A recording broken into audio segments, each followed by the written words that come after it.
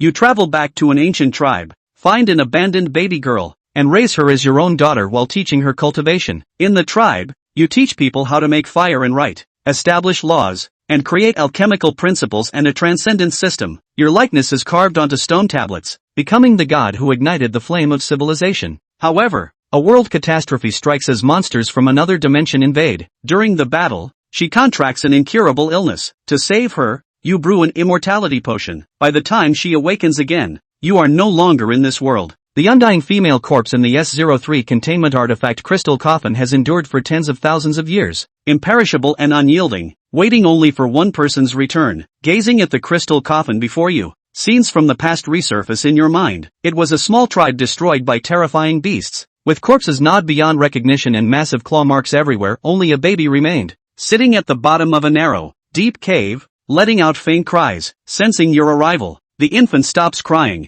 tilting her head up to gaze at you with beautiful, wide eyes. Unable to bear it, you rescue her. She was tiny and soft, lying in your arms, staring at you blankly. Gazing at her little face in the morning light, you named her She, Dawn. Carrying She, you arrived at another small tribe, directly displaying supernatural powers to become their new priest. Time flew, and half a year passed in the blink of an eye. During this period, you gradually adapted to tribal life and mastered your extraordinary abilities. For experimentation, you began targeting fierce beasts outside the tribe. By continuously demonstrating supernatural powers, slaying beasts that attacked the tribe and improving their livelihood, the tribe grew increasingly awed and worshipful toward you. To enhance their lives, you taught them how to drill wood for fire, craft various tools, and build wooden houses. As a qualified fantasist, even impractical fantasies could become reality. Let alone these grounded techniques, you became the greatest god in their hearts. Perhaps it wasn't just your imagination. After receiving more heartfelt praise and worship from the tribe members, you sensed the crystal in the priestly staff seemed to have grown stronger. What kind of stone was this? Inside the warm wooden hut, you reclined in an armchair by the fireplace, gazing at the crystal on the staff. Tentatively, you channeled a wisp of psychic energy into it. The energy was instantly absorbed, and in your mind's eye, you faintly glimpsed a pillar of the same material and color as the crystal, covered in countless runes. Just that brief glimpse drained all your psychic energy, leaving you with a splitting headache, nearly passing out. It took a long while before you could barely recover. The stone's origins seemed profound. What was that pillar? And what were those runes? Filled with questions, you found no one who could answer them. Well, no matter, but it needed a name. Simply calling it the stone was too plain. After some thought, inspiration struck, the philosopher's stone. Unbeknownst to you, the moment it was named, a pomegranate red glow shimmered across the crystal's surface. For the remaining month, you devoted yourself to studying the philosopher's stone. To your astonishment, meditating on those runes actually enhanced your psychic energy, which thrilled you. When you asked the elder priest about the stone's origins, even he didn't know, only that it had been passed down through generations, originating from the sacred land. Led by him, you arrived at the tribe's sacred site, an underground cavern filled with stalactites and crystals of various colors. There, you saw massive murals carved into the stone walls, a tree-like diagram with numerous branches converging upward, merging into a single thick trunk. Each branch bore leaf-like patterns, with spherical objects resembling planets resting on them. Your expression turned to shock. This was the world tree. But why was it inverted? Not one giving rise to all, but all merging into one. Did it represent the past or the future? Unable to resist, you reach out to touch this ancient mural. The old priest hurriedly stops you, making muffled sounds as if to say, "Don't touch it, it could be dangerous." He nods emphatically, and you choose to trust him. Withdrawing your hand, with one last glance, you commit the mural to memory. A year later, she had learned to walk, always babbling and toddling behind you, clinging to you like a shadow. Her adorable appearance endeared her to you, and you cared for her as your own daughter. Realizing the inconvenience of lacking a common language, you decided to teach Mandarin to these primitive people as their daily tongue, starting with She and the tribe. While the adults learned slowly, the children progressed quickly, especially She, who could clearly call you father within days, filling you with joy. On the night the language was fully adopted, the philosopher's stone atop the staff emitted an intensely dazzling red light, startling you and She awake. The radiance burst through the cracks of the wooden hut, alarming the entire tribe. Everyone emerged from their homes and knelt reverently toward your dwelling. Amid the blinding red glow, you glimpsed the mysterious pillar again, memorizing more runes. That night, your psychic power broke through another bottleneck. Now, a mere glance could instill fear. Your perception range expanded from 300 meters to 1,000 meters, and your telekinetic capacity increased 20-fold with greater precision. You named it the invisible hand. Time flies, and in the blink of an eye, she gradually grows into a lively and cheerful 7-year-old girl. The original tribe, following your vision, begins cultivating the land, growing food, and evolves into a village with a population of 1,000. By the 7th year, you start feeling a bit lonely. To pass the time, you focus your mind on researching the philosopher's stone and meditating on the mysterious runes, seeking to uncover the greatest secrets of the spirit and the depths of the soul.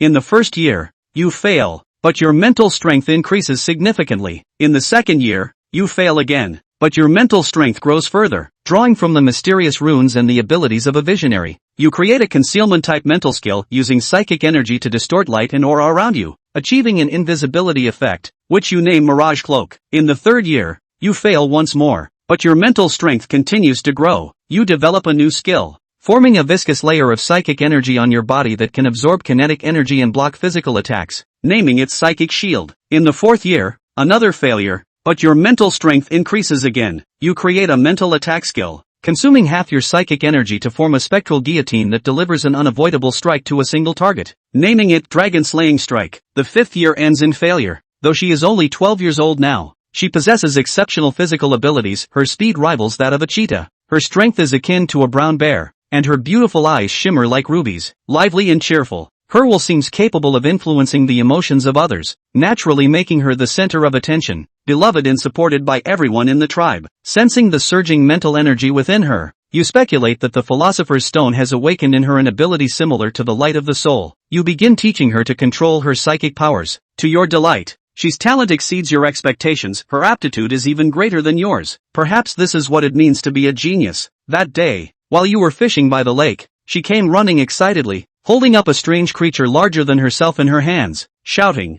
"Father, look what she caught." The creature was black and white, with a plump, rounded body, thick limbs, and small, dark eyes that looked at you pitifully. You were nearly startled, thinking, "Isn't this a panda?" She placed the panda on the ground and asked eagerly, "Father, can we eat this?" You stroked the panda and replied delightedly, "No, we can't eat it." "Where did you find it?" She pointed toward a distant mountain and said cheerfully, "It ran out from that bamboo-covered mountain over there." You never imagined pandas existed in this world. Muttering to yourself, you reached out and patted its large head, soothing it with your psychic energy. The round, black and white ball of fur gradually calmed down, nuzzling your hand before obediently lying at your feet. She crouched nearby, watching curiously, and also reached out to touch it. She asked, "We're not eating it?" You smiled and said, "Fierce beasts that harm people can be eaten, but this one is gentle. Let's keep it as a pet." She tilted her head adorably and asked, "What's a pet?" You can think of it as a companion. Use the method I taught you to soothe it with your heart, and it will sense your kindness. She looked at the little panda with a mix of understanding and confusion. Lu Zhou reached out and placed his hand on top of the panda's head.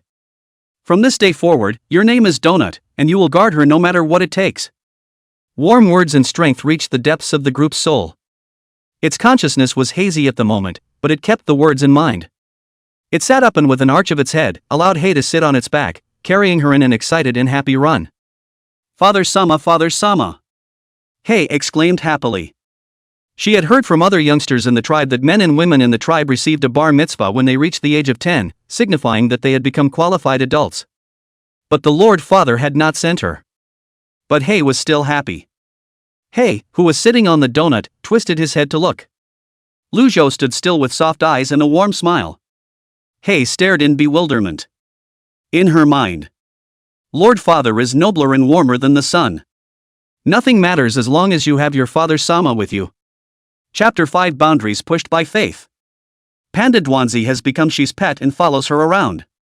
Seemingly sensing your special fondness for the panda, the tribe has made it a rule not to harm the panda, and has taken refuge in it as a sacred animal. Soon, several more years passed. In the 10th year of the simulation, your hair has grown to your waist, gray hairs have appeared on your temples, your eyes have become clearer and deeper, and you have made great discoveries in your exploration of spirituality and mindfulness. You have discovered that spiritual power can be awakened and grown by observing the runes in a variety of ways. The pure light of the heart cannot be obtained by cultivation, it can only be possessed innately, and there are very few people with such qualifications. In your speculation, as mental power continues to break through, the light of the mind awakens different abilities depending on one's qualifications. In order to test your suspicions, you try to inscribe the runes you see in your mind on the stone tablets, so that the rest of the tribe can awaken their spiritual powers. But you failed. The stone tablet cannot carry the power of the rune, and either the board or the iron will shatter the moment you finish inscribing it, and you fall into deep thought, as if this rune can only be transmitted through the spirit. The good news is that Hei is completely awakened. The same spiritual light as yours has appeared in her heart, and she has gained the ability to control objects and read minds, and can read other people's voices, and sense good and bad intentions, but because of the difference in realms, she can't read your heart alone. At this time, due to your increasing visualization of the runes, your growing spiritual power has also reached a critical point, like a tank filled with water, but it is slow to break through the boundary.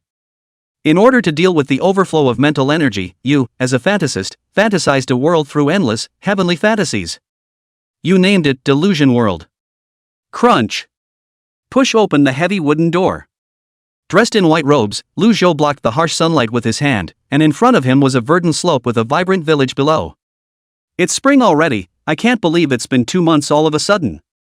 Road Boat lamented. No wonder he was immersed in the fantasy land created by his mental power. It was because in his delusional world, those star young women, plutocrat lords and wives were just too abrasive. Today black silk and white silk, tomorrow Valentino plus fishing nets. Every day's episode is different, and what happens to each one is old and tragic. Father Sama. The pleasant, bell-like sound of laughter came from a distance. A young girl with black hair cascading down her back and wearing a corseted white dress ran barefoot, the wind from her running swirling the petals on the ground as if she were carrying the beauty of an entire spring. Reaching out, he caught the young girl who came flying at him. Lu Zhou was careless or undernourished, and was actually pounced on by her on the grass. Hei looked at Lu Zhou's thinning cheeks and pouted, Father Sama has lost weight. Can't even catch Hei anymore. Yes, Father Sama, I can't even stand up right now, I'm in desperate need of Nutri-Fast. What's Nutri-Fast? Time is running out. Another 3 years have passed, and as the first human city was built on the plains and the first idol in your image was erected, the sage's stone once again erupted with a dazzling red light. You're pushing the boundaries. Chapter 6 In the Morning Sun, Peering at the Path to Godhood. You, whose spiritual power has broken through the boundaries, have heard the call from the underworld. For the first time, your soul has left your body and appeared inside the sacred cave of stone. As you watch in amazement, the tree pattern on the stone wall slowly emerges, shrinks, and transforms into a pocket-sized world tree coat of arms, imprinted on the back of your soul's hand. A vast amount of knowledge pours into your mind, involving not only the soul, mind, and spirit, but also combat, pharmacology, cultivation, forging, and refining. The knowledge includes an explanation of spiritual power in the light of the mind, which is a power that exists in all worlds and is born in the depths of the human mind, also called the power of the mind. Those who possess the light of a pure heart are more likely to awaken, go to high places, and possess special abilities that are difficult for others to master. The first time you feel the presence of spiritual power can be considered as the first stage of awakening. The second stage is the harnessing and mastering of spiritual power. The third stage is to use spiritual power to build a bridge between the individual and the world, harnessing elements such as wind, fire, water, and earth as you wish, and you realize that you are in this state. The fourth stage is the stage of complete understanding of the nature of the spirit, and with a single movement of the mind, one can trigger a natural disaster and change the heavens. The woven spiritual crown can make one a god in the true sense of the word. The concepts of the fifth stage of astral roaming and the sixth stage of primordial observation are beyond your comprehension at this point in time, and are presumed to be beyond the world in which they are located, involving the level of the multiverse. What surprised you most was that you learned how to use the sage's stone, and understood that using the powder of the sage's stone as a primer, together with various materials, you can make all kinds of magic potions with incredible power. After losing the pattern of the world tree, the stone wall became blank and lost all power. When your soul returns to your body, you feel a whole new world, you see the elements in the world and reach the realm where you can harness the elements with your spiritual power. In the radiant morning light of the sunrise, you see a path to godhood that winds upward. Father Sama? Hei rubbed his eyes and walked down the cabin stairs, sleepily seeing Roadboat standing in the doorway. A flash of silver and white came into view. She opened her eyes slowly. Wearing a white robe, with a head full of black hair that had become silver white overnight, but with an increasingly younger appearance, Lu Zhou twisted his head around and smiled, "You're awake." His clear black eyes were forgiving and gentle, as if reflecting the beauty of the entire world. At the age of 16, she had already grown up to be a slender woman, with straight and long legs, a beautiful mixed-race face and ruby eyes. Her hair was even thicker and more luxuriant, with a silky texture, as if it were a waterfall falling from the back of her head to her hips. Not just a beauty queen, but one that has fully emerged as a dazzling beauty. She was recognized as the most beautiful jewel of the tribe and the daughter of the gods, and in addition to her supreme status, her power was the first under the gods. Instead, she was looking at Road Boat at this moment, with watery glints in her eyes. She lowered her head, pursed her lips stubbornly, and her nose flared, as if she was trying to hold back, but she couldn't help it, and eventually her nose turned sour, and with a whimper she threw her head back and cried out. Ugh! Father Sama is getting old. Looking at her unimaginatively, balling her head back and snotting her eyes out. Lu Zhou was also stunned, then smiled, his eyes gentle. Fool! He came over to her and touched her head. It's just overuse of my brain, my hair is turning gray, do you see me getting old? He sobbed and raised his head, staring hard at Lu Zhou, breaking into a smile. No. Great! She jumped into Road Boat's arms as soon as she could. Lu Zhou patted her back and warned, don't wipe your nose on me. He hugged him tighter, and made a point of rubbing her face against his chest. The group sleeping by the fireplace in the corner rolled over and scratched their asses. He is now an adult, curled up like a small mountain, and in the backyard, there are a couple of his own pups. Is Lord Father going to die? He asked, his voice trembling a little. Well, it should be dead. Road Boat sighed. The power of age still cannot be reversed. He sniffed and couldn't help but grab Lu Zhou's clothes and raised his head, his eyes brimming with tears and prayers. Don't die. He doesn't want Lord Father to die. She was trembling slightly. In her mind, that was the biggest fear. There isn't one. Lu Zhou thought for a moment and said, not necessarily, if one cultivates the spirit to the extreme, or if one can refine an immortality pill, one might be able to live on forever. She's eyes lit up when he sniffed. Really? Road Boat smiled and nodded. He took it seriously. The only one who couldn't read Lu Zhou's heart wiped away her tears as soon as she smiled like a flower. Look at her smile. Lu Zhou sighed slightly in his heart. With his qualifications and mental power, even if he awakened the light of the mind and possessed the sage's stone, I'm afraid he wouldn't be able to reach the end. The immortality pill was even more nebulous, and other than the sage's stone, he had never seen any other materials. He has now been in the world for 16 years and is approaching 40 years of age. Even if you have a robust body that is impervious to all diseases, I'm afraid you only have 40 years left. Consider the burden of mental enhancement on the brain. It may also have to be downsized. Parting, it will come eventually. Considering the future, you decide to keep what you know alive. So you built paper and a quill pen, and spent 3 months organizing your knowledge, binding it into a thick book of notes, intending to leave it to she in the future. One day, you took a walk to the sacred cave and found some tribal children playing with graffiti carving what you had done on a blank stone slab that had lost the world tree pattern. Looking at the slab in front of you, you had an unusual feeling, but didn't pay much attention to it. In your spare time, you go to the newly established town, only to find that the town is in the midst of chaos, with two sides fighting each other, causing a lot of casualties. Angrily you fly into the air, your spiritual power explodes like a tsunami, crushing everyone to the ground. The moment they see you, everyone is stunned, dropping their weapons, trembling and constantly kowtowing to you. Understanding what happened, you realized that with the increase in the number of tribal members, it was difficult to keep the old rules in place and decided to make a law.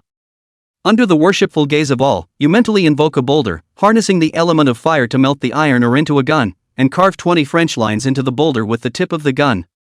1. Not to be looted. 2. No theft. 3. Do not commit adultery.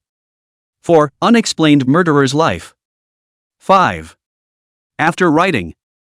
Lu Zhou nodded, although it was very rough, it should barely be enough.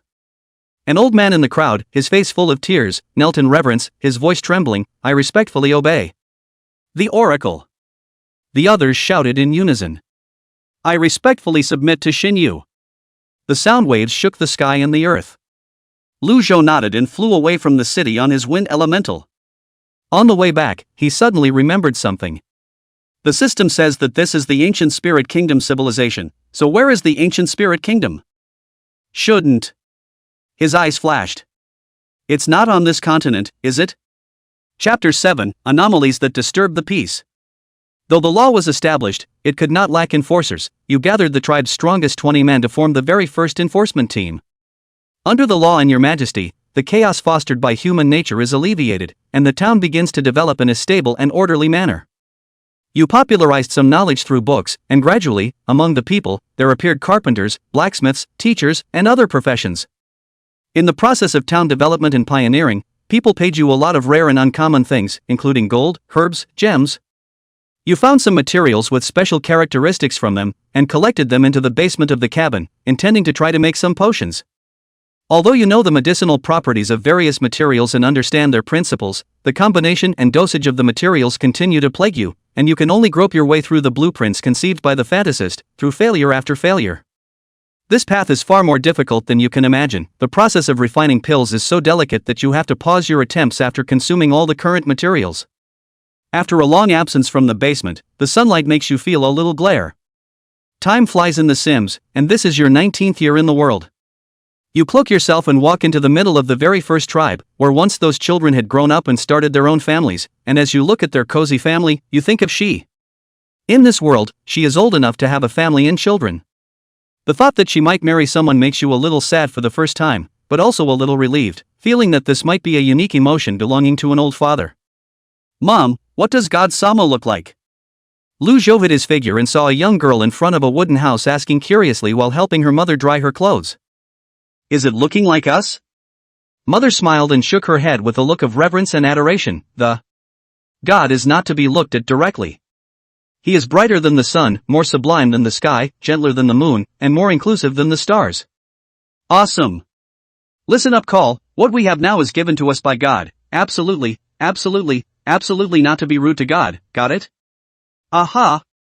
The girl nodded her head vigorously and looked toward the cabin on the distant hillside, her eyes full of adoration. Lu Zhou smiled slightly as he prepared to leave. A gust of wind blew.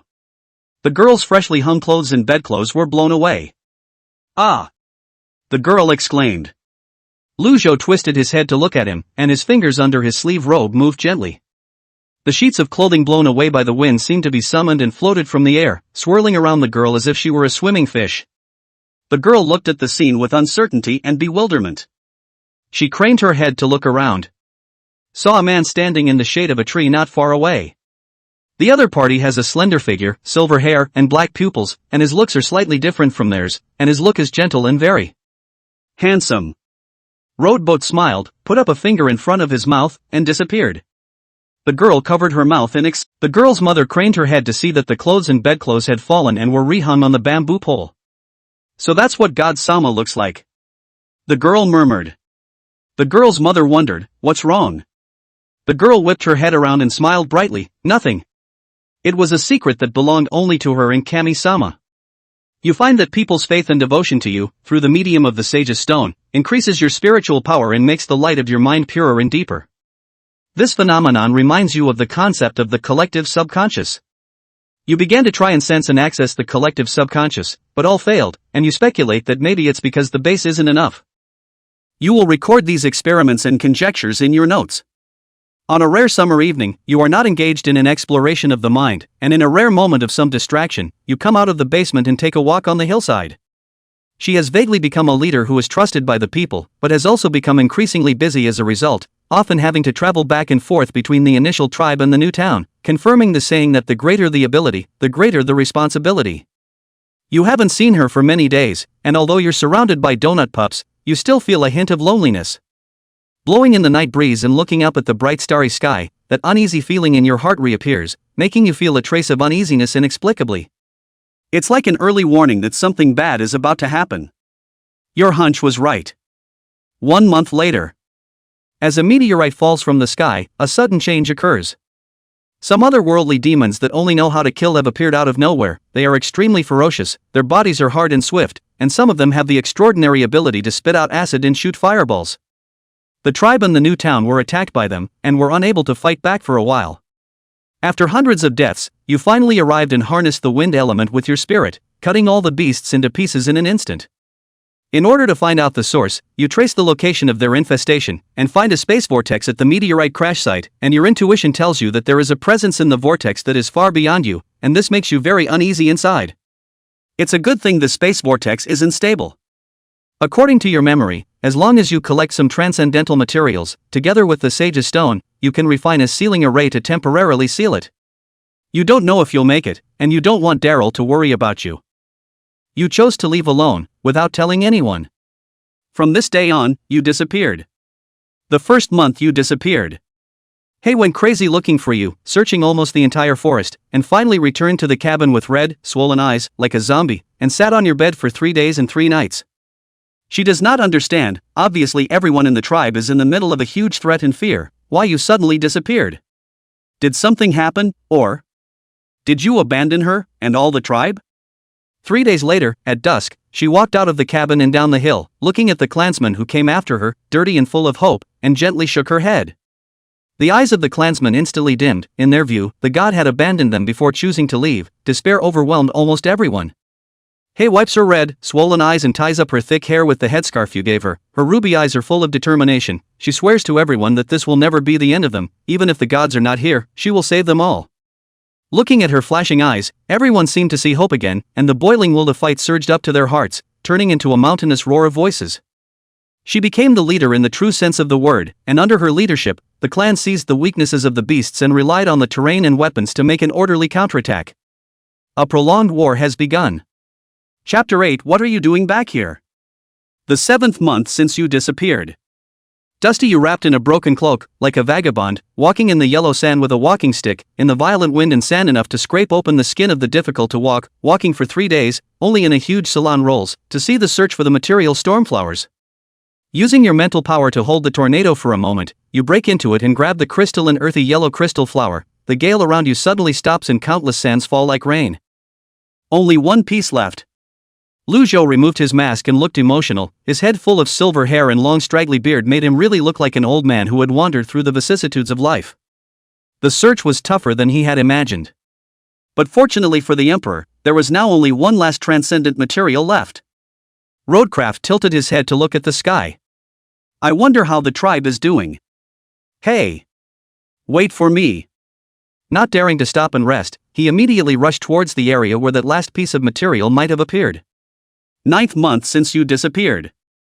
The original prosperous and beautiful new town has become dilapidated. The number of tribesmen has been reduced from tens of thousands to 6,000. The old, the weak, the women and the children are cowering in their houses, looking through the windows and praying to the dilapidated idols in the square in the distance, while the adult men and women over 13 years of age are standing on the high walls of the city made of boulders with weapons in their hands. Their eyes are fearless, but the only thing that they see in the center of the figure will show their strong adoration, which is their king.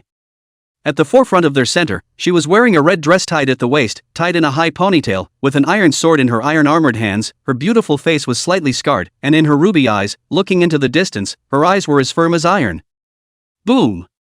A foreign beast with a black iron tail burrowed out of the ground and leapt up a dozen meters, its iron tail smashing heavily into the city wall. With a flash of red light in Shi's eyes, it was as if the beast had been hit hard by an invisible force, and it was instantly imprisoned in the air before slamming into the ground at an even faster speed, being penetrated by a protruding stone thorn. Looking at a foreign beast that appeared one after another, she raised the iron sword in his hand and swung it forward. The prepared clan warriors around them immediately let loose their arrows, which rained down. Whoosh, whoosh, whoosh. After a grueling tussle, the blood-soaked she looked around, and witnessing her eyes that emitted a red light, the remaining foreign beasts actually felt fear and fled backward. The bodies of humans and alien beasts lay strewn across the earth, which was dyed blood red. She was a little dazed by the setting sun, and sat down wearily on a rock. The equally bruised and battered donut came over to her and licked the blood from her face. He smiled and petted it. It's good that you're still alive. Long ago as an adult, standing up 7 or 8 meters tall, the donut still grunted like a child, lying down on the ground with his head pressed against her, making she feel some relief. We're all alive, but so many are dead. Poof. I had forgotten that your companion sons and daughters had died as well. I'm sorry, and also you have to fight with us. He apologized softly and hugged its head, pressing his face to its face. At it, she unloaded a rare toughness and whimpered softly. Father Sama, are you really not coming back? He misses you so much. In the 11th month after you disappeared, you finally found the last material and hoofed it to the spatial vortex, and just as you guessed before, the vortex became bigger, and the beasts that came out of it became more and more powerful. You do not dare to waste any more time. After wiping out the alien beasts, you immediately began to set up the ceiling array. You used the infinite fantasy of the fantasist to conceptualize the idea in your mind countless times, and set up with ease. However, just as you set up, and are about to start the moment, the accident occurred. An extraordinarily powerful humanoid alien beast emerged from the spatial vortex, with a huge, crystalline brain, and surprisingly, it can also use mental power, and has a very high level of intelligence while also reaching the stage of being able to harness the elements just like you. You broke out in mortal combat with it, the strongest opponent you've ever encountered. You call it an evil spirit sacrifice. The collision of your powerful spiritual forces caused the four elements to be disrupted, causing earthquakes, rainstorms, thunderstorms, and storms to converge in the entire area. After a day of fierce fighting, the already tired you are mentally exhausted, gradually falling into a disadvantage. By the other side of the consciousness into the mind, all kinds of hallucinations in the brain surfaced. You had built the delusion of the country began to collapse. Just as you are about to sink into the illusion and be completely controlled by it. The world tree crest engraved on the back of your hand emits a shimmering light, allowing you to break free from the illusion, and you perceive the other party's intent to usurp your memories of you and Hei, which are the most precious thing you had when you came to this world. An unspeakably great anger sweeps over you, you lose your mind, and the sage's stone gives you the greatest response. In sheer anger, you see the deepest recesses of the mind, and it turns out that only the most essential human desire is the source of spiritual growth. You've understood the nature of the spirit a little, and have touched the fourth stage of the path to becoming a god, and have half stepped into the realm of the gods. By fantasizing and spying on the realm of the gods, you briefly explode into a strike belonging to the realm of the gods, completely annihilating your opponent. But this blow also completely overdrew you, you suffered a huge backlash, blood flowed out of your 7 orifices, the light of your mind dimmed like never before, you understood that it was impossible for your mental power to grow any further, it had already reached its limit. After a short period of restoration, you relied on the sage's stone to refine a sealing array, sealing the space vortex in an interdimensional dimension. You don't know if it will be broken in the future, but it's all you can do. After all this, your heart is like an arrow returning, dragging your tired body back to the tribal seat. On the road, heavy rain and flooding. You realize that it was the elemental disruption caused by your battle with the evil priests that triggered the deluge. The flash flood that erupted washed away the initial tribe, leaving only your cabin standing high on the hillside, and you rushed toward the new town in a hurry. In the middle of town, the muddy flood raged as if it were a roaring beast, destroying cabins and washing everything away with abandon. Whoa, whoa, whoa! The child is crying out. Women are full of tears and helplessness. King, go away and leave us alone. The old man floating in the torrent cried and pleaded. Hei on the law monolith, eyes closed, slumped over the edge, glowing with a reddish shimmer, her spiritual power coalesced into a long rope, connecting the dozens of clansmen who were caught in the torrent, which prevented them from being swept away by the torrent. But she couldn't hold out much longer either, the beads of sweat rolling down her forehead and her pale complexion all revealed that she was already at the end of her rope. Rumble! Thunder roared in the sky and the rainstorm continued for a moment. The next wave of flooding is coming. O king, leave us alone, we're not worth saving. The clan cried and begged, praying that she would let go, not wanting to be a burden. King! Please! Let go! The adult man beside him couldn't help but advise, King, there's no time. If you don't leave, even you will be in danger. Go! We can all die, but not you. The pleas and cries, the sounds of wind and rain and thunder all flooded into She's mind. She ignored it and just kept squeezing her spiritual power. She has seen too many close and familiar clansmen die in the mouths of foreign beasts, and already doesn't he want to see them die again? Being a king himself, he has to carry the duties that belong to a king. Guardian clan. Bang! A thick wooden stake wrapped in the current slammed heavily into the idol of the rowboat, and the idol's legs were broken. This scene also fell into She's afterglow. A moment of disorientation. It made the mental power she was sustaining crumble apart. Seeing that the clansmen would all be swallowed up by the torrent, she slowly opened his eyes wide, his eyes filled with confusion and helplessness. Also, is another member of the clan going to die in front of his eyes? Why? Why are you so powerless? What the hell to do? Just then, a figure was reflected in She's eyes that were as dazzlingly beautiful as rubies. You've done well enough. A familiar voice rang in her ear, gentle as ever. She's pupils dilated, and wisps of watery light emerged. Lu Zhou reached out and pressed his hand on the top of She's head and whispered. Sorry, I'm late. Dozens of clansmen in the flood were held up by mysterious forces. One by one, they floated into the air and were sent to safety. The whole room was silent. The old people were sniveling and crying on their knees. The adults covered their faces and wept tears of joy. Some of the children were filled with puzzled curiosity. Who is that old grandpa? Why does it look exactly like the idol? Father. Lord? Hei stared at him blankly, water bubbling in her eyes. Sorry.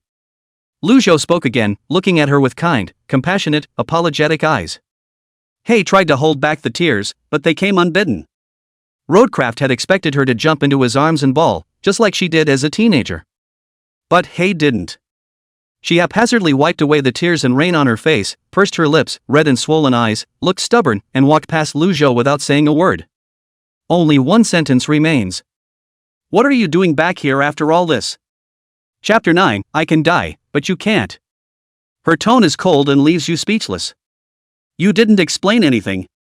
The crowd looked at you and respectfully bowed their heads, but followed her away.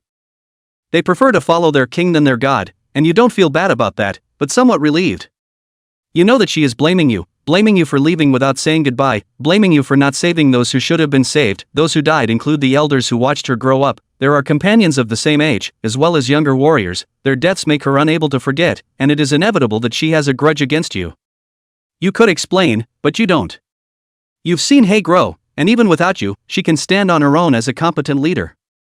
You know you don't have long to live, so perhaps by letting her harbor a grudge against herself, she won't be so sad when you actually leave this world. As for what you give behind the scenes, you don't need anyone to know. Isn't that the role of the so-called father? After taking one last look at Hei, you chose to leave in silence and return to the cabin on the forested hillside. You thought she wouldn't come to see you again, but on the next night the door to the cabin was thrown open.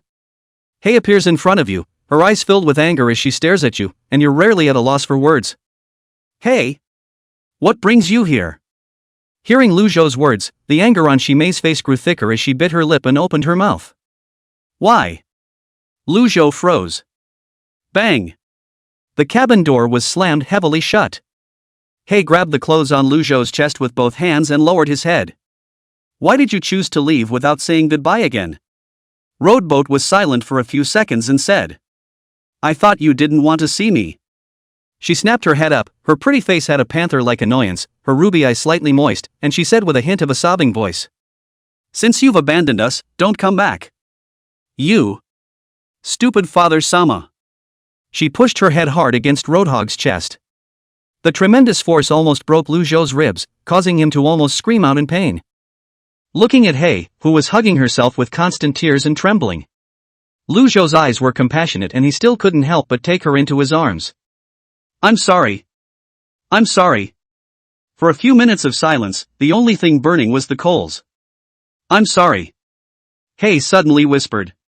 Lu Zhou was surprised. What are you apologizing for? The one who did wrong is me. Father Sama is not a coward who would run away from the battle. There must be a reason why he would leave. Yesterday in front of everyone, I shouldn't have said that kind of thing. Hei said, wiping his tears and separating from Lu Zhou. She looked at Lu Zhou's face full of vicissitudes, her eyes full of heartache. It's only been so long, why has Father Sama aged so much? What the hell happened? I'm sure it's still my own sweetie. Lu Zhou's heart warmed slightly. But the thought of how hard it would be for her when she died. Lu Zhou then felt a bad taste in his heart. Just as Roadboat was about to say something. His posture slumped forward, his head resting on Roadboat, his breathing becoming a bit rapid and his face not quite right. What's wrong? A little. Tired. Father Sama, can you let me rest here tonight? Silly boy, this is your home. You put Hei to bed, but you realize that Hei looks out of sorts, and when you test her, she has a high fever. After you investigate, you discover something that frightens you greatly. After successive attacks by foreign beasts and floods, the same disease appeared one after another among the clansmen, and some women and children with weaker resistance lost their lives in less than 7 days. You realize that this is an extremely horrible plague. A deadly contagion has spread through the town, and Hei is unfortunately infected. Looking at she lying in bed with a high fever and weak, you were so anxious that you started to collect herbs and make medicinal soup, but with little success. Although the infection has not spread further under your quarantine measures, the infected are still dying, and the survivors praise your kindness and greatness with tears in their eyes, unaware of the powerlessness in your heart. Rumble. Thunder serpents roamed in the cloudy sky and heavy rain poured down. The cabin was dimly lit by candlelight and the humid air gave off an extremely uncomfortable feeling. Crunch. The wooden door opens. Roadboat waved his hand to drive the fire elemental to ignite the dying fireplace and dispel the humidity in the room. Hei was lying on the bed, withered and scared. Lu Zhou slowly sat down and held her hand tightly. She seemed to feel something and opened his eyes slightly. Lord Father. I am. She's expression was quite reassuring and a smile appeared on his face as he tilted his head and leaned against Lu Zhou like he did when he was a child. It seems like it's been a long time since I've stayed by Father Sama's side like this. Father Sama's side. Sure is still warm. Father Sama, will I die? Hei won't die. But all people die, and Hei knows that Lord Father is not a god, but also a person like Hei, right? Aha! Seeing that he had guessed correctly, Hei laughed, then couldn't stop coughing. Lu Zhou was filled with heartache and hated to bear this suffering in her place. After 20 years of companionship, Hei regarded him as the son, and why wouldn't he have long regarded the other as the most important person? Father Sama, what is the hometown you always talk about like? It's called Earth, and there are skyscrapers, steel airplanes, car ships, lots and lots of people, and lots of entertainment. I wish I could go and see it. Ahem, Father Sama, does Father Sama have any relatives in his homeland? No, the only family I have is Hei. Hearing this, Hei smiled happily. After using his spiritual power to minimize the pain felt by Hei and allow her to peacefully enter dreamland. Roadboat sat on the edge of the bed and murmured as he looked at her. I won't let you die. Absolutely not. As a father, he could die, but not she. Chapter 10, The Last Gift. You'd do anything to keep Hei from dying. You utilized the soul restorative herb to put Hei into a state of slumber, with her bodily functions close to stagnation, thus slowing down her illness, leaving you with only 3 months left. You started going out and looking around for extraordinary materials, trying to make a magic potion that can cure all diseases. You traveled to a dangerous area where transcendental materials may exist, based on the knowledge in your head.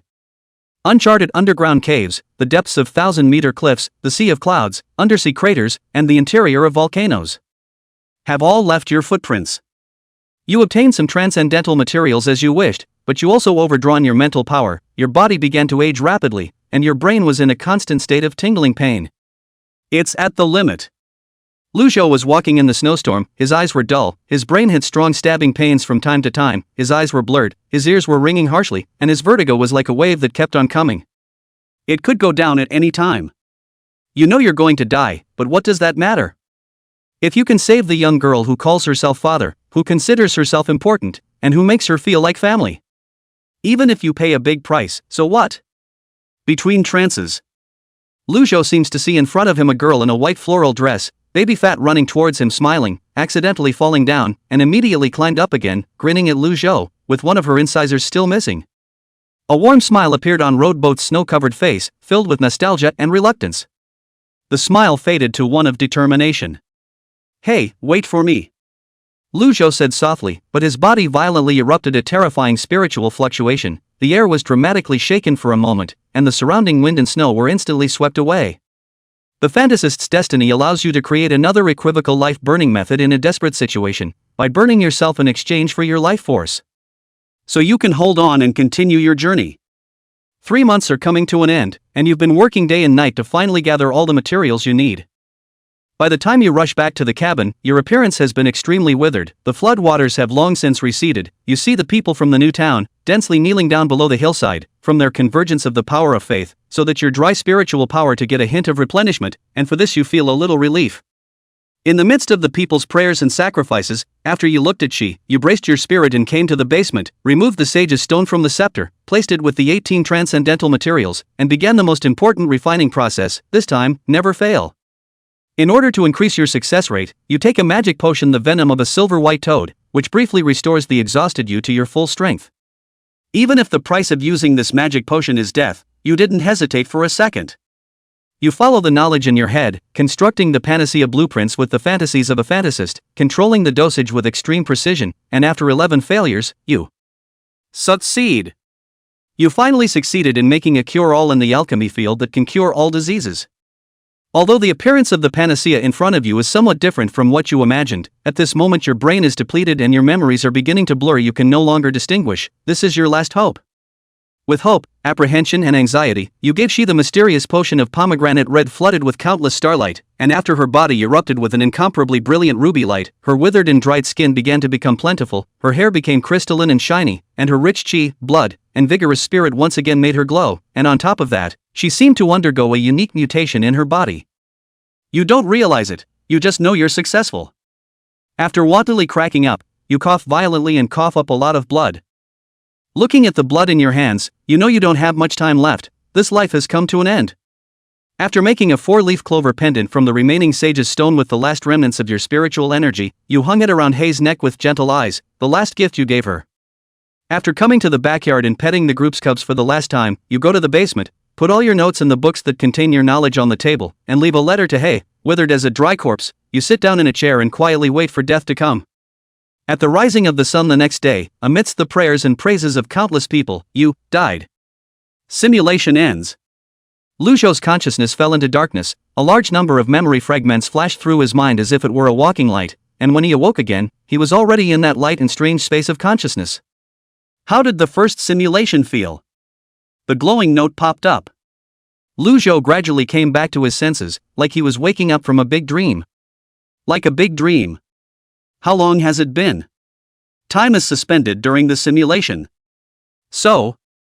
That's not bad. Roadboats will whispered. Start counting the highlights.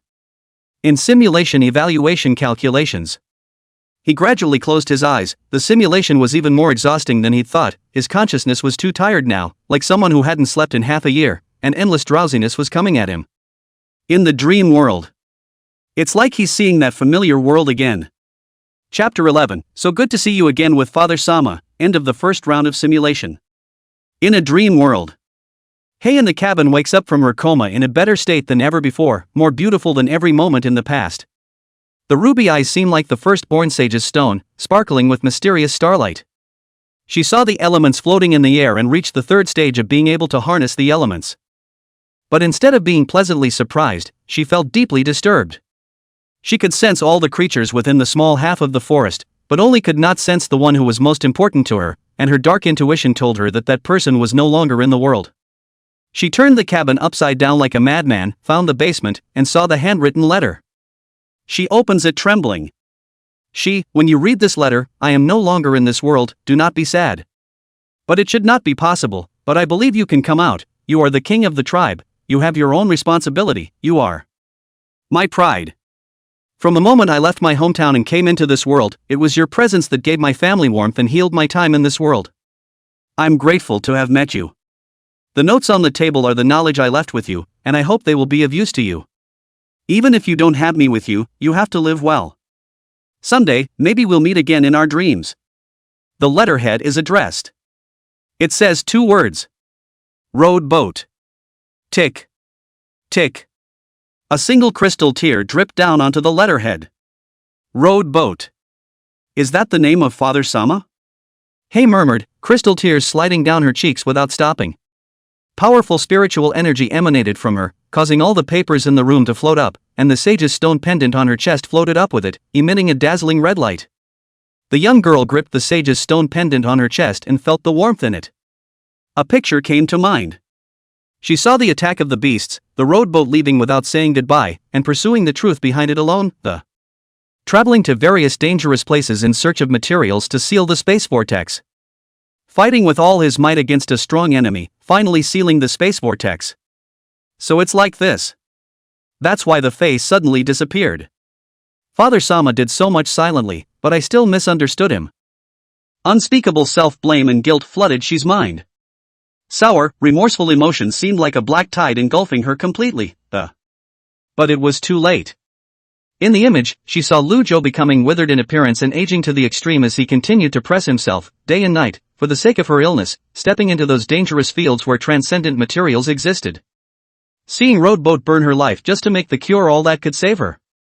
Seeing the gentle smile that Lu Zhou showed when he turned the sage's stone into a 4-leaf pendant and hung it around her neck before he died. Seeing the rowboat sitting alone in the basement, the man died and the lights went out, turned into ashes and drifted away. Lord Father. Hei covered her heart and sobbed uncontrollably, feeling her heart break. She dropped down in the middle of the paper and bawled, crying her heart out like a little girl who has lost her most important treasure.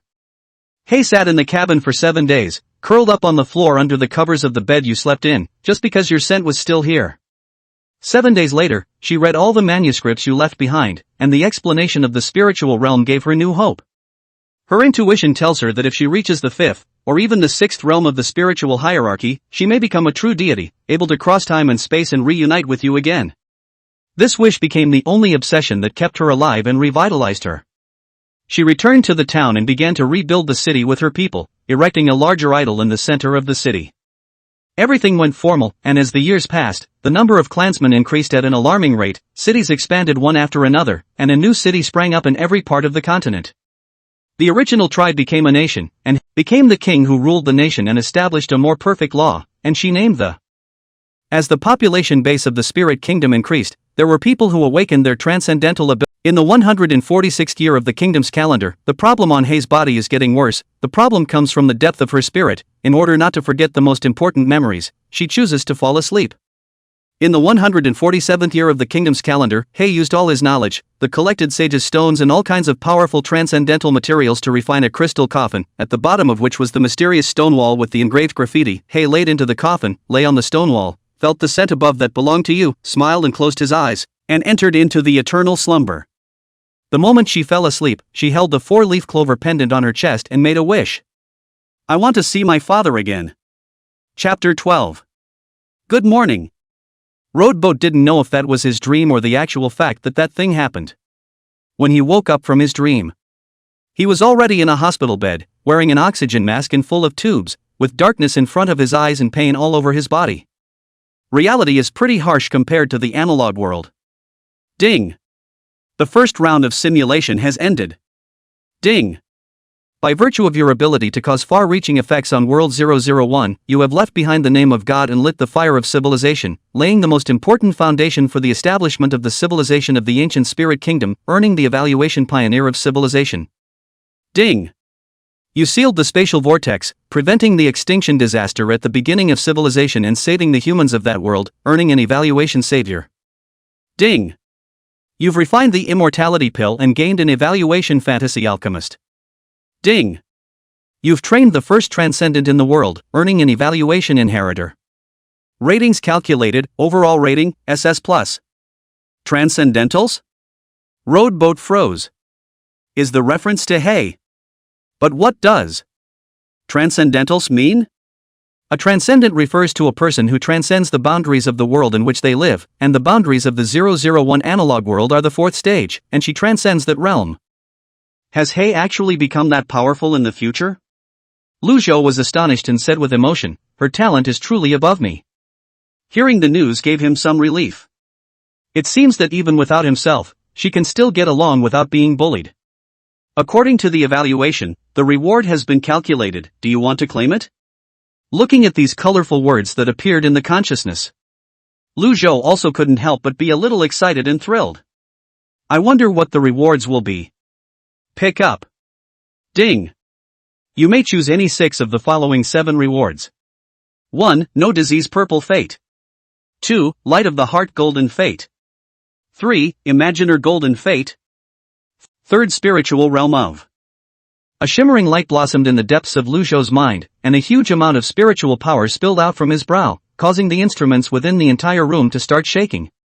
Various indicators on the instrument also changed at a speed visible to the naked eye, quickly changing from a precarious red dying state to a green color representing healthy and normal.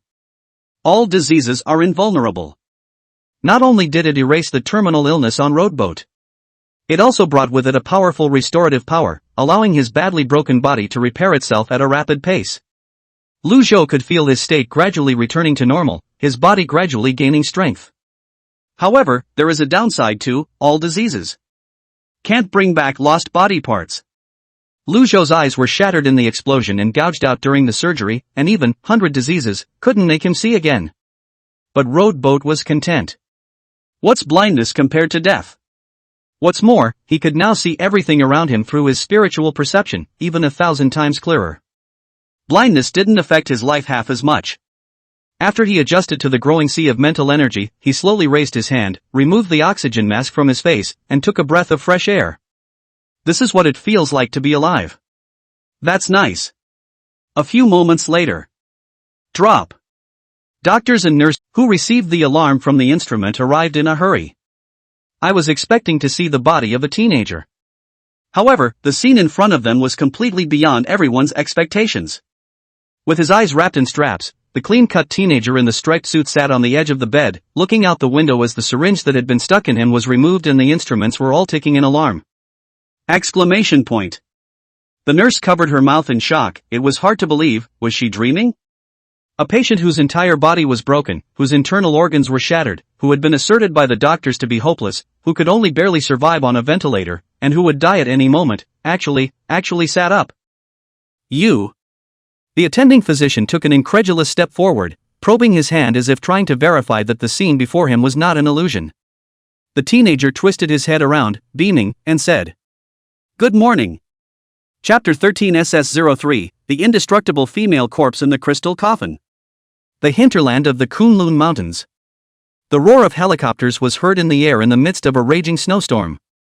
7 military helicopters slowly descended, and a group of soldiers wearing special troop uniforms had already been waiting here for a long time, looking solemn, letting the wind and snow overwhelm them without moving like a mountain. A burly, one-eyed, scar-faced man in military uniform descended from the helicopter, followed by several people uniquely dressed and with an aura that was completely different from ordinary people. The soldiers saluted at the same time, General Mu. They looked at the foreigners with awe.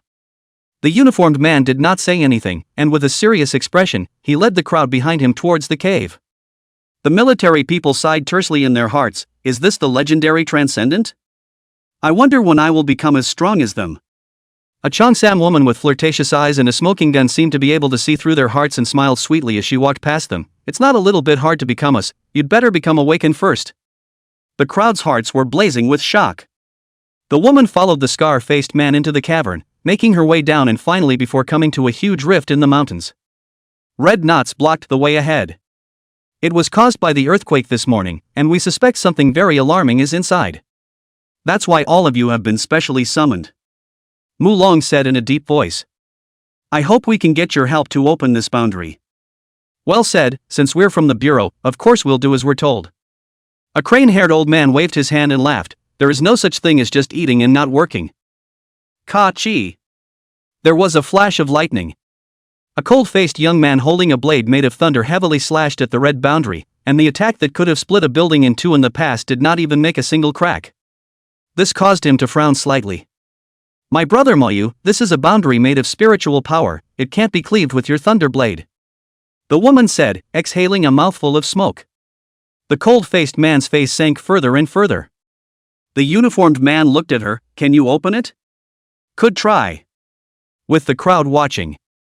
She placed her hand on the red boundary and sensed it for a moment before opening her eyes and staring. What a strong boundary, it's still so powerful after such a long time. What's inside? Just to be clear, I can only try, there's no guarantee of success. When she finished speaking, she was about to use her spiritual power to try to break through the barrier.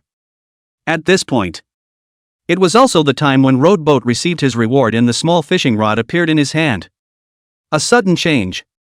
Pop. A crack appeared on the red boundary, spreading rapidly under the shocked and stunned gazes of several people before it completely collapsed with a snap. Woman surprised, I haven't done anything yet. The uniformed man took the first step into it, followed by the others into the deepest part. What appeared in front of everyone's eyes was a crystal coffin suspended vertically in the air, with runes carved on it, exuding the aura of vicissitudes that spanned 10,000 ancient years. The stunning woman in the coffin was sleeping quietly, holding the red 4-leaf clover pendant in both hands. She was serene and peaceful, like she was in a beautiful dream or waiting to be reunited with someone. The moment. No one dared make a sound. The atmosphere is not daring. Instinct told them. This crystal coffin and the woman in it are terrifying. Dangerous to the core. It was as if in front of this crystal coffin that exuded infinite mystery and majesty, but if there was the slightest bit of blasphemy, it would be instantly annihilated and turned into dust. The relics from hundreds of thousands of years ago, the lost history, surely hides the secret about immortality. An old man's eyes were obsessed and frenzied, and he couldn't help but take a step forward. It was only with great difficulty that the shelter took in the crystal coffin and the woman in it and brought them back to the organization's headquarters. The OP has a code name for it. SS Level Serials. SS-03. Indestructible Female Corpse in Crystal Coffin. Chapter 14, The Truth About the World, Transcendental Organization, Stargazer Society. Yi Luli's clear eyes flashed with a trace of incredulity when she received Zhou Hitomi's call. She immediately dropped what she was doing and drove her favorite car to the hospital. Arriving at the hospital, he looked inside the glass window at Roadboat, who was undergoing various examinations. Even Yi Luli was a bit out of her mind and froze. He actually did survive? It's a miracle. In all my years of practicing medicine, this is the first time I've seen something so unbelievable. With his injuries, it is reasonably impossible for him to see the sun this morning. However, according to the current examination report, not only are the injuries and broken internal organs of his entire body completely healed, even the bone tumors that were spread all over his body have completely disappeared, which is beyond the scope of modern medicine. The bald old professor with thick glasses stared at the report in his hand, his body trembling, his tone impassioned and sputtering. Miss Yi, can you understand? It's the first time I've seen this in all my years of medicine. This is like coming back from the dead. It's a miracle that defies common sense. You mean, he's completely healed? Yi Luli was surprised. The bald old professor nodded his head vigorously, yes. We checked him 3 times with the most advanced instruments, and all the data showed that he was healthier than normal, and every indicator was in the most ideal state. Except for the eyes that were removed. Yi Luli hugged his arms, cupped his chin, and murmured in thought, could it be that his ability has nothing to do with luck but is instead a healing class, which is now completely awakened? Is he ready to be discharged? That's fine, but I'd like to keep him hospitalized for a little while longer if I can. For good observation. No, get me discharged now. Right away. Yi Luli's tone carried an undeniable tone. Knock knock. The sound of fingers tapping on the door of the room rang out. Mr. Lu, you can be discharged. Hear the nurse. Sitting on the hospital bed, Lu Zhou nodded gently and then smiled. Senior Sister Yi, you're here. Leaning on the side of the door, Yi Luli was surprised and said, again you found out, how? Again by sniffing? Roadcraft smiled and didn't say anything. Tisk, tisk, you've got a bit of a claim on that nose. Yi Luli sked as the car keys rotated at her fingertips. Come on, I'll take you home. Lu Zhou nodded and stood up, tugging at the bandage on his face with a tug. Swish. The long bandage came off him in a loop and fell to his feet. The wind that blew in from the window blew the teenager's regrown hair, gently caressing Yi Luli's face. Yi Luli smelled a fresh scent of grass and trees after the rain, with a hint of warmth. The slim, thinly clad teenager stood in the daylight that poured in through the window. His eyes were closed, his features were clear, his skin was fair, his black hair hung down, clean and clear, and between his eyebrows, in addition to being calm, he actually revealed a hint of the majesty and nobility of being in a high position. Yi Luli became more and more astonished. After walking through the gates of hell, this senior brother of his, why did he seem to be transformed? Sister. The gentle voice yet seemed to carry a power that took the heart, making Yi Luli unable to resist him. The medical bills were paid by sister, right? Thanks, I'll pay you back. Yeah, that's a lot of money. The two walked out of the hospital. Roadcraft got in the passenger seat. Yi Luli held the steering wheel with both hands and stepped on the gas with one foot. Boom boom. The engine roars like a beast. The roar of a sports car. Sister really is rich. Lu Zhou felt emotion in his heart, but there was no half wave in his heart. Money, power, he had experienced too much of it in the analog world. With the third stage of mental power, manipulating and hypnotizing others at will is as simple as drinking water, and you can easily accumulate huge amounts of wealth. The only thing that might appeal to Roadboat right now is the experience. To experience in the present world all that you have not experienced in the past is to live a life not in vain. The sports car sped swiftly through the traffic, windswept. Yi Luli suddenly asked, "You've awakened, haven't you?" Awakening? Maybe. Roadboat said softly. He didn't have the ability to read minds like Rushi though. However, the perception was very strong, and had long since felt that power within Yi Luli's body, knowing that she was not an ordinary person. After all, it's hard to explain what happened to me with common sense. Yi Lulu glanced at him, withdrew his eyes and nodded. You don't seem to be clear about your ability. It might be the type that is awakened and then hidden, needing external stimulation to reproduce. This type is rare but exists. I think the ability you awakened has something to do with self-healing. Lu Zhou asked curiously, are there many people who have awakened their abilities? Yi Luli nodded, quite a few. And there will probably be more and more in the future. Since you've become an awakened, you're also qualified to know some of the inner workings. Yi Luli looked straight ahead, her cherry lips slightly opened, but her words shocked the heart. The world is not as it is written in the history books, but there are many truths that are hidden beneath the surface. But this cover-up can't go on much longer. We live in a world that is now undergoing great mutations at every moment. From the mouth of Yi Luli. Roadboat learns part of the truth about the real world. Awakened people have been appearing one after another in various countries since about several hundred years. The first awakened quickly rose to the top of the world, creating various powers and wielding unimaginable power. Because of some changes, the first group of awakened people disappeared. Those who inherited the bloodline were more likely to become awakened, relying on their great power, the power they created, the family passed on, hiding in the dark side of the world, becoming the power in the darkness. As these families and organizations fought, the first war to sweep the world broke out. In the midst of a brutal war and sweeping despair, the first demons were born. Soon, demons were appearing everywhere. It may be to stabilize the order, it may be to continue to hold power, or it may be to guard humanity. All the major awakened families, organizations began to hunt magic creatures and were surprised to find that the materials on the magic creatures could be refined into transcendental items and potions to enhance their own strength. In recent years, as some relics appeared one after another, there were more and more powerful magical creatures, more and more naturally awakened people, and even those who stepped into the path of immortal cultivation, and some objects that possessed extraordinary power began to appear in the world one after another. The major organizations are increasingly struggling to cope and are gradually approaching the point where it will be difficult to hide the truth. According to the prophecy of a certain powerful awakened one, in a short time, the fog hidden in history will be lifted, the truth will be revealed, the order of the earth will be destroyed, and civilization will be broken and reshaped in the midst of a great war. Yi Luli said and looked at Lu Zhou in the passenger seat and laughed. The Stargazer Society, which you joined, is the salvation organization created by that prophet. Join? Me? Roadboat was surprised. When you entered the ICU, the application for joining the department had already been approved, and you were not allowed to refuse it. Chapter 15 First Contact with an Awakened. The Maserati MC20 stopped at an old residential building. At first glance, the expensive and scary sports car immediately attracted the eyes of the downstairs Moncler outlet store, talking about it. Roadcraft stepped down from the passenger side. Yi Luli looked at the rickety residential building and asked, really not going back with me? Can you take care of yourself in your current condition? Lu Zhou laughed, it's fine, I know this place well, I can go back with my eyes closed. Alright, then you go back to rest first. About your eyes, I'll discuss with Mr. Zhou to see if there's a way. I'll come back for you tomorrow. Take this card for now, there's 200,000 in it, you owe me more than that anyway, it's not that bad. Then I won't be polite with senior sister Yi.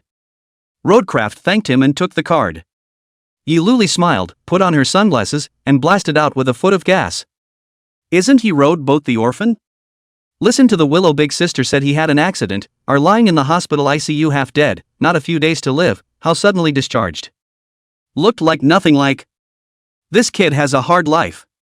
Also sitting in a luxury car back, this is the evening on the rich woman, eat soft rice? My family that looks not more handsome than him, what does he have the right to do?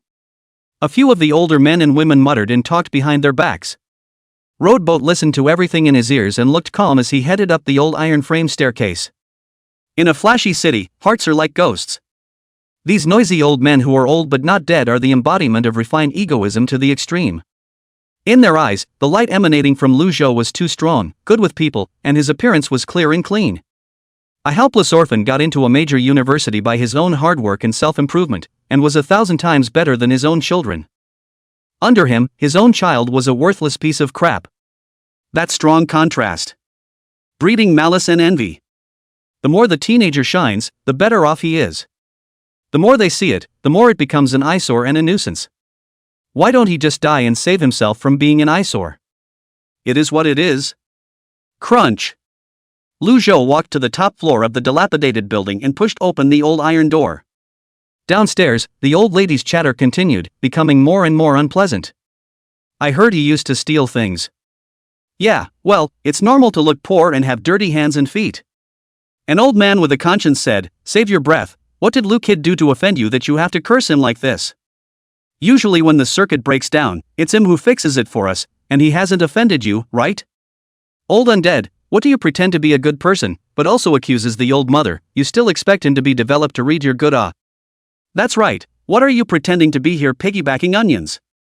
If they are doing well, can you still get half the benefits? By that girl my son has long been interested in, if not he. Wooga wooga. The crow circled and a few drops of bird poop fell, slamming with precision into the mouths of a few of the oldest cawing women who had accidentally swallowed them. A few people's faces instantly went white. Vomit.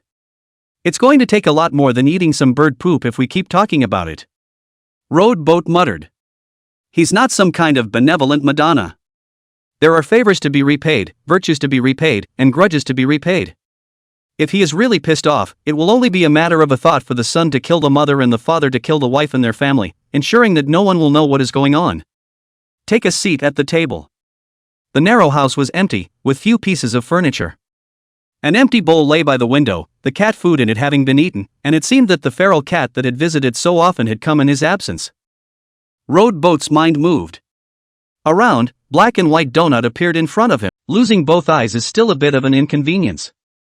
Lu Zhou touched his eyelids with his fingers and murmured, it would be better if he could recover. If the real world doesn't work, there may be hope for the simulated world. System, when is the next simulation? After 100 days and 19 hours, the period may be shortened. Shorten it how? Kryptonite. Are you serious? The system never lies, it's all fair and square. Only kryptonite doesn't mean money, it means something extraordinary that contains extraordinary energy. Something like flying sword of immortality, magic scepter, numinous crystal, soul crystal. Understood. I'm glad you understand. Lu Zhou turned off the faucet and the towel flew in to help him wipe the water droplets on his body under spiritual manipulation. I wonder how strong all the awakened people in this world are. Will my current power be suppressed in the real world? Try it. Buzz. An invisible spiritual power spread from Lu Zhou, rushing out of the building and out of the street, constantly expanding outwards, sweeping over everyone in the area. Well. The limit range for harnessing the elements is 350 meters, about the same as the analog world. Lu Zhou nodded his head, this also meant that he could harness the elements to attack enemies within 350 meters as he wished, the range of attack could be said to be wide. Try the extreme range of perception again. The field of perception continued to expand until it covered a small half of the city. 4 of the 7 were scattered about, and 3 were in one piece, seemingly in a group, hurrying toward a place. Want to check it out? Road Boat was a bit distracted. It was a rare opportunity to come into contact with this world's transcendental system head-on and see how the awakened fought and how powerful they were. Chapter 16, Bureau 749, D43, The Kiss of the Green Snake. Mom, I'm home. Smelling of alcohol, Lu Bai pushed open the door of her home. Wearing a red dress, she carefully took off her high heels. It's a limited edition high order that she picked up in installments, and it's her most prized possession. Bai is back. Mrs. Lu walked out and frowned, didn't you go on a date with Mr. Gao? Why are you back so early? It couldn't be a fight, could it? She was a little nervous. No. Lu Bai walked past her, his father called him and said that an important guest came to the house, and by the looks of it, it should be a big shot, so he went back in a hurry. This way, How is the recent progress between you and Gao Xiao? Can you take it? Mrs. Lu couldn't help but ask. Lu Bai grabbed a can of beer from the fridge and sat down on the sofa without any airs, throwing a smile to Lu Ma, 9 out of 10, he's already a bit pressed. That's good, that's good. Lu Ma couldn't help but be happy, if you can marry Gao Xiao, our family will be really developed, and we don't have to live in this old broken little house anymore. By the way, Lu Zhou didn't pester you again, did he? I heard the old woman downstairs say he came back today. He's still alive? Lu Bai was a bit surprised. Mrs. Lu chattered, yes, this kid does not know how life is so hard. The person is alive, but it seems to be blind, hey. It would be good if he were dead, without him pestering you and Gao Xiao's progress will only be smoother. Lu Bai's eyes flickered and he muttered, blind. Bai, you've already broken it off with him, right? You must not be soft-hearted, although he and you grew up together, to you is also very good, but after all, is an orphan, simply not worthy of you. He gave you to spend the money that are his own willingness, not to blame us, and do not want to go back. Only this kind of thing you have to do a little more careful, don't be caught in the handle to poke the spine. Lu Mom assiduously taught, words between the vicious to the extreme. Mom, I know in my heart. Just treat him like a lickspill. If it wasn't for his money, I wouldn't bother with him. Lu Bai stretched his waist and sneered, now that I have Gao Xiao, I don't even bother to look at him more than once, not to mention, he has become a. The delivery man glanced in the rearview mirror, his eyes raging with murderous rage, twisted the throttle, made a U-turn, and rode his electric donkey straight down the sidewalk. How to ride a bike. Dying. You stepped on a horse. Amidst the shrieks and screams of passers-by, the little electric donkey knocked down a number of innocents and rushed towards the narrow alleyway without stopping. Some furious people want to take photos to expose each other, but they find that there is no signal to upload the network. Snort. The tires rubbed sharply on the ground. The black sedan pulled up at the entrance to the alley and the three men rushed out with clean movements. Tracked it, right? The woman asked as she ran. She was draped in a black overcoat, biting down and putting her gloves back on between wins, competent to a fault. The gun-toting youth gave a soft seeming a little socially horrified. The remaining two had seen it all. That bastard. Must not let him escape this time. The woman shouted, looking furious, obviously ignited by the other woman's behavior. She tapped her headset as she ran and said, we have tracked down Huang Changwu, a Class C wanted criminal, a member of the Evil Beast Alliance, a second stage awakened, gifted with demonization and high defense. In order to avoid causing more casualties, I'm requesting to use D43. It didn't take long for a reply to come through the headset. Granted. At those words, the eyes of the woman who was running fast flashed, her legs bent, her pupils instantly turned into vertical pupils, and her body tissues underwent some kind of mutation. Extraordinary power converged in the legs, and air currents surrounded them. Bang! She stomped with such force that the concrete floor cracked for it, and her entire body rushed out like an arrow out of a string, her figure leaping high above the ground, far beyond the standard of a normal person. Gov. The burly man threw a long box into the air.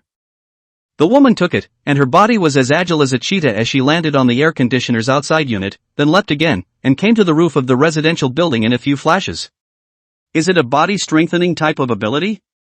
Hidden in the shadows, Roadboat thought darkly. The woman who was supposed to be from the official sector was not strong and had an ordinary awakened ability, but she still didn't have half a problem in easily defeating 100 adults. Kaboom! The woman opened the box.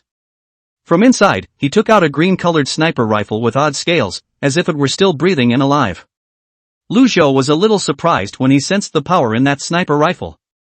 The gun had the scent of a transcendent being on it, a living creature, yet it had been made into a weapon. Kind of like an alchemy of sorts. Own abilities plus transcendent weapons? Is this the style of fighting between transcendence and the real world? Lu Zhou thought darkly. He continued to watch. Transcendental Object D43, the Kiss of the Green Snake. The elegant name contained a dangerous killing intent. The woman set up her weapon high in the air, aiming it at the electric donkey fleeing down the alley in the distance. It also seemed to sense danger. The takeout man craned his head toward the back, and the pupils of his eyes contracted when he saw the speck of green light on the roof of the building. Exclamation point. The woman pulled the trigger. Swish. The greenish-colored light cut through the night and instantly pierced through the takeaway's chest. Boom! The cyan beam landed on the ground, causing an explosion, and hot winds blew the body of the outrider and the small electric donkey. The commotion of the explosion caused nearby residents to open their windows and look over. What's wrong? Battery explosion? Seems like it. Look at that little electric donkey all burnt up. It's pretty dangerous. There's been quite a few of these accidents lately. By the time the socially terrified youth and the burly man arrived, they expected to catch the seriously injured opponent, but they didn't expect to find anything more than an empty shell of human skin with a hole through his chest. Chief, he got away. What? The woman's angry and puzzled voice came over the headset. What's going on? I clearly hit him. Hidden in the shadows, the rowboat that had taken in all of this and its eyes left without a sound. He saw it clearly. The attack did hit. However, the other party used an ability similar to the golden cicada in that moment to create the illusion of having been seriously injured, fooling the other party and taking advantage of the opportunity to escape. Perhaps the intelligence was wrong, or perhaps the other party was doing it on purpose. In any case, the actual strength of that takeout clerk was actually higher than the three. The reason why he chose to escape rather than respond to the battle seemed to be because he had more important things to do than to tangle with the three. Roadboat decided to follow and see. Chapter 17 Awakening Potion, Mysterious Presence in the Mist. Economic Development Zones. High-Style Transportation Limited Group. Between the huge cargo boxes, a Maybach was parked. In the car sat the Gao family's father and son. Gao Zhengxiong, chairman of the High-Style Group, and his son, Gao Tianyu. Dad, is that really coming? Gao Tianyu was a little uneasy, terrified, and apprehensive. Since that lord said he would come, he will definitely come. Gao Zhengxiong reprimanded, "Look at how sweaty and nervous you look." It's not the first time I've seen it. Don't be a ing loser. If it wasn't for that person saying that the younger you are, the easier it is to awaken, and the probability of success is a bit higher, how would I let you have such a good thing? It's just a son, how many are not born? Gao Zhengxiong cursed. This opportunity today is something that I spent a tremendous amount of favors on and paid half of my family's fortune to get with great difficulty.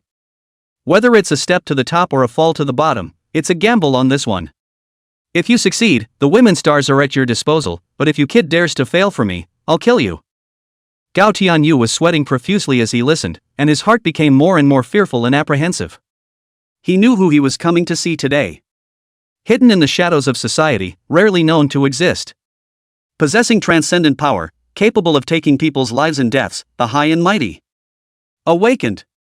He hadn't seen his opponent's power, but his own dad had seen it with his own eyes. And he was also saved by it, and has been working for the other side ever since in deadly earnest. According to my own dad, that is. What's the point of spending money? To work for the one is an opportunity that many people never dream of getting. If you offend him, you won't even know how to die. Money and power. It's nothing in the face of the power that governs life and death. Strength is king. If I could become an awakened person like that lord, he'd rather give all his family's money. Boo-hoo! The window of the car was knocked, frightening the mentally tense Gao Tianyu to tremble. Your takeout. See the delivery boy standing outside the car, wearing a yellow takeout suit. A wave of anger instantly surged into Gao Tianyu's heart.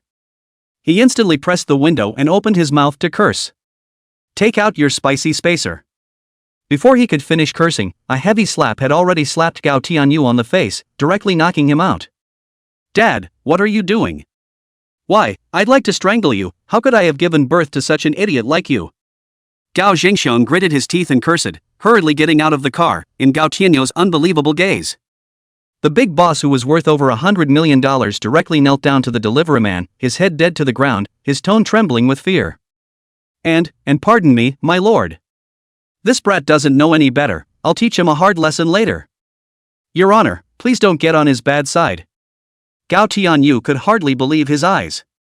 The outfitter in front of you is, surprisingly, the same adult? He's your son? Looks like a waste too, stuff is wasted on him. The deliverer man swept a glance at Gao Tianyu, his tone indifferent. With his hands behind his back, he said coldly, "Where's what I want?"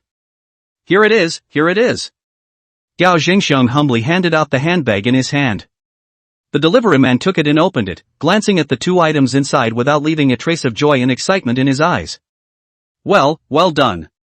He casually took out a potion from his pocket and threw it to Gao Zhengxiong. Promise you something. Gao Zhengxiong looked at the potion in his hand, his eyes filled with fire. This is it. With this, it would allow his Gao family to give birth to an awakened who is beyond the world. His Gao family is bound to rise and soar. Seeing him excited, the outfitter snorted inwardly. Uneducated fool. A lowest grade awakening potion, with only a 3-5% chance of successful awakening, isn't worth much money at all in the organization. Whereas the funerary objects you bought me, dug out of ancient tombs and flowing into the black market, are precious and rare transcendental objects, each worth 100 times more than this. The outfitter grew hot inside at the thought that, I can't believe I have this opportunity. Leave one of these two extraordinary items as my deed treasure. The other one to hand over to the organization, in case I can be rewarded with demonic blood. I may not be unable to take a step further and step into the third realm. It's a good thing those pesky hyenas didn't spoil it for me. Think of the guy. The killing intent in his eyes was then somewhat pressed, and the sharp claws exposed in his fingertips flashed with a cold light. Just a few trash of the primordial peeping realm, do you really think I'm afraid of you? If it weren't for the fear of the organization behind you, I would have slaughtered all of you long ago. Next time you dare to come, you won't be so lucky. Sensing the dangerous murderous aura emanating from him, Gao Jingxiong only felt chills and creeps, gulped, and carefully said, "Sir, can we go now? Is there anything else you want to order?" Huang Chongwu glanced at him obliquely, looking at his careful groveling appearance and snorted in disdain. It's almost like a dog. This was the rich man he used to need to look up to, but couldn't. He braced his hands on the ground and knelt in front of the mysterious man, his expression horrified and hideous, desperately resisting the invisible pressure that fell from the sky. But to no avail. Just 2 seconds passed.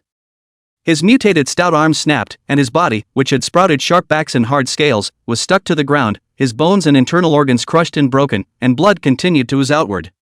Ah! Even an outlaw like Huang Chongwu couldn't help but let out heartbreaking screams due to the pain.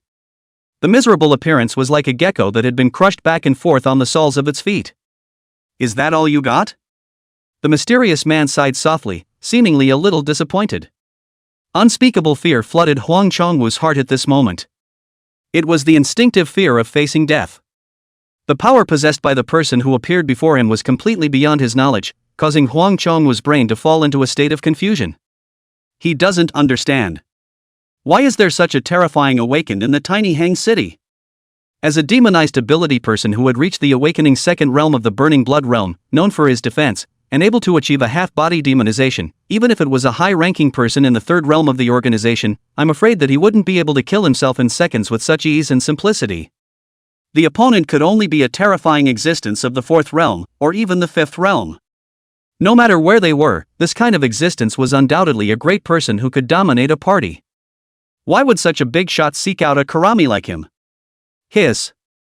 Gao Jingxiong had long since been frozen in place by fear. Gao Tianyu inside the Maybach was even more scared out of his wits, and his pants pockets were almost wet. He covered his mouth in death. The scene in front of him was completely beyond his perception of the world. Chapter 18 Deeds, Treasures, Transcendent Paths. The bright moon squeezed out of the dark clouds and moonlight poured down on the silent land. The mysterious man's features remained blurred.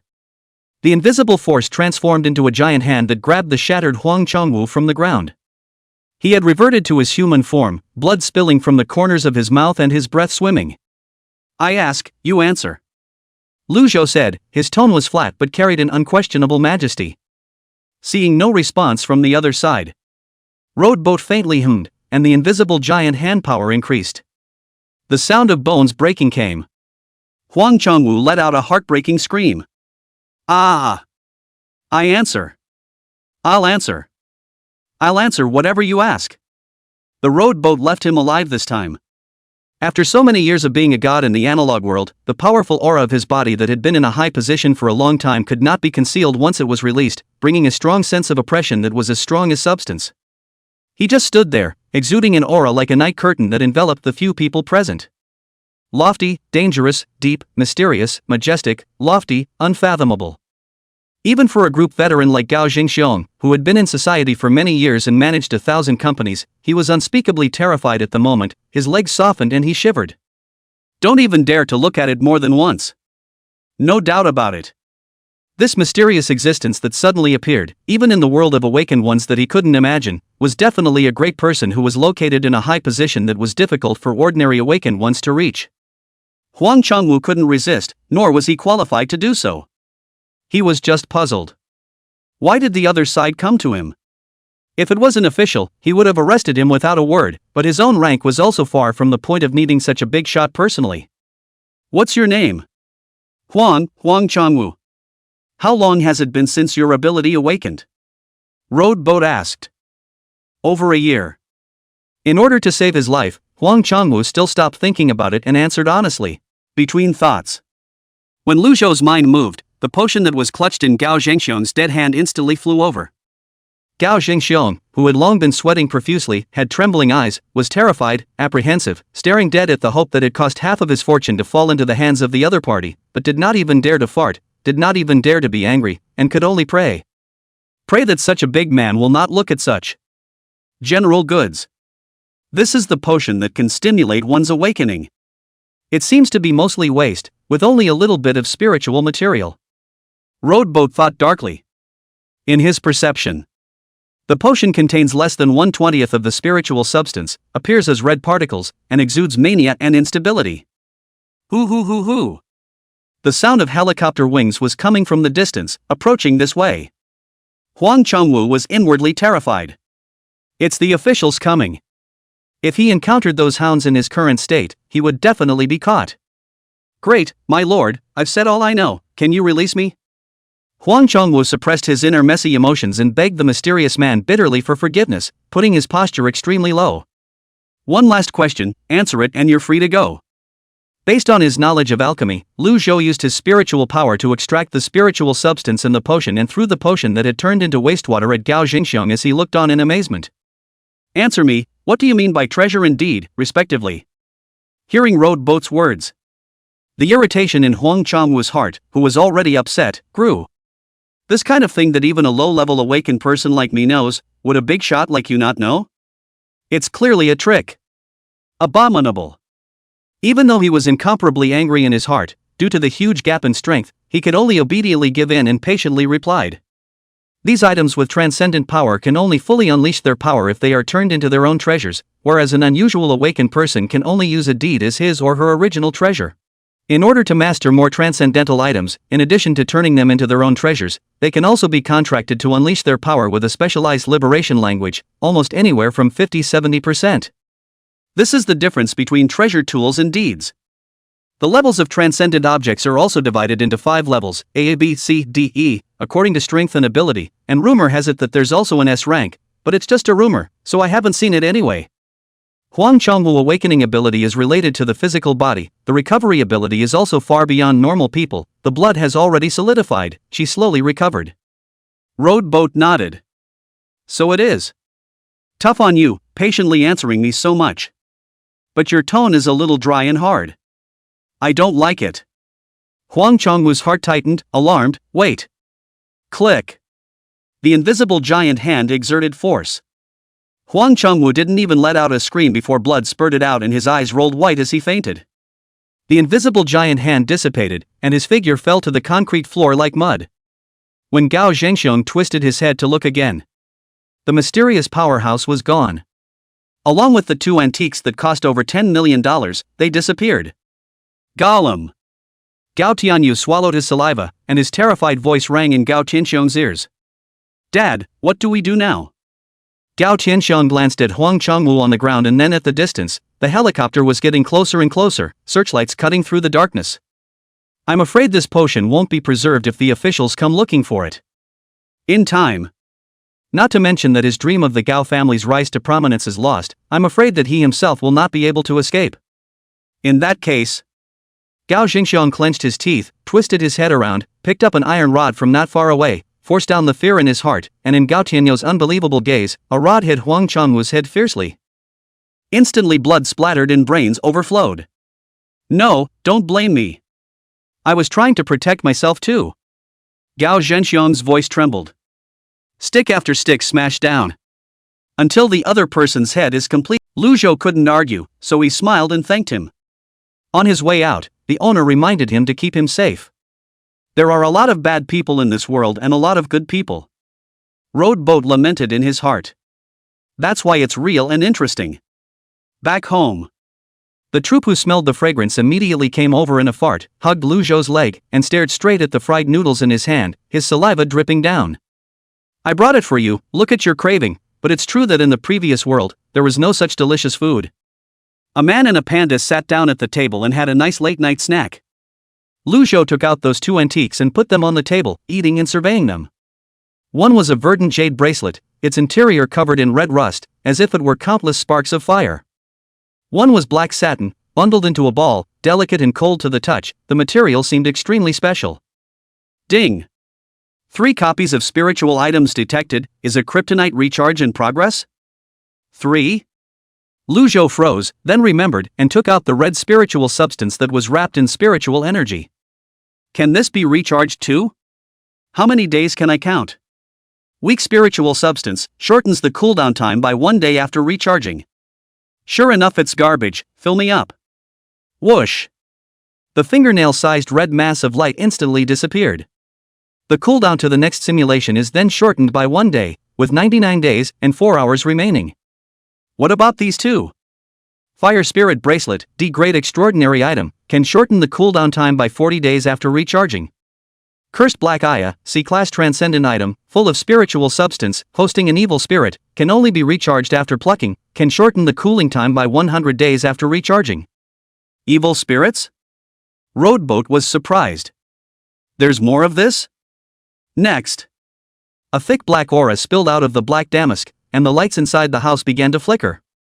The cool wind blew through, like an icy hand caressing the back of Roadboat's neck. The bathroom glass was cracked and bloody footprints began to appear on the floor. A huge shadow gradually emerged from the ceiling. The female guile opened her body and enveloped it towards the teenager below. Phew! Put! Tuan sneezed, breaking the atmosphere. It finished its bowl to steal a bite of Roadboat's, only to be spiced up. Looking at the round black and white donut with its feet upright, it picked up its glass of water and ran to the bathroom to drink it. Female shenanigans. What kind of creature is this? Quarrel.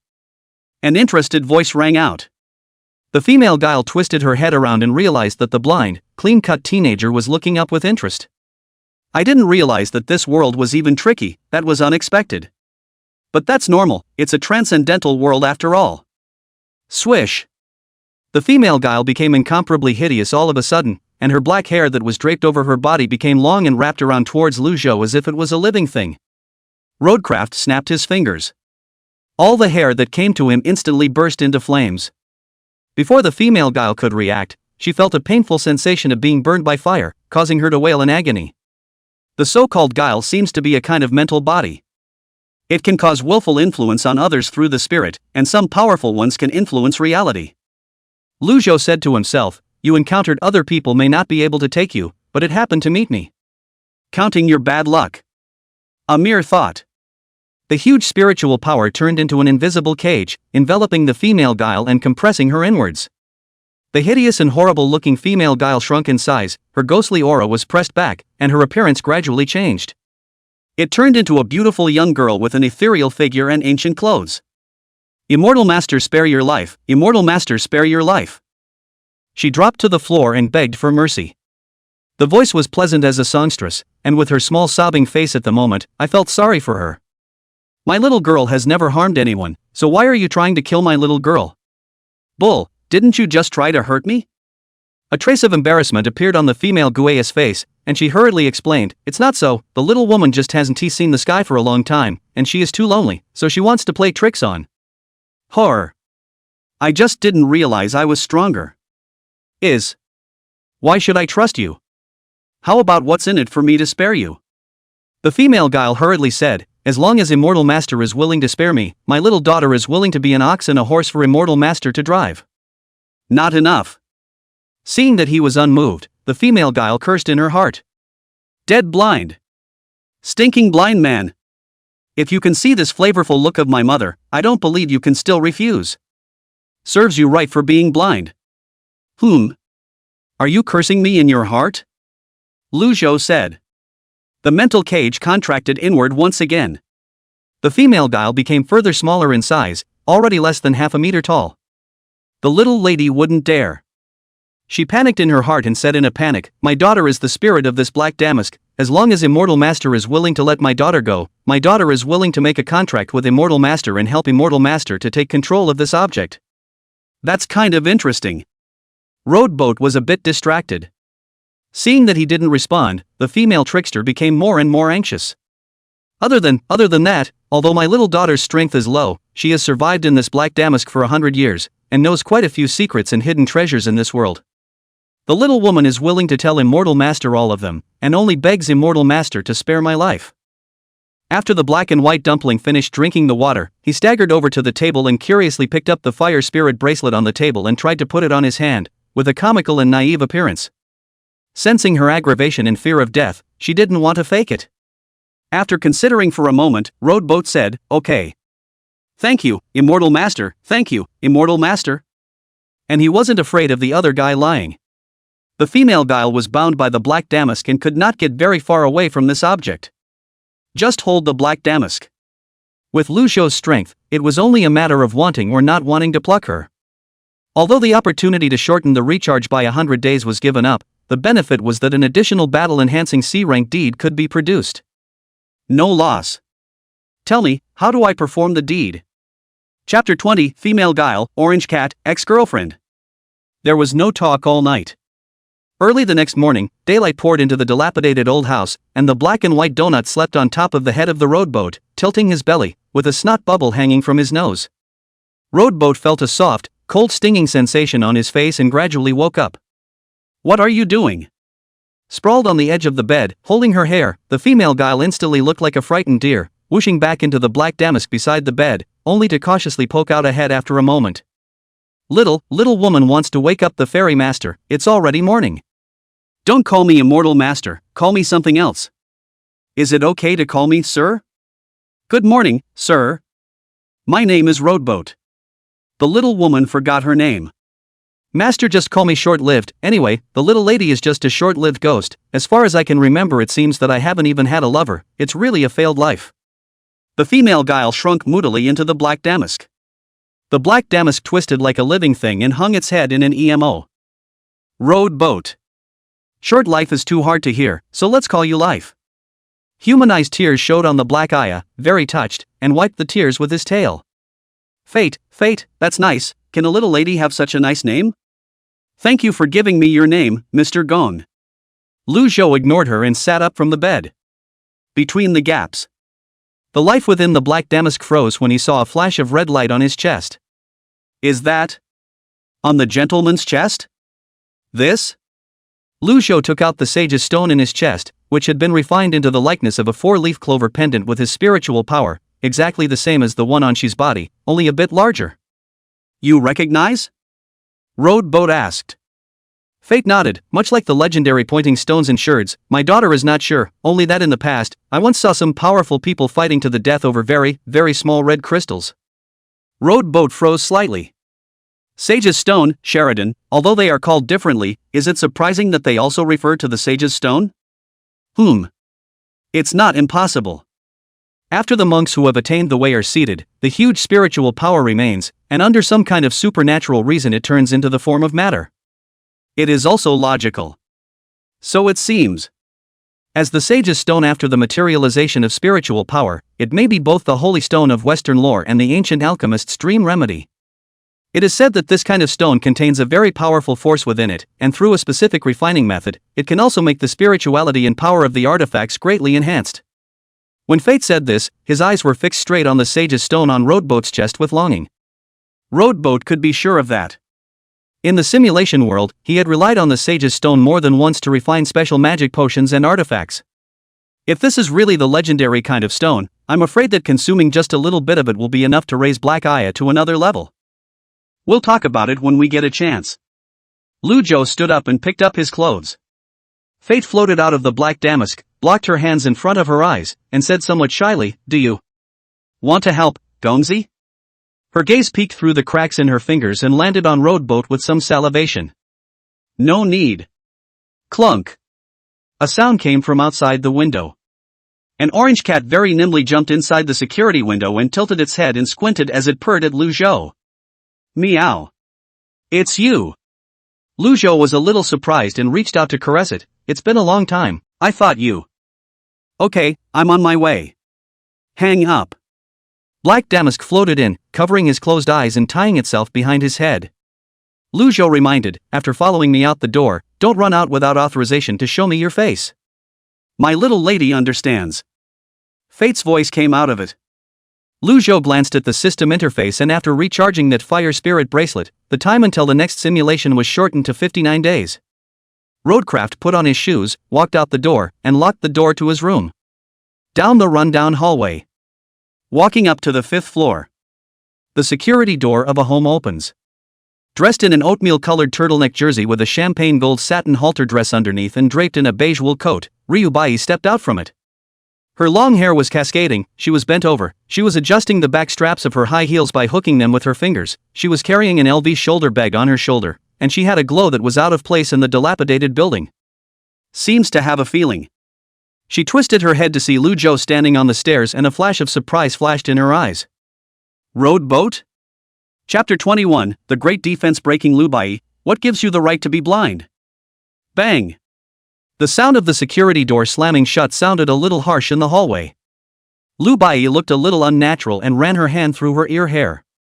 You're back quite fast. Well, I thought you still have to stay in the hospital for a few more days. After all, the situation that day looks quite serious. Before she could finish, Road Boat had walked past her. Lu Bai froze, then anger surged up and shouted at Lu Zhou's back. What do you mean? Dare to ignore me? Believe it or not, I'll break up with you? Lu Zhou paid no attention and walked straight toward the stairs. Lu Bai was incredulous. That Road Boat, how dare he ignore her like that? She immediately went after him, chattering away. Hey! I'm talking to you? Did you hear me? Are you blind or deaf? I didn't visit you in the hospital, why are you so angry? You deserve to be blind. When did you become? Lu Bai clasped his hands together. A dead pig in a poke. Humph, what's wrong with admitting that I'm a gold digger? You've been good to me, but so what? Can you give me the life I want? To tell you the truth, I've been with Gao Tianyu from the finance department for a long time now, and all these clothes on me were bought by him. He's much better than you, unlike you, a waste of space, spending several months just to help me buy a LV bag. No father, no mother, and all sick, can't even live for long, go out shopping, cars are chasing you, who will look at you? Such a bad luck. That is, I pity you. Do you think a beautiful woman like me is worthy of anyone to spend money on me?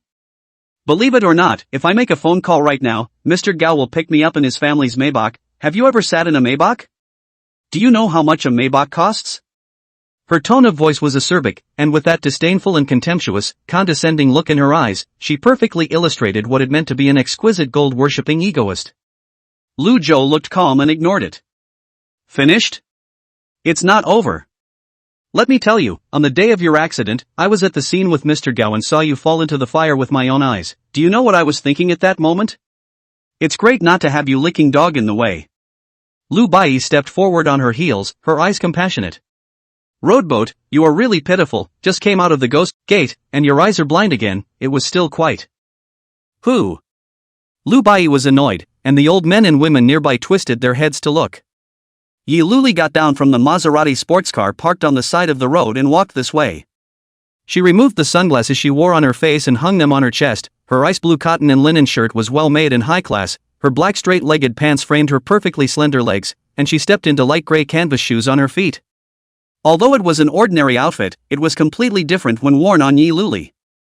1.75 meters in height, perfect figure, silky long black hair like a waterfall falling down to the waist, cold white skin, white glowing, flawless, temperament cold, like a ghostly cold ice mountain, like a heavenly fairy. Even with a plain face, they all completely killed Lu Bai, who had applied light makeup, dressed up carefully, and put on high heels to barely 168. The moment the two appeared at the same time, everyone's eyes coincidentally fell onto Yi Luli, making it difficult to move away. The difference is as great as the white moon and the glowing fire. Yi Luli? Why are you here? Lu Bai was astonished, his eyes were hostile and he felt pressurized. Family history is amazing, appearance is absolutely beautiful, cool and mysterious, rarely appear in public, and she said a word is extremely difficult, as if nothing can be in her eyes. To all the girls in Hangzhou University, the other party was as high as a heavenly fairy. Yi Luli didn't even look at Lu Bai. In Lu Bai's unbelievable gaze, she walked straight to Roadboat, picked up the item in her hand, and tilted her head and laughed. Haven't eaten yet, have you? Brought you breakfast. Thank you, senior sister. Lu Zhou said. This scene stunned Lu Bai and everyone around him. That heavenly fairy-like, at first glance is the top white rich beauty Yi Luli, surprisingly will bring breakfast to the Roadboat? Why? On what grounds? Chapter 22 Apprentice Shelter Roadboat. Yi Luli looked at the black damask covering the eyes on Lu Zhou's face, with interest, scared and praised. The texture is good, very ancient. There's nothing more upsetting than seeing an ex-boyfriend doing well. Not to mention that the one who appeared beside the other party was still that top-notch white rich beauty Yi Luli. It was worse than killing her. Phew. I must be overthinking it.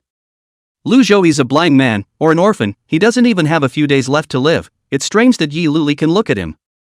The other party is just looking at him pitifully and taking care of him. Yes, it must be. Lu Bai took a deep breath and patted her chest to reassure herself, a proud and confident smile on her face again. Compared to him, Gao Shao is the one that suits me best. With him, I'll be in the driver's seat of that Maserati sooner or later. She regained her confidence, adjusted her mood, and called Gao Tianyu with a big smile on her face. The call sounded after a dozen drops. The number you have dialed is temporarily unavailable, please dial again later. The smile on Lu Bai's face froze. Take it. Inside the car, Yi Luli threw 3 items to Lu Zhou. It is? Lu Zhou rubbed his hand over the 3 items in his arms. A brass badge, a black guild card and a pale green crystal. The Stargazer's identity badge, having it means you are a member of the Stargazer's society, and you are now at the lowest bronze rank, belonging to the trainee shelter. Yi Luli said, the black card is a membership card of the Swiss bank, you will enjoy a 20,000 subsidy every month, which will be directly credited to the card, and with this card you will be able to get a loan of 5 million from any bank in the world. Road Boat sked in his mind. $20,000 a month. Looks like the Stargazer Club is treated well. It's just a matter of paying the 5 insurance premiums. As for that crystal stone, you can call it a spirit stone or a magic stone, and it contains transcendental energies known as spirit power and magic power. It belongs to hard currency in the transcendental world, and one can be exchanged for $100,000. Yi Luli glanced at Lu Zhou, you can try to feel the power within the spirit stone, perhaps it will allow you to perceive your awakened abilities faster. Road Boat nodded. Perceiving the spirit stone in his hand with his spiritual power, the transcendental substance contained within the small thumb-sized stone was almost comparable to the red transcendental substance extracted from the potion last night. But it's obviously much purer. Yi's gaze swept over the spirit stone that was emitting a shimmering light in Lu Zhou's hand and Lu Zhou suddenly realized, that's why the Stargazer Club was set up in Hangzhou University, just to take advantage of the ministry's recruiting grounds to absorb promising talents? Exactly. Yi Luli nodded her head and said with a hint of expectation and longing in her words. I hope that one day, our stargazing department at Hang University will grow to become an existence that the major transcendent organizations will not be able to ignore. So how many people are in our club now? At those words, a trace of unnaturalness flashed across Yi Luli's face, and she said with some embarrassment. 2? Ha? I didn't hear you, can you say that again? I'd say just 2, you and me. Road Boat froze in place. Really? Yi Luli rarely blushed a little. What can I do? I only became a minister this year and I don't know anyone, so where can I find qualified ministers? Said. She looked at Road Boat with a hint of cunning in her afterglow. So, Senior Brother Lu, as the second awakened in our stargazing department, you'll be the vice minister of the stargazing department from today. As my second in command, I'm counting on you to find qualified ministry members. Roadcraft froze. I'm a deputy minister now? Sounds like a pain in the ass, can I say no? That's fine, then you'll pay me back the medical bills first, totaling 930,000. Chapter 23 Zhou Pupil, The 3 Great Stages of Awakening. The creamy white Maserati sports car weaves its way through the city. Soon arrived at the campus of Hangzhou University. Stopped in front of an old house in front of a crowd of envious men and women. Lu Zhou entered a room under Yi Luli's guidance. The room was spacious, with a height of about 6 meters, surrounded by bookshelves, densely packed with books that caught the eye, a huge fireplace in the corner, and a spacious, high-class, orange-red sofa in the center. Zhou Hitomi was sitting on a table full of books by the window, with a cigarette in his mouth, and was checking out a thick ancient book with a magnifying glass. Teacher Zhou, we're here. Yi Luli said. Zhou Hitomi twisted her head and looked at Road Boat, and her eyes lit up. Tisk, TSK, brat, it really survived. Sure enough, I was right about you. Come here and let me have a good look. She came in front of Road Boat and after mooching like she touched up and down, her beautiful face came close and carefully looked towards his eyes. Let me see. Said. Zhou Pupil activated the treasure pearl. The precious pearl instantly shone brightly and floated up, illuminating the entire room. A rich green vitality was released that enveloped Lu Zhou's entire body, as if it were ripples, constantly converging towards his eyes. Lu Zhou only felt cool and familiar all over his body. Wait for the light to dissipate. Yi Luli came closer to look. Lu Zhou's eyes still hadn't recovered, and they were empty and oozing. Zhou Hitomi sighed softly, it really doesn't work. She put away the dimmed-down treasure beads and patted Lu Zhou's shoulder. Awakening rank, Beginner's Realm, Blood-Burning Realm, Spirit Base Realm. Tomshin stayed, keep in touch. I'll say hello on the teacher's end as well, and don't worry about the occasional absence due to unforeseen circumstances, you'll be guaranteed full credit. Thank you, Senior Sister Yi. Lu Zhou smiled, his tone sincere. Yi Luli unnaturally stroked her hair and hugged her arms. What's the point of being polite with me? As the second member of the Stargazer department, you're my second in command. I will use you mercilessly after you become familiar with it. Road Boat mentally smiled. It turned out that Senior Sister was still an arrogant attribute that was cold on the outside and hot on the inside. It's a bit of a contrast. Senior Sister, besides our Stargazer Society, how many other transcendent organizations are there? Not much. As much as I'd like to say that. But it's true that the number of some unorthodox transcendental organizations has been increasing over the last decade. Yi Luli wrapped her arms around her, her black hair like a waterfall. Under the illumination of the light, the cool and absolutely beautiful face exuded a crystalline luster as if it were sheep's fat white jade. For example, the Evil Beast Organization, the Evil Soul Society, and the Blood-Worshipping Cult, these are all newly risen, evil organizations that advocate violent destruction and wantonness. None of them are qualified to be compared to the Stargazer Society. Looking at the global transcendental organizations, the Stargazer Society is also considered to be at the T1 level, just not as good as hidden organizations such as the Golden Secret Party, 749 Sheltering Bureau, Church of Life, Serpent of the Atrium, and Civilization Foundation. They belong to the T0 class, hidden away on the backside of the world, high above the throne. Not only is the history long, but the resources and power at their disposal are at a point where they can influence the global situation.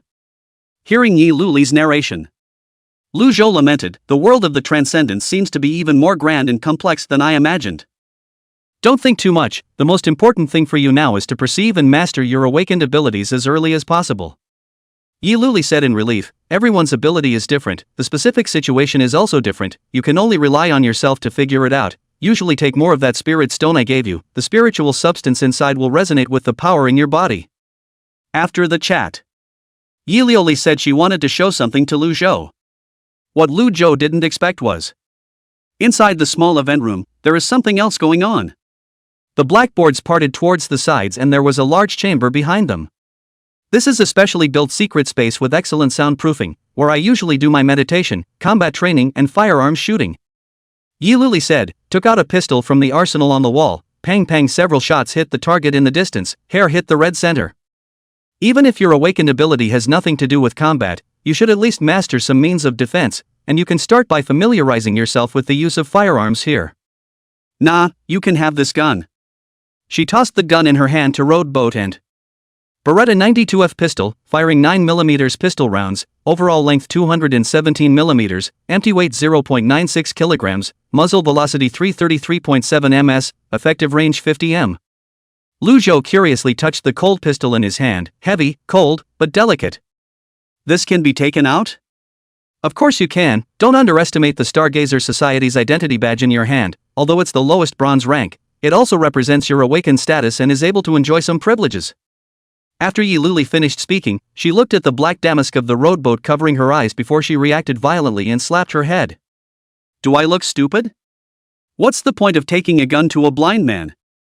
It's better to talk about gun practice later, she said in a hard tone, reaching out to take the pistol from Lu Zhou's hand. But it took a blank. Bang! Lu Zhou pulled the trigger, the muzzle spewed fire, and the target in the distance was directly pierced through the red heart. Yi Luli! Exclamation point. Lu Zhou laughed, Senior Sister, it's not quite in line with your persona to take back what you gave away, right? I quite like this gun. Monks, right? Bang! Lu Zhou raised his hand and fired another shot, not even facing that direction. The target's red center should be pierced. Yi Luli, stunned from the target to retrieve the line of sight, eyes greatly surprised to look at the rowboat, said, how did you do it? I can't see it, but I can sense it, both the target and everything around it. Rowboat laughed. He wasn't going to hide it. Since he had joined the transcendent organization, it was only by appropriately displaying his value that he could attract attention and gain more resources and permissions. Genius and talent, just one word difference, but the treatment is a world of difference. In Yi Luli's shocked gaze, he lowered the pistol in his hand and it unexpectedly levitated. It's chanting? Yi Luli said in a daze. Road Boat nodded. Mental power and Nimbus, both the same thing, just called different names. When did you acquire this ability? Wake up. Dual ability awakening? Yi Luli took a deep breath. Why didn't you say so earlier? Lu Zhou scratched his cheek and lied a little.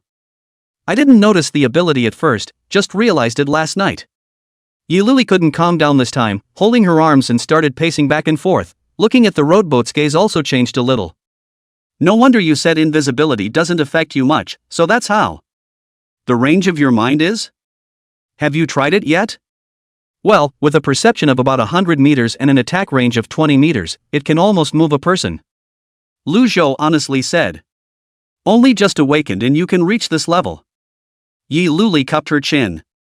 It's likely that it's already at a rank, or a rare and comprehensive psychic mind ability. She was having trouble calming her heart. I thought I was drawing a guaranteed reward for drawing around, but it turned out to be SR. The surprise and excitement that comes with this unexpected pleasure.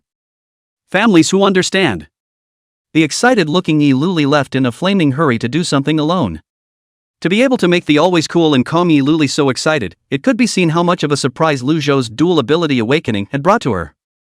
Chapter 25 A Dream, Spirit World, Favored Phantoms. Roadboat was left alone in the activity room. He sat at the table by the window, resting his cheeks and fuming. The matter of the ancient tomb that he had heard from Joe Hitomi had aroused some interest in him. A number of transcendental objects seemed to have flowed from it.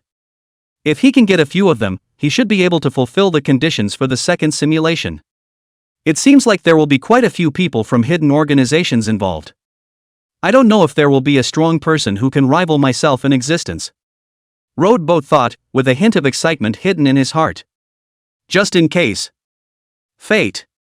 The spirit of life couldn't wait to rush out of the black damask. Phew. Suffocated the little lady. It can only come out for a little while. My little girl understands. Fate, in spirit form, curiously floated around the event room, interested in everything. Lu Zhou then took out the spirit stone and recharged the spiritual substance inside, shortening the cooldown time by 1 day once again. Do all that. His mind moved. The black damask detached itself from his eyes and surrounded him like a winding black river, swaying gently. Deprived of a wisp of red powder from the sage's stone, Lu Zhou harnessed his spiritual power and drew graphically complicated alchemical formations on the ground. Fate asked curiously, "What is the prince up to? Don't you get it by looking at it?" Lu Zhou bit his index finger and dropped a drop of blood towards the center of the completed alchemy array. Instantly the alchemy array glowed brightly. The black eye placed in it flipped back and forth like a black snake being fried. Life's spirit body also began to emit a shimmering light, and she looked at her gradually solidifying hands in surprise. This. Her eyes slowly widened as she looked incredulously at the red powder on the ground that was gradually being consumed by the. Could it really be one of those legendary stones? Lu Zhou's black hair flowed, his expression was indifferent, and his face with eyes closed looked mysterious and noble under the dazzling red light. As the light from the alchemy array gradually dissipated, he raised his right hand and reached out. All the spiritual substance that had spilled into the air was instantly squeezed into the black damask. The spiritual body of life was also drawn into it. Swish! The black damask gave off a dazzling and deep black light for a moment, enveloping the entire event room like night. Refining completed. Lu Zhou reached out, some strange patterns emerged on the surface, and the increasingly dark black damask fell into his hands. As an indentured servant. With a mere thought, Lu Zhou knew the current state of this object. B-level sequence item, Cursed Sinister Black Aya. Emancipation, cursed to kill, given to death, in the cold darkness, in the name of the curse, hang you and others. Ability 1, Strangulation separates countless sharp and tough silk threads that can be used for offense and defense, and even if they are cut, they can be regenerated indefinitely until their power is exhausted, killing people in an invisible way. Ability 2, Black Tent expands to isolate inside and outside, can encompass a 100-meter radius to create a boundary. In addition to the basic ability being improved, is there an additional ability to create boundaries? Road Boat nodded gently. With the Sage's Stone, which is materialized by mental power, it is barely possible to raise this item to be. If you wanted to move up in grade, you would need more transcendent materials. Beyond Road Boat's current capabilities. Life is still asleep, adjusting to the power that comes with growth. As the cursed artifact in the boarding, she should also be able to increase her strength quite a bit after awakening. We'll make our move at night, and get some sleep first. Inexplicably coming to a trace of drowsiness, Lu Zhou yawned and got down on the edge of the table. The event room was very quiet, with a cool breeze blowing in through the windows. It's very cozy. Road Boat quickly fell asleep in such an environment. After entering the dream. Between the haze. The world tree crest inscribed above Road Boat's consciousness glowed faintly. His meaning seemed to cross the barriers of the world, and he had a dream that seemed to be real. In a dream world. He had another view of the first simulated world. Seeing that huge civilization established in the name of the ancient spirit kingdom, spanning the continent, was enveloped in endless darkness, countless demons descended from the cracks in the sky, in endless despair. The remaining people converged on a huge square, in the center of which was a faceless statue of a god, thousands of meters high, and in the midst of all the prayers in the kingdom, the high priest unleashed the final refining array, and all the souls of everyone detached from their physical bodies, and surged to the unknown spirit world, the ancient spirit kingdom civilization completely lost. Between the haze of nothingness. It was as if Road Boat's consciousness had crossed the boundary between the present world and the spirit world and saw the spirit world that had been inferred to possibly exist in alchemy knowledge, with countless souls in it, creating a city of the spirit world. Seemingly sensing his consciousness, the entire city of the spirit world trembled, seemingly in joy, expectation, and excitement. Vaguely. Road Boat heard the voices of countless devout souls, or praising, or praying, or worshipping, or anticipating. Those voices seemed to come from the distant past, surprisingly speaking in standard Chinese. Praise the Sage. Chapter 26, Hunting Traitors, the Evil Beast Organization and the Church of the Blood Worshippers. By the time Road Boat woke up, it was already dark. The teaching area, however, still had a lot of light, all of them studying for their exams who were carving their way through the study rooms. Well. Lu Zhou stretched and stood up, his bones clicking. It was a bit of a good night's sleep, and a nice dream, and vaguely seemed to hear Hei's voice. Refreshed and energized, it put him in a good mood. He walked over to the window and his mental power was released. I don't know if it was an illusion of Lu Zhou's, but he felt that his mental power seemed to have strengthened a little bit more, and the range of his senses became larger. It's easy to see what's going on in your own home in an older neighborhood. The orange cat had already left, while the black and white donut was home alone, cooking a large pot of rice and feasting on yesterday's leftovers. This guy, Doughboy, is really getting smart.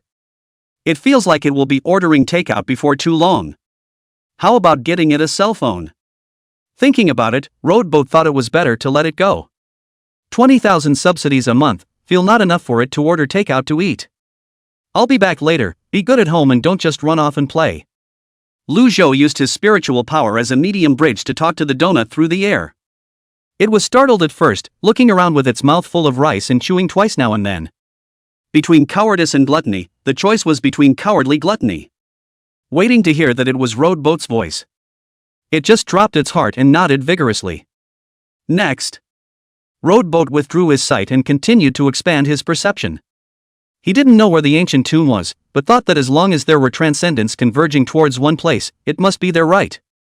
Not what he expected. Not a moment too soon. Road Boat then sensed the aura of more than 5 transcendents in Arado the southwest, 14 kilometers from the school.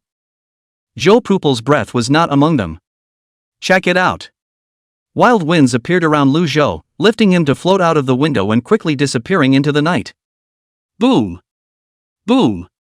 The fiery red motorcycle engine roared like a wild beast as it raced down the highway at breakneck speed. Zhou Hitomi twisted the gas pedal with both hands and leaned forward. The raging gusts of wind met her face, causing her short hair to fly and the piercingly sharp sound of the wind to hiss in her ears. Her eyes were flat with a hint of enjoyment. Sister Zhou, those guys have revealed their cloven foot, on this side of Masho Lake in the south of the city. The female voice rang out of the headset. Old Ma and I are following them. Zhou Hitomi's eyes stared at his words. Good job, don't do anything rash you two, I'll be right over. Having said that. With a twist of the gas, she lifted the front end of the car and actually accelerated again. The owners of the group of cars in the back looked stunned. Where's the female rider? So fierce? Moxie Lake. A suburban area still undergoing wetland development is off the beaten path. Yes, that's him. The woman with the binoculars sat in a boat in the center of the lake, grit her teeth as she looked at the two men on the shore who were fishing at night. That traitor. Behind her was a middle-aged man wearing a baseball cap and ordinary clothes. Calm down, what did Commissioner Chow say? Sister Joe told us not to take any liberties and to wait for her to come over. This is the optimal solution, but that guy so you may not stay here for too long, he's too cautious. The middle-aged man said. Hearing the name Suyu, the woman grew angrier and angrier, her hand pinching the binoculars rippled with veins and her eyes were filled with hatred. That ING defector. The former captain was so good to him, but he ended up betraying the Stargazer Club and getting the captain killed. Zhang Jia, calm down, anger won't solve the problem. Ma Shanghua said. We can't catch him with the strength of the two of us. If we let him escape because of your problems exposing our whereabouts, we won't know when the next time will be. I understand. Zhang Jia took a deep breath, forcibly suppressing his inner emotions and becoming calm again. Time passes by. The wait seemed extremely long. Ma Shanghua wanted to smoke at this time, but was afraid of being exposed, so he could only bite a cut of watercress rhizome and forcefully suppress his addiction to cigarettes. Sure. The two Air Force guys who appear to be fishing are making a deal of some sort at the moment. What does the evil beast organization want from me? Cooperation. How to cooperate? From that ancient tomb, it is suspected that a B-rank serial object was unearthed, and we want that. You all know about it, would the Bureau not? Want me to go and die? Suyu sneered. They don't know yet that the item came out of the black market and is now being collected in the hands of an entrepreneur named Shen. Then why don't you just go get it? You're not even capable of that, are you? The problem is, besides us, those lunatics from the blood worship cult also have their eyes on that item, and yesterday we lost another member of the blood-burning realm, suspected to have fallen into the hands of those people from the Bureau. Oh, so that's how it is, there's not enough manpower, so you want to ask me for help. What's in it for me? 20 spirit stones, plus a portion of Class C demon blood. Not enough. Suyu rested his cheeks and said with a lazy expression, if you consider letting me have that B-ranked sequence object, I can consider making a move. No kidding. Then there's no talk. Other than that B-class serial object, everything else is good to talk about. 30 spirit stones plus demon blood, the loot can all be given to you. In addition, we, the Evil Beast Alliance, can owe you a favor. I know that you are now in the group of guys from the Stargazer Society who are wanted for arrest, with our shelter, you. Oh, just you guys? A bunch of idiots with just bodies and no brains. Suyu laughed lightly. Before the man could react, a flash of ghostly light pierced his skull from behind, blood dripping down his face. What? The man struggled with his tenacity to look backward. The shadows fluctuated, and a figure in a blood-colored cloak emerged in the moonlight, holding the very dagger that was the culprit that had run through his head. Worshipping the blood. Religion? The man couldn't believe it. Suyu laughed as he stood up, dropping the fishing rod in his hands. Instead of cooperating with you fools, of course I want to cooperate with the stronger party. I didn't expect you guys to even understand this. He reached out and grabbed the man's face, his blood-colored fury flowing out along his palm and enveloping the other man's entire body. Blood fury strength. You actually joined the blood-worshipping sect. The man's eyes widened in fear, and then his entire body's flesh and blood seemed to be eaten away by countless tiny mosquitoes, as unspeakable pain surged through his heart. Aha! In the midst of a mournful and unmistakable scream, the blood-burning realm's evil beast organization members' figures continued to shrivel up, being gnawed and deformed until they disappeared. Suyu licked the corners of his mouth, his face satisfied, his smile perverted and pleasurable. The taste of devouring blood and flesh, it's really refreshing. Especially these physically tough guys, they're really good food. Delicious. Chapter 27 For the Love of a Father. The figure clad in a blood-colored cloak bowed his head respectfully and said, Mr. Su, it's ready. Okay, let's go. Time to get down to business. Suyu reaches up to his head, his hair going towards the back, and then takes out a pair of gold glasses and puts them on, matching the evil smile on his face and the dark circles under his eyes, instantly giving him the air of a Sven loser. And looking at the changes happening on the shore, realizing that Suyu is about to leave. Zhang Jia's heart tight. So it's you guys. Suyu's face on the shore was as gloomy as water, the corners of his mouth raised in an icy arc. Blood and chi gathered in the area of his blasted left shoulder, and his flesh was remodeling rapidly, growing blood vessels. Zhang Jia waited half a day for death, but did not wait for the imagined death, and opened his eyes in confusion. Just got to see this one. Her eyes were wide and her mouth open, her expression dull and bewildered. Hey. The mysterious man muttered to himself, this is the attack of the third stage of the spirit base realm, it is indeed much stronger than the blood-burning realm well. The expected sight of broken limbs and blood splattering reddening the lake did not appear. Suyu on the shore frowned and squinted as he looked. Oh. There's another one. Can block my attack, the weight is not low. Stargazer Society in addition to Zhou Pupil, another gold-ranked shelter who came to Hangzhou City? The 5 fingers of his drooping right hand slowly opened, intense blood chi converging in his palm, sharp aura overflowing from him, easily cutting through the reeds and weeds around him. Chapter 28. That's it? Killing the spirit base realm. The blood-colored cloaked man spoke, Mr. Su, time is running out, we really should get moving. It won't take long, not until I slaughter them. Suyu's killing intent was like boiling, his eyes scarlet. He swung his right hand from bottom to top, violently toward the center of the lake. Whoosh! An extremely condensed, several-meter-long thick chopping blow with an astonishing aura split the deep lake surface, with a thunderous momentum to cut the small boat into 2 halves. With a thought, Lu Zhou harnessed the wind element with his mental power and also instantly created a sharp and unparalleled green-colored wind blade. In the gazes of Zhang Jia and Ma Shangua, who were shocked beyond belief. The green-colored wind blade that chopped horizontally and the blood-colored chop that slashed vertically collided together. Bang! The 2 air pressures collided, the wind howled, the sharpness raged, and the surface of the lake exploded. After one strike, both the green wind blade and the blood-colored chopping attack were reduced to nothing. What? Seeing this scene, Suyu's heart was shaken, completely not expecting that his all-out strike would be blocked head-on by his opponent. His face instantly became ugly to the extreme, and a wave of apprehension surged through his heart. That's it? The mysterious man opened his mouth, and the wild winds whistled and gathered, and 3 more even thicker green-colored wind blades appeared in front of him. Suyu's soul was scared out of his wits. With every attack, he consumed the blood in. Just when he thought he had dodged the attack and entered safety. Put! A stone thorn incomparably abruptly rushed out from the ground, running him through from top to bottom, as if skewering a sugar gourd, hanging in midair. But unbelief was written all over Suyu's eyes, and blood spurted out from the corners of his mouth, interspersed with some fragments of internal organs. How? How could he still be attacked when he had fled so far away? And isn't the opponent's ability related to wind? And what's with the stone thorns? Many questions came to mind, but they dissipated one by one as the fire of his life went out. Ahem! Another mouthful of blood was spat out. Suyu, whose eyes gradually turned gray, used his last ounce of strength to struggle to pull his body out from the stone thorns. But, damn it!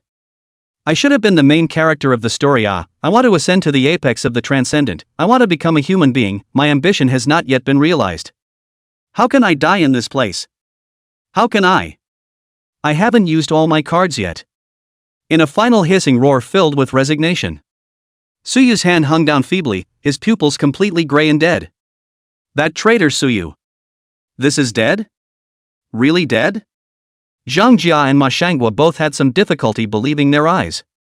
Ma Shangua, who was covering his broken arm, was the first to react and said with incomparable gratitude to Lu Zhou. Stargazer Society silver-ranked shelterer Ma Shangua, thank you senior for saving my life. I'll never forget it. The mysterious senior in his eyes nodded slightly. With a slight fluctuation in space. The figure ghostly disappeared again. In the meantime, the spirit stones and transcendent objects on the blood-colored cloaked man and Suyu also floated up on their own, flying in one direction. The night returned to quiet. The only thing was the extra strong odor of blood in the air.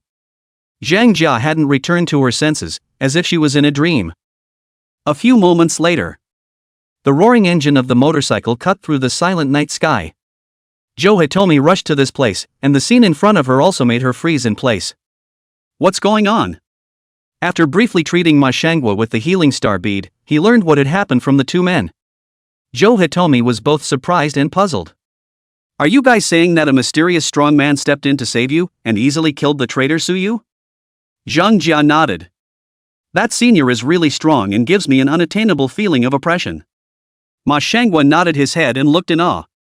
I judge that the other party may be at the fourth stage of the divine transformation realm, or the domain realm as possible. I can still understand the divine transformation realm, the domain realm. Zhou Hitomi shook her head, finding it hard to believe. There are only a handful of existences of that level in the whole country, not to mention Hangzhou. It's the big guy who's really close to going to the top. Bear. The flame of the lighter lit up in the night. Zhou Hitomi lit a cigarette and took a deep drag as the lakeside night breeze ruffled her hair and the corners of her coat. In any case, the matter of a mysterious strong man appearing in Hang City is a fact, although it is not known what his position is.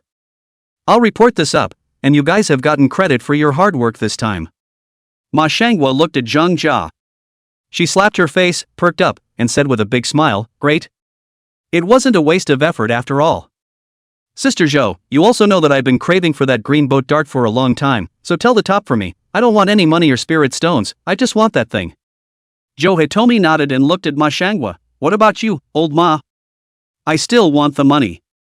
Ma Shangwa laughed. "I was originally an average ability, ordinary qualifications, and now I have broken an arm. Rather than take the contribution to remodeling, it is better to leave the money to my daughter to give her a better life. Today's events have also solidified my previous intentions. Commissioner Zhou, I believe that I am not capable enough to take up the task of an executive officer and have applied to withdraw from the executive department and retire to the logistics department as a logistician." Zhang Jia's eyes changed slightly. "Old Ma." Zhou Hitomi, however, was not surprised and exhaled a smoke ring, saying, "I respect your choice. Thanks a lot." Chapter 29 B-Grade Transcendent Item Trickery Tongue. The top of the tower crane in the no man's land development area. Lu Zhou sat cross-legged, the black damask that covered his eyes was tied behind his head, and the extra part fluttered in the wind, as if two black snakes were swimming in the water. In front of him, in addition to a total of 26 spirit stones, there were also 2 cell phones floating around, 2 blood-worshipping called blood jades representing identity, and 3 transcendent objects. As well as a gelatinous substance in a test tube bottle that was blackish-red in color and contained an abundance of spiritual substances. The mold is a bit like the legendary Flesh Lingji. Isn't this what they call killing for treasure in novels? No wonder those protagonists are happy about this, it's really fast money, it's cool. Road Boat lamented, and a small smile appeared on his face. As for the supposed guilt of killing, there was no semblance of it. "I'm better than you. If you don't die, do I have to?" 3 transcendental items. Except for that woodcut exorcism that can be used to escape. And an emerald wrench. And a clay box. System, come out to work and identify it. Wait 3 seconds. It was only then that the system's glowing note reluctantly appeared in front of it. Class D Transcendental Objects. Emerald Trigger Finger, wipe across the surface of the ring to conceal your form and breath. Shortens the cooldown time by 40 days after recharging. C Class Transcendental Objects. Wooden Nuamin, the ability to move, each use consumes 1/10 of the life force, the range is 30. Class B Transcendental Objects. The Tongue of Sophistry, the clay box contains a strange tongue of odd origin, which is highly intelligent and its noisy words can cause people to fall into a state of mental confusion, not distinguishing between friend and foe, so don't open the clay box so easily. Sophistry ability, under its voluntary sophistry, there is a chance to nullify one attack you receive, note it must be from its own volition or you will be betrayed and take double the attacks. Beware of its lies. This item recharges to shorten the cooldown by 299 days. Oh? Nullify an attack? That good? Roadboat was slightly surprised. It also has to be made voluntary. It's amazing that there are such transcendent. How was it? It's pretty scratchy, isn't it? If you agree, sign the contract with this lord quickly. Tell me more. Oi oi oi oi oi. Roadboat snapped the clay box shut. He instinctively sensed that there was something unusual about this thing. Immune to one attack at will. Can it be an ability possessed by a B-rank serial object? Even with the limitations, it's perfectly capable of reaching a levels and beyond. And that beware of its lies line from the system prompt. Who's to say it's not lying? Not to think about it much. Lu Zhou picked up the emerald trigger that was the most useless to him and recharged it. Recharge successfully, 18 days of cooldown time left until next simulation. The system model has been updated, the host can view the current panel. Oh. Let's see. With a thought, Lu Zhou checked the attribute panel at this moment. Life Simulator Binder, Roadboat. Age, 19. Sex, male. Progress, completion of the first round of simulation SS Plus rating. Mental ability, Stage 3 harnessing the elements 67%. Transcendent ability, unawakened. Pact object, cursed sinful black eye at B.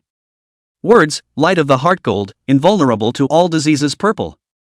Possessed items, Sage's Stone, Cunning Tongue B, Woodcut Nua Face C, Unripe Blood Ganoderma 1. Skills mastered Spiritual, Mirage Clothes, Red Lotus, Nen Shield, Soul Binding Silk, 100 Idol Pupil Illusion, Dragon Breaker. Mastery skills General, Driving, Cooking, Fishing. Unawakened superhuman abilities? Roadboat was surprised. Could it be that I really possess the qualifications to become an awakened? The system replied quickly. Yes. A few seconds passed. The glowing words popped up again. The host can recharge 100 points of spiritual substance to awaken their own abilities. Note, 1 spirit stone can be recharged with 1 point of spiritual substance. And this kind of service? Roadboat was a little surprised. Money he didn't have, but spirit stones did. Not much though. But doesn't it add up? Buzz. The scarlet-cloaked man's cell phone vibrated with. Having just returned from the banquet, she still carried a slight odor of alcohol on her body, and there was a hint of redness on her snow-white delicate little face, but her eyes were extremely sober. Did you have a good time at the party tonight, miss? Boring as hell. The young girl lazily said, compliment to go, but also to cope with those stupid to death rich second generation, one by one pretending to have a style, one more than a gentlemanly manner, behind the back of the play more than anyone else spend, also think that other people don't know what they think in their hearts, disgusting to death. I really don't know what's the point. Driver, where's that Mr. Zhang from the Tianding group? He's not bad looking, but he gives me a weird feeling, I can't tell. I don't really like it anyway, and I wouldn't bother going if my mom didn't want me to. The woman played with her cell phone and suddenly, as if remembering something, raised her eyes and asked, Uncle Wang, how do you feel about my father's recent state? The driver glanced at the girl in the rearview mirror and smiled, that's pretty good. Yeah. Chen Yuyao frowned slightly, but I always feel like he's changed recently. Not only did he come home late every night, he seemed to be unusually high-spirited. Surprisingly nice to me and my mom, too. Sometimes at night I still see him sitting in his study, talking to himself alone. Uncle Wang, don't you think it's strange? The driver was surprised, there's such a thing? Chen Yuyao came to the front and said worriedly, Uncle Wang, do you think my father has been possessed? Should we find a master to take a look? This shouldn't be necessary. Mr. Chen, he may just be too busy recently, tired, find a doctor to look at, take some tranquilizer should be fine, miss you do not think too much. If only that were true. Chen Yuyao muttered, leaning back towards the leather seat and twisting his head to look out the car window at the skyscrapers. She'd been having nightmares lately, and her brow tingled a lot, even more so whenever she spent time with her dad. Like a reminder. The underworld was telling her. Something bad is happening. When did this situation begin? After midterms? Nope. After the birthday party? It's not right either. Since. Chen Yuya's mind suddenly appeared a snow-white jade seal. His father held it full of excitement to her and mom to show off, said that this is his chance to pick up the leakage of antique treasures, the real old objects. Right. That's when it started. There is something wrong with that antique jade seal. Uncle Wang, go to the company. Chen Yuyao hurriedly said. Now, huh? Right now, come on. Driver, yes. By the time the Bentley arrived downstairs at the Chun Group building, a drizzle had fallen from the sky. Chen Yuyao opened the car door, stepped on her high heels and rushed towards the building. The driver hurriedly shouted, Miss, umbrella, umbrella. Due to the fact that she was too anxious inside, Chen Yuyao didn't even notice. The security and management downstairs, surprisingly, had disappeared. Anxious, she ran into an elevator building and pressed the button to the top floor. In the meantime, top floor of the building. Chairman Shen Guangrong sat in his large office, his cheeks sunken in, his eyes staring obsessively at the snow-white jade seal in front of him. Good stuff, really good stuff. No matter how long you look at it, it's still so beautiful. This is the real treasure. He didn't notice it in the slightest. Grain after grain of white light as fine as dust floated out from the snow-white jade seal, transforming into countless tiny celestial maidens that surrounded him, laughing, playfully drifting, and devouring essence. The top of an adjacent building next door. There were a few people standing. Did someone just run inside the building? A squinty-eyed man wearing glasses and a suit asked, hands in his pockets. Did you? No. A high ponytailed woman with her arms wrapped around her chest and an indifferent demeanor replied, the staff should have been evacuated already to be sure. An old man with a wooden sword on his back stroked his beard and said, heaven against time is a disaster, the earth against things is a demon, ancient things contaminated with popularity become essence, the essence is evil and compels the mind. That Mr. Chen has a short life. Master Tian, we didn't come here today to have your fortune told. The squinty-eyed man laughed, we have business to attend to. Coming. The high ponytailed woman suddenly spoke. Next. The lights of the Chun Group building went out at the same time. Pop. The glass burst. A few figures broke into it and headed down the safe passage toward the top floor at a very impressive speed. On the outer glass layer of the building, there was another figure climbing rapidly upwards as if it were a large cheetah. What's wrong? The elevator suddenly hovered on the 17th floor, flashing the red light of the alarm, and Shen Yuya was trembling with fear. She took out her cell phone to call the police, but it showed no signal. No, don't with me, why did it have to malfunction at this time? Fear of what will come. Bang! A loud explosion came from outside. The elevator slammed down several floors. Shen Yuya was almost about to pee in fear as her legs went weak and she fell to the ground, tears appearing in her eyes.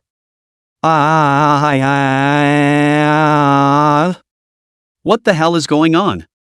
The explosion came from the 7th floor of the building, in a restroom located next to the security corridor. It happened just as the figures were passing through. Never by accident. With a low roar of fury, a lanky man, 2 meters tall, covered in black hair, his torso ironized in many places, walked out of the collapsed wall from the explosion, oblivious to the flames that remained around him, and patted the charred black dust on his body. Who the sneaked up on me? The Evil Beasts organization has a reputation for being brainless. A hoarse and gloomy voice rang out with a strong sense of contempt. 5 figures wrapped in blood-colored cloaks appeared in front of the stout man and the others, blocking their way. Blood-worshipping cult, it's really you sons of ES. The burly man, Shirkue, had a fiery temper as he hammered a nearby concrete pillar with his fist, grabbing one of the steel bars inside as a weapon. Behind him, 2 demonic beast-eyed figures also appeared, one with a thick snake tail, one with 2 extremely thick ape arms, their reddish vertical pupils staring at the blood-worshipping sect and the others. What happened? He got up and walked over to the window and was just about to look down towards the bottom. Suddenly a huge shadow appeared in front of them. Chen Guangrong slowly raised his eyes. See only. A huge spider with 8 legs, a human face and body, and more than 2 meters high was lying on the floor. Ow, and the eyes on the human face were staring at Chen Guangrong in death. Ah! Chen Guangrong let out a scream of horror to the extreme, and fell to the ground with his buttocks facing backward. The person was scared silly. Monster! The spider monster lifted one of its legs and a cold light flashed. Snap! The glass shattered throughout. The spiders with human faces crawled into the office and spat out human words in a contemptuous tone. Monster? Stupid. Compared to weak and trashy humans like you, I am a much higher being, an awakened, a transcendent, much more noble than you can be. Chen Guangrong has long been scared silly, which still cares about what? He is not handsome, ordinary looking, pale face has little blood color, a pair of dead fish eyes as if he has seen the red dust, calm palpitating. Evil Beast Organization, codenamed Spider-Man Juiyu, you're under arrest. What are you? Spider-Man said in horror. As a blood-burning realm awakened, he felt a strong oppression and danger from the man in front of him. The man used his empty left hand to pull out his ID from his pocket, opened it, and calmly introduced himself, Manhwa, 749 Abnormalities Administration, Chief Executive of Hang City, Captain of the Greedy Wolf Squad. Hiss. Spider-Man sucked in a breath of cool air as a flash of despair surged through his heart. Fong Hu. We will do everything we can to get rid of evil until we die. Even the more audacious and murderous members of the evil beast organization had heard of this name and were deeply afraid of it. Apart from the fact that he acts in a cold to the core, logical and hard-hearted manner. What's more important is his absolutely formidable strength. A spirit-based realm transcendent with S-class abilities. It was said that it was possible to step into the half-step divine transformation stage. There was also an A-rank sequence treasure in his hands that he fully mastered. In Hang City, not counting some mysterious powerhouses that were not hidden, they were definitely counted among the top 10 existences in terms of explicit combat power. It's just a B-rank sequence object, why would it attract him? Spider-Man Juiyu was desperate and filled with disbelief inside. Fang Xiu tapped his headset and said in a flat tone, "I finished controlling my side, start moving. Don't let anyone escape." "Yes."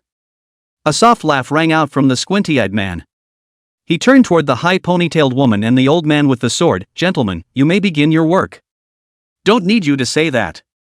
The high ponytailed woman indifferently said, her body half squatting to store up her strength, her legs smooth, slim and taut.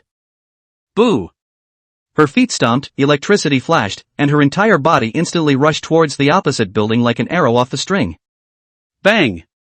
The glass shattered, and the moment Shi Kuei and the leader of the blood-worshipping cult twisted their heads to look at it. Dazzling lightning reflected in his eyes. The high ponytailed woman Jiangman appeared in the center of the two, her body half crouching, her cold eyes like electricity, her hands touching the two short blades pinned at. Suddenly, he looked over to see the snow-white jade seal trembling violently. It seemed to be pulled by some force. A rich white light surfaced on the jade seal, gradually transforming into a hideous and ghastly gaudy eerie-faced human head, with eyes sobbing blood and full of rage, tilting its head and opening its mouth, emitting an incomparably shrill and piercing scream. "Ms." The sound waves shook the air. An entire floor of office glass shattered at the same time.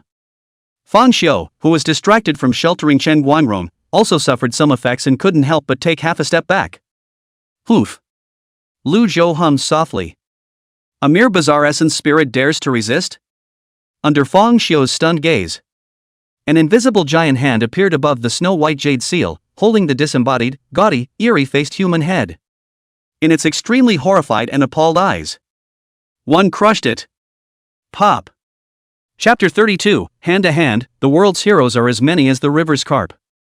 Looking at the invisible giant hand grabbed the snow-white jade seal on the table and headed towards the window as if no one else was there.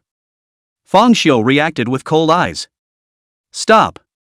The brass chains hanging around his body instantly rushed out, extremely fast, carrying the sound of whistling wind and thunder. Whoosh! The brass chains approached at great speed, but began to slow down as they approached the side of the invisible giant hand, like being trapped in an invisible quagmire. "It's chanting?" Fang Xiu's eyes twinkled. Quite a powerful nimbus, surprisingly, it was able to suppress even his trapped heavenly lock.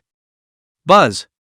At the critical moment, the snow-white jade seal again seemed like a Jedi struggling to erupt a force, its own gravity increased dramatically, briefly breaking free from the invisible giant hand, smashing into the ground. To it seemed better to be taken in by Fang Xiu than to be captured by that powerful being. Fang Xiu seized this opportunity. Take out a talisman from his pocket. Boom!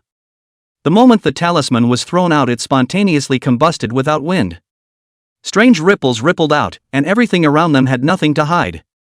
Even the trajectory of the invisible and colorless spiritual power was revealed in Fang Xiu's eyes. Is it up there? Fang Xiu looked up to the ceiling, his dead fish eyes narrowed.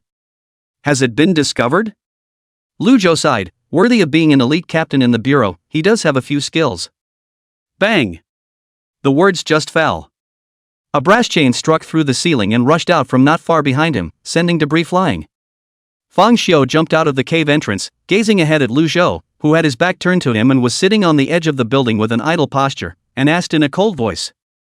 What are you?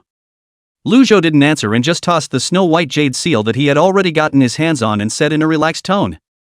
What is unclaimed is never won by those who can, is it? Crooked and evil. National interests always come before personal interests. Give the stuff back. Times are different, man. Don't get close. Fang Xiu coldly said, but his tone revealed the firmness of his conviction.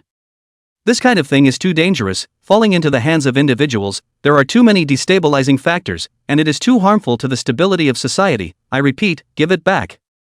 Lu Zhou glanced backward at Fang Xiu and laughed. What if I say no? His face did not know when to wear that woodcut exorcism, forehead hair hanging down, eyes flashing with ghostly light, dark pupils deep seems to have runes flashing. Fang Xiu noted his appearance in his mind and said in a flat tone. Then I'll just have to put you under arrest. As he spoke, his right hand probed into the void, and a strange and brilliant light spread towards his arm, manifesting into a pair of strangely shaped and hideous gloves. Several brass chains behind his back spread rapidly and unfolded, like several yellow dragons twisting and turning their postures.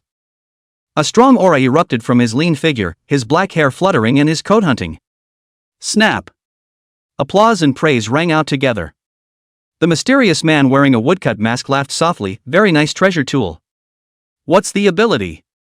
You'll know when you're arrested. Fong Wu's words fell. Whoosh! Accompanied by a clanging and crisp sound, the 6 yellow dragons behind them rushed out in a hurry, emitting a sharp and piercing air-breaking sound. At the same time, swish! Countless black lines rushed out from behind the rowboat.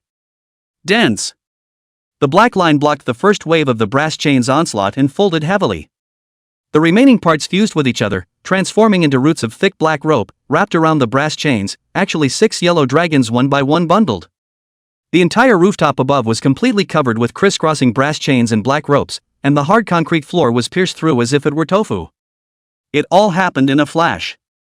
I'm still in a hurry, so I won't play with you. See you next time.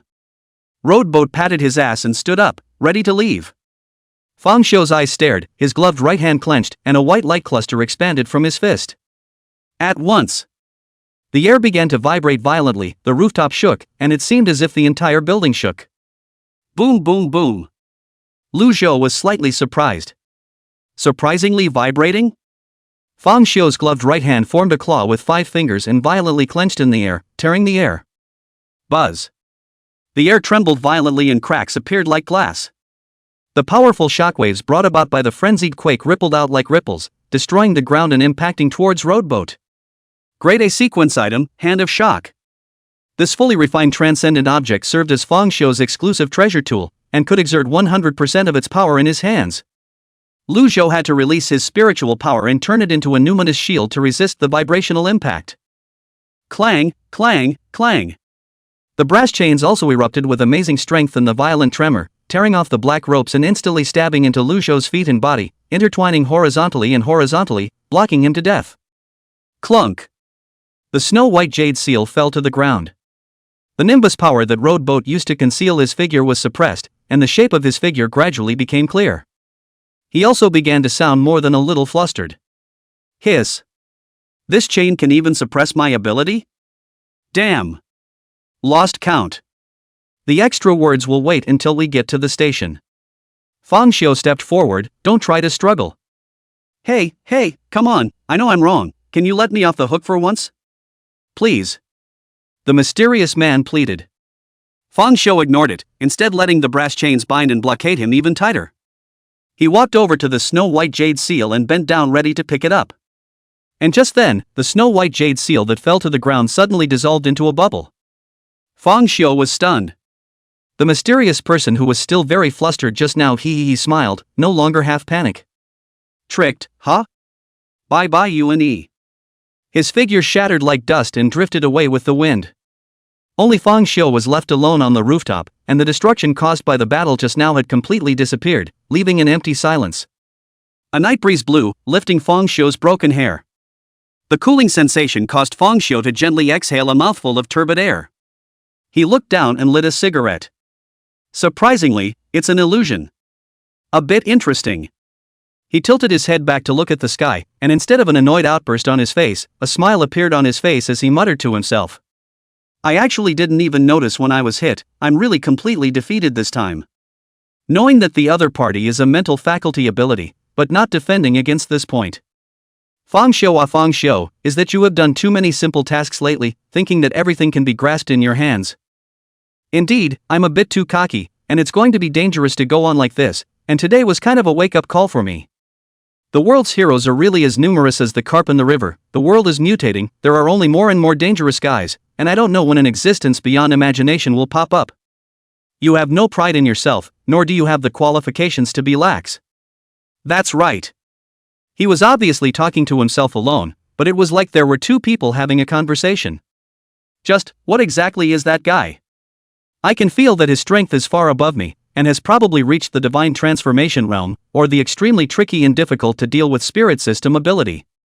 Why did he choose to stay his hand if he has such strength? Who the hell is he? What organization does he belong to? What is his position? Who knows? Chapter 33, Welcome to the World of Transcendence. The buzzing sound coming from the headset interrupted Feng Xiu's self-talk.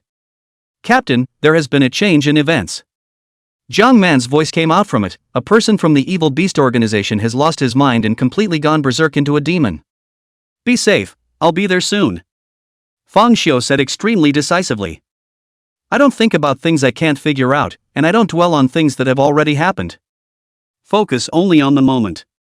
Boom!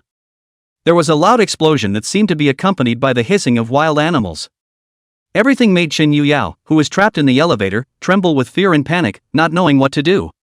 Suddenly the building shook, and the elevator, shaking violently, plunged down several floors again. Ah! Chen Yuyao screamed in terror, scared out of her wits. Luckily, after this earthquake, the elevator parked on the 9th floor unexpectedly opened. This gave Chen Yuyao a glimmer of hope. She scrambled with all her strength, dragging her weakened legs out of the elevator to the stairwell on the 9th floor. She struggled to stand up, holding onto the wall, and as far as the eye could see there was rubble, walls shattered, wires exposed, fires flying, and the smell of burning in the air. Chen Youyao's entire body was confused. Is this still your own company? Just as she was confused, there was a dull thud from above. The ceiling ruptured and a huge figure smashed down heavily in front of Chen Yuyao. The impact and shock caused Chen Yuyao to fall on his butt, waiting for her to come back to her senses. A 3-meter-tall, muscular black giant ape was standing in front of him, covered in scars, its crimson eyes harboring incomparable anger and madness. Chen Youyao's entire body was dumbfounded. Ugh! What the hell is this? Am I dreaming? Roar! The black ape thumped his chest with both hands, his deafening roar savage in the extreme. This far beyond human strength tore through the illusion that Chen Yuyao felt was dreaming. No, not a dream. How can? Blood flowed from her ears, her eyes were filled with tears, and her delicate little face was as white as paper, written with fear. Am I going to die? That kind of thing. Always elegant and refined, she felt dampness underneath her at the moment, but now was no longer the time to think about that. The shadow of death completely enveloped her, her whole body was cold, as if she had lost all her strength. The terrifying black ape looked down and saw her, his mouth and nose spewing out hot air, his ferocious eyes devoid of the slightest trace of humanity, only the desire to kill and the destructive animalistic desire to destroy everything. Roar! It opened its large hand and grabbed towards Chen Yuyao on the ground. No, no, no, stay away. Chen Youyao's face was filled with tears, trembling with fear, completely out of sorts. In the past, even the most exquisite and noble, the salt department miss, in front of death, is just an ordinary human being. Just moments before her fear peaked. An unusual power spread out from within her, taking on the form of a white orb, the debris around her gently drifting up, the imperial green earrings on her earrings glowing faintly. And all of this Chen Yuyao knew nothing about and was oblivious to. Roar! The black ape that sensed the transcendent power in her grew angrier and crazier, his arm passing through the white ball of light to tear her right through. Not good. Jiang Man, who had chased the storming black ape to this level, saw this scene and his face changed. I didn't realize there were ordinary people in this building. She tried her best to catalyze her own ability, electricity twining between her legs, her explosive power fully released, her slender figure sticking to the ground, layers of phantoms appearing due to her high-speed movement. Speed to the max. But there are dozens of meters between the two sides. Even with her, sounding thunder, talent to stimulate her physical body, it would be difficult to catch up. One could only watch as the black ape grabbed the young girl and was about to crush her skull. Moment of truth. The black shadow flashed. The black ape that had just grabbed the young girl's head was struck in the stomach by something that looked like a black tail and jerked away. Whoosh! Boo! The black ape's huge body flew out a dozen meters, smashing through two office walls like a cannonball and plunging into the concrete rubble. Exclamation point. Chen Yuyao looked before him with a dull expression. A mysterious man, whose entire body was blurred as if it were a mosaic, had his hands in his pockets and his back to her. Behind him, there was a thick black tail composed of countless black threads gently swaying. This is the thing that smashed the black ape just now. The mysterious man turned around, wearing a bizarre and hideous woodcut exorcism on his face, and said to Chen Yuyao, "Good evening. Are you human?" Chen Youyao's voice was shaking. Everything that happened tonight was completely beyond her worldview. "How dare you say I'm not human and rude? I saved your life, don't you even have a thank you?" Thanks. I prefer material things, like this, to verbal thanks." The mysterious man reached out and grabbed, pulling off the imperial green pendant on Chen Youyao's ear. Jiang Man also reacted at this moment and said in a cold voice, "Who are you? Get the hell away from her?" The mysterious man ignored it and just stood up straight and smiled at Chen Yuyao, who was still staring blankly. "Welcome to the world of the overmind." Whoosh! Jiang Man stepped on the ground and rushed in front of him with an astonishing explosive force, his sharp short blade chopping out horizontally with a thunderous light. Swish! The dazzling blade light made Chen Yuyao feel nothing but stinging eyes, and she couldn't help but close her eyes. When he opened his eyes again, the mysterious man had disappeared, like a phantom that had never appeared. "Damn!" Jiang Man whispered, "Sneaky, what the hell is that guy?" Roar! The battle situation didn't allow her to think much. The black ape charged out again, and Jiang Man could only meet the battle again, waiting for the captain to come to support him. Chen Yuyao touched his earrings, staring blankly at the scene of the fierce battle between Jiang Man and the black ape in front of him, his mind constantly echoing that one sentence. Welcome to the world of the overmind. Everything that happened tonight was destined to be etched in Chen Youyao's heart, unforgettable. It's not a bad trip. On the way home, Roadboat was all smiles. That brings together what's needed. You can prepare for the second round of simulations. Chapter 34, What if they want to die? Send them to their deaths. My lord, where are we? A slight voice came from the black damask, as if it had just awakened from a beautiful dream, a voice with a hint of dullness. Over the city. Roadboat replied. Destiny's illusory figure floated out of the black damask, looking down at the bustling city of skyscrapers and thousands of lights, quite excited. It's so beautiful. Is this the capital city of this era? It's really prosperous. It's the first time my little girl has seen this light. It's good to become a ghost. Roadboat lost his smile. It was the first time he had heard that sentiment. But to her, a ghostly creature that died as a young girl and was buried underground for centuries, alone and alone. The modern bustling city is indeed countless times nicer than the dark underground. Along the way she chattered and asked questions. Roadboat didn't feel nagging and answered one by one. Fate. Do you recognize this? Lu Zhou took out the snow-white jade seal. The moment you see this object. Fate was like a frightened rabbit, fleeing back into the black damask at once, her voice fearful, Don't come over. Don't come over. Don't. The sound grew sharper and harsher. Black gas was rising from the black damask. It was as if she had fallen into some kind of nightmare, remembering one of her most horrifying memories, and her sanity was briefly lost due to fear, once again turning into the hideous and horrifying appearance of a malevolent ghost like when Roadboat first saw it. Because of the contract. A few images briefly flashed through Roadhog's mind. The noble woman who stands tall and holds the snow-white jade seal in her hand. Courtesans with sharp needles in their hands and venomous faces. Kneeling, trembling maiden. Blood, screams, insults. Finally a black damask. Hey! Roadboat sighed softly. The black damask and the jade seal, coming from the same tomb, are enough to explain something. Calm spiritual power enveloped the black damask, suppressing that resentment. Calmness soon returned. Fate's puzzled voice sounded again, eh? What just happened to my little girl? Nothing. Lu Zhou put away the snow-white jade seal and asked, Life, do you have any obsessions? Or a grudge? Obsession? There seems to be one, but I forget what it is. If you were given the opportunity to settle your grudge, would you do it? The price is to get out of the body of a ghost and be completely liberated. No. The answer came surprisingly quickly, without any semblance of hesitation. Roadboat asked why. Fate took it for granted. How good it is to be a ghost, my little daughter likes to be a ghost. Won't be hungry, won't be beaten, can still scare people, can be free, give little girl as a person, little girl is not willing. with a hint of longing and expectation in her voice. And my little lady used to hear people say that ghosts can still cultivate into immortals. The little woman will train to become a ghost immortal. Rowed boat. Well, it's good that you're happy. Just got home. Rowboat then saw a pile of garbage laying in front of his door, emitting an unpleasant stench. He frowned slightly. Life floated out and said angrily, "Who did this? It's too much of a bully." Lu Zhou blandly opened the door to his room and said, "Who else could it be?" He rarely crossed paths with anyone in the neighborhood and basically didn't offend anyone.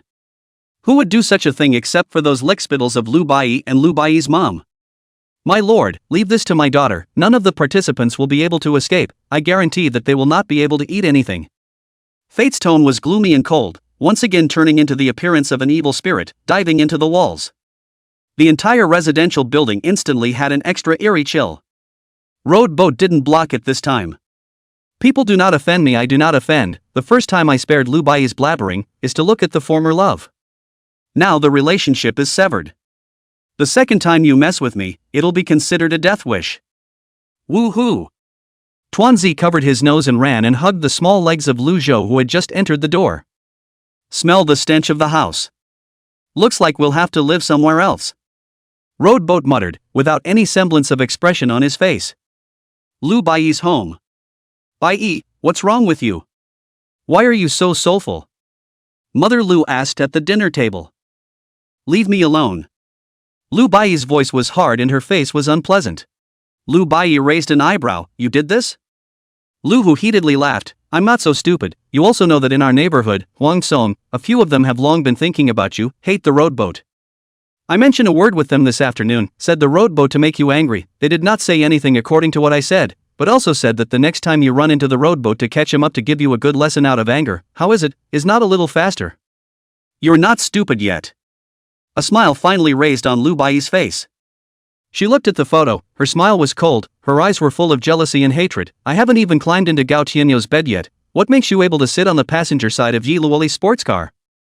What kind of character is Yi Luoli? Are you also worthy? You deserve nothing more than to live in a trashy slum for the rest of your life and watch me live a good life with no clothes and no food." Looking at her face, which was somewhat twisted and distorted in the light, Father Willow was a bit of a stranger. Is this still his daughter? Willow's mother, however, laughed heartily. "Your own daughter is awesome.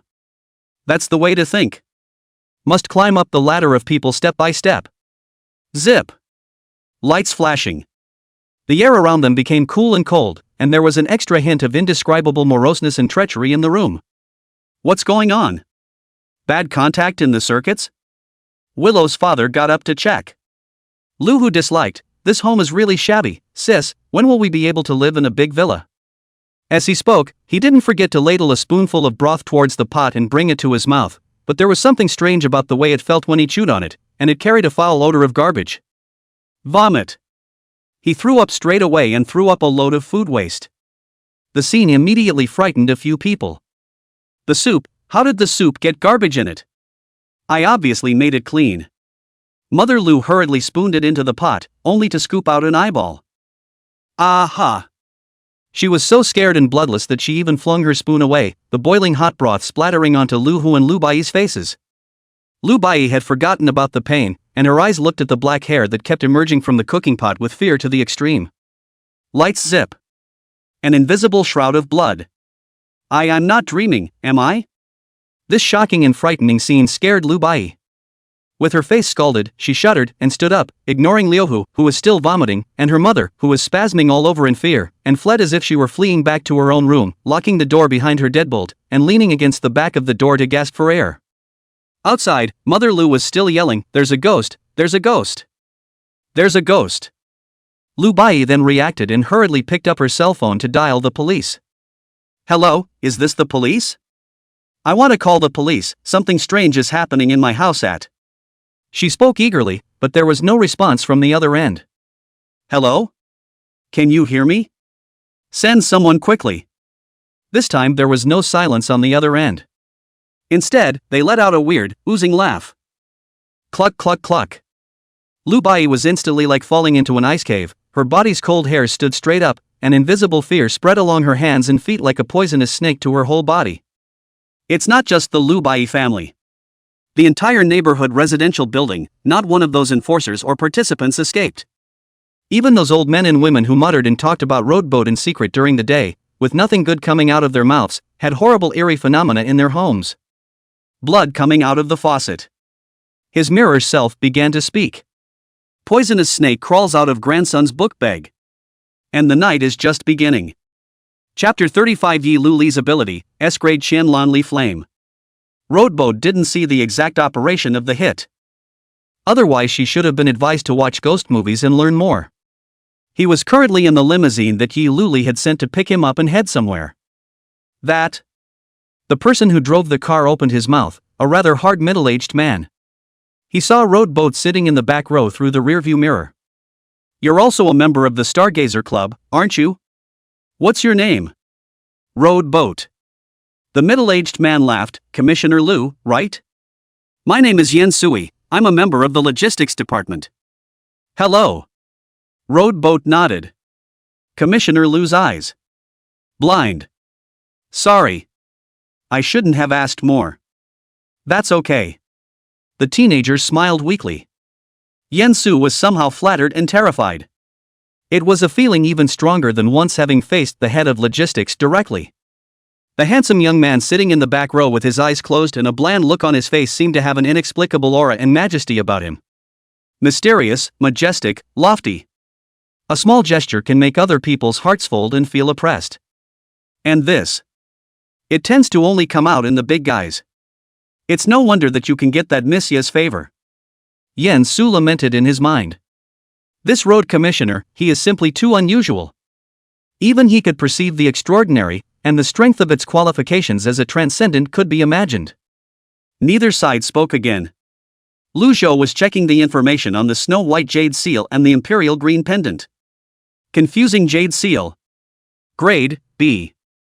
Ability, when activated, it can release a sound that will cause creatures in a certain area to become mentally deranged and fall into a state of delusion from which they cannot extricate themselves. When used against a specific person, the power reaches its peak, tampering with memories and distorting the will. Recharging shortens the cooldown by 333 days. Green Fey, which attracts disaster. Grade, E+. Ability, wearing it on your body can strengthen your physique and enhance your charisma. Side effects, invites disaster and bad luck. Recharging shortens the cooldown by 18 days. 18 days, just about. Lu Zhou did not think about it, and recharged the imperial green earrings that were worth over $100 million on the market. Recharge completed, remaining cooldown time until second life simulation round, 0. Is there a second life simulation? Not yet. Soon. The car arrived at its destination and stopped on top of a footbridge. This is located in the still developing suburbs, sparsely populated. The spacious road did not even pass a car, the flyover is even more empty and cold. Yi Lu Li was lying on the railing of the catwalk. She wore black pants, black hooded sweatshirt, baseball cap, hands in the pocket of the sweatshirt, dressed very casual, like out for a night run. Lu Zhou walked up to her, senior sister.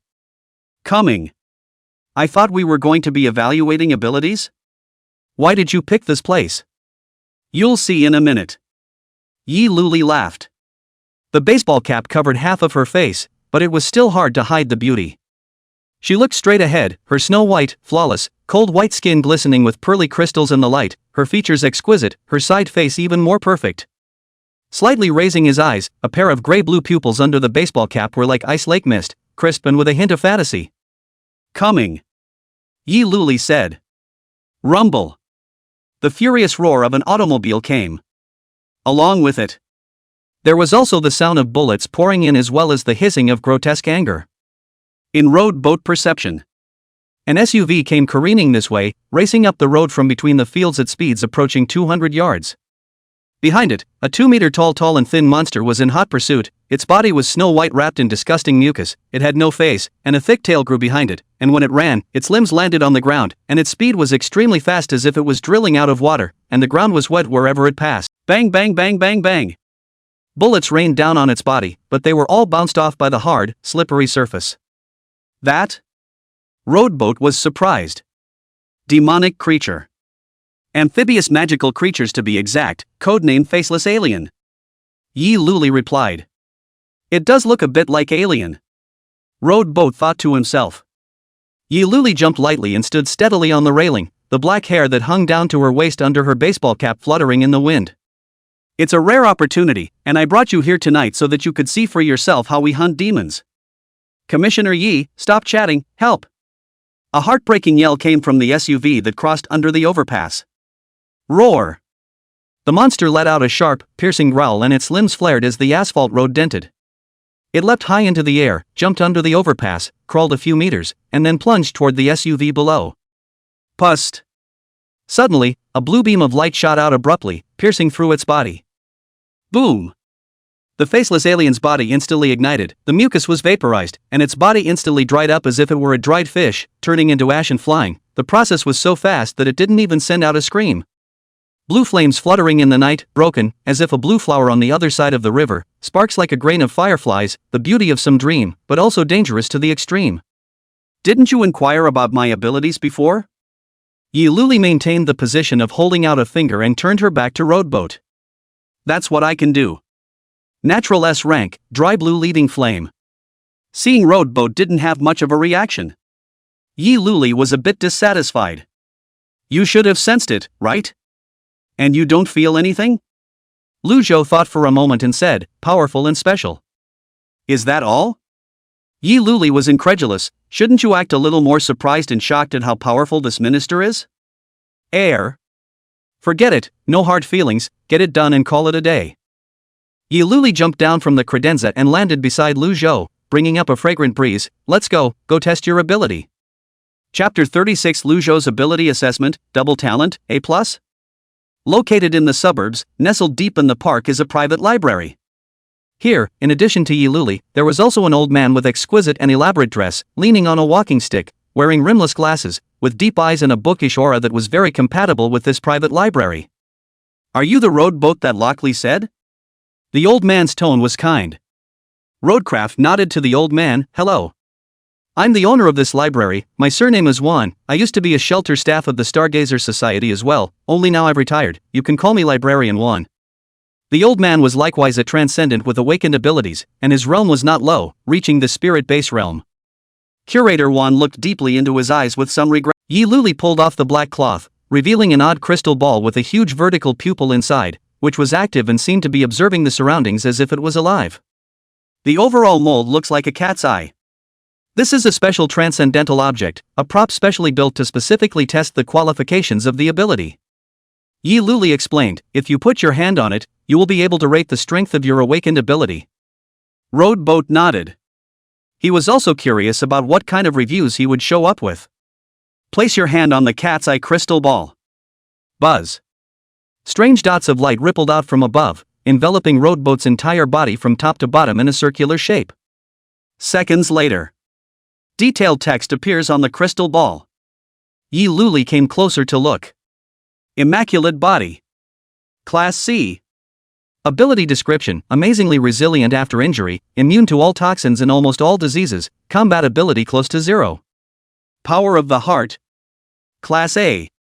Ability description, the ability to use invisible thoughts to do hypnosis, defense, attack, illusion and many other things, can deal with a variety of environments, the overall ability is very strong. Assessment result, dual talent ability. Overall rating, A. Sure enough, it's just as I thought. It's a dual talent awakened person. A smile appeared on Yi Luli's face, she who had always had a cool demeanor was already extremely beautiful, and when she smiled, she was even more beautiful. It was a pity that she and Lu Zhou were the only two people in the box. The other guy is still blind. For his part, Lu Zhou was slightly surprised, not realizing that his only 2 words had been detected and ruled as awakened abilities. And looking at the descriptions, it seems like none of the reviews are bad. Are there any benefits to being a dual talent awakened person? Road Boat asked. Of course there are benefits. There will be more resources and access. If you want to make a specific analogy, well. Yi Luli thought for a moment. There is almost a 10-fold difference in the resources that an A-ranked ability user and a D-ranked ability user can get, right? That's $20,000 a month turned into $200,000 a month. Gap that much? It's that big. It's so hard to find a highly qualified ability user, and if we don't give enough benefits, won't the other person be easily abducted by another organization? Fair enough. Roadboat remembered something and asked. By the way, senior sister, then your Qianlan flame is? Me, S rank, attack system.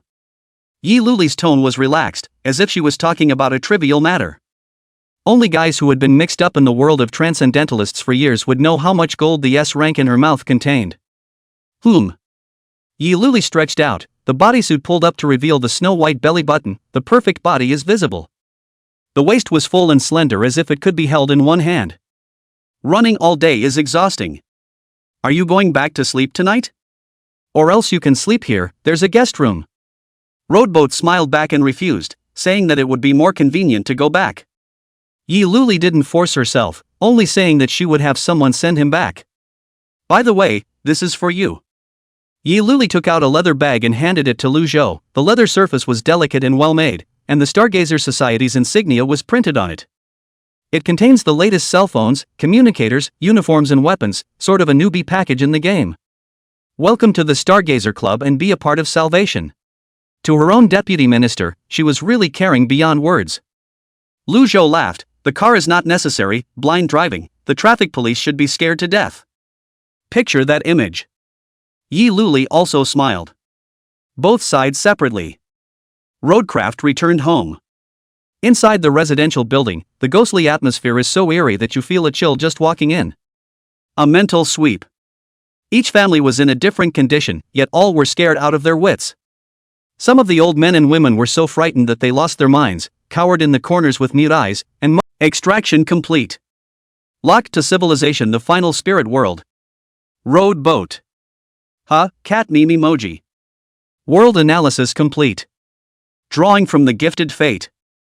The extraction is complete, and the second round of simulated extraction of propositions is as follows. Cannon fodder, white, you were born mediocre, destined to shield others from disaster and die. Mirage fate, green, your presence is thin, often mistaken for a phantom, and unnoticed by the eerie presences while not being noticed. Divine shooter, green, you are naturally proficient at shooting, with an exceptionally amazing talent for firearms, able to penetrate 100 paces with a single shot. 7 murderous fatalities, purple, you were born with an extremely murderous aura, capable of devouring the fury of heaven and earth, fearless and fearless, not only people are afraid of you, but even bizarre existences are afraid of you. Heart like pure earth, gold, self-existent Maitreya, only the heart is pure earth. You were born with a heart like pure earth, pure white and unsullied, evil spirits will not invade you, and no shenanigans will be able to contaminate you, so your SAN value will remain at a stable value forever. Ghostly body, gold, your body is unusually special, with a natural restraint and attraction to bizarre presences, capable of holding many kinds of bizarre at once, but also inviting powerful bizarre. Corpse dissolution immortal, gold, fade away from your mortal body, corpse dissolution ascends to immortality, every death is a rebirth for you, promising eternal life, at the cost of gradually losing your sanity and memories. Exclamation point. Roadboat was a little surprised. I didn't expect to come up with 3 gold words. And the words all seem to have some relevance to the chosen world, coincidence? No. I don't think so. Think for a moment. Roadboat opened his mouth. I choose the 7 murderous fatalities, the heart as a pure land and the demonic body. Although, corpse disintegration immortal, can hope for eternal life, the side effects are really a bit too much to lose. Fate is finalized. Second round of life simulation begins. Countdown 3 seconds. 3, 2, 1. 002 simulation begins. Buzz. For a moment, time stood still around them. Lu Zhou only felt a strange point of light floating around him, and his will detached from his physical body and reality, falling into a mysterious vortex. You wake up and it's a clear morning. You fed the group breakfast as usual, and went to the bathroom to prepare for a potty break, when suddenly a meteorite fell from the sky and hit your house with pinpoint accuracy.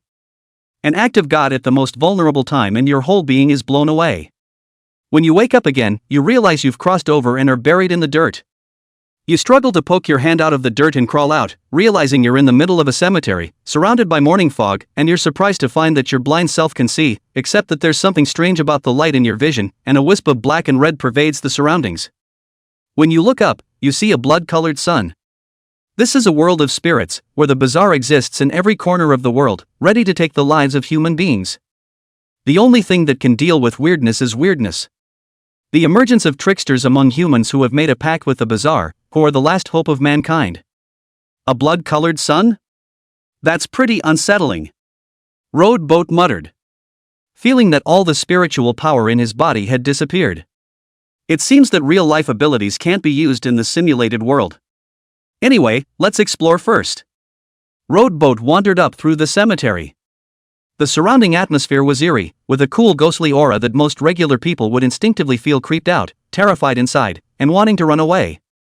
Lu Zhou, who possessed the 7 murderous fatalities, didn't feel much. Walking. Lu Zhou was a little hungry and planned to leave the cemetery to go out and get something to eat first. Phew. Suddenly, an overcast wind blew. A newspaper fluttered in the wind and landed at his feet. Why would there be a newspaper in a place like this? You realize something's wrong and immediately withdraw your gaze, moving past it without a second glance. Another gust of evil wind, the paper goes up and down and sticks to your calf. Under the influence of the 7 deadly fates, you're pissed off. Plants. Shame on you. Lu Zhou grabbed the newspaper without even looking at it, crumpled it into a ball, crushed it back and forth with his foot, and finally tore it to shreds as he walked away. But just as you were walking out of the cemetery, the paper reappeared intact, and it seemed eager for you to read it. But you won't look. You grab the newspaper that floats in front of you and run all the way to the public restroom outside the cemetery. Looking at the tower of strawberries in the commode, a sardonic smile on your face. I happen to be short of toilet paper. You're the one who brought it to me. Newspaper Guile feels panic for the first time. It wants to escape, but it's too late. Yes. Roadcraft walked out of the public restroom refreshed. This time the newspaper Guile did not appear in front of him again. Perhaps he was really afraid, or perhaps he did not want to experience the horror of being trapped in strawberry towers again. Standing in the dirt on the side of the cemetery road, you waited by the side of the road for a long time, but none of the passing cars were willing to give you a ride, but instead, one by one, they all accelerated their speed and fled as fast as they could. You have no choice but to walk to the town, and it's a good thing the cemetery isn't far from the town. After entering the town, you find a problem: neither ID nor money, and hungry you have nowhere to go. Soon, the sky is dark, the fog from the street dispersed, cold, bone-chilling, eerie and treacherous. You are still in the street drifting around, like a vagabond, passing by. The passers-by are to avoid you, cast a disgusted look of surprise. You're starving, remembering a passage you once read, and decide to infiltrate the guardhouse to get some jail food. So you snatched a woman's bag in the street, did not choose to call the police. In the woman's screams, a few righteous passers-by subdued you. The police soon arrived. In the whimpering sound of the police car, the first time you rode in the police car was arrested into the detention center. You're the one who snatched someone's bag in the street? Aha! Why the robbery? I'm hungry and want to eat jail food. Inside the detention center, Lu Zhou was happy to carry the silver bracelet and honestly answered the police's inquiries. Name? Road Boat. Where does the family live? I don't know. From out of town? I don't know. The inquiring police officer looked up with a look like, "Are you kidding me? Young man, you are very dishonest. Is it that you don't want to get out of here?" Lu Zhou sincerely said, "I really don't know. Do you believe me when I say I'm traveling through? Why don't you say you're my father?" The policeman took a deep breath, cursed, stood up, and shouted outside, "Old Lu, notify the psychiatric hospital, there's another psycho." No? Another one? What's the third one today? Hey, let's lock them up first, together with those 2 psychopaths, and send them away together when the car from the mental hospital comes tomorrow. You were put in a cell by the police, and in the 2 cells next to it were what they called 2 other psychopaths. The police did some investigation on you and found that there was no such person as you in the city's records, suspecting that you were a stowaway, and you were put under key supervision and incarcerated. But it was good that you got hot prison food to fill up your stomach, and there was also a place to sleep at night, so you were very satisfied with your heart. In your spare time, you turn your attention to your cellmates in the other 2 cells. An old woman with gray hair and a withered, senile appearance, and a high school teenager with a face full of fear cowering in the corner and a face full of pimples, both murmuring and saying strange things that catch your attention. I am Lu Fei Yan, I am the big star Lu Fei Yan. Why don't you guys believe it? The old woman murmured. I'm not lying, so why don't you believe me? As she spoke, her tone became shrill and hideous, and she began scratching her face with her fingernails. This isn't me, this isn't me. This is. When he finished, he grabbed his thermos and went to get some water. And just then, the lights flickered and a sense of gloom came over them. Hiss, why did it get cold all of a sudden?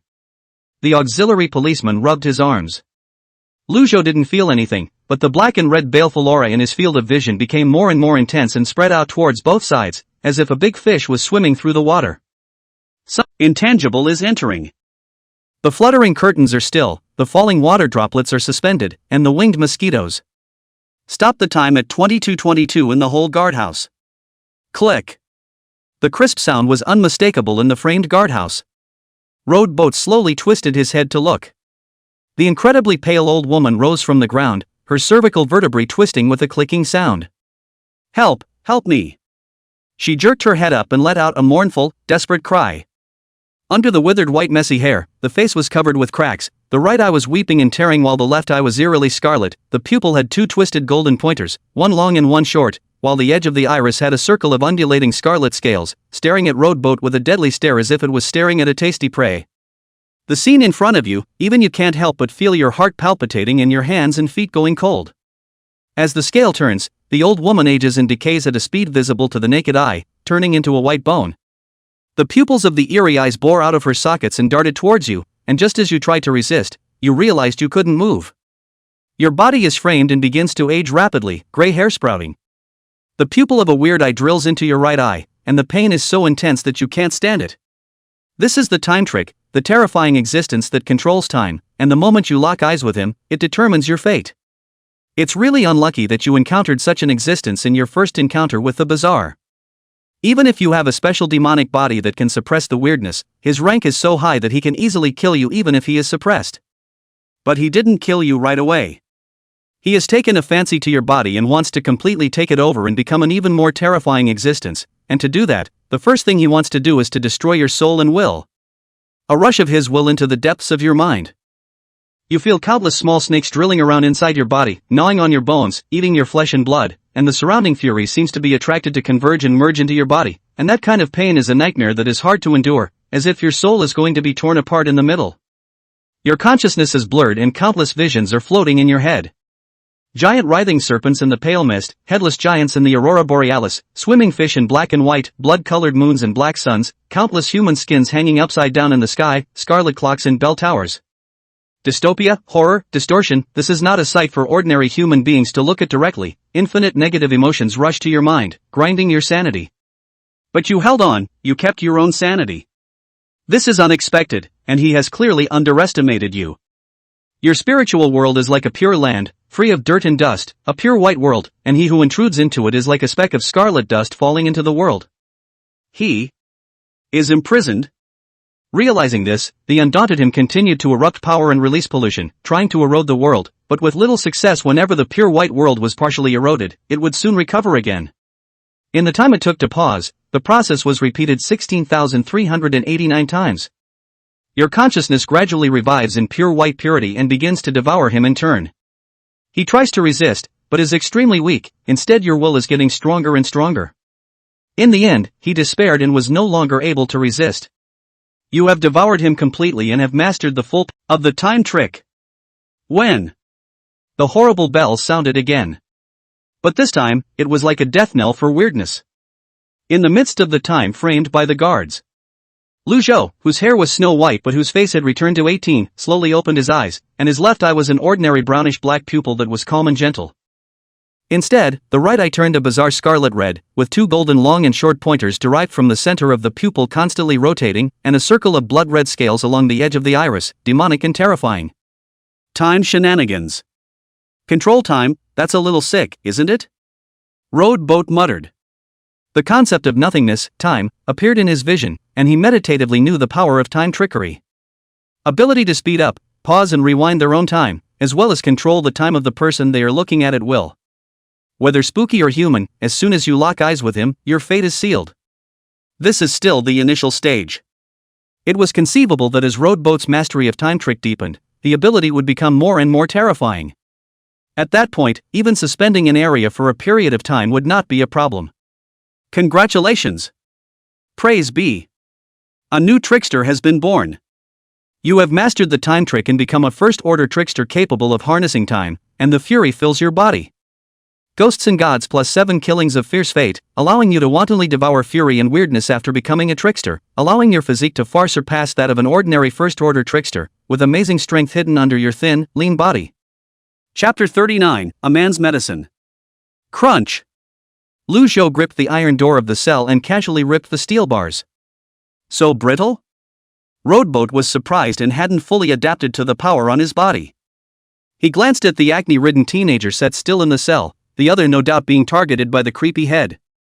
After wandering around in the time-suspended detention center, drinking water from the auxiliary police's thermos, and eating the takeout that the pretty policewoman had just ordered, the well-fed and well-drunk Roadboat flipped to the acne-prone teenager's investigative information. Bullying, malicious wounding, twice in juvenile hall for theft, joining with peers to cause severe burns to a female teacher who ended up committing suicide. Lu Zhou's eyes turned cold.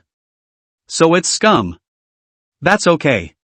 Lu Zhou no longer even looked at the pimpled teenager for more than a glance, and after pocketing some of the stolen money from the guardhouse, he left from the guardhouse. Tick. As Lu Zhou walked out of the gate of the detention center, the pointer in his scarf. Right. With an identity and a cell phone, you start looking for a place to live with the intention of getting a job and settling down. You've been wandering around town, and you've seen a lot of bizarre events on your cell phone, and a murder of a family of 5 with a full house caught your attention, and it happened in a neighborhood not too far away from you, and you're going to go over there sometime to take a look. Soon you found a place to live, a 1,201 bedroom apartment, small but you made it cozy and comfortable. Not 2 days later, you found a job, in a small psychological clinic as an assistant, the clinic doctor surnamed Zhang, already 65 years old, kind and very good to you. You go through a peaceful daily life, as if forgetting the existence of the spooky, but the time trick in the mirror reminds you from time to time that this is an unusual paranormal world. You visited the neighborhood where the murder took place a few times, and noticed that several investigators were emanating a weird aura, and guessed that they should be the relevant department's tricksters. You don't intend to be exposed, but hide yourself without attracting their attention. Hiding in the shadows is your usual way of doing things. Soon, a month has passed, and you've fully adapted to harnessing the power of the trickster and mastering the time trick. On this day, a strange patient came to the clinic. It's a 10-year-old girl who's very cute and pretty. What's your name? Dr. Zhang asked kindly. I'm Luya. The girl said carefully. She wore a white knit cap and a little white cotton jacket, and sat on the sofa, her little legs short enough to reach the floor, her little round face flushed. Lu Zhou brought her a cup of hot water. Thank you, brother. She said good-naturedly, glancing at Roadboat, her eyes confused for a moment. Roadcraft noticed this and asked with a smile, what's wrong? The girl shook her head, no, I just think that my brother looks a little familiar, as if I have seen it somewhere. Probably seen it around. Dr. Zhang pushed his glasses and asked kindly, little sister Luya, where are your mom and dad? Why are you here alone? Hearing mom and dad, Lu Zhou noticed that a flash of fear instantly surfaced in the girl's eyes, clenching the corners of her clothes, and her face turned white to the naked eye. It left him slightly stunned.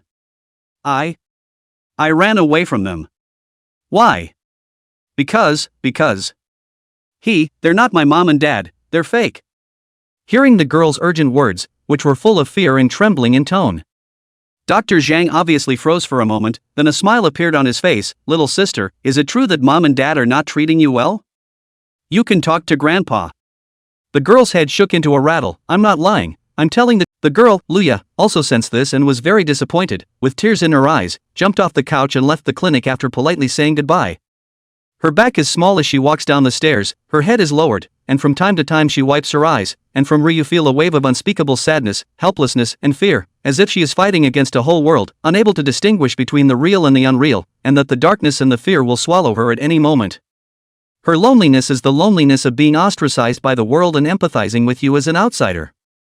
So, you chase after her, catching up with the girl coming out of the building and coming to her. White snowflakes drifting through the town in winter, you and she standing on the curb, cars coming and going on the street. At the girl's surprised and puzzled look, you bend down, smile, and touch her head. Sometimes it's not your fault that the whole world doesn't believe in you, it could be the world that's wrong. And I believe you, too. Hearing this, the girl looked at you blankly, her eyes covered with a layer of water vapor were suddenly lit up, as if billions of stars sprang up in the dark night sky. Her joy almost overflowed her eyes, and tears rolled out of her eyes uncontrollably. A girl, in a sick world, sees a light on the day the first snow falls and meets the medicine that can save her. Chapter 40, Little Girl Luya, Existential Guile. What is the end of the line? In the coffee shop, you buy the girl a warm cup of cocoa and listen to her recount the events. After her parents died in a car accident, Luya became an orphan and lived at home alone on her parents' savings. She ate alone, washed alone, went to school alone, and spent a very hard time, but habit is an exceptionally powerful force, and she gradually came out of her sadness, became strong in her loneliness, and got used to the life. Until 2 weeks ago. One morning, Luya was awakened by a doorbell. Through the cat's eye, saw a pair of strange men and women with suitcases standing in front of the door. Luya doubtfully asked who the two were. The two laughed, and the smile had a kind of oozing horror. They claimed to be Luya's parents and called her baby, while their looks and voices were completely different from the parents Luya remembered, and their own mom and dad died a long time ago.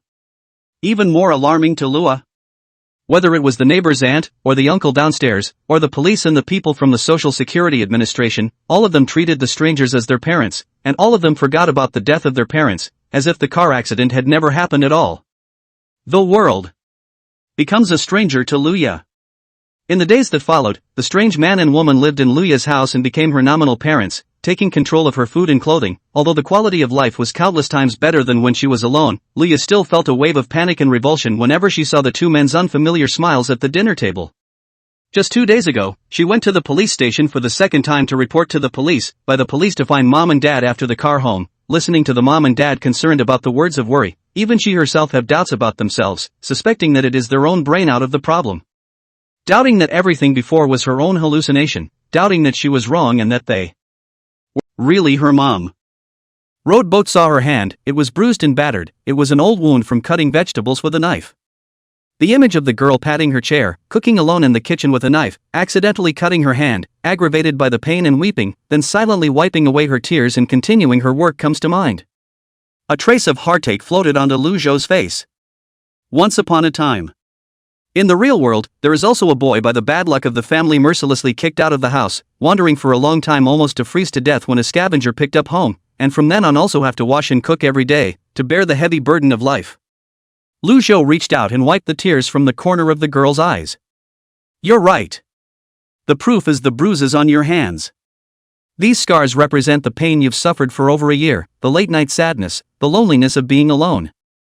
Those things can affect other people's memories, distort reality, and erase the traces of what was once there, but they can't erase the pain that is remembered in the heart no matter what. Rowboat's words were calm but reassuring. Me. The girl stared at him dumbly, tears flowing, as if she had finally met someone who could understand her. The psychological fortress of her pretense of being strong collapsed, and the grievances and fears of these days and the lonely pain of the past came rushing back to her heart in a rush, causing her nose to turn sour, and she could not help but cry out with a wow sound.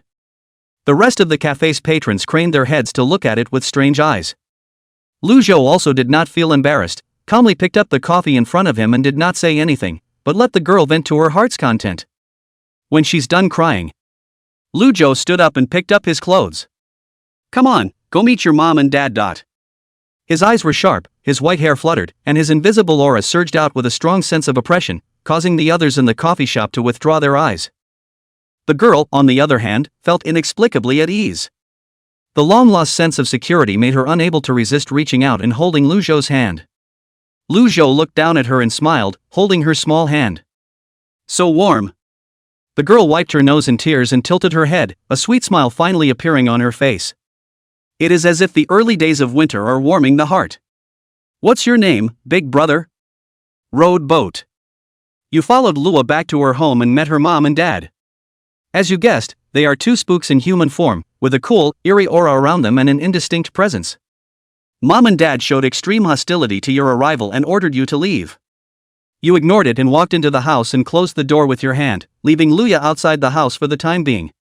Seeing the situation, the man cursed angrily and told you to get out of their house, and in the kitchen the woman stepped out with a kitchen knife in her hand, her belly slightly bulging, her eyes cold, and an intense chill coming from her, making the house look extremely eerie and horrifying. These are two heads of existential guile that feed on existence, and they have taken over the existence of Luya's parents to become part of the world, and by the time the baby is born in the woman's arms, the existence of the girl, Luya, will have been taken away from her as well. They sense a strong danger from you, and for the first time, they tear away the veil of disguise and show their power, and you are dragged into a phantasmagoria, where an inexplicable and bizarre force begins to infiltrate your body, trying to erase your existence. You come to your senses and swallow this power into yourself, imprisoning it by virtue of the abnormal ability of the demon god's body, and existence guile realizes that a portion of his power has disappeared out of thin air, and his face is horrified. But it's too late now. You've imprisoned a part of existential skeptic's power. Put. The woman takes this opportunity to launch a sneak attack, holding the kitchen knife and stabbing you in the heart. You're dead. Tick-tock. With the sound of a death knell-like bell ringing, your normal right eye turns eerily scarlet, the golden pointer rotates rapidly, and the scale at the edge of your iris flashes with a golden shimmer. Time rewinds to the moment before you died. This time you avoided the woman's attack and, by looking into her eyes, unleashed the ability of time trick, suspending her time. The male guile who realized your identity as a guile harnesser realized the threat and his human form collapsed into a greenish-white guilchi trying to escape. But it's too late, it has also locked eyes with you, it has long been locked by the rules of time shenanigans, and shenanigans can't escape time, you've just fixed it in place with a thought. Looking at the existential shenanigans in front of you, you're in agony, not knowing what to do about it, and it's a big problem for you to erase the shenanigans. After a few moments of thought, you come up with an idea. You use the power of time trickery to turn back the time of the two existential tricks to before they were born. You've wiped out your existence. But soon, you realize another important point. Instead of disappearing, the existential trickster force imprisoned within you has inexplicably grown and given birth to complete. Lua is saved, and she weeps with joy, happy for others to remember their moms and dads, even if they are long gone. As Luya looks on in adoring curiosity, you tell her about the existence of the bizarre and the trickster masters, which shocks her world quite a bit, but as the protagonist experiencing this series of strange events, she quickly comes to terms with everything. After learning that you are a trickster, she worships you more and more, and when she looks up at you, the light leaping from her eyes almost overflows. After this incident, Luya seems to think of you as a real brother, often running to the clinic to find you, chatting with you, and browbeating about everything that happened at school today. After she came out of the haze and met you, the smile on her face increased significantly, and she also cured many patients who came to the clinic, like a small flower blooming out of a barren world that you can't help but want to be guarded. Looking at her smile also gives you some healing by temporarily forgetting the desperate truths of this world. You wanted to take care of this tragic and strong girl, who was somewhat like yourself in the past, so you used the power of your body to change reality a little and became her real brother. Her name became Lua, the same last name as yours. Your residence becomes her home, and you live with her, taking care of her laundry and cooking, taking care of her daily life, and going to work at the clinic to earn money to support the family. The two siblings depend on each other, the days are poor but happy, Lua everyday life is very happy. Stormy overcast. Get up, you have school today. Wearing an apron, Lu Zhou opened the room and drew the curtains. Lua in her bare pajamas on the bed wrapped her head in the covers. I don't feel well today, I think I have a cold, brother, please take my leave. That's a trick you used yesterday. It's raining today, so it's not advisable to go to school. Hoo-hoo. Cut the crap and get up. A sense of alienation surged through me. Roadcraft almost instinctively craned his head to look. Across the street in the distance, separated by traffic and people, a blurry figure stood there as if it was watching Roadboat. The next instant it was gone again. It was like a ghost, but it was also like a hallucination of Roadboat. Creepy? Or a trickster? Roadhog's brow furrowed, not feeling that this was a hallucination. Just as he froze. Woo-woo. Police cars honked their sirens and a large number of them headed in one direction. This scene attracted Roadboat's attention. Is that the direction of the neighborhood where whole family was murdered? Did something else happen? Thinking about thinking, Roadboat headed that way to the neighborhood where the murders had taken place. At this time, a section of the roadside parked many police cars, the entrance to the neighborhood surrounded by a large number of residents with umbrellas. Roadboat was a little curious and came over. See only. In a fenced-off open space in the small area, the building collapsed partially, the ground was stained red with blood and flesh, and a straight crack crisscrossed the ground and the walls of the building. From the mouths of passers-by, you learned that there have been murders here, 4 in all, with dismembered and gruesome bodies. You crept close enough to see the face of the dead man being carried away, and it was actually the same tricksters you had once seen. Their bodies were disintegrated and the cut surface was smooth and even, as if they had been cut by something. Suddenly, you feel an unusually strong aura, as if you're being watched by something, and a chill rushes through you. Paging. A gust of wind blows through the air like ripples, an unusually powerful and eerie aura envelopes the entire neighborhood, and you take an instinctive step back as you realize you've fallen into its domain. Oofed. An invisible decapitation swept over everyone present. The rain curtain seemed to be split in two, and in an instant, the heads of all the onlookers and the police, the coroner, flew up, and you were no exception, and the heads that flew out saw your headless body. You're dead. Chapter 42, Reception Chopping Guile, Double Guile Domain. Question mark. Lu Shou's head flew in the air, and before he could react from the shock, he felt his consciousness begin to blur, the sky spinning, and his body temperature dropping rapidly.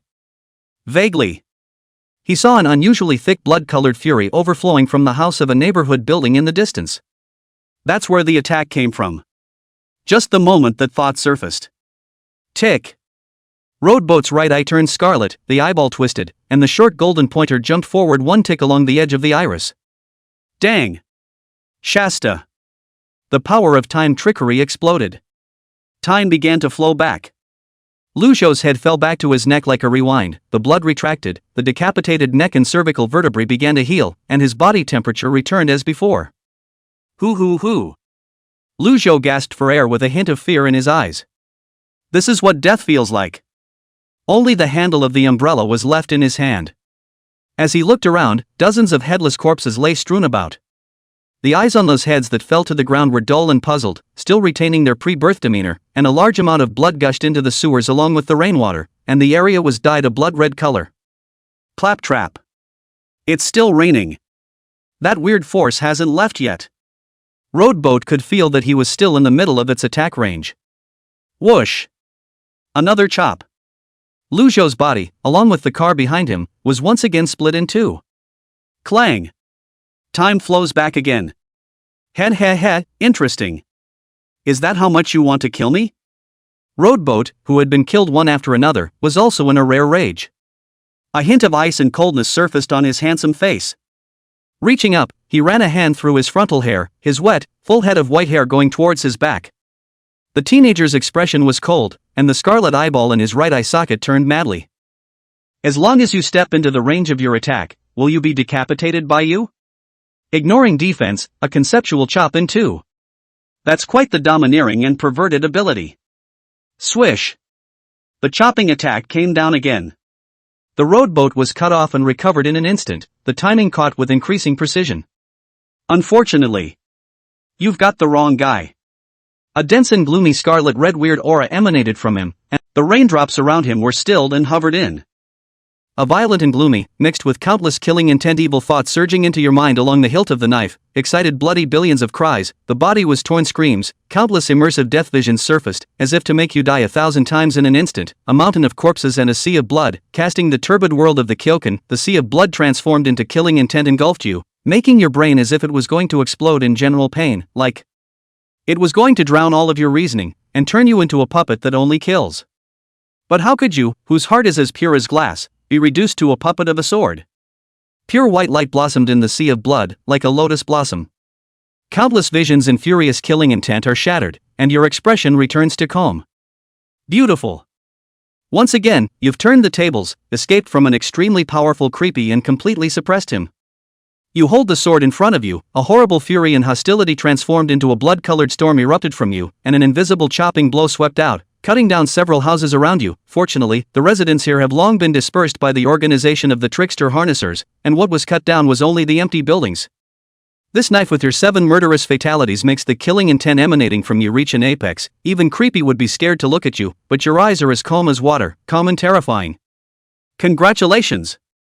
You have harnessed the third head of your own creepiness, the chopping creepy that can cut through all things. You feel that the trickster chi in your body has been dramatically enhanced, breaking through a boundary, and that the trickster ability harnessed has been further enhanced along with the enhancement of your physical fitness. You're surprised to find yourself with 2 trick domains. Time's tricky domain, which controls time, and Zanju's tricky domain, which cuts down everything. Chapter 43, Spooky Things Happening Around You. The pattering of a light rain fell with a crash.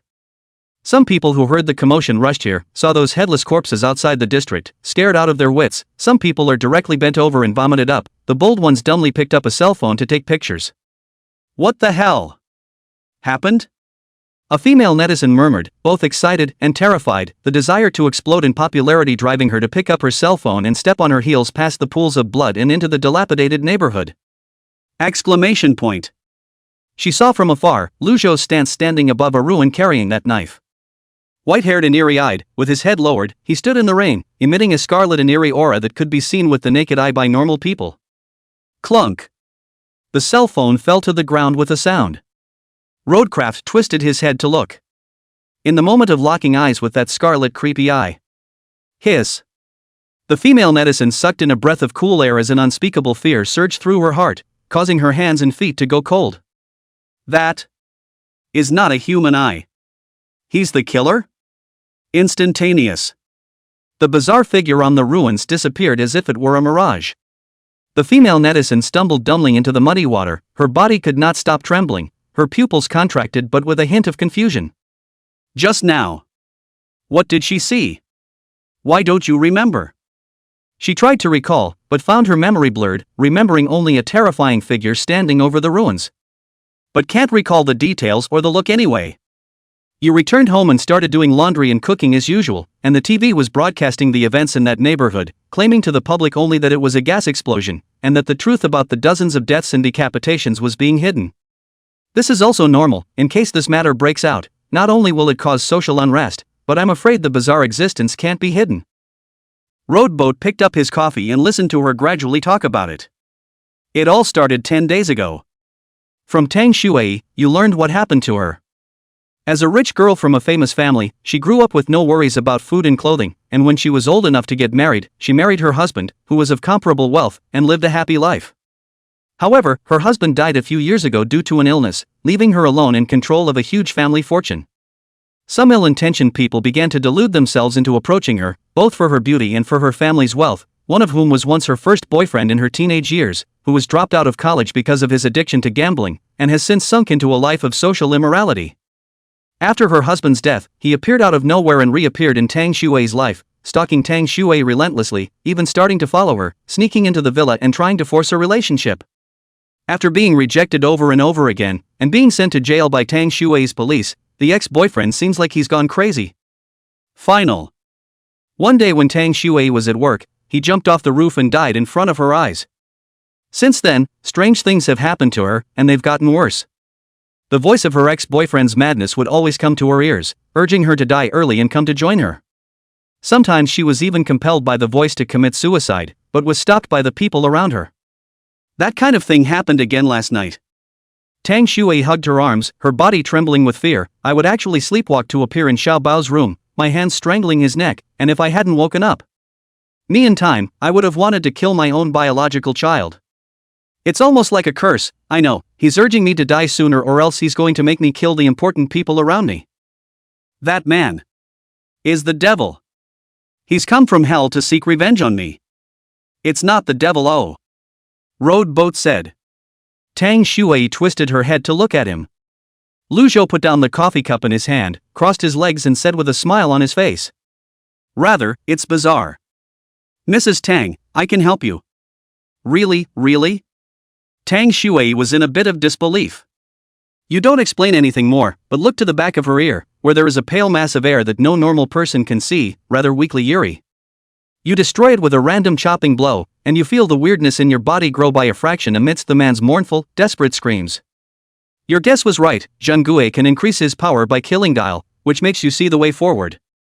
The reason why you approached Tang Shui was to confirm this suspicion, and now that the confirmation is complete, there is no reason for you to stay, so you got up and said goodbye. Before Tang Shui could react, you had already walked out of the door, and she stood up and was surprised to find that the creepy voice that whispered in her ear every now and then had disappeared. She looks dumbfounded, looking in the direction you left, her eyes change a little.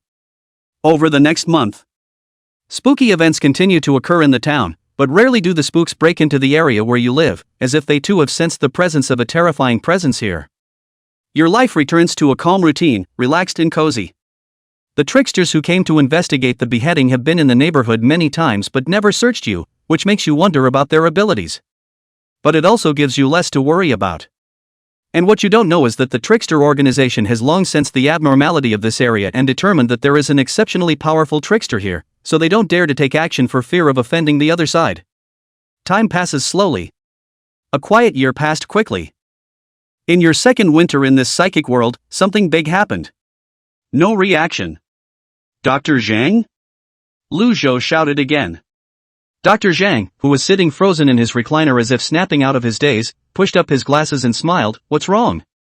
Oh, cake, thanks. But I'm not really craving something sweet right now, so you can have it. Lu Zhou looked straight at Dr. Zhang, who as usual had his gray hair combed meticulously, well-dressed, with a white coat on the outside, and a kind and gentle smile. It's no different than usual. Nor is the cold, creepy aura wrapped around the body. But instinct told Roadboat. It's not right. There must be something wrong somewhere. Okay, I'll eat first then. By the way, why are you back today? Didn't you go back home? Roadboat picked up a piece of cake and asked as he ate it. I came back after the old family's business was finished in advance. Hey, it's a pity that niece of mine, so young on. The face, Dr. Zhang sighed, full of regret. Is it creepy that's causing this? I don't know, probably. How else could you somehow drown in water in your house? Ugh. Condolences. By the way, Dr. Zhang, what's with the water under your feet? It doesn't seem to be raining outside today, does it? Roadboat asked as if nothing had happened as he ate the cake. Dr. Zhang looked down. The soles of his feet were wet and were oozing water outward. Probably accidentally stepped in water somewhere, old and useless. Yeah. In silence. Roadboat's right eye turned into the scarlet and bizarre time trick eye. With a flash of electricity, invisible ripples unfolded with him at the center, taking the shape of a sphere and enveloping the area within a 10-foot radius. The tricky domain of time unfolded silently, suspending time in the area. I hope my instincts are wrong. Lu Zhou walked up to Dr. Zhang. Time acceleration. 10 years. Dr. Zhang instantly began to age at a rate visible to the naked eye, losing his hair and becoming old in the blink of an eye. 20 years. Dr. Zhang became as shapely as a withered bone. His hair fell out completely, his eye sockets were sunken, and his body was covered with black spots. But at this moment, the anomaly was also revealed. He was hunched over to the extreme, but his skin was still full and not dried out. Lu Zhou sighed softly in his heart. Swish! A chopping blow swept across, cutting Dr. Zhang off at the waist, and through the smooth-cut surface, one could only see a cold and piercingly bizarre aura emanating from the blood, which was extremely thick. Your judgment is not wrong. Dr. Zhang has long been occupied by the water weirdness, the weirdness erosion, in the gradual transformation of the weirdness. The water guile is quite powerful, and even though time is suspended, it is still struggling desperately to break through the time. It's the first time you've ever smoked, and it's very choking, and you're coughing. From this day on, you started smoking. The days go by quickly. Half a year has passed. After you became Dr. Lu and took charge of the psychiatric clinic, the clinic in charge of the clinic has become much hotter compared to before. In addition to the increasing number of patients with mental illnesses due to the bizarre incident, many teenage patients have come to see you specifically for treatment of their psychological problems. Tang Shui is the one who visits the most often, and she is so enthusiastic that you can't even hold her back. One night, while you were on duty at the clinic, the door was opened and a young man covered in blood walked in. He was emitting a weird aura, a trickster, but at the moment he was in a very wrong state. Chapter 45, A Special Letter. What's your name? My name is Jiang Xin. What about careers? I can't remember. I think it was a traffic cop, or maybe a prison guard, can't remember. Why did you come here? I don't know. Come to think of it, someone brought me here. Who? Can't remember. The youth murmured, looking trance-like and dumbfounded. From his wounds there was still a black eerie aura overflowing. By the way, I'm here for a doctor's visit. Are you a doctor? I'm a doctor, a psychiatrist. My last name is Lu. You can call me Dr. Lu. Dr. Lu? Lu Zhou shook his head. Don't fool yourself, you weren't human long ago. He obviously knows about you and wants you to remove Jiang Xin, who has been corrupted by the weirdness. You feel like going to find out what's going on. In the evening, you drove a small car to Pingjing Road in Xianbai town. This is a commercial street, busy and bustling, is organizing the celebration. The roadside are snack vendors, people flow like a tide, red hot, not at all like a place where bizarre events. This level of weirdness is enough to destroy an entire town, right? Is the guy who wrote the letter trying to get me to fight him? Don't kid yourself, what's this kind of thing got to do with me? Roadboat dropped the cigarette but crushed it with one foot, opened the car door and wanted to leave. Suddenly, a gust of cloudy wind blew by, and the whole street, which was originally bustling and boiling with people, fell steeply silent. The populace turned their heads in unison to look in the direction where Roadboat was, and whether they were men, women, and children, a crazy and weird smile appeared on their faces. Cluck cluck cluck. Eerie, empty laughter rang out from all directions. Chapter 46 versus Cycle Guile, the identity of man in the. The battle between the city destroyer and the Guile Master is intense and dangerous, erupting with strong psychic power and shaking out a demonic blood-colored electric light in the night sky. Soon, the battle was decided. He transformed into a huge white withered bone, overlooking the entire city. The time and space within the spooky domain was closed, constantly repeating on this day. This is a cyclic spooky. Under its weird ability, several spooky masters were caught in an endless cycle. White Bone Creepy walks off the float, removes the head of the Class 3 Creepy Harnesser, opens his mouth and tears and gnaws. He won this battle. After devouring the weirdness of 5 powerful tricksters, the cycle of trickery has become more and more powerful, and the overflowing evil aura can cause people to fall into a state of illusion, sink into madness and self-destruction. His white bone vision stood in the middle of the city, with blood at the corners of his mouth, towering over the city. His head is covered with moonlight, as if representing death and destruction. A regular person might be thrown into endless panic and madness just by looking at it. At this moment, hidden in the shadows, you suddenly realize something important and understand the reason why the mysterious man made you appear here. Creepy feeds on people's fear and grows stronger because of it. If this creepy is left alone tonight, in time he will surely slaughter several nearby cities and grow into a 4-country killing creepy. I'm afraid even you won't be able to cope with it. You're more worried about your inability to keep Lua safe than that. Thinking about it, you made a decision. Giggle. Lighter to light a cigarette. Phew. Roadboat exhaled smoke and tilted his head back to look at the powerful creep. Between the weirdness, sight is a medium of perception. Moment. The huge white bone phantom then sensed something and looked down, those empty evil white bone eye sockets looking down at the roadboat, red light flickering in its depths. He had just finished chewing on a trickster's blood-covered mouth, raised a wicked smile with an exaggerated arc, and a filthy, weird, horrible laughter suddenly rang in Roadboat's ears. Boom! The massive psychic power pressed against Roadboat like a tidal wave.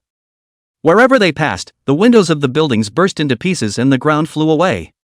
When the clear, long funeral bells rang out, it was as if electricity flashed. Invisible ripples spread out with the Roadboat at the center. 1,000 meters around, everything is still. The tricky domain of time. A hint of shock appeared in the white bone illusion's eyes. He too was stilled by this force of time, but only for a moment. With a flash of red aura from the depths of his white bone eye sockets. Cyclic abilities unleashed. His state returns to that of a minute ago, and in so doing, he escapes being suspended in time. It really isn't that easy to fix. Roadboat bit the end of his cigarette and took a step forward. Pools of blood rippled beneath his feet. A blade slowly rose out of the water, its hilt pitch black and its body resembling a constantly twisting beam of black lightning. Roadcraft reached out and gripped the hilt of his sword, his forehead hair fluttering. Shasta! A horrible sharp breath was released with him as the center, as if a crisscrossing line appeared in the void in an instant. Where the line crossed, whether it was the surrounding buildings, poles, streetlights or trees, were all divided into two. White Bone Creepy was no exception, chopped into dozens of sections in an instant, but immediately cycled back to before being attacked. He was angry. Die. The wind is howling. Rumble. A large number of vehicles, debris, and trees smashed into the place where Roadboat was in an irregular course of action under the influence of the bizarre cyclic force. Lu Zhou raised his empty left hand and the water sleaze domain unfolded.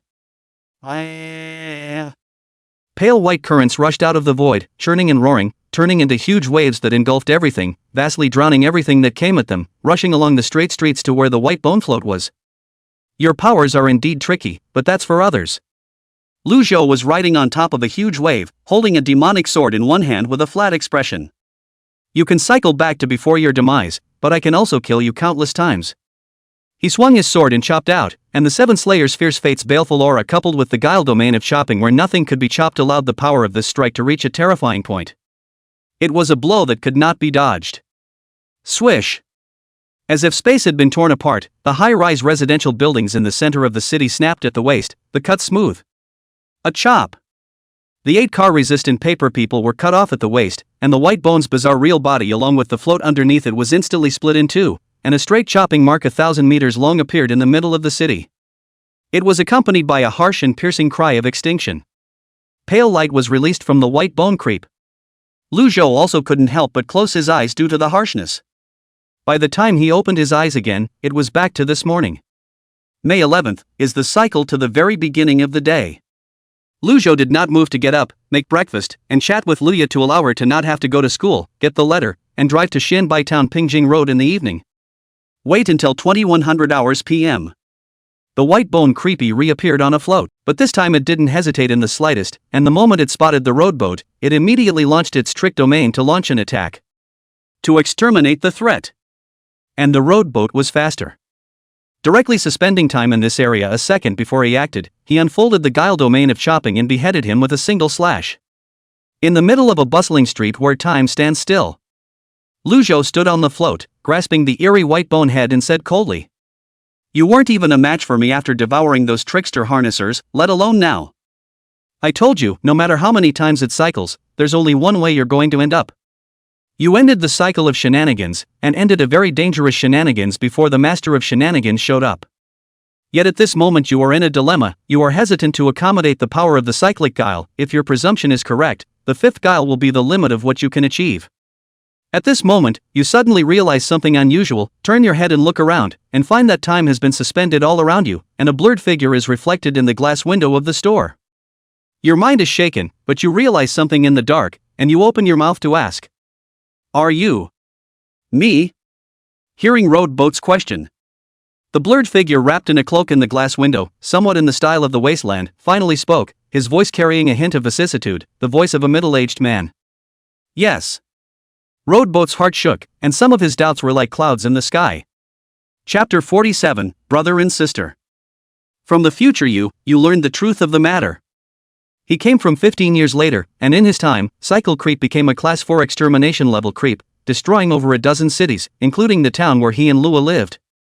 The more powerful the weirdness, the more it can trigger the collapse of the human heart, and the contamination brought about by this level is too horrifying, leading to a lot of people who harness the weirdness can no longer suppress the weirdness in their bodies, and are eroded by the weirdness, which runs rampant, and the order completely collapses.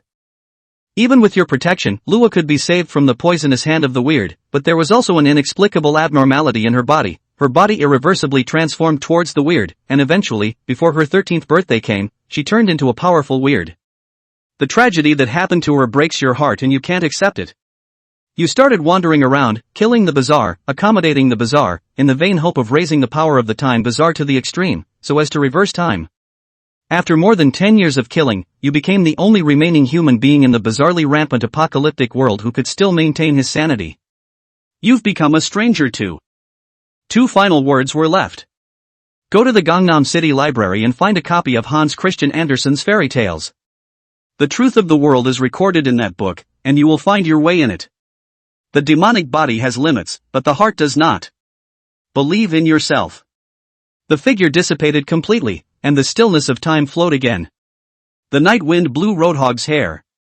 It took him a long time to. From this day on, you'll work during the day and accompany Lua.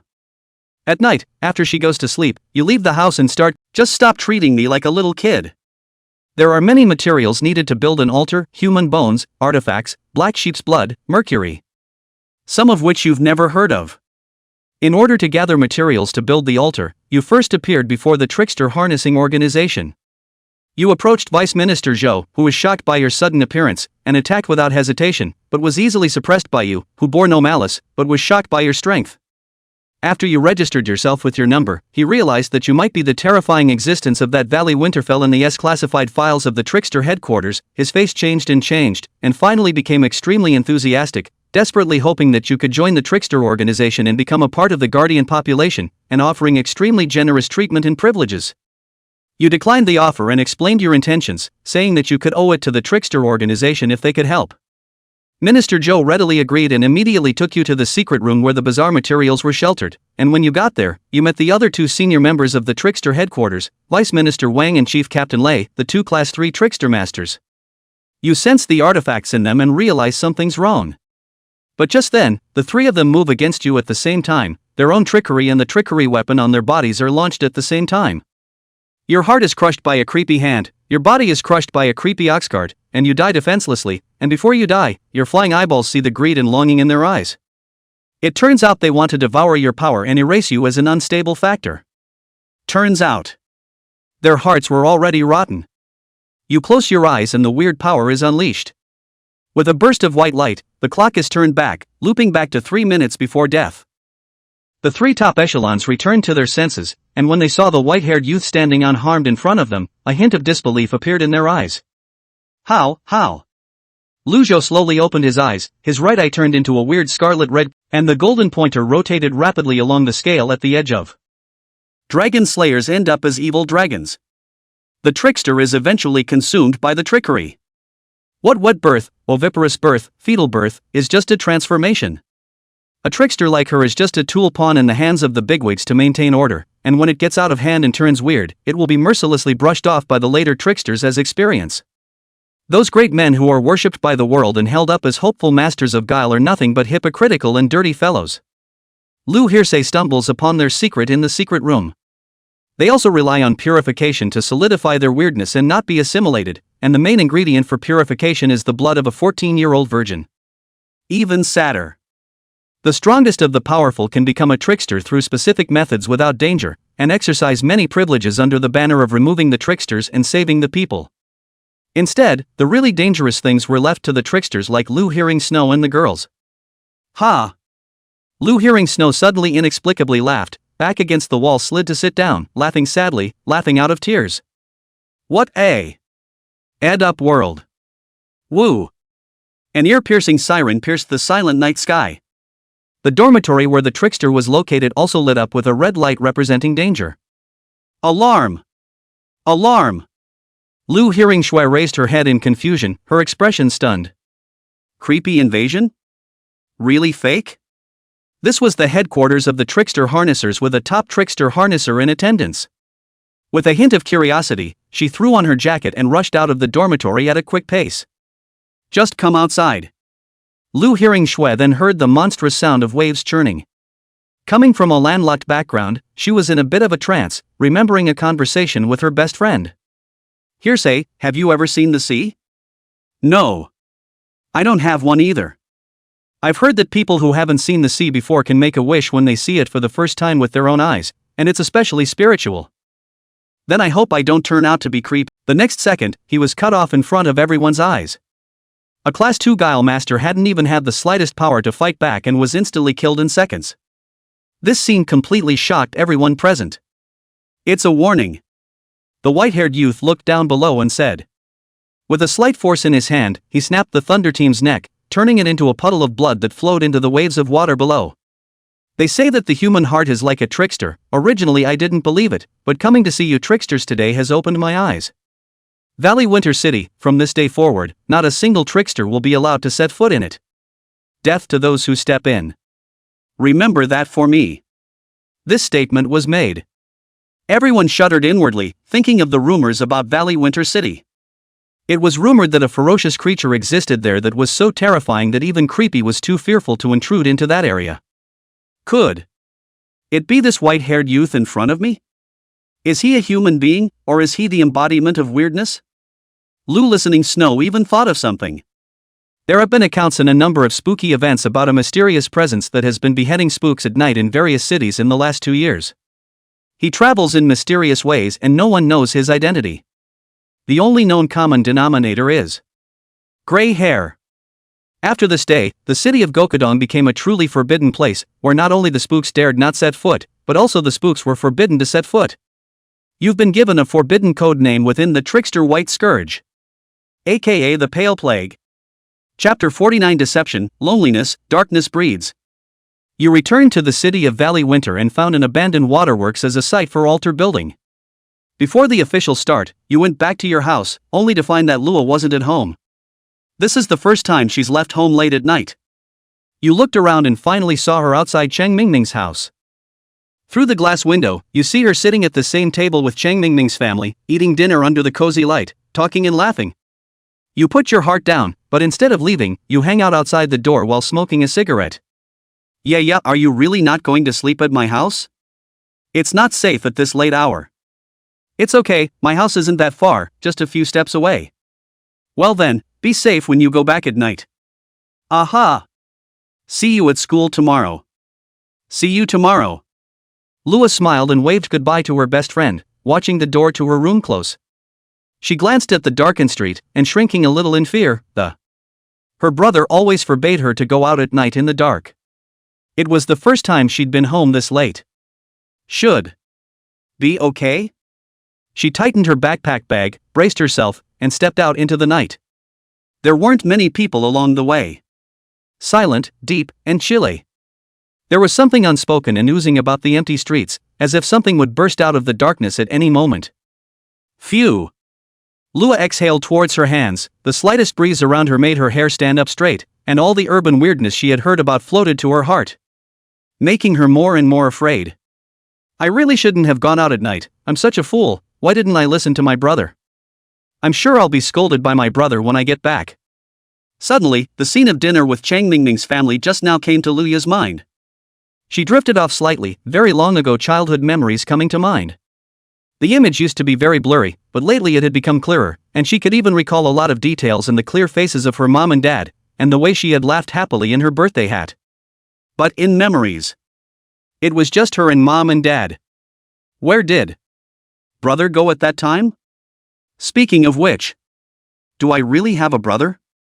The thought made her forget her fear, and her eyes flashed with confusion. And then back again. It was already downstairs at the clinic at the entrance to the neighborhood. Looking up at the clinic with the lights off above, Lua was a little disappointed. Suddenly, a hand was on her shoulder. Whelp! Lua's sweaty hair stood up all of a sudden, and her face instantly turned white with cold sweat. She shuddered and craned her head to look. A finger against her cheek. Lua froze. You know you're scared now? Came the familiar voice. Looking at the white-haired youth who appeared behind her, Lua instantly went from shock to surprise. Brother! Phew! Scared the hell out of me. She slapped her chest hard. I thought it was spooky. Lu Zhou snorted coldly, how dare you say, what time is it now, what did I tell you? Oh, I know wrong, today obviously birthday she invited me to her home, I cannot excuse well, next time absolutely do not dare. Better remember that about you, or I don't care about you next time you wait to get caught up in shenanigans. Stop it, I'm scared. Lua borrowed the excuse of fear and wrapped her arms around Lu Zhou, clinging to him as if this was the only way to gain enough security. But out of sight of rowboat. Her clear eyes were downcast, her heart hidden in her mind. You didn't notice Lua's strange behavior and went to build the altar every day after dropping Lua off at school. Because you housed the trickster hand inside Vice Minister Wang again, causing the number of tricksters in your body to increase to 6, the trickster chi is very difficult to control, and in order to minimize the impact on Lua, you spend less and less time at home. The intervals between homes are getting longer and longer. Lua gradually noticed something strange about you and began to suspect something. She attends school during the day and at night she rummages around at home looking up things from her childhood, such as photographs and such, trying to determine things. For some reason, the power of existential guile gradually began to fail on her. When she found a photo of the family of 3 in the past, the illusion caused by the existence of the trick disappeared, and while your figure was erased from the photo, she remembered everything. That night, when you weren't home, Lua sat alone on the windowsill all night. From that day on, she had a lot less smiles on her face, and it was like she had grown up all of a sudden. Roadboat didn't come home after 3 days again. On this day, Lua hung her head low and came to school alone in her uniform. Laughter as always, noise as always, the routine as always. Her girlfriends play and laugh with her classmates talk and chat about weird stories, and her male classmate with a crush on her peeks in from time to time. As usual. Lua smiled, bright and cheerful, still the brightest star in the class. But the strange thing was that she was clearly smiling, but she was inexplicably not smiling a bit inside. She felt an inexplicable withdrawal. It's as if you've been taken out of this familiar and peaceful routine, alone, even in the middle of a lively and laughing crowd, still. Alone. Strange. Why is that? Lua carries a trace of disbelief in her heart, and the students and teachers in front of her seem to turn gray, and she is in a different world. Like being banished from the world. An unspeakable feeling of loneliness came over me. Ya. Chang Mingming's surprised voice rang out. Lua came back to her senses and realized that everyone was looking at her in surprise. She felt wetness on her cheeks, and when she wiped them, she realized that her left eye was weeping uncontrollably. It's lonely, isn't it? A familiar and unfamiliar voice rang out. Lua raised her eyes again. The girlfriends and classmates around them seemed to stand still. Another Lua appeared on the classroom podium in the black and white world. She had waist-length hair as pale as snow, her eyes were scarlet and demonic, and she was dressed in a revealing and seductive manner. Who are you? Lua panicked as the world around her seemed to come to a standstill. I'm you, of course. The white-haired Luya reached out and stabbed the female teacher through the heart, licking the blood from her fingertips. My name is Luya, the real you. Who? Nonsense. You remembered that too, didn't you? Your own last name is Lu, not Lu, and you were deceived by that guy. Shut up, shut up. Brother wouldn't lie to me. Lua was shaking with anger. Don't kid yourself, what brother? You're not even related to him by blood, he's nothing but a liar. The white-haired Luya took steps towards Lua, getting 1 point younger with each step, and when she finally arrived at Lua's table, she had already taken on the appearance of an 8-year-old girl. He's lying to you, he's the creepy embodiment of evil, and he's only approaching you to use you to hide his identity. No, it can't be like this. Lua shook her head in agony, her heart aching as if it were ripped apart. Naive, so naive. She cupped Lua's face in her hands and said with a wicked smile, the taste of being cheated by someone important, the loneliness of being abandoned by someone important, just savor it. Mom and Dad don't want you, and he won't want you, and will leave you one day. You're the bad kid who's not blessed by the world and will always be alone, forever. Hearing her words, Luya's mind couldn't help but to picture being separated from Lu Zhou, being alone and isolated from the world, and changing back to the year when she was crying alone under the covers late at night after the death of her parents. That loneliness. It's simply deeper and bigger than the ocean. Don't. I don't want that. Lua murmured, a flash of scarlet appearing in the depths of her constricted pupils.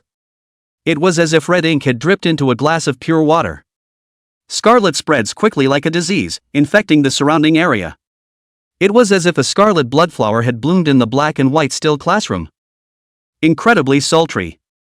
The white-haired little girl, Luya, sat on her desk and clapped and laughed as she looked at the teachers and classmates who had been touched by the scarlet thorns spreading out from Luya's body and rapidly transformed to undergo a mutation, turning into bizarre. Awesome. Not bad for me. Man. If you don't feel good and happy, you can live numbly even in misery and hell. But once you feel happiness, it's like the first time a subterranean person who has lived for countless years in the cold, damp ground comes out of the ground to bathe in the warmth of the sun. Just by wanting to immerse yourself in it, you become greedy, you become unable to let go of the past suffering and loneliness anymore. There's no turning back. Chapter 50. Brother, you're here. Hoo. Scarlet winds whistled and flowed. Obviously it is broad daylight, the abandoned water plant is surrounded by dim, pale cloudy gas as if surrounded by white fog, from time to time from the oozing ghosts crying and howling. That's been the case here for 5 days straight. Some passers-by were driven by curiosity to take a closer look, and it is said that several people were stunned on the spot, and the whole person became demented and quaint, mouthing words like death and monster. There's definitely something spooky there. The word spread through the neighborhood, leaving the residents too scared to go near the ruins in the slightest. But the world is never short of people who make a fool of themselves. This day, 2 men and 2 women, both 16 and 17 years old, came to the neighborhood of the abandoned waterworks. That's the place I'm talking about. Hiss.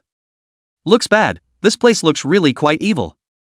I feel like there's definitely shenanigans going on here.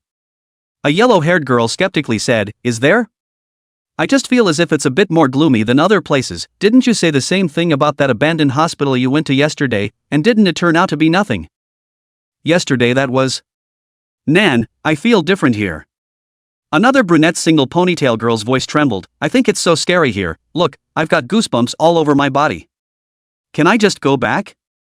Coward, where is there any trick? Grow up so big I have not seen trick, and say. Yellow hair girl pulled out a protective amulet. There is the protection of Master Qing Yang's magic weapon. What trick can't hurt us, rest assured la. But. Okay, let's go, just take a look. The inchman yelled, pushing her forward. Soon. The group walked inside the abandoned water plant against the strange and gloomy wind, which was even dimmer and colder, with strange noises coming from all directions. It made even the yellow-haired girl with the most guts in the group couldn't help but feel a chill in her heart. Here. Shouldn't really be creepy, right? Wow. The sound of water running came and startled a few people. What's that? The dark-haired ponytailed girl's voice trembled as she pointed forward. A river of blood flowed slowly down the waterway of the waterworks, and from the river of blood emerged a humanoid, bizarre creature, twisting its head to look at several people, its eyes hollow and sunken. Hiss. The four of them sucked in a breath of cold air, and the most timid brunette almost fainted from fear. Creepy.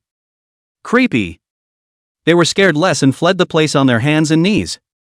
And in the deepest part of the blood river, in the center of a bizarre altar built from white bones, the depression was the source of the blood river. A white-haired youth with pale skin and a bare upper body slowly opened his eyes. You made it. Through the creepy altar, the problem of creepy overflow in your body has been alleviated, and your ghostly body has been upgraded to hold more creepiness. Solves a problem that's been bothering you for a while and puts you in a good mood. You walk out of the abandoned water plant, intending to return to the city, not having been home for days, and you can already imagine Lua crossing her arms in anger. To appease her, you went down the street and bought her lots of snacks, and stopped for a long time in front of a jewelry store, eventually walking in and buying a red hairpin. But just as you're about to go home, a heavy creepy aura coming from the distance catches your attention, and you're both surprised and puzzled, not realizing that there's still a creepy dare to trespass on your turf now. You toward the direction of the weird gas came, but shocked to find that there is actually Lua Red High School. At the moment the entire high school is covered by a blood-red weird fog, as if turned into a weird, dead silence. You walk into the school, the pungent odor of blood greets you, and a sense of foreboding rises to the surface. Dead silence. Unusually deadly silence. It was as if the road boat had stepped into some powerful and bizarre realm of trickery, with blood-colored flowers drifting through the air and whispers coming from the void that. The air was filled with a depressing, weird atmosphere. There is a desperation that cannot be described in words. Phew. A monstrous weirdness poked its head out from within the pool of water, floated into the air, and swooped down towards the rowboat as if it were a spiny fish. Snap. Before it could even get close to the rowboat, it instantly exploded and was crushed by a terrifying bloody hand. Lu Zhou ignored it and walked straight towards the school building that was shrouded in the color of blood. Crunch. He pushed through the hallway of the school building. Wow. Blood gushed from it like a torrent, and along with it were a large number of male and female students in uniform, long dead, with fear written on their faces. Inside the school building, the monstrous and twisted creeps were numerous, yet low in strength. Wherever the rowboat passed, chopping and whistling, annihilating all the weirdness encountered along the way. He went to Lua's Senior 5 class and stood outside the door, which didn't open for 10 minutes. For him. This kind of indecision has been extremely rare, if not never seen at all. But at the moment, he hesitated. Fear of opening the door to that most unwanted consequence. No. Perhaps in the shadows he has. Crunch. The door to the classroom opened on its own. A hellish light came into view. Lu Zhou's eyes widened slightly. See only. In the blood-stained classroom, the teachers and students had all turned into monstrous monstrosities, and were now killing each other, eating each other, and the floor and walls were covered with broken limbs and arms. A young girl sat quietly at her desk, as if in another world, untouched by a single drop of blood. Scarlet blood light spilled in through the window and landed on her, coloring her porcelain white skin and hair red. It seemed to notice the gaze cast by rowboat. She twisted her head to look at it, her red pupils reflected Lu Zhou's pale face, and a smile appeared on her clear, beautiful, miserable little face. Brother! There you are. Chapter 51, The Liar. Yeah. Lu Zhou's tone was dry and his face was filled with sadness. He doesn't understand. Why did he just go out for a few days, and his originally well-behaved and obedient sister turned into this without warning? Was he too negligent?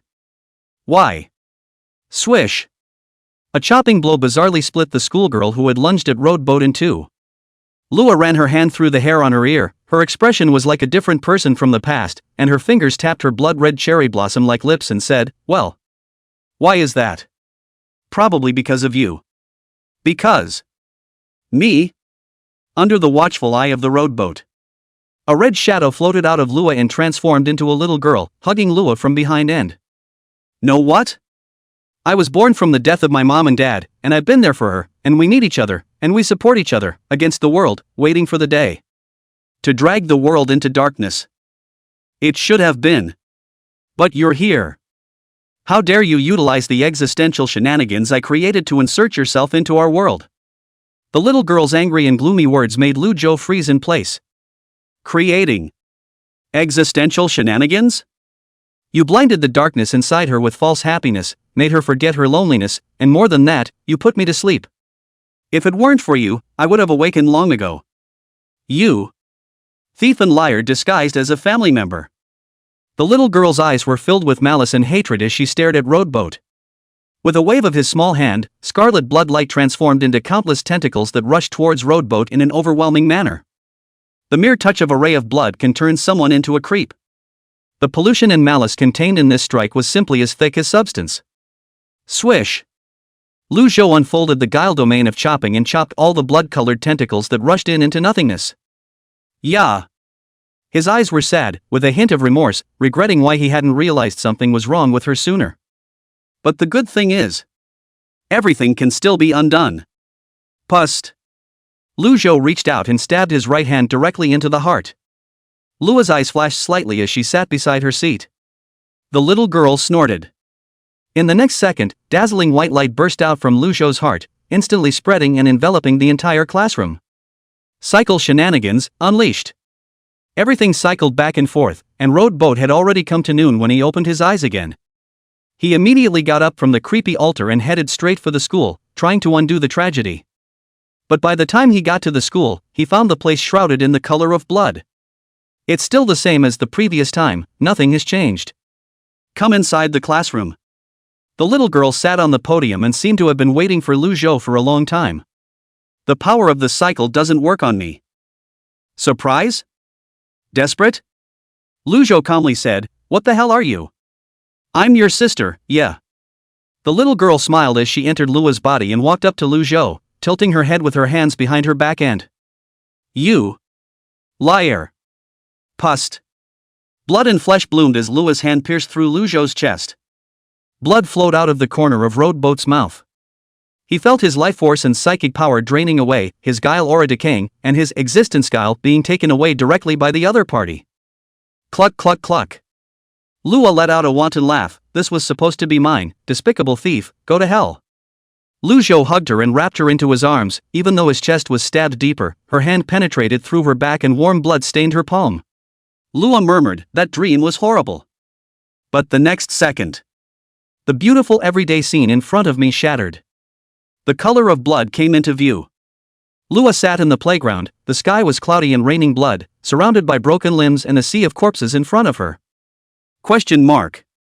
Lua lifted her hand dully, stained red by the blood on the ground, sticky with a hint of rust and sickeningly thick. Yeah, help me." A cry for help came from her best friend, Chang Mingming. Lua looked up, her pupils shrinking dramatically. Exclamation point. On top of a mountain of corpses and a sea of blood, his best friend Chang Mingming was picked in midair by a knife, and the knife wielder had a head of white hair that made Lua incomparably familiar. Stop. Lua's voice was extremely shaky, extremely fearful, and what was happening in front of her was worse than a nightmare. Yeah. After this final shout, Chang Mingming's body was cut off at the waist. Lua looked dumbfounded and her body trembled uncontrollably. Thunder flashed across the sky, illuminating the darkness. Lua got a good look at the person standing over the mountain of corpses and blood. Brother! Lu Zhou's white hair and bloody pupils, holding a sword in one hand, draped in a blood-stained coat, looking down at her to reveal a smile, but his eyes were extremely cold, without any semblance of emotion. It made Lua feel incredibly strange. Brother! Why? The game of housekeeping is over. Lu Zhou faintly said, "You have no more use for me. Die. My stupid sister yo." His eyes were indifferent without any semblance of emotion as he raised the knife in his hand towards Lua and swung it down. Blood filled Lua's eyes. Chapter 52, Do you accept this ending? Lua fainted under the great mental stimulation, and when she woke up again, she was in the hospital. Beside them stood two guilemasters, talking. Have the victims been investigated? Well, there were 3,937 people in total, the entire school, students, faculty and staff, and she was the only one who survived. Why? I don't know. Anyway, she was also badly injured when we found her, and she was so wrapped up in the weird aura that she almost died. The culprit, I think, is that pale plague, right? 100%, the higher-ups suspect that he creates such killings in order to plunder blood and bones to gain more power through the bizarre altar, and didn't he break into the headquarters of the trickster harnesser last time to take away a large amount of bizarre materials? Hiss. This guy is also too dehuman. Hatred can sustain a man and make him strong. So that one is not consumed by loneliness and pain. You used the scarlet illusion created by the tricky domain of water to make Lua succeed in forgetting her own sins and taking it all on herself. Even if she would hold a grudge against you, you would have no regrets and be worthy of the name of elder brother. You turn around and leave Gokudan City after taking one last look at Lua. With your departure, Taniman City, which was once as peaceful as a pure land, lost its sanctuary and soon was riddled with strangeness and calamity. The 617 tragedy caused by you spread throughout the country. The name Pale Plague made people scared, and you became one of the biggest few creeps in the country. Soon after awakening as a trickster, Lua was invited to join the organization of tricksters to deal with the bizarre events in the city of Gudong. It was as if she had grown so much overnight, her face no longer smiling, coldness and hatred blocking. You traveled all over the world, cutting down weirdness and sheltering it, but you still haven't found the truth about the abnormality in Lua's body. But in a chance situation, you learned of an existence primal weirdness. This ancient weirdness was born at the beginning of the world and is suspected to be able to create weirdness on its own. In order to learn more about the primordial artifacts, you enter a strange and forbidden place that no one dares to enter, kill a terrifying artifact that is perched in the corner of the world, and get the secrets of the world from their strange whispers that invade your brain. Finally, you learn more of the world's hidden secrets and information about the primordial guile.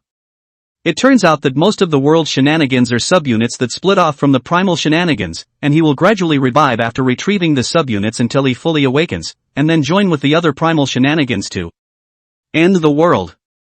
It's unbelievable that the well-behaved sister who pampered you in the past could be one of the culprits of the end of the world. Lua will destroy the world? That Lua who can't even kill a fish will. Road Boat muttered. He was in the streets of a western metropolis, surrounded by a large number of corpses that had been sliced and diced, the elite trickster harnessers who had come to crusade against his pale plague. Lu Zhou remembered the early winter when he first came to this world, and remembered the poor little girl who was the size of a tiny, wearing a white cotton jacket and crying with a red nose. It was as if a voice was ringing in his ears with a hint of compulsion and relief. More heroics? You've done enough for her. Don't get too cocky, you can't help her at all. This world is destined to come to an end. You're tired, aren't you? Wouldn't it be nice to take it easy at the last minute? Go enjoy yourself, go indulge. It's just a simulation for you, just a big dream, you don't even need to do all this thankless work, she'll just hate you more. This simulation is over. Lu Zhou's eyes shook and he muttered, is that so? Just then, another heartbeat came to his ears, calm and firm. Do you accept this ending? Chapter 53 The 10,000 Guile Hall that walks the earth. Can you get peace of mind with this ending? Is this really the way you want it to end? Such an end, not your end, but her end. Have you really done all that you should have done?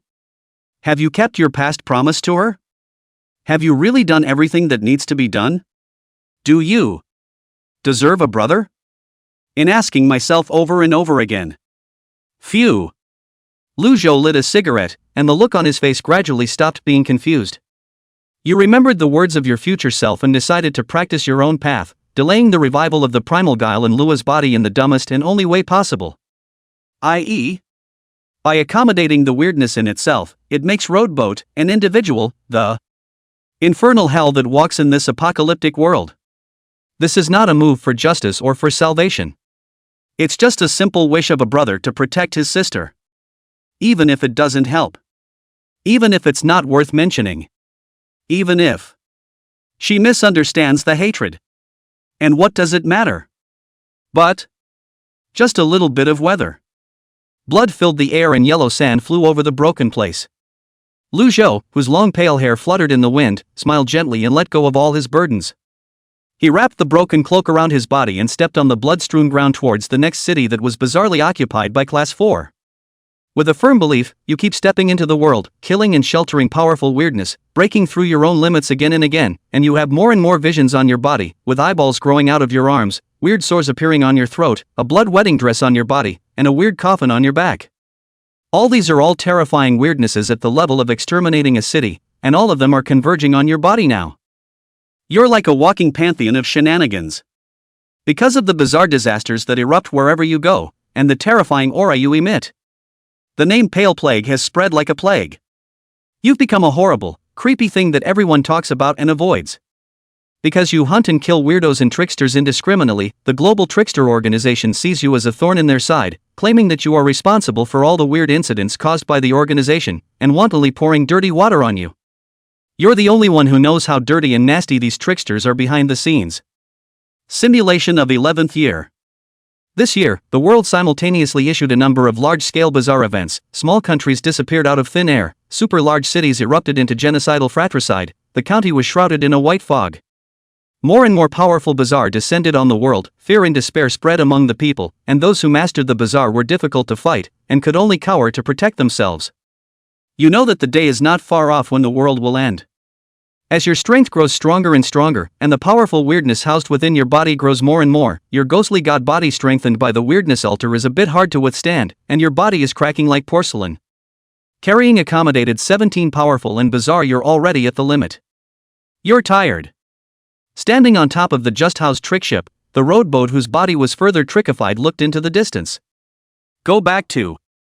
As the trickster ship approached the coast, an ear-piercing alarm immediately rang out from the Sea City's trickster harnesser branch. Alarm! Alarm!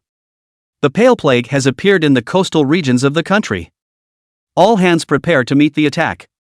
Upon hearing the name Pale Plague, all of the division's guilemasters' faces changed, turning pale with a speed visible to the naked eye, their eyes terrified. Don't be afraid. A burly man's voice boomed, you only need to follow me, I'll take care of him. His name was Guba, the second Class 4 guilemaster in the country, the Haicheng sub-minister, and he was strong. Upon hearing his words, some of the trickster harnessers breathed a sigh of relief and looked a little more relieved. Dozens of tricksters, led by Gaba, came to the beach and ambushed you. But how can a praying mantis be a car?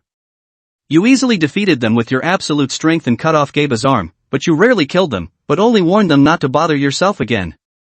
Gaba's face is blue as he covers his broken arm and watches you disappear at the end of the beach, with a hint of madness in his eyes, as well as his greed. Chapter 54 coming. Yeah? Lu hearing Snow's voice came from the distance. Luo was silent for several seconds, her voice lowered. One day, I'm going to kill him. Ha ha ha ha, just you? Don't kid yourself, I'm afraid that a guile harnesser of your level would go up in smoke before you even get close to him. Swish! A sharp blade was pressed against the throat of the man with the smiling eyes. Lua's eyes were cold as she said, You're very long-winded, want to give it a try? The smirking-eyed man opened his eyes slightly, as if he were a viper. Yeah, genius. Stop it all. Lu hearing Shui opened her mouth to stop the two, glanced at Luya and said, The mission is important, let's go. The two men coldly glanced at each other before stopping. A few people did some searching. Arriving at the abandoned waterworks, he found the blood-colored altar that emitted a strong and eerie aura inside. Years have passed, and the blood and water here has not yet dried up, constantly drawing in the spooky. This is the mission given to them by their superiors. Investigate the bizarre mystery of the city of Gudong. Wailing blood, sorrowful face skin, bloomy grave soil, and blood mystic silver. That's right, these are the things he took from the trickster harnesser's headquarters. It turns out that they were used by him to build this altar. Lu hearing Shui said, somewhat dawning with realization. I wonder what this altar does. The grim man muttered. I think it should be solidifying itself weird. Lu hearing Shui pondered, I once saw a similar altar pattern in an ancient book. And these materials are all effective in suppressing one's own weirdness. What did you say? Lua's slightly stiff voice came from the back. A few people turned their heads. She was found to be pale and seemingly incredulous. Lu listening to the snow was puzzled, solidify itself bizarre what's wrong? Lua ignored it, looking dumbfounded, and muttered, "How could it be? How could it be? He built this altar to stabilize his weirdness and succeeded a long time ago, so why did he go crazy and slaughter the entire school? What exactly is the motivation?" Many past events came to her mind and she remembered some anomalies that messed with her mind. The smirking man sneered, "Hey, genius, what are you mad about again?" Suddenly, a tricky wind blew. The grimy man turned around violently, his pupils shrinking dramatically. Boo! His form exploded, warm blood splattering all around him. Exclamation point. Before the smirking man could react, a tall, thin-like black shadow appeared behind the several people. A deep black light spreads. The three of them were dragged into each other's tricky domain in an instant. The piercing coldness, the icy coldness of death, enveloped the remaining three in an instant. The three men's pupils quake as they realize what has been encountered. This is a terrifyingly big trick that reached for. The grinning man gritted his teeth and forced himself to drive his own weirdness under the fear of death. Spooky gas overflows. He reached out and swung his hand, and a brass liquid that corroded everything rushed out from his palm, lunging towards the tall, thin black shadow. But the next second, the tall, thin black shadow appeared beside him out of thin air, and as if picking an apple, it easily removed his head and nibbled on it. Gulp and gulp and gulp. Lua had long since gotten cold feet. The weirdness in front of her was more frightening and dangerous than any weirdness she had ever encountered in the past, as if one move would be the death of her body. "Don't move! Don't ever move!" Lu, hearing Shue's voice, was incomparably grave. Experienced as she was, she had already perceived this bizarre rule of killing through everything that had just happened. Within his spooky domain, if you move, you die. But can you survive against a class 4 creepy as long as you don't violate the rules of killing? Furosamide. The tall, thin black shadow laughed eerily, and part of his body transformed into filthy black mud tentacles, part of which didn't enter Lu Hensu's mouth, while the other part wrapped around Lua's body. A cold, decaying aura interspersed with countless whispers and broken visions flooded into the two men's minds. It's enough mental pollution to be fatal. Lu, hearing Snow, saw the dead family members and girlfriends, scene after scene of grief past that she did not want to remember. The weird gas was difficult to restrain from spreading from her body. Her eyes gradually became dark, and dense black dead spots appeared on her skin. She was being weirded out uncontrollably by her own weirdness taking over her body. Next to her, Lua was as if her consciousness had broken away from her body to that nightmare-like day. Scarlet in the tone of the world. She saw several blood-colored fragments that did not exist in her memory, but which she had dreamed of. In the lively and peaceful classroom, she sat at her desk with a mute expression, her body radiating a strange color of blood. The white-haired young man walks within the hellish school corridors, his brow furrowed and his expression tinged with a hint of unease. In the sea of corpses and blood, the white-haired young man held her bathed in torrential rain, his face full of sorrow. Why does he look like that? So sad. Lua's consciousness stood not far away, looking at the white-haired young man with a face full of grief, in a daze like never before. Isn't he the one responsible for all this? Why is it sad and hard? Is this an illusion, or is it real? A corner of the true memories covered by the bloody curtain is revealed.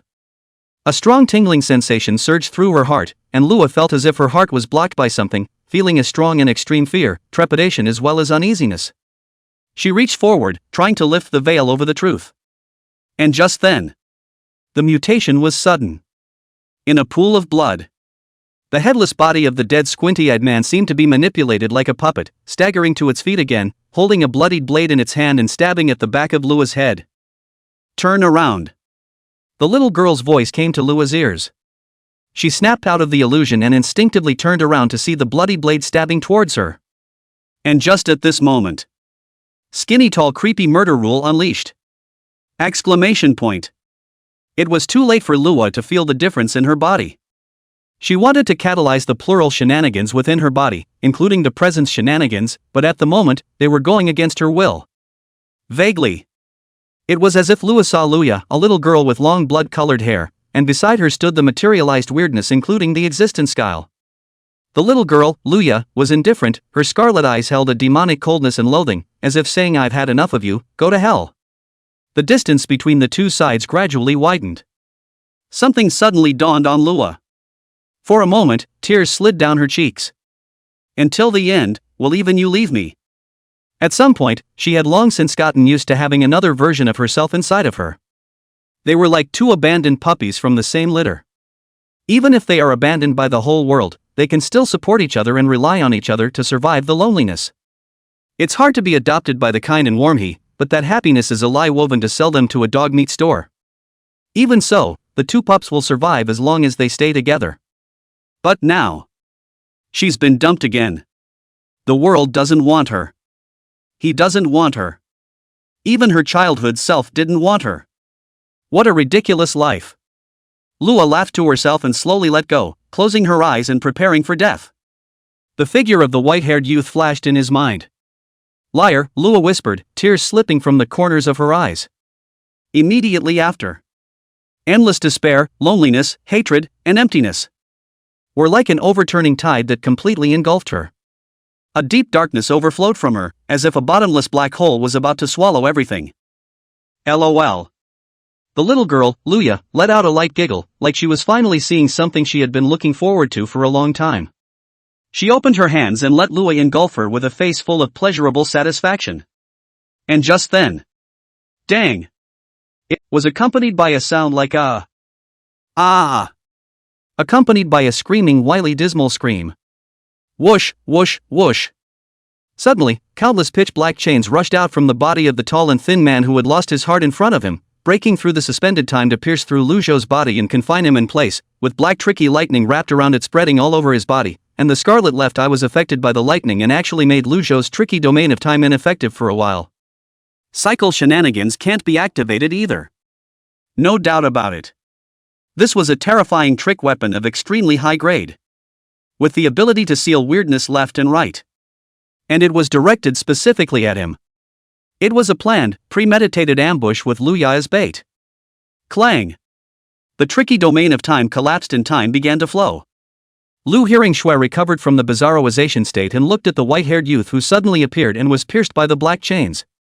She froze in place, not understanding what was happening.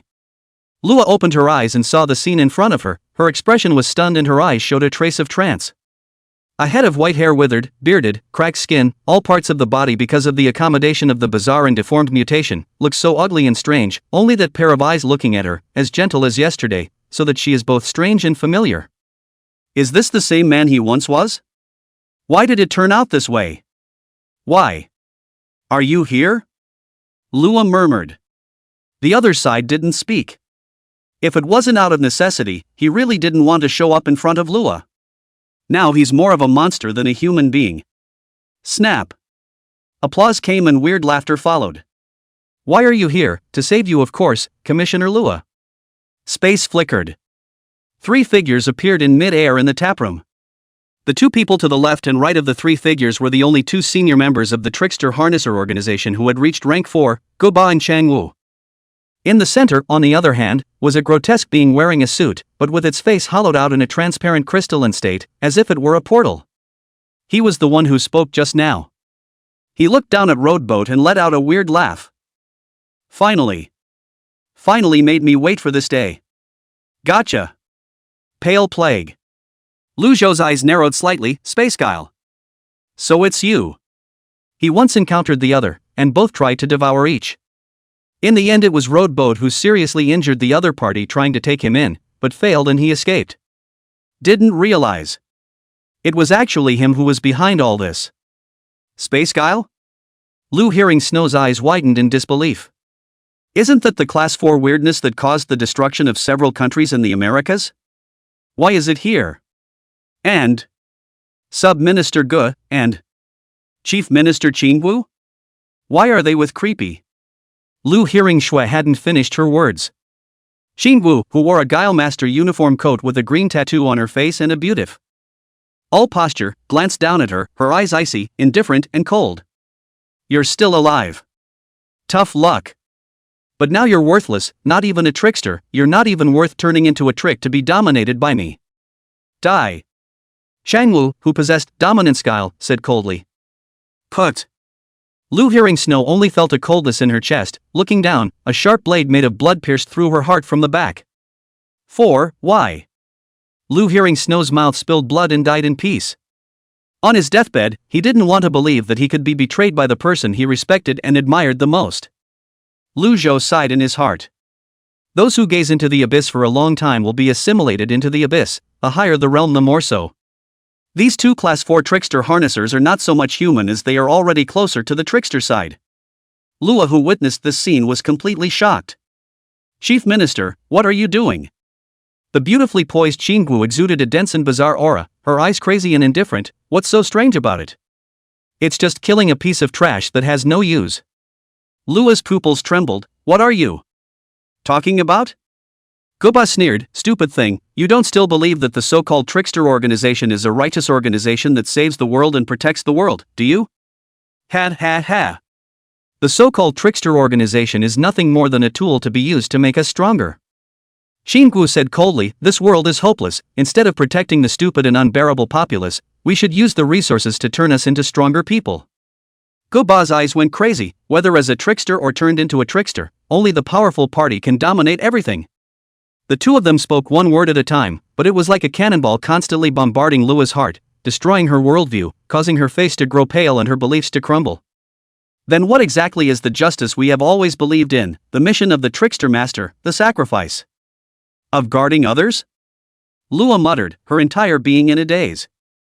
There was something about the way Road Boat looked at her that wasn't pleasant. That's the truth of the world. Brutal and dark. A trace of humanity finally surfaced in the bottom of Qingwu's eyes as she looked at Lua, but it was quickly engulfed by madness. You look like my dead daughter. Don't blame me, I just want to live to tell the tale. Blame it on this crumbling world. Ka-chi. A divine spear intertwined with black guile lightning appeared in the center of her hand. Simply exuding breath. Just let the surrounding walls weather and corrode, the earth go barren, and everything go into a state of death. Lu Zhou's face sank slightly. Trick weapon, spear of death.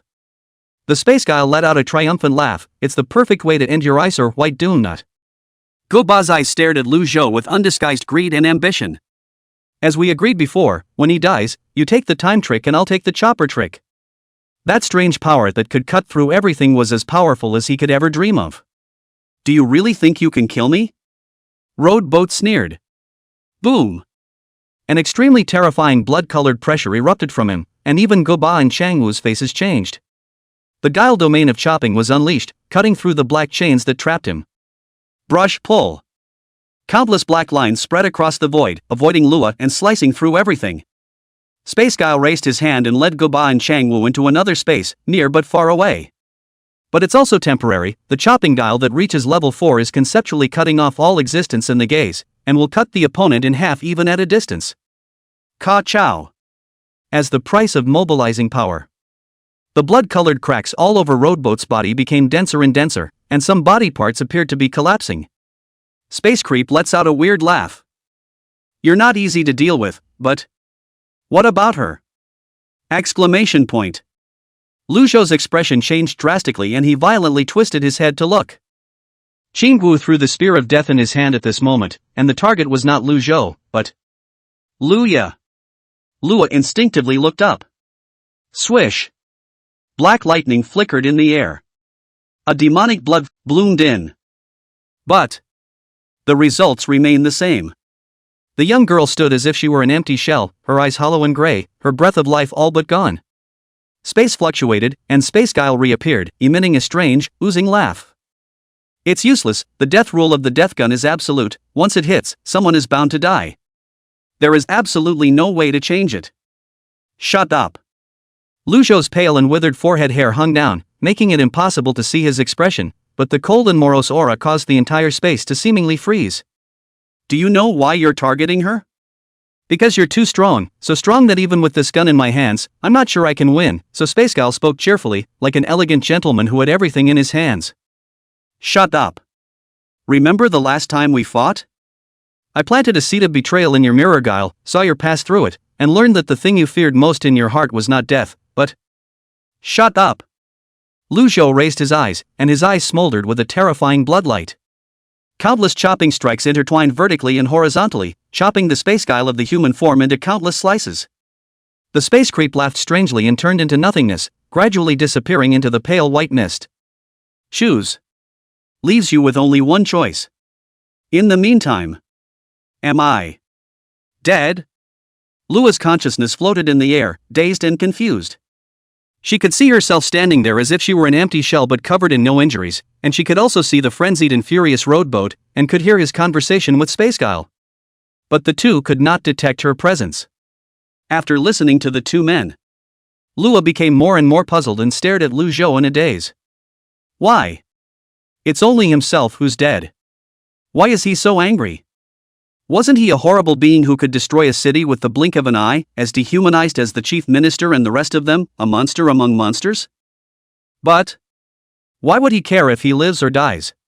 Why did his eyes look so sad? Looking at the cracks and crumbling body all over Rowboat's body, it was as if her heart was being held by something, gripped tightly, with an indescribable unbearable feeling. Don't let him fool you.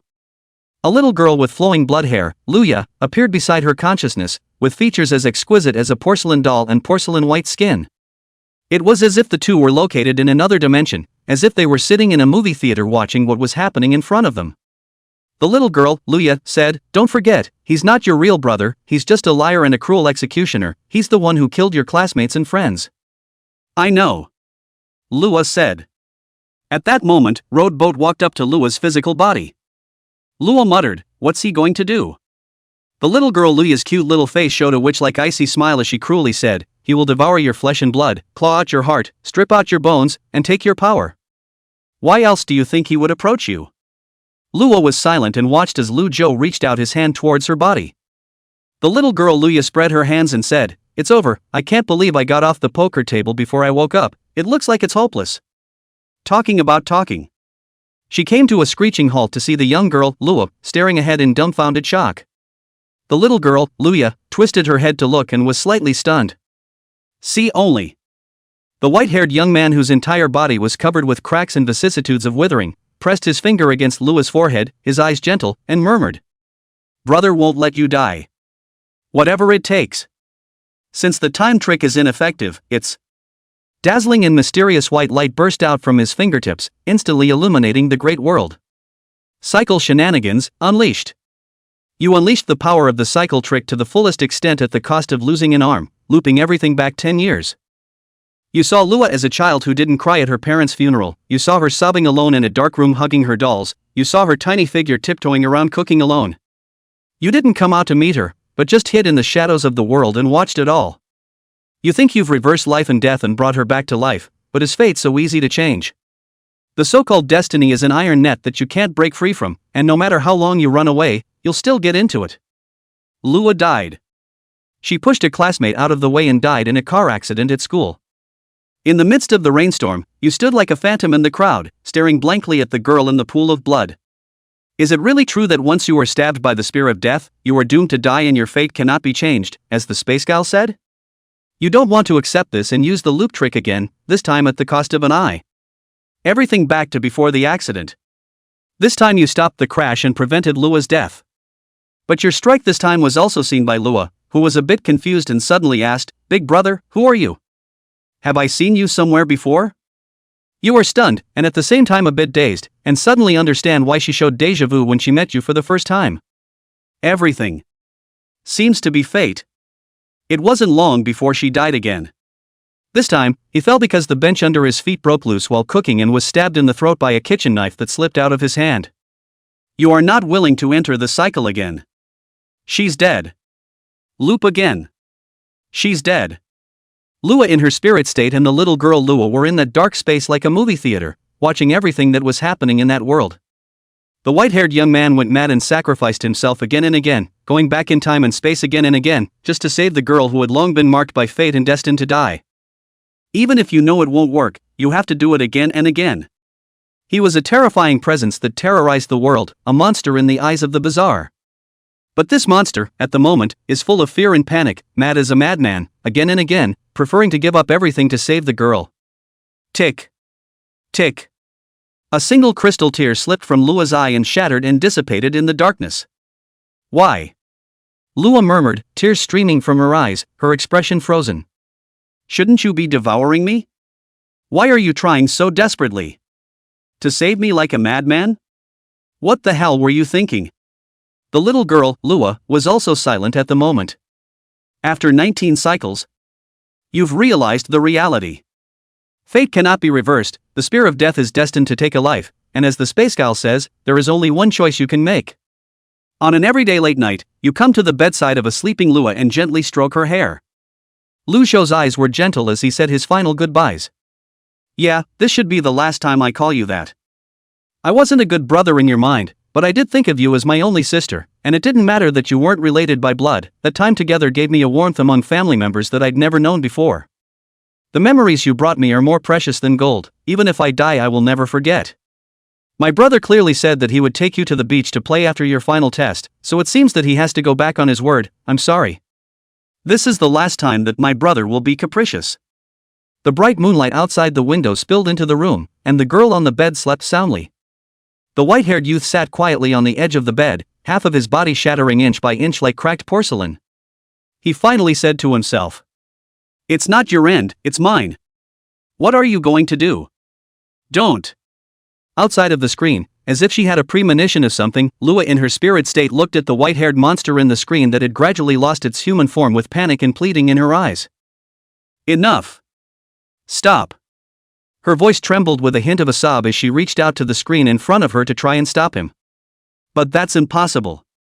Chapter 57. The day she died she went crazy. End of round 2 simulation. As you exceeded your limits and unleashed the power of the cycle for the last time, your mutant ghost body was completely destroyed. Everything back to before Lua was hit by the death gun. In abandoned waterworks. With Qingwu tossing the gun of death.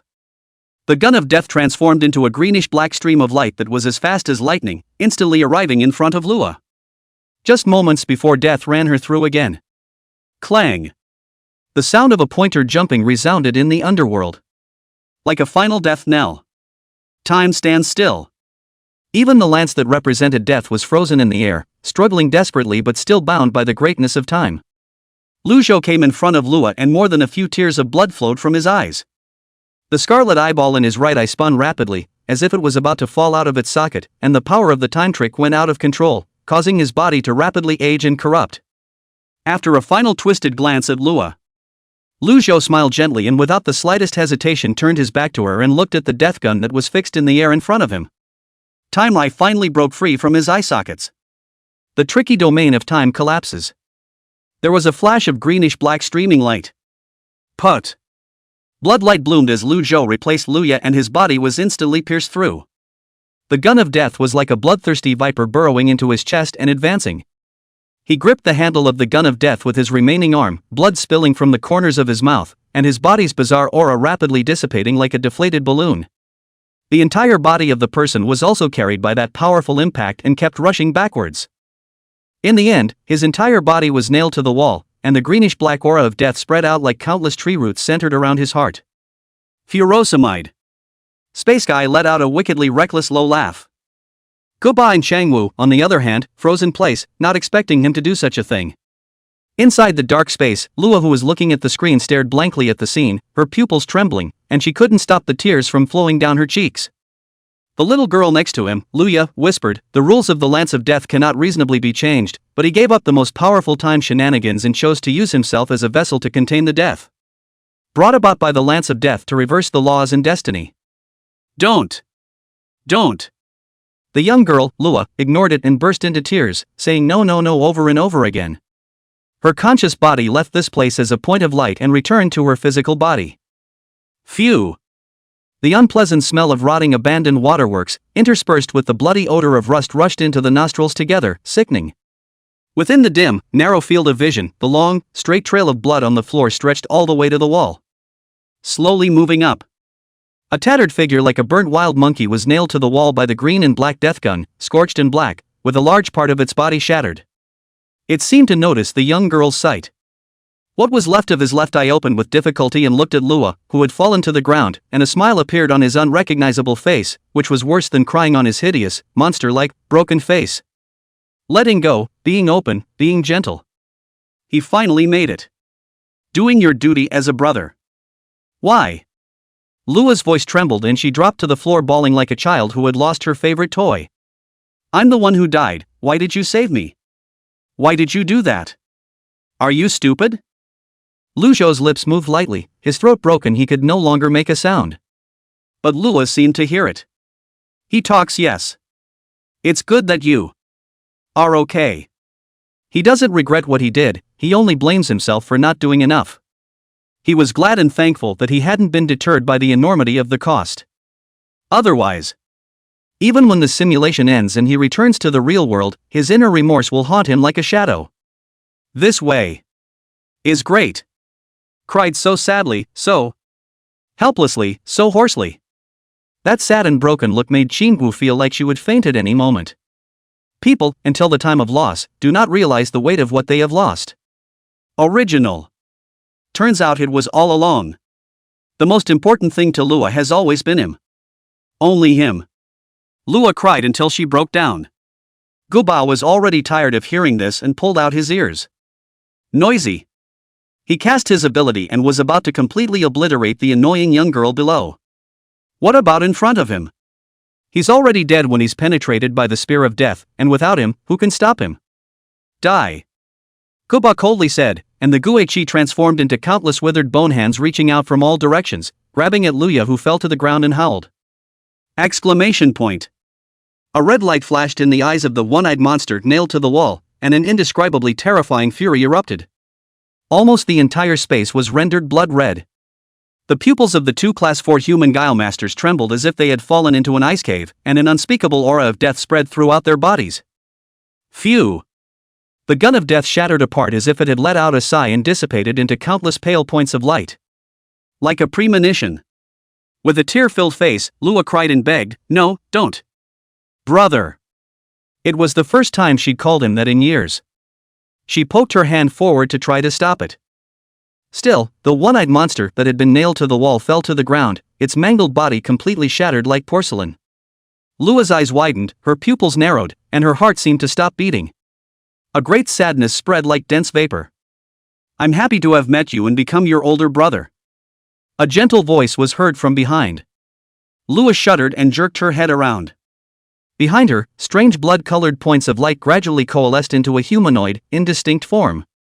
It was a young, handsome, white-haired youth with a knife in his hand, his back to Lua, his half-length white hair flowing. He twisted his head slightly and smiled softly, "Bye-bye. My proudest sister."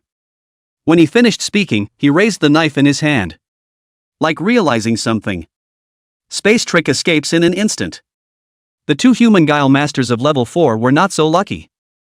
In front of the final chopping blow swung by Road Boat harnessing the chopping guile, the two were annihilated even by existence itself. The price is that the point of light dissipates. Codenamed Pale Plague, the individual existence named Road Boat completely disappeared from this world. Ding! You are completely dead. End of round 2 of the simulation. A system voice came from Road Boat's ear. And his consciousness went completely dark. Chapter 58. The World Ends, The Witch's Last Wish. Quiet. Deadly quiet. The silence in the huge waterworks was like a dead zone. Tick-tock. All that was left was the sound of a tear slipping and falling to the ground. And the sad, hoarse sobs of a young girl. Because of the death of the Road Boat. All of Lua's memories that were sealed by Lu Zhou also appeared in her mind in a clear and incomparable manner. So it's me. I'm the one who turned Ming Ming, his classmates and teachers into monsters. I got them killed. It's obvious that I committed the sin. Why do you have to take it all on for me? People with dark hearts like mine should have clearly deserved to die, long ago. Oh. Tick-tock. The young girl sat on her knees, her heart in infinite pain, blood oozing from her palm as she gripped the tiny red hair clip. Pain. The heart stung unspeakably. Sadness. Indescribable sadness filled the entire chest, with nowhere to vent it but down the tears that came out. Scene by scene, countless warm memories of yesteryear came flooding back. The figure of the youth standing in the light in his apron, the smile that turns his head to look at him, the warmth of his voice, the shoulder that carries him in the cold, the daily jostling. But himself, he pushed him away with his own hands. Lua's immediate vision was blurred by tears, and her heart stung more and more. Remorse. Retroactive remorse stung the young girl and filled her with loathing and abhorrence of herself. Can't wait to self-destruct immediately and disappear completely from this world. The little red-haired girl, Luya, appeared in front of her with her hands behind her back and her bloody hair and black dress, hovering in the air, grasping several clusters of bizarre chi in her hands. What's the use of you regretting it now? He doesn't exist in this world anymore. Shut up. Lua, her head hanging low, spoke, her voice hoarse and... I'm the one who deserves to die, not him. The little girl, Luya, was silent for a few seconds and spoke, yes, you deserve to die, and so do I. After all, I am you, and you are me. I am your dark side, we come back from the dead, again and again, and have seen too much human darkness to ever believe in warmth and hope. So I wanted to use human weakness to influence you, to devour you, to become a whole individual again, but this time, I lost. I admit defeat. We're the ones who should be doomed and fall into eternal darkness. Not him. But it's not over, there's still hope. Hope? The young girl, Lua, raised her head, her face pale, her eyes dark and empty, like a soulless mannequin. As this final world comes to an end, unbelievable wishing shenanigans will occur. The one who harnesses the wish guile is able to grant even the wish to remake the world. Hearing these words, a fluctuation appeared in the empty eyes of the young girl Lua Lua. Wish? Shenanigans? Only the most powerful horrors have the power to dominate the wish trick, so... The little girl Luya's figure gradually crumbled into countless points of scarlet light, which did not enter Luya's body. What are you doing? Lua panicked. No. For the first and last time, the little girl, Luya, revealed a girlish and pure smile. I thought I told you, you won. So the power is yours. Remember, he's a monster and so are we. Before she disappears completely. Lua clearly saw her lips move. He's your brother and mine. Go get him back. Boom. With the disappearance of the little girl, Luya. All of the weirdness she captured also entered the girl Luya's body, which included the water weirdness, circulation weirdness, fog weirdness, weird ships and weird hands left over from Lu Zhou's death, as well as the weirdness that Guba and Changwu had mastered. An aura that could be described as terrifying erupted from Luya's body, directly annihilating the entire abandoned water plant. The viscous, blood-colored substance rose up into the sky, spreading outwards in a swirling state, enveloping the entirety of the canopy of Gudong City. Eerie sirens across the country sounded a deafening alarm, and the area on the map where the city of Taniwan was located was bright and black with red. Class 4 shenanigans in Valley Winter City. The young girl, Lua Lua, had porcelain white skin like paper, dark, empty eyes, a long black dress, and long, blood-colored hair that fell to her waist. She stepped up to the top in her bare feet, and with each step, she completely absorbed one of the bizarre abilities into herself. Until she came under the dome of the sky, her aura was infinitely close to V. She wasn't human anymore, but purely creepy. Primal guile, whose name is fear. One of the most original instincts of everything in the world. The trickster fears that the mere sight of her will cause him to kill himself out of fear. The young girl took out the red hairpin and gently pinned it on her head, looking up at the distant sky with gentle eyes. Brother, wait for me. Returning to the bizarre existence, Lua became one of the few biggest monsters in the world, known to the world as the Fear Witch. The city of Tani Toshi became a forbidden place where he was located, and as soon as anyone stepped into it, they would instantly go insane, destroying themselves and killing each other in fear. After some time, he mastered his own power and began to rampage through the world, and wherever the blood-colored canopy passed, everything would be shrouded in a haze of fear, and no guile or guile master would be spared from his hand. For some reason, he's been chasing after space creep. And with his appearance, there was a succession of primordial apparitions all over the world. The collapse of the world is getting faster and faster, and soon. The civilized world where the human beings are located is completely destroyed, and the blood-colored sun shows its true face, a huge eyeball, and weirdness runs rampant on the earth. The world has come to an end. With the broken planet as the battlefield, the world extermination bizarre people who have reached the level of V start a fierce battle, killing each other, devouring each other. This war of extermination lasted 10 years. Ha ha. Ha ha ha ha ha ha ha. On the broken earth, the young girl with the bloody hair and black dress stood in the middle of a huge lake where blood had gathered. Brother, I can finally make amends. Countless stars fell, and the blood-colored sun dimmed. All around her, her former powerful enemies had been slaughtered. The white bone giant with billions of white bones as its body rumbled and fell. Magic trees as big as mountains were uprooted. The weirdness of having the moon as a real body was also obliterated as the moon was swallowed by darkness. After paying the huge price of the destruction of his origin, there was very little power left. Final. It's still, dread witch, winning. He who devours countless shenanigans becomes the final winner. The legendary universal machine that grants all wishes, the wish trick descends on the final winner. Come on, make your wish, whatever it is I'll help you realize it. Wishguile said, his appearance taking the form of a small white beast, very cute. This is the key to reaching the top of 6 and becoming the god of weirdness. But the moment the witch catches it, the wish is unusually simple and plain. I just want to be with my brother. But I didn't realize that such a simple wish would be a problem for Wishguy. Uh-oh, what a troublesome request. Couldn't it have been simpler? Like becoming the god of weirdness and making the world restart or something like that. The dread witch who had reached the apex of the world was a bit flustered at that. You can't do it? It's not that it can't be done, but it's very difficult. After all, that individual named Roadboat now exists in another world with a higher realm, separated by world barriers and a more troublesome long river of time. If you want to fulfill this wish, you would have to pay a great price. Wishguile explained. Lua didn't half hesitate. I'll accept whatever it takes. Are you sure? No regrets even if you give up your flesh? Okay. Okay.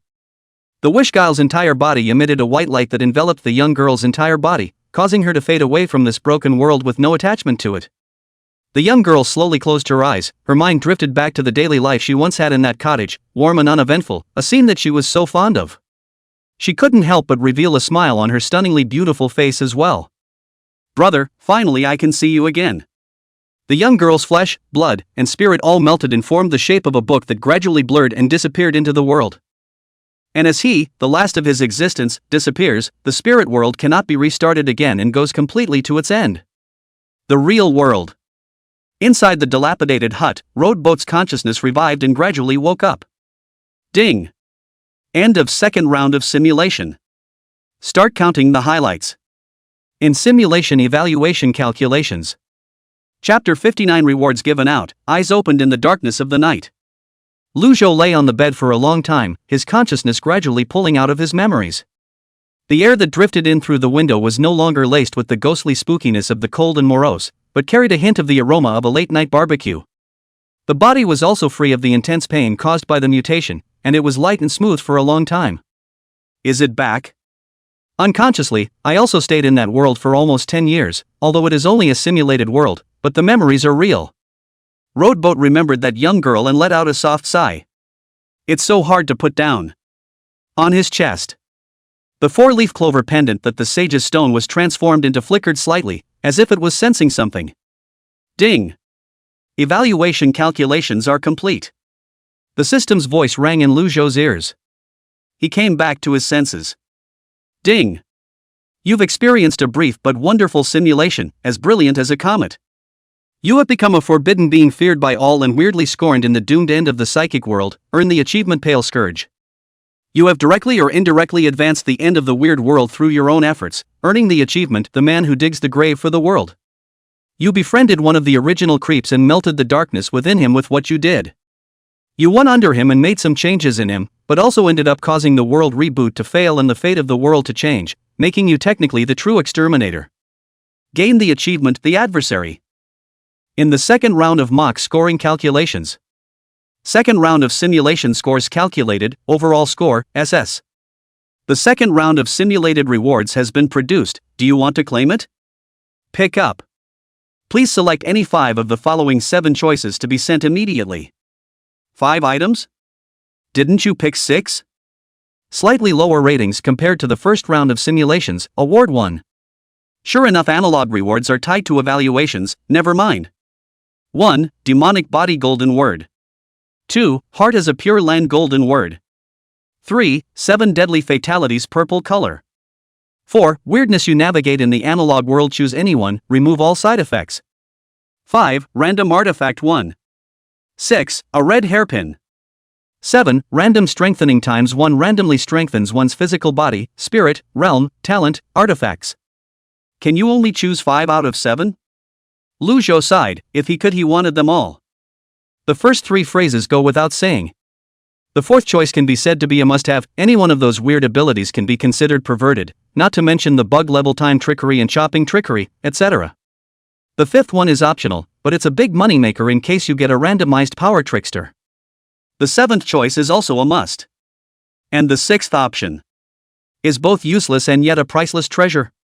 Lu Zhou closed his eyes, thought for a moment, and made a decision.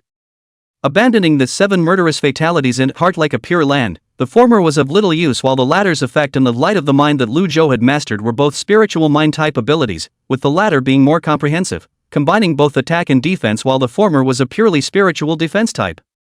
Although the ghost god body was not as effective in the real world as it was in the bizarre world, it was at least a special body with a golden rank, and Lu Zhou's biggest weakness right now was that his body was too poor, and fusing the ghost god body would allow his body to be strengthened significantly. Think about it. I choose option 1, option 4, option 5, option 6, and option 7. Ding! Reward selection complete, now for distribution. Moment. A strong and ferocious power surged into Lu Zhou's body. After the fusion of the ghost god's body, his thin and lean figure bulged slightly, his muscles showing, his lines smooth and perfect. Both strength, speed, endurance, and resistance to blows had increased several times over before. Although it wasn't yet comparable to transcendentals who had awakened their physical abilities, it was still far above the average adult. Lu Zhou squeezed his fist and felt the changes in his body. A smile appeared on his face. It feels good, although it's far from the realm of shattering a building with a single punch in the simulation world. It's much stronger than before. Other rewards come with it. Ding! Please choose the shenanigans you've harnessed in the simulated world. The shenanigans available are time shenanigans, chopping shenanigans, mirror shenanigans, water shenanigans, sleight of hand. Roadboat was once again stuck in a choice dilemma, hesitating between time trick and chopping trick. The former was needless to say, while the latter's conceptual chopping ability made it difficult to give it up. After much hesitation and indecision, Roadboat still decided to go with time trick. The power of the time domain has too high a ceiling anyway. In the next second he made his choice. A strong but familiar sharp pain came from the depths of Lu Zhou's empty eyes, as if there was flesh and blood writhing and growing, itching strangely. Even with Lu Zhou's endurance nowadays, he couldn't help but squeeze the quilt around him and let out a muffled grunt. Ah! Ah ah ah! Blood slid down the corners of his eyes, staining the sheets. And this pain came swiftly and went extremely quickly. Soon, wisps of cold and icy aura overflowed from Lu Zhou's eyes to his entire body. He slowly opened his eyes, and underneath his eyelids was no longer a dark, oozing void as before, but instead shot out a flash of demonic. Within the darkened room, it was like an ancient demonic creature that had been silent for 10,000 years was slowly awakening in the abyss. Chapter 60 Deluxe Panel Properties. Call this a trainee internship? Snap. Lights on. A long-lost light entered Roadboat's field of vision. He couldn't help but squint, quickly adjusting to the slightly harsh light, the foreign sensation in the pupils of his eyes gradually dissipating, and the joy of regaining his light surging through him. Reaching for his cell phone next to the bed, he turned on the selfie camera. The upper half of the teenager's face was clearly visible on the cell phone screen. Under the fragmented black forehead hair, a pair of eyes flashed with dazzling red light. The pupils were scarlet red, slightly curved. 2 golden pointers derived from the center of the pupils and were slowly rotating, and a circle of blood-red scales along the edge of the iris had a kind of demonic beauty. Quirky and mysterious with a hint of transcendence and dignity. Can't you close it? Roadboat's fingers touched his eyeballs and realized that it was different from being in the analog world. These eyes made of time guile could not be closed, and looked like 2 eternally burning blood-colored flames in the mental field observation, and the fuel changed from guile gas to mental power. On top of that, after being wiped of the side effects, the time guile was no longer in danger of devouring its host. It's a little flashy, but it's not a big deal, just turn around and wear contacts. Roadboat thought, and his mind moved. When? It was as if a death knell had rung through the nothingness. The golden pointers within his eyes spun rapidly along the iris, and a circle of scarlet ripples rippled out from Lu Zhou's eyes. Time stood still all around. 100 meters or so in a circle. Lu Zhou felt the depletion of his mental power and silently counted, eventually feeling the fatigue of mental overexertion when he counted to 30. With my current mental power, is the limit only 30 seconds? Even if it's in the beginning state, it shouldn't only be at this level. The power of time trick seems to be suppressed quite a bit in the real world, compared to the analog world. Is it because of the difference in the world's realms, or is it because of something else? Lu Zhou pondered fruitlessly and simply gave up thinking. Ding! Will we start randomizing the shenanigans? Extraction. Drawing complete, you have obtained the artifact Dead Burial Coffin. A palm-sized, small coffin shrouded in bizarre black mist appeared in front of Lu Zhou, the force field around it distorted and emitted an oozing aura. Death burial coffin, the earth's veins are cracked, the stars are mute, and with my spine as a nail, I will serve the weight of 1,000 mountains, and my dead soul will return to the ruins. Effect: gravity domination. So it's this trick weapon. A smile appeared on Roadboat's face. In the analog world, this trick weapon was also one of his trophies. As long as the dead souls were continuously collected, the more dead souls buried inside the coffin, the stronger the gravity it could dominate, making it a very powerful offensive artifact. When he was in the simulation world, he walked with his coffin on his back, and wherever he passed, the pale fog tossed and turned, and the city behind him dented and collapsed. Like a real human plague. The teenager stretched out his fingers and touched the dead burial coffin in front of him. It instantly turned into a flash of black light and disappeared into the rowboat. You have one more random reinforcement chance, do you use it? Lu Zhou nodded. Use. Random selection in. Determine the target of enhancement talent. Talent? Rowboat froze. Could it be that I have a talent for driving simulators with wall-mounted walls? Next. His chest glowed, a ghostly black light. Enhancement complete, hosts extraordinary talent promoted from A to S, currently unawakened. Then why don't you awaken me?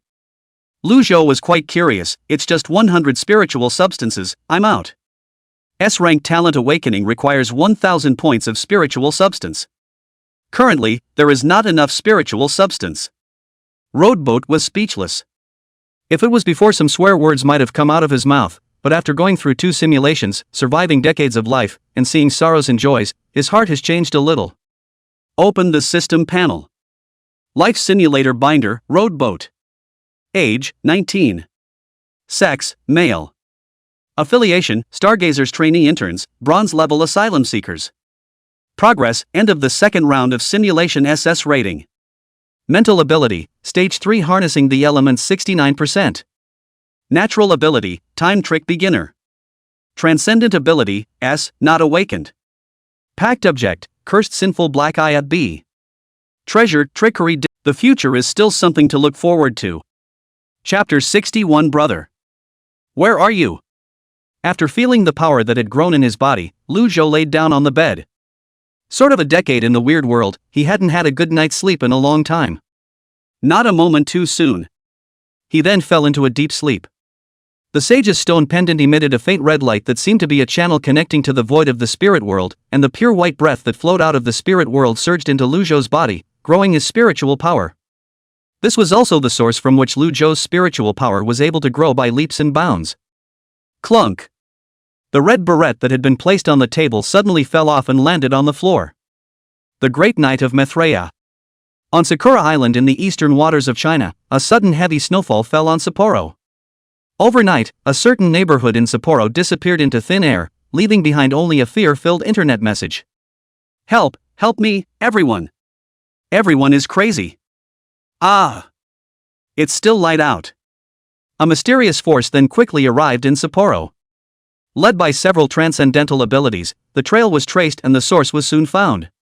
It was a book of bloody human skins lying in the blank snow. The leader took out his wireless communicator and reported. Can't it do it, I am so scared and want to die. What are you talking about? What are you talking about? Sayonara goodbye. The leader who said this suddenly raised his gun and stuffed it into his mouth, pulling the trigger without the slightest hesitation. Boo! Similar things happened to the rest of the mystic force. Several transcendents weren't spared either, and were soon all but wiped out. After absorbing the fear of these people, the book seemed to have regained some of its strength, emitting wisps of black mist and gradually forming into a slender humanoid monster. He opened his confused eyes and looked up to the sky. Who am I? What am I going to do? Where am I at? Oh. Come to think of it. I want to find my brother. Brother. Brother. Where are you? The upper echelons of Sakura Nation, as the last footage of that mysterious squad was parsed out. The crowd also saw the bloody human skin book. One of the transcendent powerhouses of the Sakura country's homegrown transcendent organization, the Divine Countermeasures Bureau, Tojo Ryohide, looked grave. Someone with a tablet reported, overnight, 10,364 people disappeared from the entire street, and the Divine Shadow Team 7, led by Divine Transformation Realm Transcendent Katano Kenya, was completely wiped out, killing each other to death. Tojo-sama, what level do you think this transcendent object has reached? In the realm of the apocalypse, the old man in a kimono stared at the videotape with his hands caged in his sleeves. After 10 seconds of silence, give your judgment. Transcendent rating, S, no. Probably more than S. Danger rating SS, my rating is extremely dangerous. Extremely difficult to take in. Exclamation point. The crowd was filled with shock.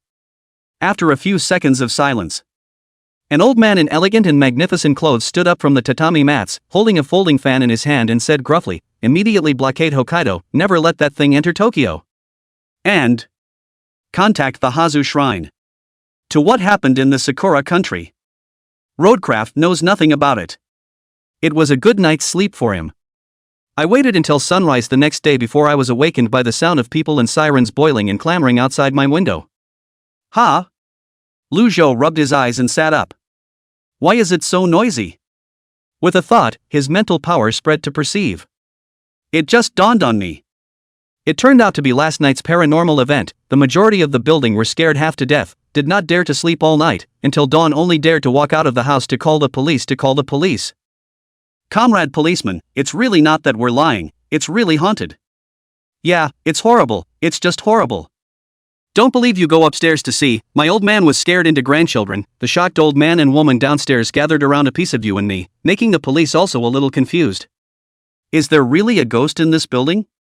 Oh, you're not scared to death. The corner of Lu Zhou's mouth rose slightly as he walked out of the one-room bedroom and into the living room.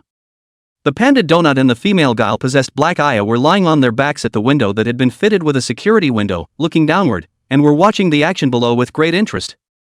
Hearing footsteps. Black Aya twisted his head, wearing a hanbok figure. Illusory female Gui life emerged from it, smiling sweetly. Gongzi, you wake up, want to eat?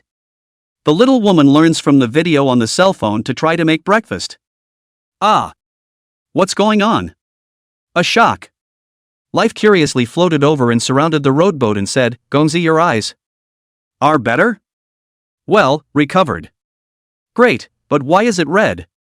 And what a weird looking thing, like a clock. Well, is kind of my awakening ability, isn't it cool? The female guile nodded her head vigorously, her emotional value pulled full of adoration as she said, handsome. She was very envious and said, that's so nice, the little lady wants it too. Yes, when you cultivate until you can have a human form, I'll buy you a pupil to wear. Pupils? What's that? The little lady goes searching. She flew over to the couch and maneuvered Kuroya to work on her cell phone as fast as she could, bringing up phantoms. It's amazing that I've fully learned to surf the internet in one night. Lu Zhou couldn't help but spit out, if you could write webcomics, you'd definitely be a tentacle monster. Wash up. At breakfast. The noise downstairs continues. The police have checked the building without half a problem, but the residents still insist that there are ghosts, pulling the police not to go, insisting that the government pay for a master to practice. The police are rendered speechless. Lu Zhou bit into the half-cooked omelette, thinking of Yi Luli, slightly out of focus. I wonder if the house she helped find has been found yet. Chapter 62. After breakfast. Lu Zhou packed up his things and went out, walked downstairs, ready to go to school, and stopped by the nearby drugstore to buy a pair of contacts. He appears at school wearing Black Aya, and seems to have been nicknamed the Dead Suit Brother and Blind Monk in the school's forums. Especially after someone saw him sitting in the passenger seat of schoolgirl Yi. The boys were envious and jealous to the extreme, and their original sympathy for what had happened to him dissipated into a burning fire of jealousy. There were hundreds of mean comments underneath one picture, the most common being why? I'm more handsome than him, right? Which major and which class is this kid in? I want all his info. Anyone senior? Briefly. Roadboat is already famous on campus. What's wrong with being famous? Fate's voice rang in Roadboat's ears with a hint of curiosity. The layers of black damask she boarded were wrapped around Lu Zhou's wrists like black wrist guards. Well, it's going to be a bit of a hassle all in all, I guess. I don't like to be too conspicuous either. Roadboat laughed with his eyes closed and suddenly took a step to the right. In the next second, the air conditioning unit hanging from the wall of the building came loose and crashed down with a bang on his left side position. It's the same old bad luck as always. Gongzi's luck is really bad. It can't be that he's been cursed, right? Fate said. But I don't smell a curse either. I've been like this since I was a kid, and it's more like fate than a curse. Well, everything is about karma. Could it be that Gongzi did something unbearably bad in his last life? So by the heavenly disgust? Fate's casual remark caused Lu Zhou to be stunned, and his forward steps stopped. Heavenly abomination? Karma? He felt like he was grasping something, but it immediately drained from his fingertips. Didn't figure it out. Shake your head. He thought no more about it. Just walk, for no reason at all. A strong wave of jealousy and hatred surged through Lu. What Lu Bai herself didn't notice was the fingertips of her sinewy hands were bulging and the tips were elongating slightly. Tick-tock. Drops of blood dripped from her fingertips onto the ground, and the ground instantly corroded and weathered a small hole. Hangzhou University. Lu Zhou appeared in the specialty class after a long time.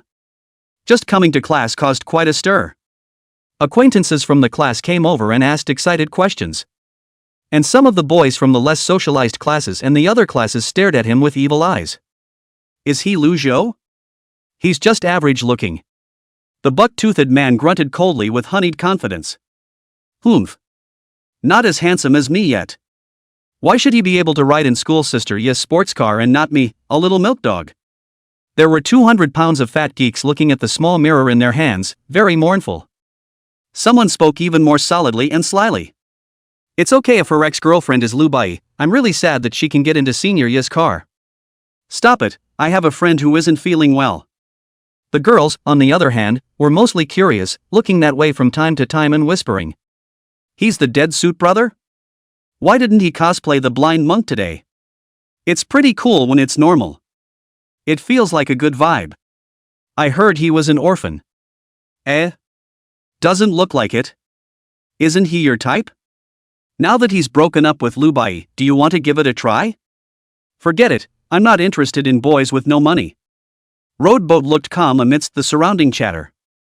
Going through 2 rounds of simulations, decades of life experience, experiencing life and death. Nowadays, he would hardly experience the slightest fluctuation in his state of mind due to external objects and other people's comments and evaluations. The realm is different. Lu Zhou. You kid finally came back. I thought you were still in the hospital.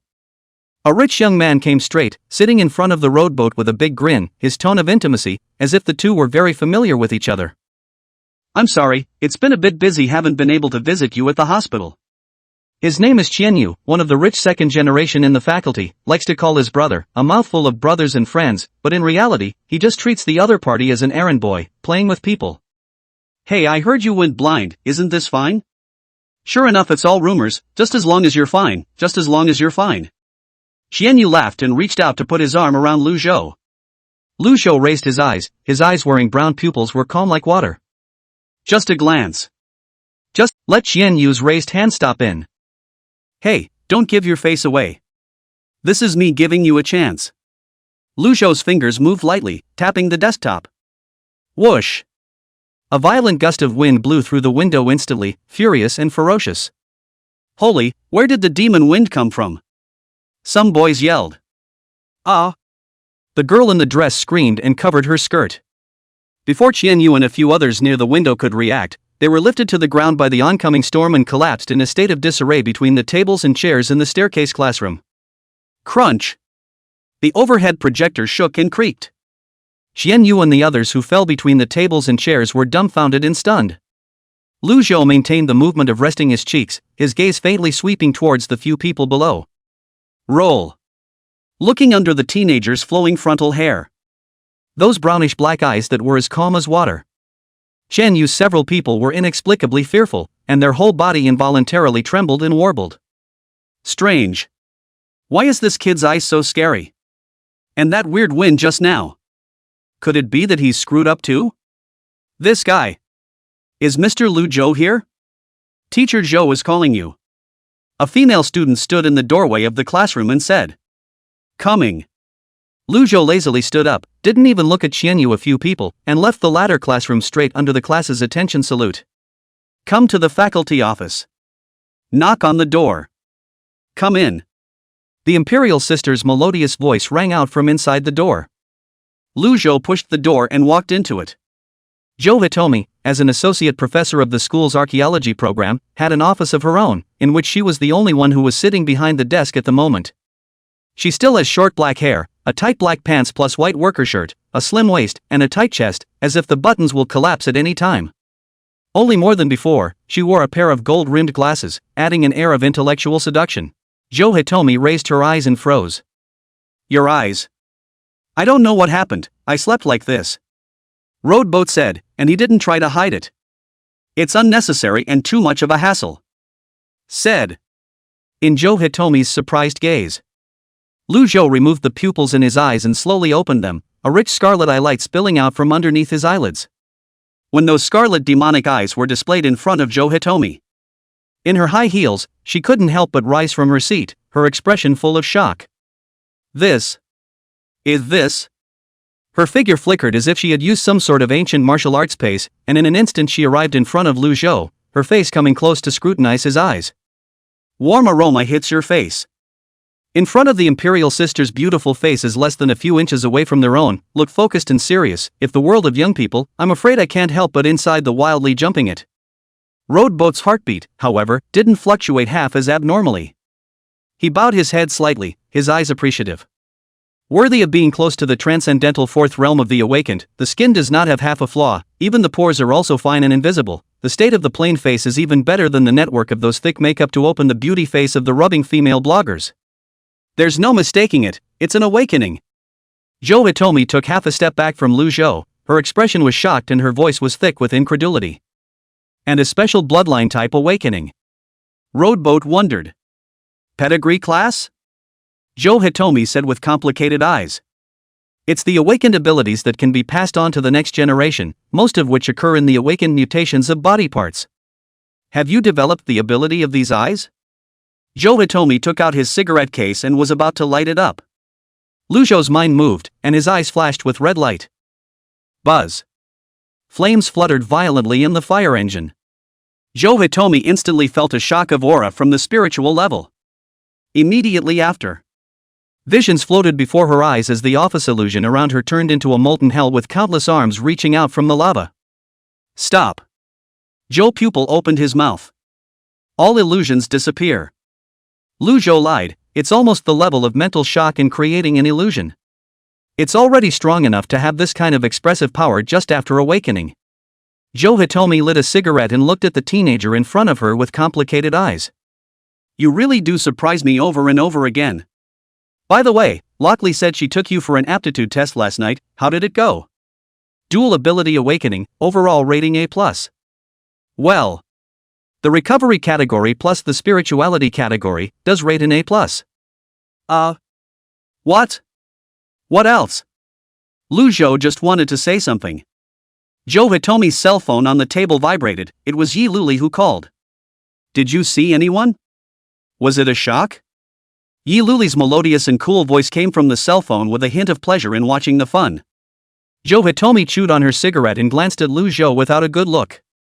Almost didn't scare me to death, who would have thought that he could awaken a second talent, or a special talent of the bloodline. This is great, no need to think of a way for him to cure his eyes. Yi Luli sounded surprised. Pedigree class? Eyes? What does that mean? Zhou Hitomi was equally puzzled. Isn't his second talent the mutant eye? They're red and have golden pointer-like things in them. There was silence on the other end of the line for a few seconds, and suddenly there was a backward breath of air and the clunk of something falling off the table. Zhou Hitomi also realized that something was wrong and turned her head to look at Lu Zhou, who was on the side. Aren't these eyes your second gift? Well, would be considered the third gift. Zhou Hitomi almost didn't choke on the smoke when she sniffed. The third? She looked at Roadboat incredulously. Chapter 64, You and I Just Have to Comply. 10 minutes later. Inside the office. Lu Zhou was sitting on a chair and Zhou Hitomi and Yi Luli stood in front of him on the left and right. I can't believe it's really a bloodline class talent. Yi Luli had a complicated look on her face and looked at Lu Zhou as if she was looking at a monster. Zhou Hitomi, who had already tested Roadboat's 3 abilities just now, recovery power, numinous power and mental pupil art, also slowly exhaled a smoke ring and lamented. People who can awaken dual abilities are already few and far between, and awakening 3 abilities is rare to the extreme. Even if you have experienced life and death, nirvana and rebirth, and transformed your bones, this change is still too amazing. It stands to reason that awakenings don't happen without warning. Have you been exposed to anything lately? Roadboat shook his head. No, just had a dream and awakened afterward. With over a decade in the analog world, it's not much of a stretch to say it's a big dream. Yi Luli cupped her chin and said, Dreams? There have indeed been rumors of people obtaining inheritances in their dreams and thus awakening. Zhou Hitomi leaned back, holding her arms against the mahogany desk, and looked straight at Lu Zhoudao. All in all, awakening 3 talents already qualifies you as a genius. According to the rules I need to report it up, but I respect your choice. If you choose to hide it, I won't bother to report it. Roadboat asked. What are the advantages and disadvantages of reporting? Zhou Hitomi didn't hide it either. The benefit is that the previous assessment of your A+ grade is nullified, and it's estimated that you can reach the S grade, and if you're lucky, maybe you'll even be accepted as a student by some of the bigwigs within the Stargazer Society, and the resources and permissions that you can obtain can go up a lot. The downside is that you'll become famous, and the wind will destroy the wood for the trees, and some of the Stargazer Society's rival forces will see you as a target. Roadboat laughed. He was worried about where to find the spiritual substance, and was anxious to be seen as a target. It would be great to have resources and transcendental items delivered to your doorstep on your own without having to go to an awakened person. Report it. Are you sure? Aha! Zhou Hitomi gave him a deep look and said yes. She then stopped talking about it and moved on to another matter. Do you remember the matter of the ancient tomb that I told you about last time? Just last night, something happened within Hang City. What she was talking about was what happened last night. This includes Suyu's murder by a mysterious transcendentalist and the incident that took place in the Chun Group building. The relevant department's greedy wolf squad struck out, the fishermen in the back, and nearly wiped out the members of the Evil Beast organization and the blood-worshipping cult members who had come out, only allowing one blood-worshipping cult member to escape with a secret method. After this incident, the remaining Evil Beast organization and blood-worshipping sect within Hang City should subside a bit. Hitoshi Joe sat down behind his desk. Yi Luli was curious about something else. To be able to kill the traitor Suyu of the spirit base realm, could that mysterious transcendent have already reached the divine transformation realm? Do we know his identity? Sitting here. Roadboat, who was sitting behind her, thought to himself. Hitomi Joe shook her head. I don't know, I'm curious too. Anyway, now that Hang City should be considered a bit safer compared to before, I want you guys to help with something. She pulled a piece of paper out of a drawer, and on the paper was a list of auction items, 3 items circled out of hundreds. This is the black market's auction list for tonight. The 3 items circled are likely to be from that ancient tomb, and it is suspected that they contain transcendent sequences. I want you guys to buy them out. There's $10 million on this card. Yi Luli took the paper and card and asked, Is $10 million enough? Not enough for you to pad out. Zhou Hitomi said and looked at Lu Zhou and laughed. Hold on to your schoolmate's thighs, she's a little rich. Lu Zhou looked at Yi Luli's straight and slender legs under the white pants, taut and full, smooth lines, indeed worthy of a hug. Oh yeah, one more thing. Zhou Hitomi remembered something and rushed at Yi Luli. There's news about that thing you asked me to find before. Yi Luli's eyes instantly lit up. Leave the office inside. Roadboat was a little curious and asked what that thing was. Yi Luli didn't hide it either. That's a special transcendent material called the Earth Heart Inflammation Fruit, which contains a strand of Earth Heart inflammation. I will have a high probability of being able to enhance my own talent and raise my strength to the spirit base realm by obtaining it. I've been looking for this for a long time, and I didn't expect it to show up in Hang City. I'm going to get it. She was decisive, with a tone of imperative firmness. Roadboat was surprised. Do we still need specific transcendent materials for realm advancement? Yi Luli shook her head and said, Most people don't need it, I'm a minority, a bit more special. It can be said that the higher the talent of the awakened person, the more difficult it is to raise their realm, and they need a large amount of resources to support them. So it is. Roadboat nodded. Yi Luli took out the car keys and said, Go. Lu Zhou was surprised. Where to? The auction house doesn't start until the evening, right? Yi Luli had a face of looking at a little cutie.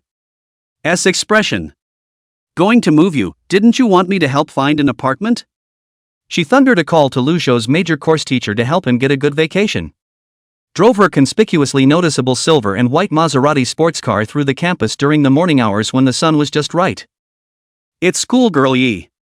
The civil engineering undergraduates saw the scene from the window and instantly boiled over. Corner. A boy with hair as fluffy as a bird's nest, tan skin, and thick dark circles under his eyes covered his ears in annoyance. Well. It's possible. It's not a possibility, it's a certainty. It feels like something unexpected might happen if I move with you tonight, so maybe I'd better go alone. Yi Luli began to consider the possibility of acting alone. Road boat came in front of the antique store. Is this the place? A place for you to find. Yi Luli walked up to him. She was wearing large sunglasses on her melon-faced face, and it was still hard to hide the stunning color. Don't look at the surface as an antique store, but inside there's a lot going on. Go. Lu Zhou noticed that the Stargazer Club's insignia was inscribed on the corner of the ancient gate. Same with that library. Jingle bells. The front door was pushed open and the dangling doorbell was crisp and pleasant. Welcome, Ara. This is quite surprising. The old woman in the presbyopus craned her head to look a little surprised. Yi Luli took off the sunglasses on her face and laughed. Mrs. Son, why are you so surprised? Didn't I tell you in advance? The old man known as Granny Son looked at Roadboat in surprise. I thought you said female friends, Ms. Yi. It should be the first time that Ms. Yi has brought a boy here, if I remember correctly, right? Then you're misremembering. Yi Luli didn't give the old man a chance to retort and said right after, let me introduce, his name is Lu Zhou, he's my schoolmate and a trainee intake officer of the Stargazer Society. This is Granny Song, one of the Stargazer Society's logistical intelligence officers, who is 87 years old this year. Road boat nodded. Hello. What a polite boy. Grandma Song looked at Lu Zhou with kind eyes. Handsome looking too, worthy of Ms. Yi. Road boat laughed, I'm fine with it anyway. Yi Luli's eyes glared. Good thinking. When you're better than me, I'll consider thinking about dating you to see. Road boat jumped at the chance. Really? Should we fight then? Ha! Yi Luli let out a disdainful light laugh. Ho ho ho ho ho ho. Granny Song smiled while walking towards the back with her hands behind her back. Come with me, the place is already packed. Lu Zhou and Yi Luli followed her. The short and stooped Granny Song smiled and held out 5 fingers. 5,000? 5 spirit stones for a year. 100,000 for a spirit stone, or 500,000 a year. The price could only be said to be quite not cheap. But rented. Roadboat didn't hesitate for a second. A strong person who had mastered time trickery, reached the 3rd stage of the spiritual hierarchy, and experienced 2 rounds of simulated worlds, such an abode was worthy of his current status. Both parties hit the ground running and signed immediately for a 10-year straight lease with a 1-year deposit. After signing, Lu Zhou was then ready to go home to get his things and pick up Panda Duanzi. Yi Luli did say that she didn't want to take him there, and directly threw the car keys to him, letting him drive back by himself. Anyway, he has no problem driving now that his eyes have recovered. Roadboat didn't have much of an opinion. Boom boom. The engine starts to roar. This is the first time Lu Zhou drove a sports car, touching the steering wheel, rare some heart fluctuations, but soon calmed down. The female trickster life floated out of the black damask and took a seat on the passenger side, leaping with excitement. Who do? Go for a ride. Roadboat let out an excited shout as she kicked the gas down. Ooh. Has the profiler's report on the results come in yet? Fang Xiu sat inside a black SUV and said with his eyes closed. The cold woman Jiang Man nodded, it's out. She handed out the tablet in her hand. Fang Xiu opened his eyes and took the tablet. His eyes narrowed slightly as he looked at the character the profiler had created from his memory in the tablet. Flatplate is sitting at the edge of the building, the face with exorcism of the youth seemed to smile, cannot see the face, but can feel that he is very young, surrounded by a black silk threads, and black fog rising. There is a line in the lower right corner. Suspected divine transformation realm awakener. Codename Phantom Face. Identity unknown. Power unknown. Purpose unknown. Degree of danger, A. Yeah, the guy who can tease the captain and easily knock away the storming black bear is really dangerous. The squinty-eyed man said as he drove, I really don't want to meet him if I can help it. Fang Xiu didn't retort and said to Jiang Man, publicize his information to the bureau, and once someone finds a trace, report it to me immediately. Understood. What about that Chen girl? She's in quite a bit of shock and has been taken to the hospital for observation. Aha! Fang Xiu put down the tablet, and he who hadn't slept for a few nights rarely revealed a trace of tiredness, turning his head to look out the window. And just then, the black SUV and a silver and white Maserati sports car rubbed shoulders. Gee, that guy was speeding, wasn't he? Squinty muttered. This is the business of the traffic police. If we were in charge of everything, we wouldn't have to work. Fang Xiu faintly said. I don't know. The target he was looking for had just passed him by. Chapter 66, The Talented Exorcist Girl Who Pokes the Cat's Bells. Roadboat drove back to the old neighborhood, and just as he parked his car and came down, he saw it by the bushes on the side of the road. There was a young girl crouching. She was harassing a fat orange. It was the same orange cat that would often climb up the stairs and come to steal food from the window of Lu Zhou's house. Fatty, why are you eating so fat? Meow. The orange cat was displeased and turned her head away in a haughty manner. The young girl's face was full of foolish smiles. Come on, give your sister a touch, and she'll give you a ham sausage. Meow. The orange cat ignored it and turned to leave. Humph, ignore me, bad cat. The young girl muttered, her eyes lighting up at the sight of two large bells under the orange cat's tail. No touch for me. Poke you in the balls. She reached out and poked. Orange cat. Meow. What kind of human is this? You can't just touch my bell. Road boat.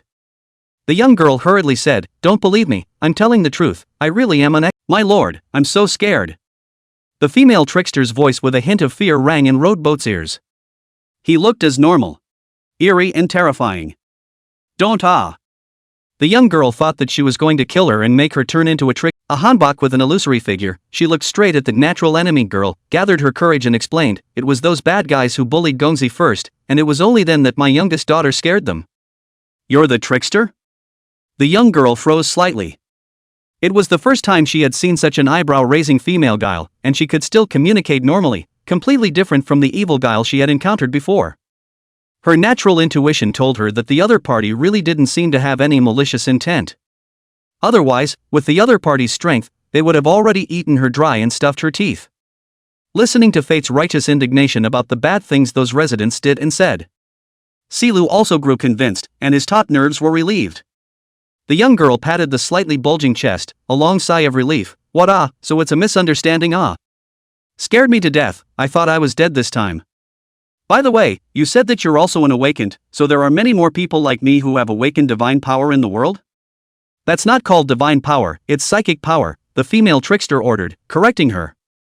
Lu Zhou then said, it cannot be said so. Listening to ye elder sister said that the transcendental system is different. There are also differences. Different countries have different names for spiritual power, divine power, magic power, fighting chi. Sounds just like fiction. Silhouette murmured, then sighed with some disappointment. Alas. What the heck? So I'm not a special being. I thought I was the most special one, the fictional protagonist of Heaven's Destiny. You think too much. Let's just say you're in the minority of the group that awakened first, and down the road as the world changes, there will be more and more awakened people. Lu Zhou loaded everything into his backpack. In the future, awakened people can be found everywhere on the streets. It's possible that they'll be flooded like cabbages. Silu cocked his head as if it was hard to imagine a future like that. Lu Zhou picked up the fat orange on the ground and the black damask wrapped itself around his wrist. Looking toward her, he said, there are good and bad things about becoming an awakened, and you're lucky you weren't targeted by some ill-intentioned transcendent forces. If you want to know more about the awakened, follow me. Of course, you also have the right to refuse. Want to come with me? Now I'll give you 3 seconds to choose. Ugh. 3 seconds is such a rush? 3. At least tell us about the entitlement pay. 2. The young girl was as anxious as an ant on a hot pan, and finally just didn't care and took out a coin. Word I'm in, flower I'm out, it's decided. Clunk. $1 coin toss. 1. The young girl moved her hand that was covering the coin and saw the words. Everything is fate then. The despicable guy who cheated with his mental thoughts said in a flat tone. Mr. Slughorn, welcome aboard, you won't be disappointed with this choice. Is that right?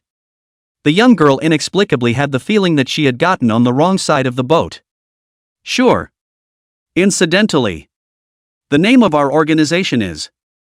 Rowboat headed out the door, leaving behind a sentence. Stargazer Department. Member of the Stargazing Department +1. This is the first step in the expansion of the organization. He also counted on completing the task that belonged to the Vice Minister, repaying Yi Luli's favor of helping to find a house. Taking C. Deer on the way downstairs.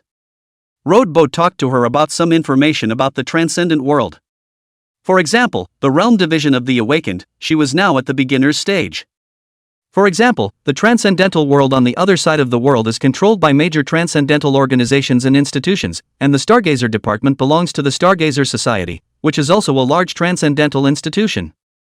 The moment he heard that joining the Stargazer Department, which was under the banner of the Stargazer Society, would enable him to become a bronze-ranked asylum seeker and receive tens of thousands of dollars in monthly salary.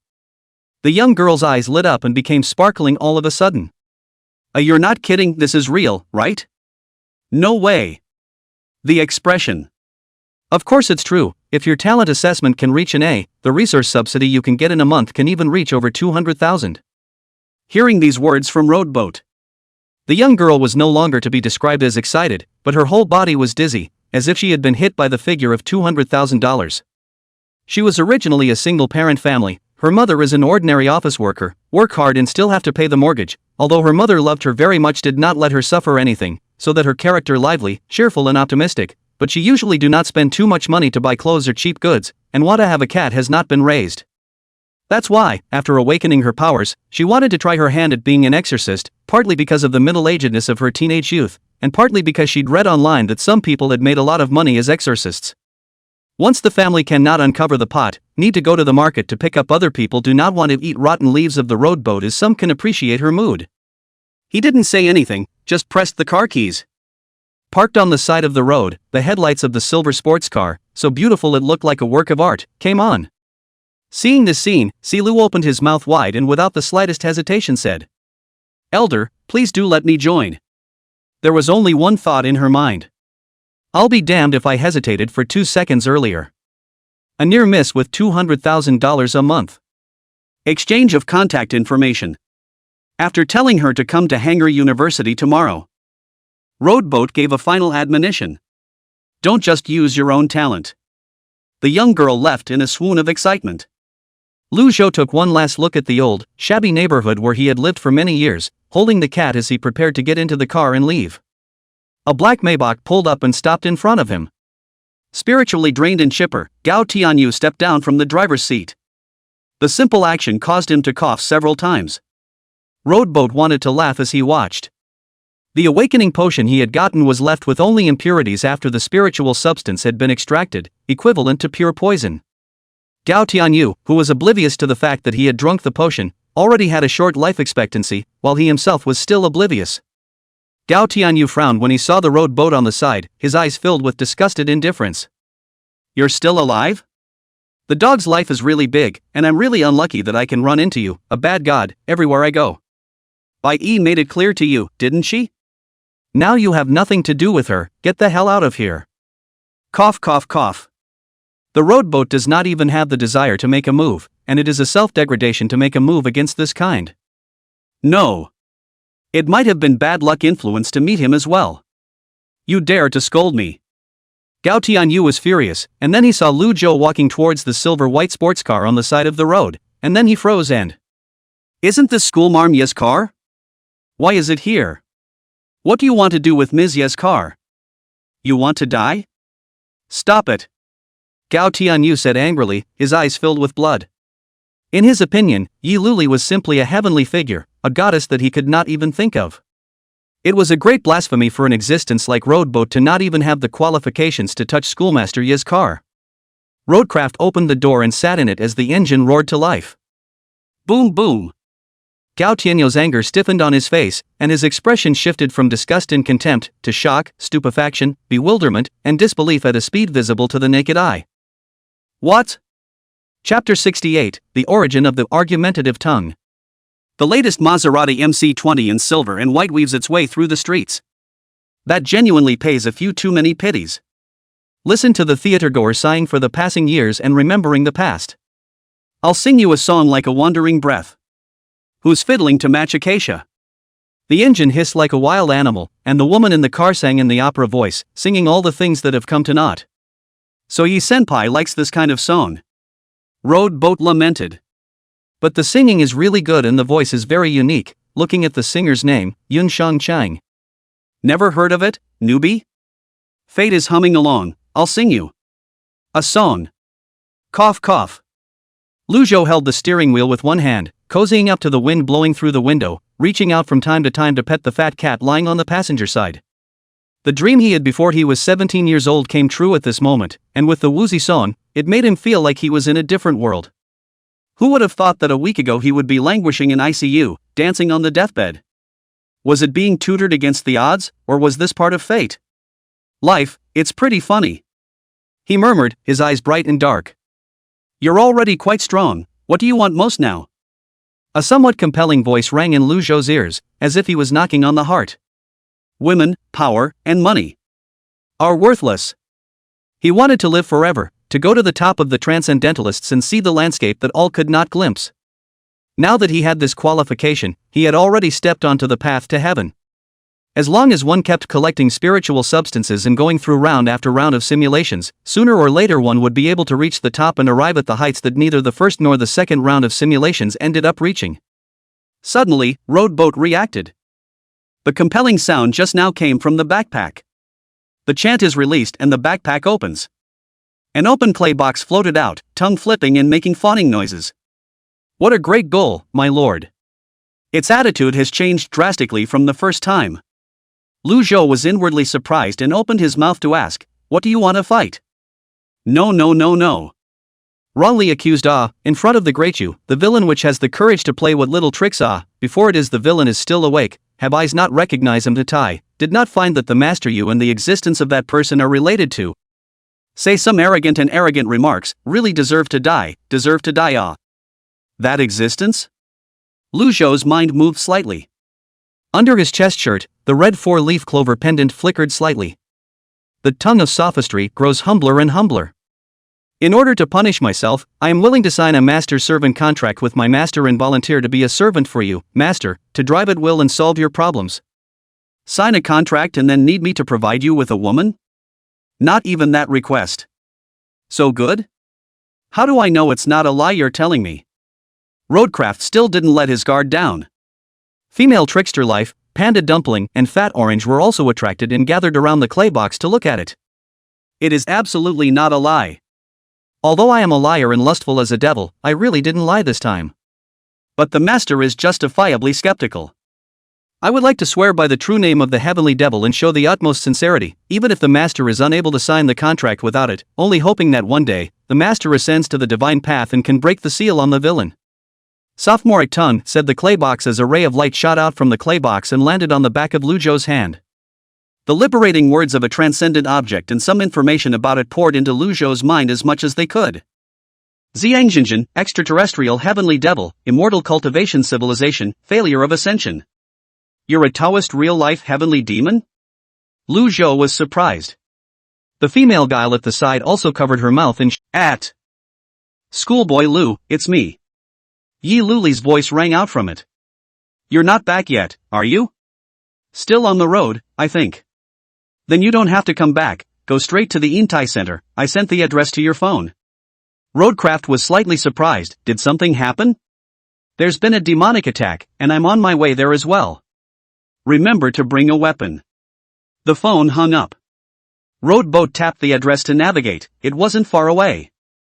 Mental perception unfolded. Moment. The scene that happened in the distance then appeared in Roadboat's mind. The mall explodes, fire rages, an octopus-headed monster goes on a killing spree, people scream, unknown people are evacuated and flee the building, the fire department and vigilantes arrive to surround the area, and people outside curiously gather around to watch. Trickster Tongue asked curiously, is the master joining the Stargazer Society?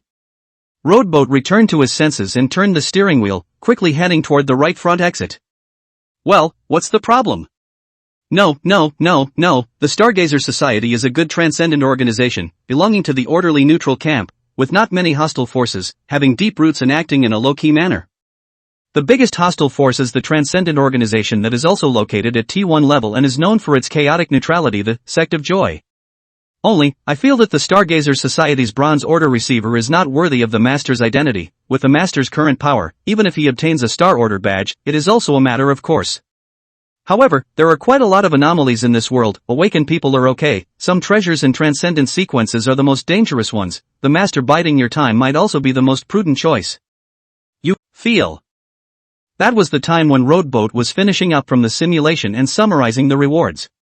How many people in this world have reached the Apocalypse realm? Lu Zhou asked casually, glancing in the rearview mirror, a black Maybach following close behind. Quite rare. The sophistry tongue said with a flattering and humble tone, there is. Then when you were once at your peak, what realm were you in? The immortal cultivation realm? Transition stage, according to this world's transcendent path conversion, it is almost equivalent to the 8th realm Oracle realm. Great Master, that Maybach behind us has been following us since the beginning. I know. Roadboat said flatly. It's just a clown. The Maserati turned right past it and the view opened up. Between the skyscrapers, the straight road is now crowded with vehicles due to the traffic control in front of the closed road, dense. Smoke and flames rolled out of the commerce center in the distance. Many people got out of their cars to take pictures. Roadboat stopped at the side of the road, tucked the Beretta 92F pistol that Yi Luli had gifted him into his arms, and stepped out of the car. Boom! Suddenly, there is another big explosion at the mall building in the distance. Flames shot up into the sky, the powerful shockwaves could be felt from hundreds of meters away, and the glass of the surrounding buildings was shattered as heavy shards of glass fell down. Boom! Pop! The glass smashed to the ground one after the other with a loud bang. Who? The crowd let out a terrified shriek, realizing at this moment that it wasn't safe. Starting to get scared, they started backing away in droves, the crowd turning over as if it were a black tide. Roadcraft put on the hood on the back of his jacket and walked against the flow of people toward the front. The rear Maybach followed closely. Stopped. Gao Tianyu hurriedly got out of the car, however, before he could see the roadboat, he was wrapped up by the crowd that rushed over. Mommy, mommy. Before a little boy could react, people were already dispersing around him, and he and his mother were swept away by the crowd. Huang Mei, who received the order to rush to this place, had just arrived here, when she saw the little boy standing alone beside the street, with heavy objects such as glass shards and wall masonry still falling from the building around him. It's too dangerous. Huang Mei immediately accelerated and ran that way. The little boy cried and rubbed his eyes as he walked forward. Huang Mei's pupils shrank. Look out! In her field of vision, the bricks on the surface of the building next to the little boy were falling off in large numbers, raining down like a shower. Even with Huang Mei's strength and body's explosive power, she was unable to cross dozens of meters in such a short time and save the other party. The moment the little boy was about to be smashed to death, a figure appeared in Yellow Mei's field of vision, appearing next to the little boy, wearing a hood and with his hands in his pockets. Bang bang bang bang bang bang. All the bricks seemed to be stopped by an invisible wall, bouncing off the two men's heads. Yellow Rose froze on the spot. It's state security, isn't it? The hooded man asked, looking up at her. Yellow Rose responded, nodding. The hooded man pulled out a badge that Yellow Mei instantly recognized, So it's the executive of the Stargazer Club. Her expression dawned for a moment, her eyes became kind, and she held out her hand. National Security, Huang Mei. Road boat. Lu Zhou said, looking towards the mall building that exploded in the distance, I have to rush over there, can I trouble you with this child? He seems to have gotten separated from his mother. No problem. Huang Mei, who was dressed in a black coat and wearing an earpiece, straightened up and held the little boy's hand, incidentally charging Roadboat with a reminder. Our national security people have already evacuated the surrounding people on the grounds of a gas explosion, so don't worry about exposing your identity, but the demonic creature that appeared today is dangerous, unusually violent, and seems to have reached level C. Be careful.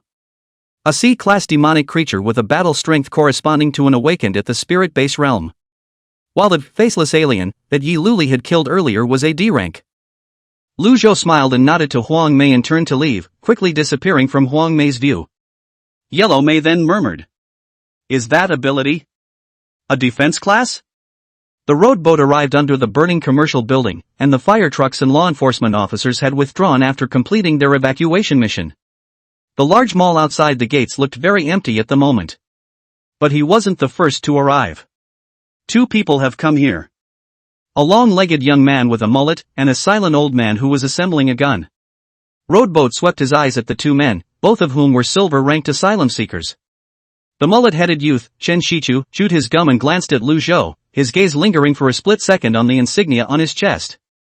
Bronze steps, very familiar, the newcomer Yi Luluri was talking about is you, right? What's your name? Roadboat didn't answer or even look at him. Chen Shichu, however, didn't get angry, instead, he sked and laughed. A little personality. Forget it, copper rank is copper rank, I don't expect you to be able to exert much power, just don't drag your feet later. How long before your senior sister arrives? I don't know. Roadcraft looked at the burning commercial building and said, why don't you go in? Why go in? The people inside who haven't run out yet are all dead. Instead of going in and getting caught in the fire, it's better to wait for the demons to run out on. Has Fong Xiu not come yet?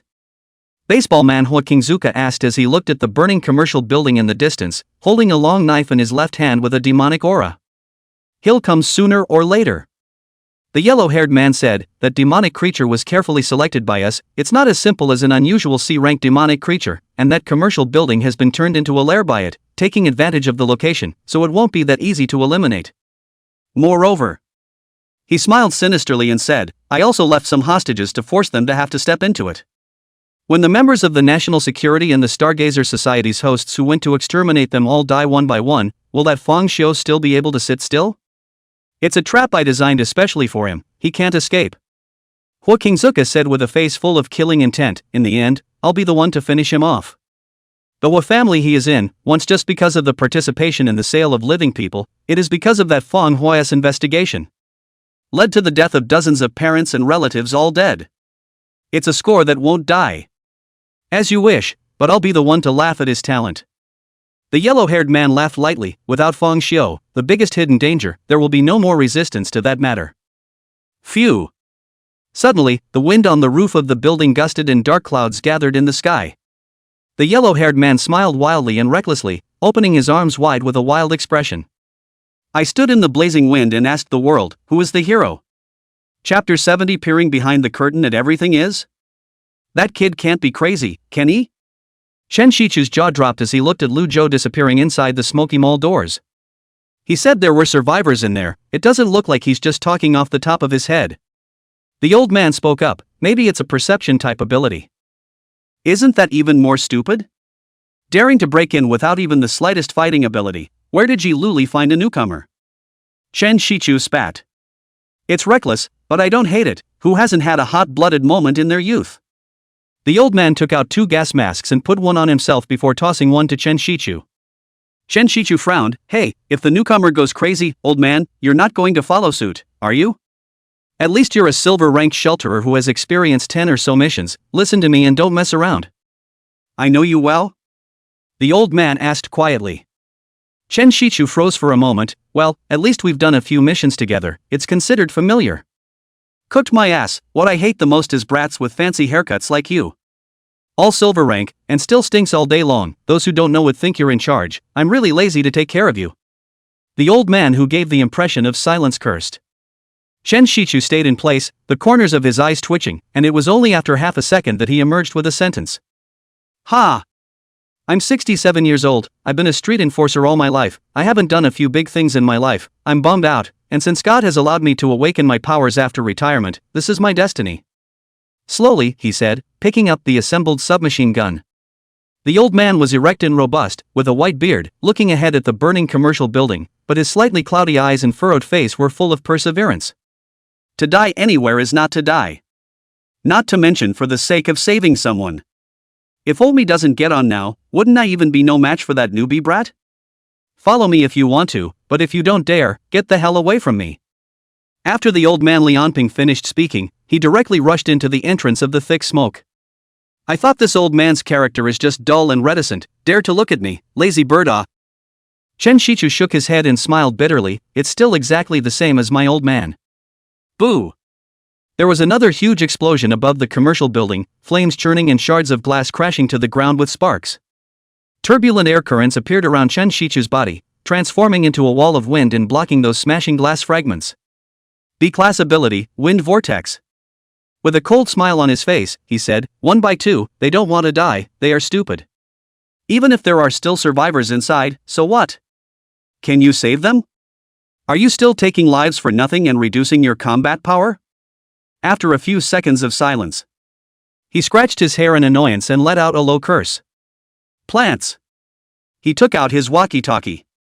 It's me, the plan has changed to change the location of the battle to the inside of a commercial building. Hey! The logistician on the other end of the intercom sounded shocked. Hasn't Yi Luli arrived yet?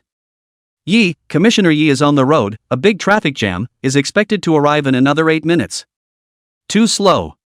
We're sending a helicopter over immediately. Be late and get ready to collect our corpses.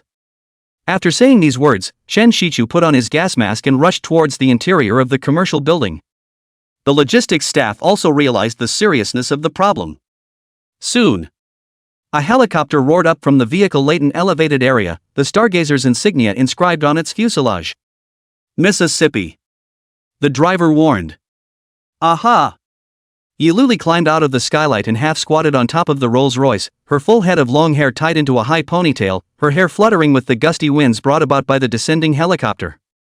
She was dressed in a black standardized combat uniform, the lower half of her face covered, only revealing a pair of clear and calm eyes. Her long black jacket fluttered and flopped, which said that she was valiant. Hoo hoo hoo hoo. The helicopter descended to its lowest point and lowered the elevator. Still no anomalies. Only then did Lord Han's expression slow down slightly and he withdrew his eye artifact. He muttered, "Am I feeling wrong? What the hell?" Hua Kingzuka pursued.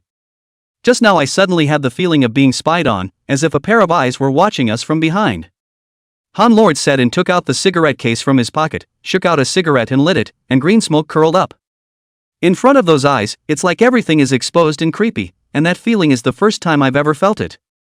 You must have sensed wrongly, didn't the eye of the cave of concealment also show no response?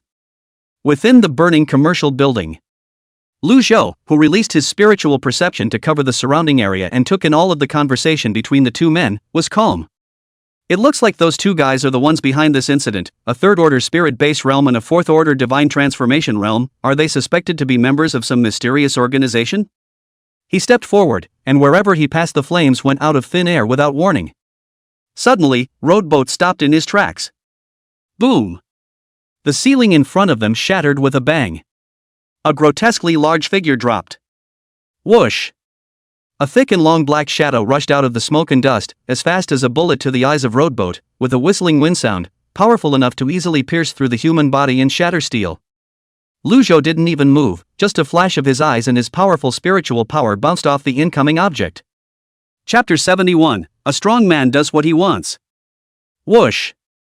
The gusts of wind overflowed and the smoke dispersed. The demonic creature reveals its true form. 2.5 meters tall, with hands that were the two longest tentacles, one of which was curled around a human head. The lower half of its human-like legs burned with flames, and its grotesque octopus-shaped head, with a single thick tentacle that seemed to hang down from the back of its head to the ground like hair, twisted with abandon. Its face had no face, and yet, it's not dead. Bear. Flames blazed from the break, limbs flew up and reassembled themselves, and tentacles grew again. Humph, lowly thing, do you know how great an existence you are facing, and even delude yourself into thinking of lingering? Unaware of the even more terrible destiny that awaits you. The tongue of sophistry is like the ancient eunuchs who scolded each other in a mean and sharp tone, as if not dying would be disrespectful to the decree and would result in the execution of the 9 clans. Bear. As if angered by its words, the sea demon man that had recovered once more opened its mouth and let out a piercingly strange scream. Waves of air rolled over, and the sound waves were powerful enough to shatter glass and rupture eardrums. Lianping, who had just arrived here, happened to see the scene, and his face instantly changed. Exclamation point. Don't even think about it. The old man instantly racks, loads, aims, pulls the trigger, and applies his talents with years of experience playing with guns. C-grade talent, plural enhancement. Boom! Bang, bang, bang, bang, bang. The muzzle of the gun spat out a tongue of fire and a single 5mm bullet spun and flew out. The bullet was wrapped in a layer of shattered gold light, suddenly doubling its speed and penetration. And it began to proliferate in the air. 1 to 2, 2 to 4, 4 to 8. In an instant, shattered golden bullets descended like a rainstorm, densely hitting the sea demon's back, causing it to tremble and bloom with blood, but the wounds recovered at a speed visible to the naked eye. Ignoring Li Anping behind him, the demon hissed and flung out its arms and whoosh, whoosh, whoosh. Countless tentacles wrapped in poisonous flames, as if they were snakes rushing towards Roadboat like a swarm of snakes. Ugh, can't you get attention like this? Li Anping sighed in his heart. I think that newcomer is going to be in a very bad way, 10 deaths. But the next second. Boom! A force that could be described as terrifying suddenly descended, and all the tentacles slammed heavily into the ground. Question mark. Li Anping's eyes widened, only to see the distant teenager's calm expression, his right hand upward, a pocket-sized black coffin suspended in his palm, overflowing with a rich and deep dark aura.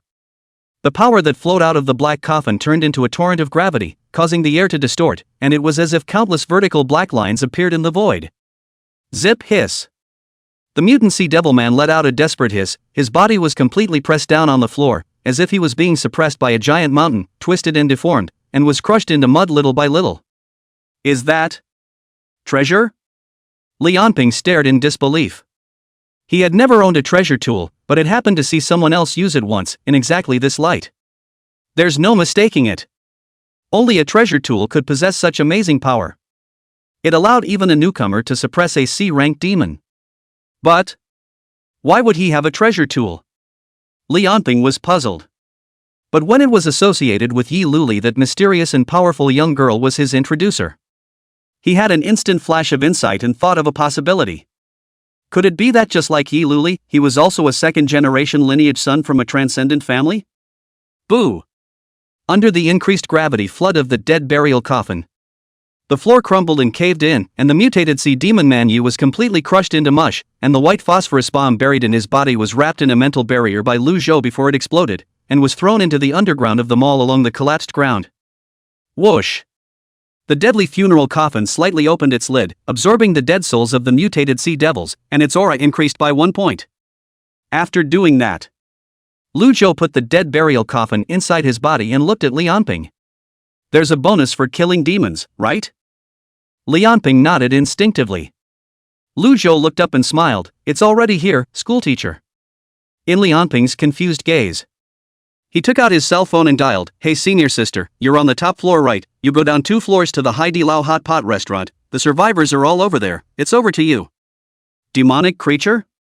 The demons, if you're a demon, have already been taken out, don't worry. Yi Luli, who landed from the helicopter onto the tarmac of the commercial building, held her cell phone with a dumbfounded expression. Taken out? That C-class demon? By whom?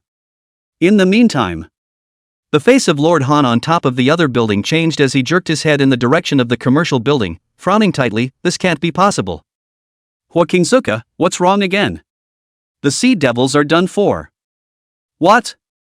Hua Kingsuka was incredulous. That demonic creature was injected with demonized true blood by you. Its recovery power is horrifying. Doesn't it have a battle power comparable to a half-step god transformation realm? Who can finish it off? Could it be that Feng Xiu has already arrived here?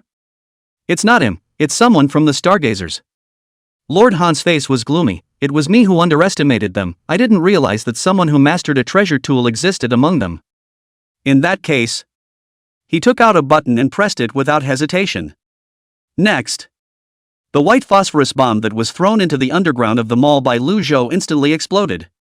Dazzling white light blossomed in the 3rd underground level, and the powerful impact shattered the load-bearing pillars, and the mall shook violently once again, shaking all around and beginning to collapse. Boom! Boom! This place is going to collapse, hurry up! Where are the people? Li Anping came back to his senses, only to find that the teenager had already disappeared. The survivors in the 5th floor hot pot restaurant hugged each other and screamed in terror, and several waitresses had fainted from fear. A critical moment when the ceiling was about to cave in. A blue flaming light shot from a distance and blew right through the falling ceiling, sending debris flying. Hua Kingzuka took one last look at the collapsed commercial building. A law enforcement vehicle converged. There were also people from the national security among them. Fang Xiu might be among them. But now, they've lost the lead. Next time, I will kill you. Hua Kingzuka muttered to himself in a cold tone, and eventually restrained his killing intent, placing the long knife into the guitar bag he was carrying, and turning to follow Lord Han. The two walked down to the roof of the building and descended from the elevator to the basement level to a black Mercedes-Benz S680. Just at the moment when Hua Kingzuka reached out and prepared to open the car door, Lord Han grabbed his wrist. Hua Kingzuka? Question mark. Wait, I still feel a little off. That feeling of being spied on is always there. Lord Han glanced around obliquely, his eyes sharp and cold, even releasing the eye of cave and concealment once again. And this time, the eye of the hidden cave is reacting. The huge eyeball in the air stared at a certain clearing 10 meters away, illuminating an alarming red light, and a figure that seemed to be invisible showed a hazy silhouette in the red light. It's been discovered. The young calm voice rang out. Hua Kingzuka opened his guitar bag almost instantly, gripping the evil long knife. His feet stomped, the ground shattered, and his figure burst out like a cheetah, instantly spanning a distance of 10 meters to the other side. Draw. Crosscut. Clang. The ear-piercingly sharp, air-breaking sword call was extremely penetrating, as if a fledgling bird was crowing. The blood-red blade drew a perfect arc in the air. The sharp and unparalleled blade light gulped and extended out from the blade close to a meter away, leaving a circle of semi-curved blood-red chopping in the air, and the load-bearing pillar of the garage was shaved out into a deep gully. That was a must-have hit that fell short. It was as if the hazy figure had suddenly disappeared out of thin air. Hua Kingzuka frowned and twisted his head to look around. Whoosh! Damn, brats are annoying. Seeing that Hua Kingzuka's attack was becoming more and more violent, the light of his sword was dense. Han Lord let out a low curse, and no longer stayed his hand. His left arm clenched into an amber-colored adamantine texture, and after blocking Hua Kingzuka's knife with a hard touch, his figure dashed forward, snatching his body to come in front of Hua Kingzuka. His right hand clenched his fist and violently blasted out, heavily smashing into Hua Kingzuka's chest. Whoosh! Hua Kingzuka flew out backwards like a cannonball, hitting a commercial vehicle until it was deformed and dented. Taking advantage of an opening without him swinging his sword at him, Lord Han casually yanked off the broken black shirt on his body, revealing a lean and strong bladder, his 5 fingers twisting. His instincts, which were sharper than a wild beast's, understood one thing the instant he felt this killing aura. It was simply impossible to have such a strong killing aura without having slaughtered 10,000 people. He miscalculated. The person in front of him was simply not an existence he could match. This guy is even feared to be more powerful than God. Extraordinarily dangerous. Who am I? Well, Lu Zhou idly stepped in front of Lord Han. I was once called the White Doom that brings calamity, or you can call me the Pale Plague. Chapter 73, The Initiator of a New Era? What the hell? The Pale Plague. What an image title. Lord Han thought to himself. The killing intent of the other party dyed the world into a deathly pale, as if the messenger of the god of death who brings death, the incarnation of calamity. With a thought, Lu Zhou's cigarette case flew out of Lord Han's pocket and fell into his hand, from which he drew one. Z-Baird. Flames appeared out of nowhere in the air, which swept and instantly transformed into a flaming guard, lighting the cigarette in Lord Han's mouth as he stared in shock, serving to the left and right. Mysterious teenager wearing a hideous and horrible exorcism masks biting cigarettes, smoke curling up, like a folk god of incense since the worship. There was something indescribably odd about the scene. Hua Kingzuka, who had pulled himself out of the dented body at this moment and freed himself from the illusionary realm, was also greatly shaken inwardly when he saw the scene before him. 2 questions. If you answer to my satisfaction, you will live, or die. Lu Zhou opened his mouth and did not give the two of them room to retort.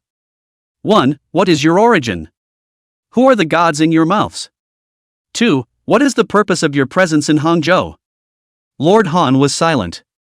Hua Kingzuka wiped the blood from the corner of his mouth and stood up with the hilt of his sword. Phew. Lu Zhou exhaled a smoke ring and calmly said, You only have this one cigarette to think about, don't think about escaping, you can't escape. It was the first time he had smoked in the modern world, even though he had gotten addicted to cigarettes in the second round of the simulated world. It feels good. Baird. The cigarette burns slowly, when it is over half burned. Lord Han finally spoke up, somewhat embarrassed. I know we're no match for you, and you can kill us, but I can't say anything about the information about God. Not afraid to die? Lord Han ran his hands through his hair and slicked it back. Benevolence is more important to me than death. Roadboat nodded. Fulfillment. He pointed his finger.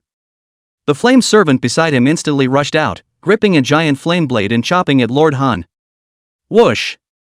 The air distorted and a heat wave of hundreds of degrees hit the air. The muscles of Lord Han's entire body bulged, and strands of amber-colored light wrapped around the surface of his skin membrane as he blasted out a fist without retreating, colliding with the flame giant blade that the flame servant had slashed down. Boom!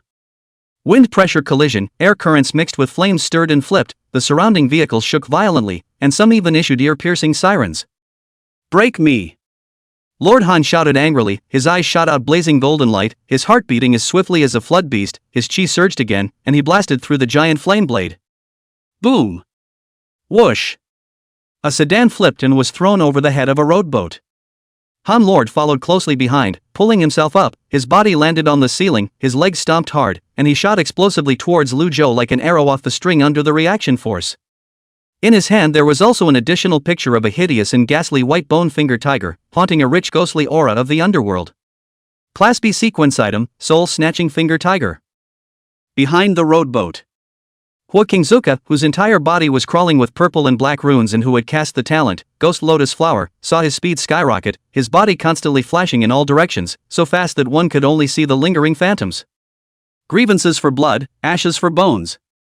For a while, it was as if Rowboat was caught in a predicament where two people were besieging him. And before Hua Kingzuka could finish reciting the liberation language of the transcendent weapon in his hand. The next second. The red light in Lu Zhounua's eyes under his face flashed. An invisible burst of spiritual power. Instantly bouncing off the smashing sedan. It made the two of them like mosquitoes caught in a quagmire, their bodies becoming abnormally sluggish and stiff. An invisible giant hand grabbed Hua Kingzuka as if he were catching a fly, pinching and breaking all of his ribs with a slight force. Exclamation point. Hua Kingzuka's eyes instantly turned gray, and his life breath decreased to the extreme. Lu Zhou didn't even look at him. The four elements of earth, fire, wind, and water surfaced around him and rotated around. Reach out a little. The gale fused with the flames, transforming into several violent flame blades that roared out, destroying the Han Lords and splitting them into four. Put. However, what gushed out from the broken wound of this divine transformation realm awakened person was not blood, but a disgusting sticky liquid. With a grim expression, he shed most of his body tissues as if he were a gecko shedding its body, retaining only the upper half of his body, while the rest of his body regenerated rapidly from the break, only to grow amphibian like dense white scales, as if bestialized. Plural gifts? Roadboat was slightly surprised. The sly tongue in his arm said, "Great master, I don't think so. This guy's title on the National Security Wanted list is Corpse Eater, Danger Level A. I think what he has awakened should be a Class A talent, Gastronomy of Overreading, which is able to use up to 3 of the other Transcendence abilities by devouring the pieces of the other Transcendence corpse." Lu Zhou sniffed and looked at the inhuman and beastly Han Lord and laughed. 3 kinds of talents, strengthening oneself, regeneration, and what else? Han Lord's was revealed the bottom card. Without the slightest hesitation, abandoned Hua Kingzuka began to grab the wall and frantically fled towards the outside. After regeneration he has a far faster speed than before, fleeing as fast as lightning. But even faster, it couldn't be faster than an instantaneous. We have very few members, no more than 5 that I know of. What do you want to do? Roadboat asked. This was the thing he was most curious about. Hua Kingzuka looked at the garage ceiling, his eyes became more and more gray, and his pupils gradually began to disperse. Our purpose is to spawn more awakened people and break the current boring order of the permanent world. Dawnstar is the pioneer of a new era at. No. That's not what I want. I want revenge. I just want revenge, seek revenge on Fang Xiu, yes, I can't spare him. After saying this last sentence with hatred, his pupils completely dilated, his last breath dissipated, his life came to an end, and he died with unwillingness and hatred. Until this moment. The cigarette in Lu Zhou's mouth also burned out. Dawnstar? The inaugurator of a new era? Middle-aged, what's it all about? But the self-proclaimed pale scourge seems to be no different when it comes to the level of middle-agedness. Didn't I give you guys a choice? Wouldn't you have just answered my question earlier? Why bother if you have to touch me? Why bother? Sometimes I just don't know what you guys think. He sighed, and the thrown cigarette butt arced through the air to land on Hua Kingzuka's body, and a fierce flame blazed up. Lu Zhou bent down and picked up the narrow tang knife with a blood-red blade on the ground, flicked the blade and returned it within its sheath. Cunning Tongue said, "Master, this blade is not bad, and it is considered to be of the top grade among the B-rank serial objects. It's just that the grudge is a bit deep. It seems to be hosting the blood grudge of an entire family inside. Talk to you later." Lu Zhou snapped his fingers, and the pitch-black curtain that shrouded the underground garage broke open, and countless black threads converged into the shape of a black damask. If he hadn't used Black Eye's ability, Black Tent, to cover this place in advance, I'm afraid that the huge commotion caused by the battle would have already attracted quite a few people to come and check it out. Fate looked like she had just woken up from sleep, and her voice was confused. "Well, has the gentleman finished his work? Aha! Let's go." On the way back, Lu Zhou recharged all the rest of his stuff except for that knife, reaping 411 points of spiritual substance, which could shorten the cooldown time by 411 days. He had just returned to the antique store and set things in place. Panda Dumpling and Fat Tangerine also woke up, their eyes became more spiritual and soon, a car stopped in front of the antique store. Yi Luli stepped out of the car aggressively, looking for Lu Zhou to explain what happened in the commercial building today, and to talk about the treasure tool matter properly. Chapter 74, It doesn't look like an act.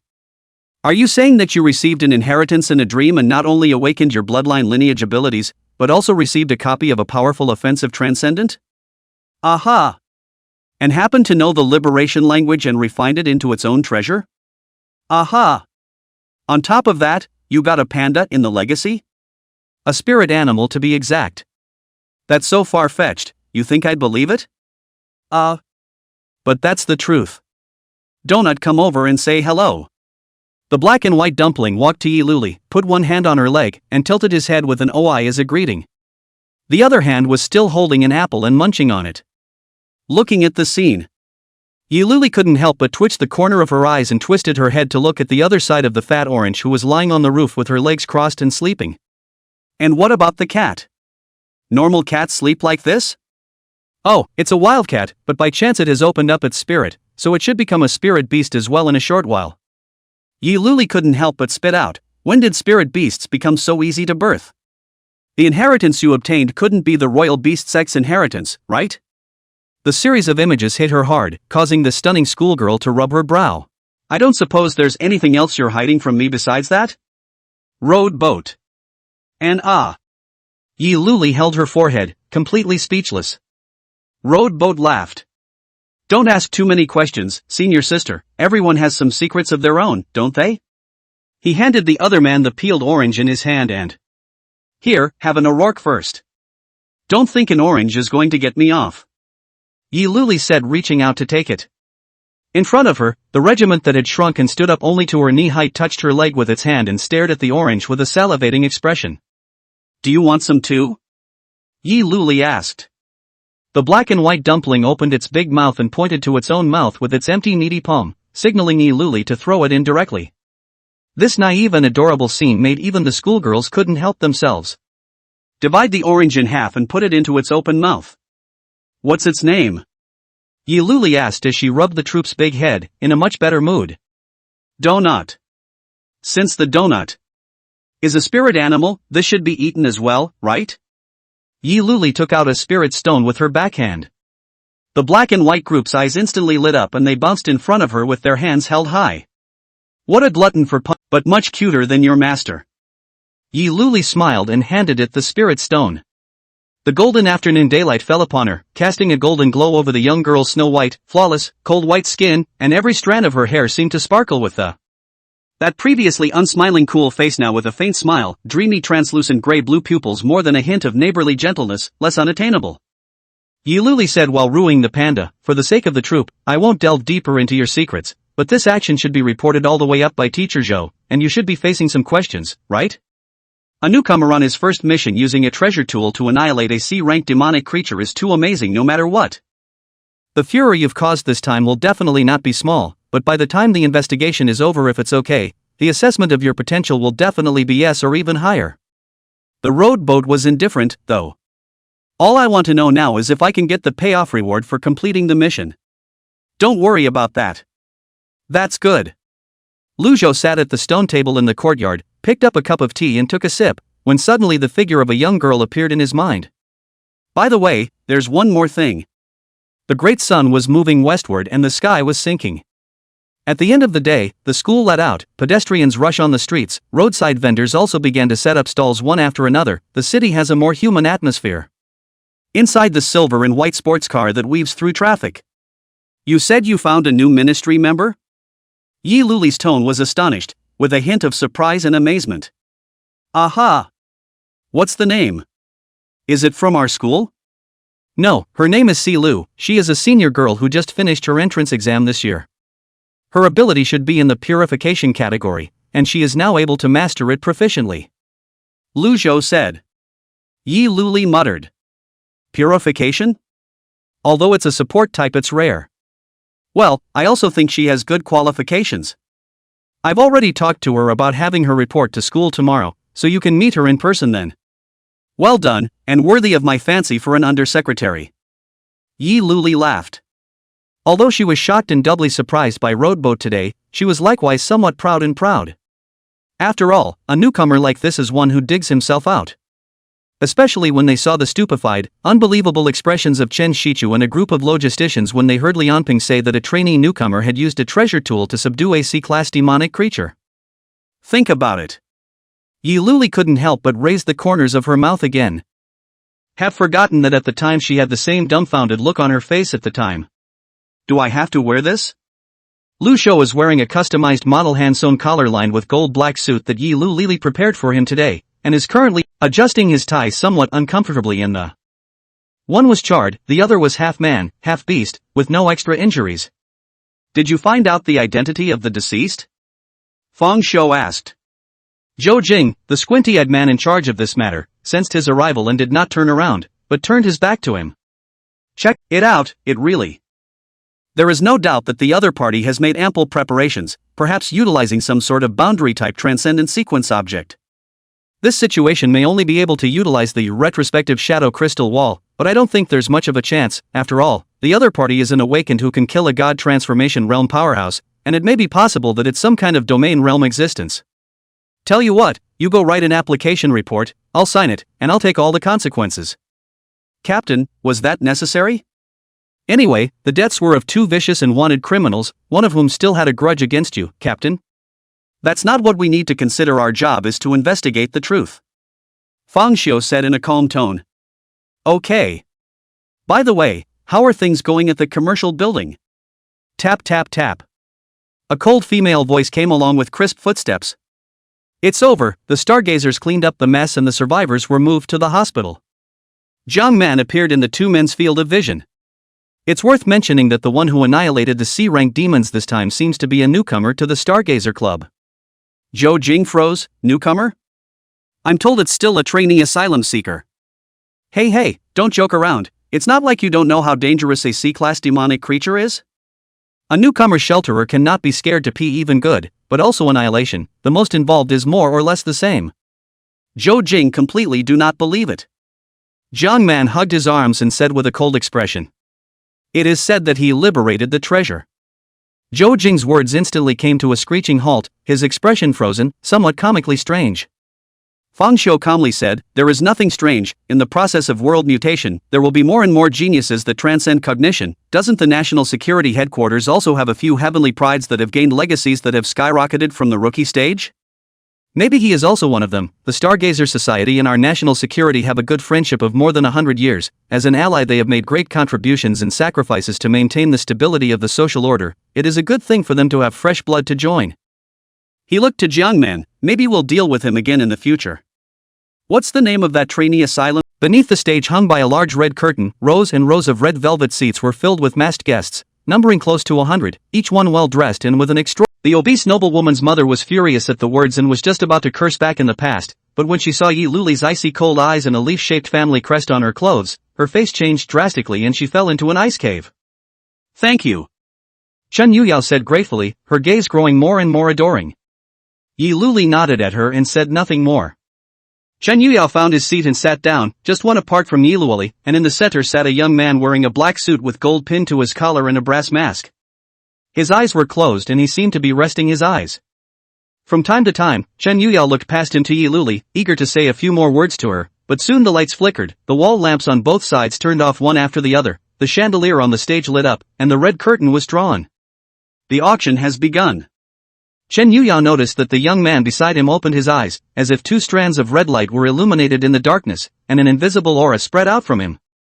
The rest of the people seemed to feel something and cast surprised and astonished gazes. Chen Yuyao felt that the place where he was had instantly become the center of attention. Chapter 76, VIP number 67, 7th collection. Exclamation point. Chen Yuyao looked at the young man wearing a brass mask beside him in surprise. None of the guests present were of distinguished families with backgrounds, and many of them were feared to be the rare transcendentalists in the legends, but at this moment, all of them had been reduced to supporting roles. The spotlights of the room seemed to converge on the young man, his eyes rippling beneath his mask as if they deserved it. Elegant, mysterious, powerful, and honorable. The overwhelming majesty seemed to be innate, and the invisible aura suppressed everyone in the entire hall. Gee, that's kind of funny. Inside the corner of the last row, a young man in a white suit had his mouth slightly agape, his fingers tapping on the back of his chair, and he wore a wolf mask over his face. I thought today would be another boring auction, but I didn't expect a few interesting guests to come. Luo, it really is the unbeatable big shot. Chen Yuyao lamented in his heart, thinking that with his dad's billions of dollars in front, Yi Luoli froze slightly and couldn't help but glance towards Chen Yuyao, who felt the line of sight and twisted her head to look at it, and the two of them looked at each other. Yi Luoli smiled kindly at her. Chen Yuyao's heart, on the other hand, was thrilled, as if there were countless flowers blooming. Yi Luoli lowered her voice and asked, "Is there a chance to pull her into our Stargazer department?" "That depends on you, senior sister, after all, she seems to worship you now, senior sister, if you sell out a bit of female color." Lu Zhou laughed softly, and before he could finish his sentence, his thigh suffered a merciless pinch. Time passed and soon it was time for the 7th piece of the collection. The last collection was auctioned at a high price of $78 million, and the two rich people were not giving in to each other to raise the price of each other also completely heated up the atmosphere. The original silent and elegant luxury hall became crowded. This next item in the collection is very special, so special that our appraisers can't give an accurate judgment, and can only conclude that it is quite old. The auctioneer's words whetted the crowd's appetite, causing the transcendents in the crowd to sit up straight. This collection may only be seen as extraordinary by someone special, gentlemen please. The auctioneer said, as he was about to remove the red cloth resting on it. A voice rang out. 1 mil. Everyone was surprised as they looked along where the voice came from and looked to see the young man wearing a brass mask. This was the first time he had opened his mouth to call out a price, but it was before the revelation of the collection. The auctioneer said, "This guest, we haven't revealed this collection yet, we haven't gotten to the call for bids yet." Not knowing exactly what it is makes it interesting, doesn't it? The young man smiled. The previous auctions were nothing more than a monetary contest of raising each other's prices. With the value of the collection at a glance, it was just too boring. The unknown is what gives me some excitement. You also said that this collectible appraiser can't accurately judge it, which means that Lu Zhou raised the red wine glass in his hand and raised it towards him distantly as a greeting.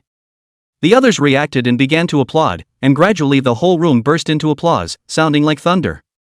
Zheng Dong said, "Does Your Excellency think that buying this item for $10 million is a profit or a loss?" "What does it matter, it's just a fun bet anyway, $10 million. Zheng Dong smiled when he heard his answer. Indeed. Lu Zhou didn't move and lowered his voice to Yi Luoli who was beside him. "Sister, lend me some money." Yi Luoli seemed to be smiling. "It's okay to be okay. But I need to know why. The 7th item in the collection isn't on the list, so I don't suppose you're doing this sort of thing in a hot head, are you?" Lu Zhou didn't say anything, his eyes looking towards the 7th collectible on the stage that was covered by the red cloth, his heart fluctuating a little in a rare way. Although the collection under the red cloth did not have the slightest presence of spiritual substance, it was even more exceptionally special than ordinary transcendent objects in his senses. It was as if the thing was calling to him. A long-haired masked man dressed in elaborate, highly artistic attire spoke up, "This gentleman, I have no problem with this item going to you, but I'm quite curious as to what kind of collection it is. Can you lift it up for us to take a look?" The auctioneer looked at Road Boat. Lu Zhou raised his hand and made a gesture of invitation, still in a calm and casual posture, causing many noble women in the audience to flash their eyes and look around. The auctioneer lifted the red cloth, revealing the seventh piece of the collection to the curious eyes of all. It was a painting. An ancient painting, to be exact, rolled up inside a scroll. The assistant carefully pulled it out and opened it. The yellowish paper was painted with an ancient style figure. The brush strokes were delicate, and the figure was drawn in an immortal posture in white clothes like snow, but the only blank piece of the face made the painting look very awkward. Looking at the immortal and ethereal faceless painted figure, the eyes under Lu Zhou's mask were in a slight trance, and they actually had a weird sense of familiarity. Che, nothing special, just an ancient painting, even the inscription is not, and no face. The fat head of the thug laughed, glad that he did not do this wrongdoer. The other bidders were also smiling. In their opinion, the painting is not even worth $1 million. The few transcendents in the crowd also probed carefully, not sensing any spiritual substance, and lost interest. Soon, the ancient painting was put into the scroll and was sent to Lu Zhou by the assistant. Yi Luli took out a black card and put it on the tray in the assistant's hand. The assistant's face showed surprise, and then became more and more respectful. "One moment, please." He left with the black card and returned in a short while, respectfully returning it to Yi Luli. Yi Luli's head moved closer towards Lu Zhou and lowered her voice. "Now you owe me close to $20 million, turn around and give me a clear explanation." Lu Zhou smiled slightly bitterly. He also hadn't yet figured out the true abnormality of the painting, just a strong feeling that he had to get his hands on it. This slightly intimate scene between the two was seen by Chen Yuyao. The young girl couldn't help but speculate in her head about the relationship between the two. Brother and sister, sister and brother, or lover?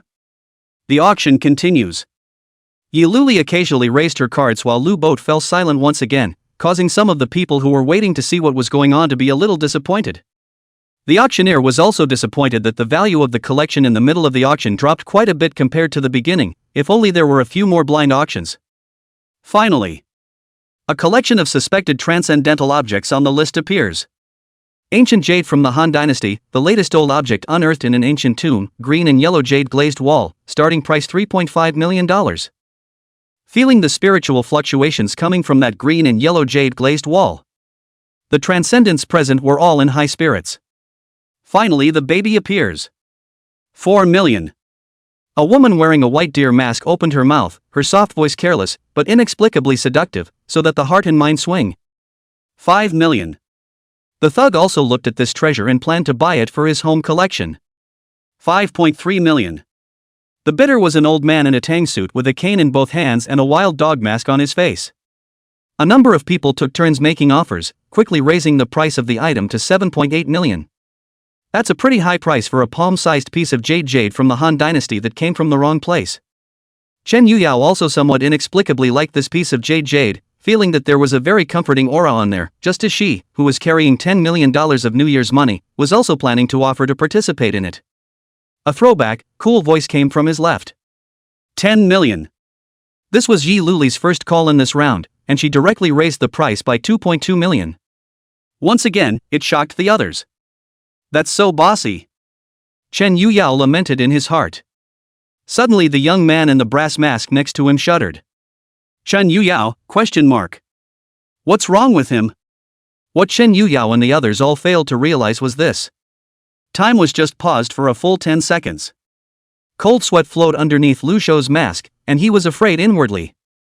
The close contact with this ancient painting just now made him notice the abnormality of this painting even more. His spiritual energy did not enter it, as if a clay cow into the sea. The scroll seems to be a side of the boundless world shrouded in black fog. Continue to go deeper as an unusually terrifying sword light flashed from the depths of the darkness, directly cutting through his deep spiritual power and coming back toward him in a violent manner. Unable to dodge, unable to resist. It was fortunate that Lu Zhou had exerted his time trick ability in time to pause time and close the scroll before isolating that terrifying ray of sword light. What a terrifying sword light! What is the origin of this scroll? Why do I have an inexplicable familiarity with the person in the painting again? Road Boat had doubts in his mind that could not be answered. And since the appearance of the scroll, the sophomoric tongue that had been chattering before had become odd, seeming as if it had sensed some horrifying presence, huddling and shivering in the middle of the. Sister, are you? 2. Perhaps it was too naive, or perhaps it was the inexplicable admiration for Yi Luli, or perhaps it was her intuition that told her that the other party was not a bad person to be trusted. Anyway, as if Chen Yuyao had found a friend with whom to make friends, she told Ji Luoli what had happened to her in her head. My name is Chen Yuyao. In fact, I came here this time because of my father. He bought an antique here before as a result. Listening to her, it was then that Roadboat realized with some surprise. It turned out that she was the weeping girl she had saved in that building that day. Speaking of which, himself seems to have taken an E-rank emerald earring sequence item from her. Young lord, it's found out. Luna, the maid, once again walked back into the hall and came behind Zheng Dong, attaching herself and whispering a few words in his ear.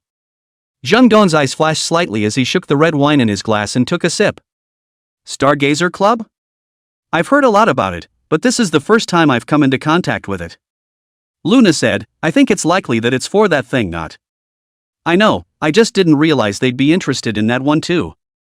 Young lord, since that thing is so extraordinary, do we still need to keep putting it up for auction? There are quite a few transcendents here, probably all of them are here for that thing, maybe it would be better if we keep it. Zheng Dong shook his head slightly. That thing is dangerous, leaving it in my hand I don't know when it will suddenly go berserk, and leaving it in my hand will only attract the covetousness of more transcendents, and as you know, I've never been a fan of being targeted, let alone by those lawless and dangerous guys.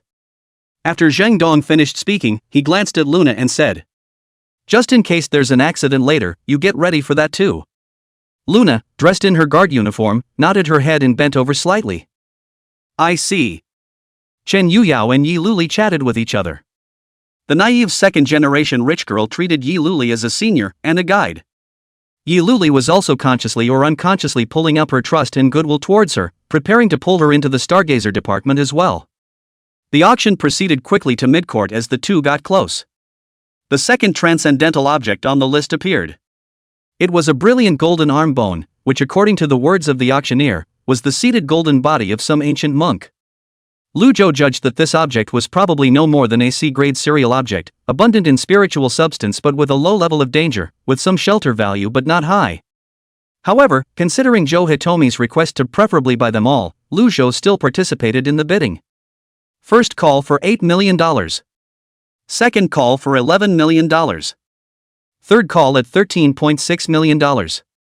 However, the old man with a pestle and crutch wearing a wild dog mask seemed determined to take this item, continuously raising the price, and finally even bluntly stating, this item is for sure for me. Regardless of how much you ask for, the old man is $1 million more than you. This figure caused the other bare-faced middle-aged man involved in the offer to frown. He had a long scar on his face that spread to his neck. He was also one of the 11 transcendents present, the blood-burning realm. Lu Zhou looked at Yi Luli and asked for her opinion. Yi Luli shook her head. This object has a low risk factor and there is no need to go to great expense to house it. Soon, the auction house came to a grand finale, with the thing appearing above the stage masked in red cloth. Sitting in the last row of Zheng Dong is also slightly sitting straight, behind the guard Luna, eyes closed, folded in the abdomen part of the hand's fingertips, a ring slightly flashing light. Ladies and gentlemen, it's finally time for our grand finale collection today. This is also one of the treasures produced from the ancient tomb, with a long vintage and extremely extraordinary. I believe we have quite a few VIPs who have come here today specifically for this item. The auctioneer's mood stirred, bringing some interest from the drowsy guests. The transcendents in the crowd stared up at the stage. Chen Yuyao sensed the strangeness in the room and curiously glanced at the list of auction items in his hand. The finale collection is a porcelain altar? Lu Zhou narrowed his eyes and looked at the stage. In his spiritual perception, he could clearly feel a strong and dense resentful evil aura surging. Speaking of this precious collection, there are a couple of slightly creepy rumors. The auctioneer's voice was impassioned, with a hint of hoarseness. Rumor has it that both those who excavate this object and those who transport it will hear eerie cries, and those who see it will have nightmares and bad luck, and even more horrifyingly, there have already been a few strange deaths of those who came into contact with it.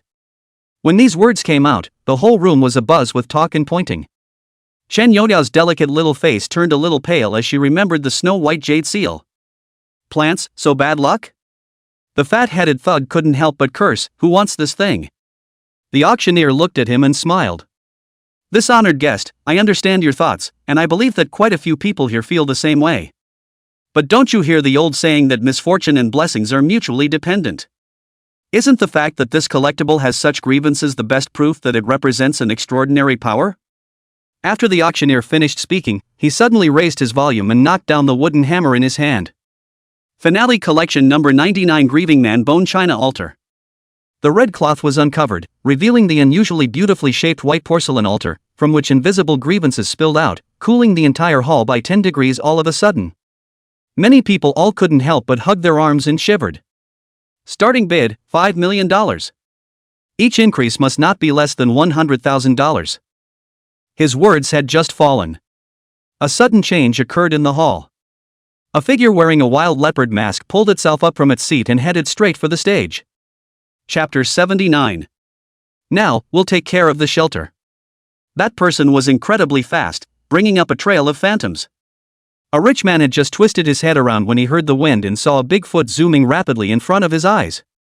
The expression under his mask instantly became a million times more horrified. SH. Gap. The mask shattered and the rich man's face was stomped on, dented and deformed, his nose blood spurting out. The skinny man wearing a wild leopard mask, however, used the recoil to cross 7 or 8 meters again, coming to the top of the stage with a low profile. It all happened in a moment. Before the auctioneer could react, white light flashed before his eyes and blood bloomed. He felt pain in his abdomen and looked down to see that the oozing blood had stained his shirt red. Off. The man wearing a wild leopard mask said coldly, and in the area of his elbow, a protruding sharp bone blade was slowly dripping blood. Somebody. The auctioneer, terrified to the core, staggered back covering his sliced abdomen. Looking at the bloody scene happening on the stage, the guests also reacted to the fact that it was not an act, but something had really happened. Ah! The voluptuous woman in the rabbit mask let out a shrill, piercing scream as she threw her arms around the thug next to her. Security, security! A burly middle-aged man stood up and shouted for the security outside. No response. The middle-aged man is angry. Where's all the security? Are you calling them? Boo! The door to the hall was kicked in. The bodies of the 2 security guards fell in front of the crowd, and along with the bodies was a young man in a security uniform with a big smile on his face, wearing a hat and holding 2 submachine guns in both hands. Sorry, the guys out there are all dead, there won't be anyone to save you. Several noble women sitting in the front row covered their mouths in shock, and some rich men who had seen big scenes also changed their faces at this moment, looking pale and no longer calm. Chen Youyao's small face was equally white. She wouldn't think it would be a toy gun that the man was holding in this situation. I didn't realize it hadn't been long since she'd been through that horrible thing, but she was in this dangerous situation again. Scorpion submachine gun, 7mm rounds, rate of fire 120 rounds minute. Yi Luli opened her mouth, her tone was as usual, not half panicked. What's strange is that this kind of gun doesn't move much, it's reasonable to say that we would have heard the commotion outside. Roadcraft, on the other hand, had already guessed the answer to. That guy's ability should be related to voice. Yi Luli nodded her head gently, so, it's very possible. Looking at the 2 people who were calmly talking, Chen Youyao's brain went a little down. It's a gunman's mob. Is it really okay to take it easy? Don't think about running away unless you think you can outrun the speed of a bullet. The youth chuckled, the muzzle of his submachine gun sweeping over the crowd. Most of the faces of those pointed at instantly turned white. Their eyes fearful. But there are some that don't fluctuate much. Such as the bare-faced middle-aged man, the white deer-masked woman, the wild dog-masked mortar and pestle old man, Zheng Dong's master and servant, and Lu Zhou's group. The wild dog-masked old man slowly said. Do you think you can get away with doing something that breaks the rules like? Exclamation point. The noblewoman's entire body was instantly paralyzed, and she trembled as she fell forward, unable to utter even a single word. At this point, the skinny man with bone blades growing from the elbows of his arms had already clutched the porcelain altar of human bones on the tabletop with a fiery gaze, and the moment he made contact there was an eerie aura rushing into him, but it made him happy instead of shocked. What a rich aura, what a treasure, at least be great sequence or above. The exquisite pattern on the surface of the human bone china altar depicts a picture of 1,000 miles of starving people. Just at the moment when the skinny man's heart became greedy and angry. A monster on the pattern crouching next to the corpse and gnawing on it looked like it had instantly come to life, twisting its head to look at it, its eyes lit up in a horrifying ooze of terror. Hey, what's that? A male wealthy businessman pointed to the human bone china altar with a horrified face. See only. Wisps of filthy black gas visible to the naked eye spilled out from the porcelain altar and entered the thin man's mouth and nose. Aura, so much aura is pouring into me, haha. The skinny man was in a state of insanity, not even realizing that blood was flowing out of his 7 orifices. The gun-toting youth was also surprised by the scene. Oi. Chen Yuyao couldn't help but wrap her arms around Lu Zhou's arm beside her, as if this was how she could gain some sense of security. Yi Luli's face was grave as she said, "Something's not right, it seems like something is about to come out of the porcelain altar." "That's the evil thing that's lodged inside the porcelain altar," Road Boat calmly said. As an existence that had had countless dealings with tricksters, he was no stranger to this. The gun-toting youth couldn't help but walk towards the skinny man and shouted, "Hey, what are you doing? Don't be controlled by the sequence object. Wake up for me. Quiet. I feel just right now, it's wonderful." The skinny man roared, his blood-filled eyes looking towards the mouth of the altar in mesmerized longing. "Aura, I need more aura." He couldn't help but put his hand into the mouth of the altar, and then hold the mouth of the altar with both hands, and squeeze his head hard into the palm-sized mouth of the altar, and then the upper half of his body, and the lower half of his body, until the whole body was lost in it. Unbelievable. A porcelain altar with a mouth only the size of a palm could fit a grown man. "Crap, this is going to get completely out of hand," Squire Luna said with lowered eyes. Zheng Dong hummed, his face a little hard to see. What am I seeing?" The rich guests who saw this scene were even more fearful beyond words. Their worldview suffered a huge impact, and some people even fell to the ground directly as their legs went limp. There's a ghost. The porcelain altar, it's that porcelain altar, it's eating people in. Monsters. I want to go home. Some women couldn't stand such a horrible scene, stepping on their high heels and screaming as they rushed toward the door. The gun-wielding youth had been completely dumbfounded, his face frozen, forgetting to stop. The others followed close behind, wishing they had more legs. And just as they grabbed the door and ran for it, the porcelain altar that had swallowed the skinny man trembled, and suddenly a dozen black lines shot out from the mouth of the altar, as if they were tentacles heading straight for the fleeing crowd. Whoosh, whoosh, whoosh. Boom. A blue fireball flew out and exploded with a loud bang, brilliant blue flames blooming and blowing off and burning all the tentacles. Under Chen Yoyao's extremely adoring gaze, Yi Luli blew the blue-green smoke overflowing from the muzzle of the desert eagle in her hand, matching her fluttering waterfall black hair and the slightly mysterious black rose mask on her face, as if it were a flower blossoming in the fire of war, bright and dangerous. Beside her, the brass-masked Lu Zhou stood up and loosened his tie at the collar, the jacket of his custom-made suit flipping in the wind, elegant and subdued as always. He turned his back to Zheng Dong at the rear and said in a calm as usual tone. "Sequential object stampede, danger level up to A. We, the Stargazer Club, are now in charge of taking over the shelter." Chapter 80 pinched and burst just like that? The young man's tone was calm and unhurried, and without giving Zheng Dong a choice, he forcibly took over the place with an unquestionable attitude and directly issued an eviction order to all the remaining people. "You all have seen the dangers here, so in order to prevent accidents, you should leave first. The same goes for you, Mr. Zhang." Lu Zhou glanced at Zheng Dongdao. "Even if that female attendant beside you who has reached the blood-burning realm has mastered a treasure tool, it's ultimately just a C-rank treasure tool, and it's still a bit insufficient to face an A-rank sequence object that's gone berserk. Of course, I won't force you to stay and watch the show if you want to."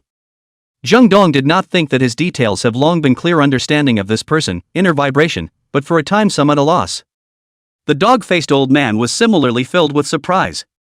Who is this young man, wearing a brass mask? In front of him, Zheng Dong, the top noble son of a prominent and extraordinary family, was actually completely suppressed.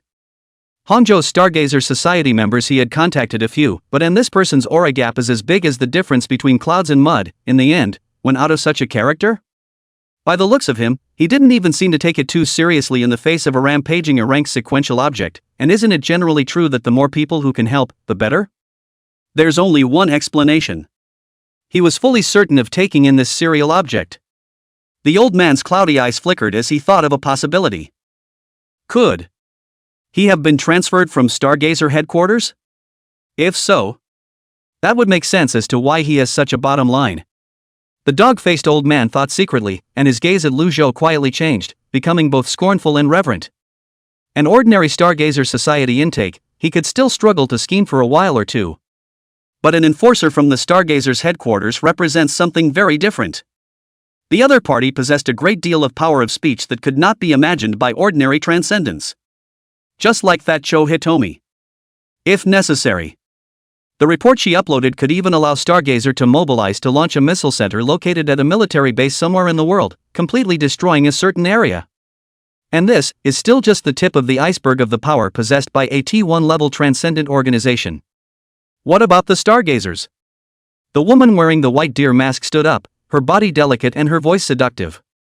Could it be that the Stargazer society can dominate? To make us surrender our treasures with just one sentence, isn't it logical that the treasures go to whoever solves it first? We're not discussing it with you. Yi Luli said coldly, the muzzle of the gun in her hand moved towards the woman, aiming at her head.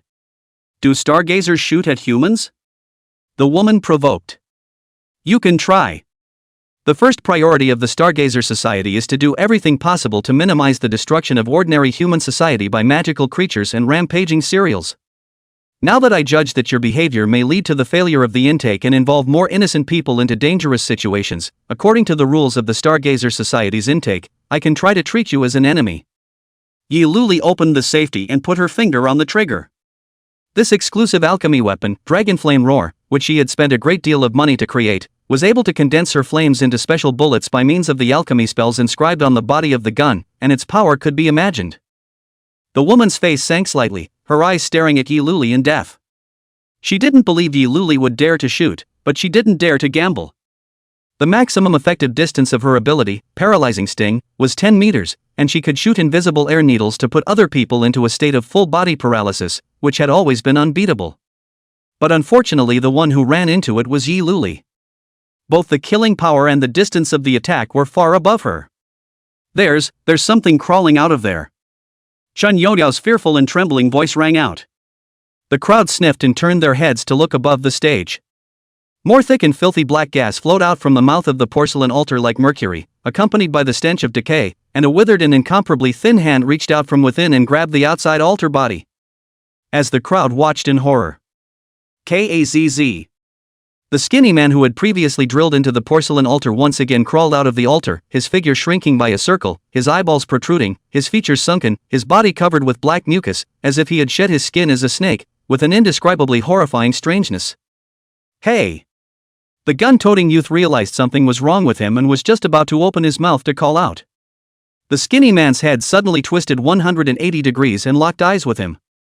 Next. The pain came. The world turned upside down before the gun-toting youth's eyes. He was slapped off his spinning head with a look of bewilderment. A blood-burning realm transcendent died instantly. The change came so fast.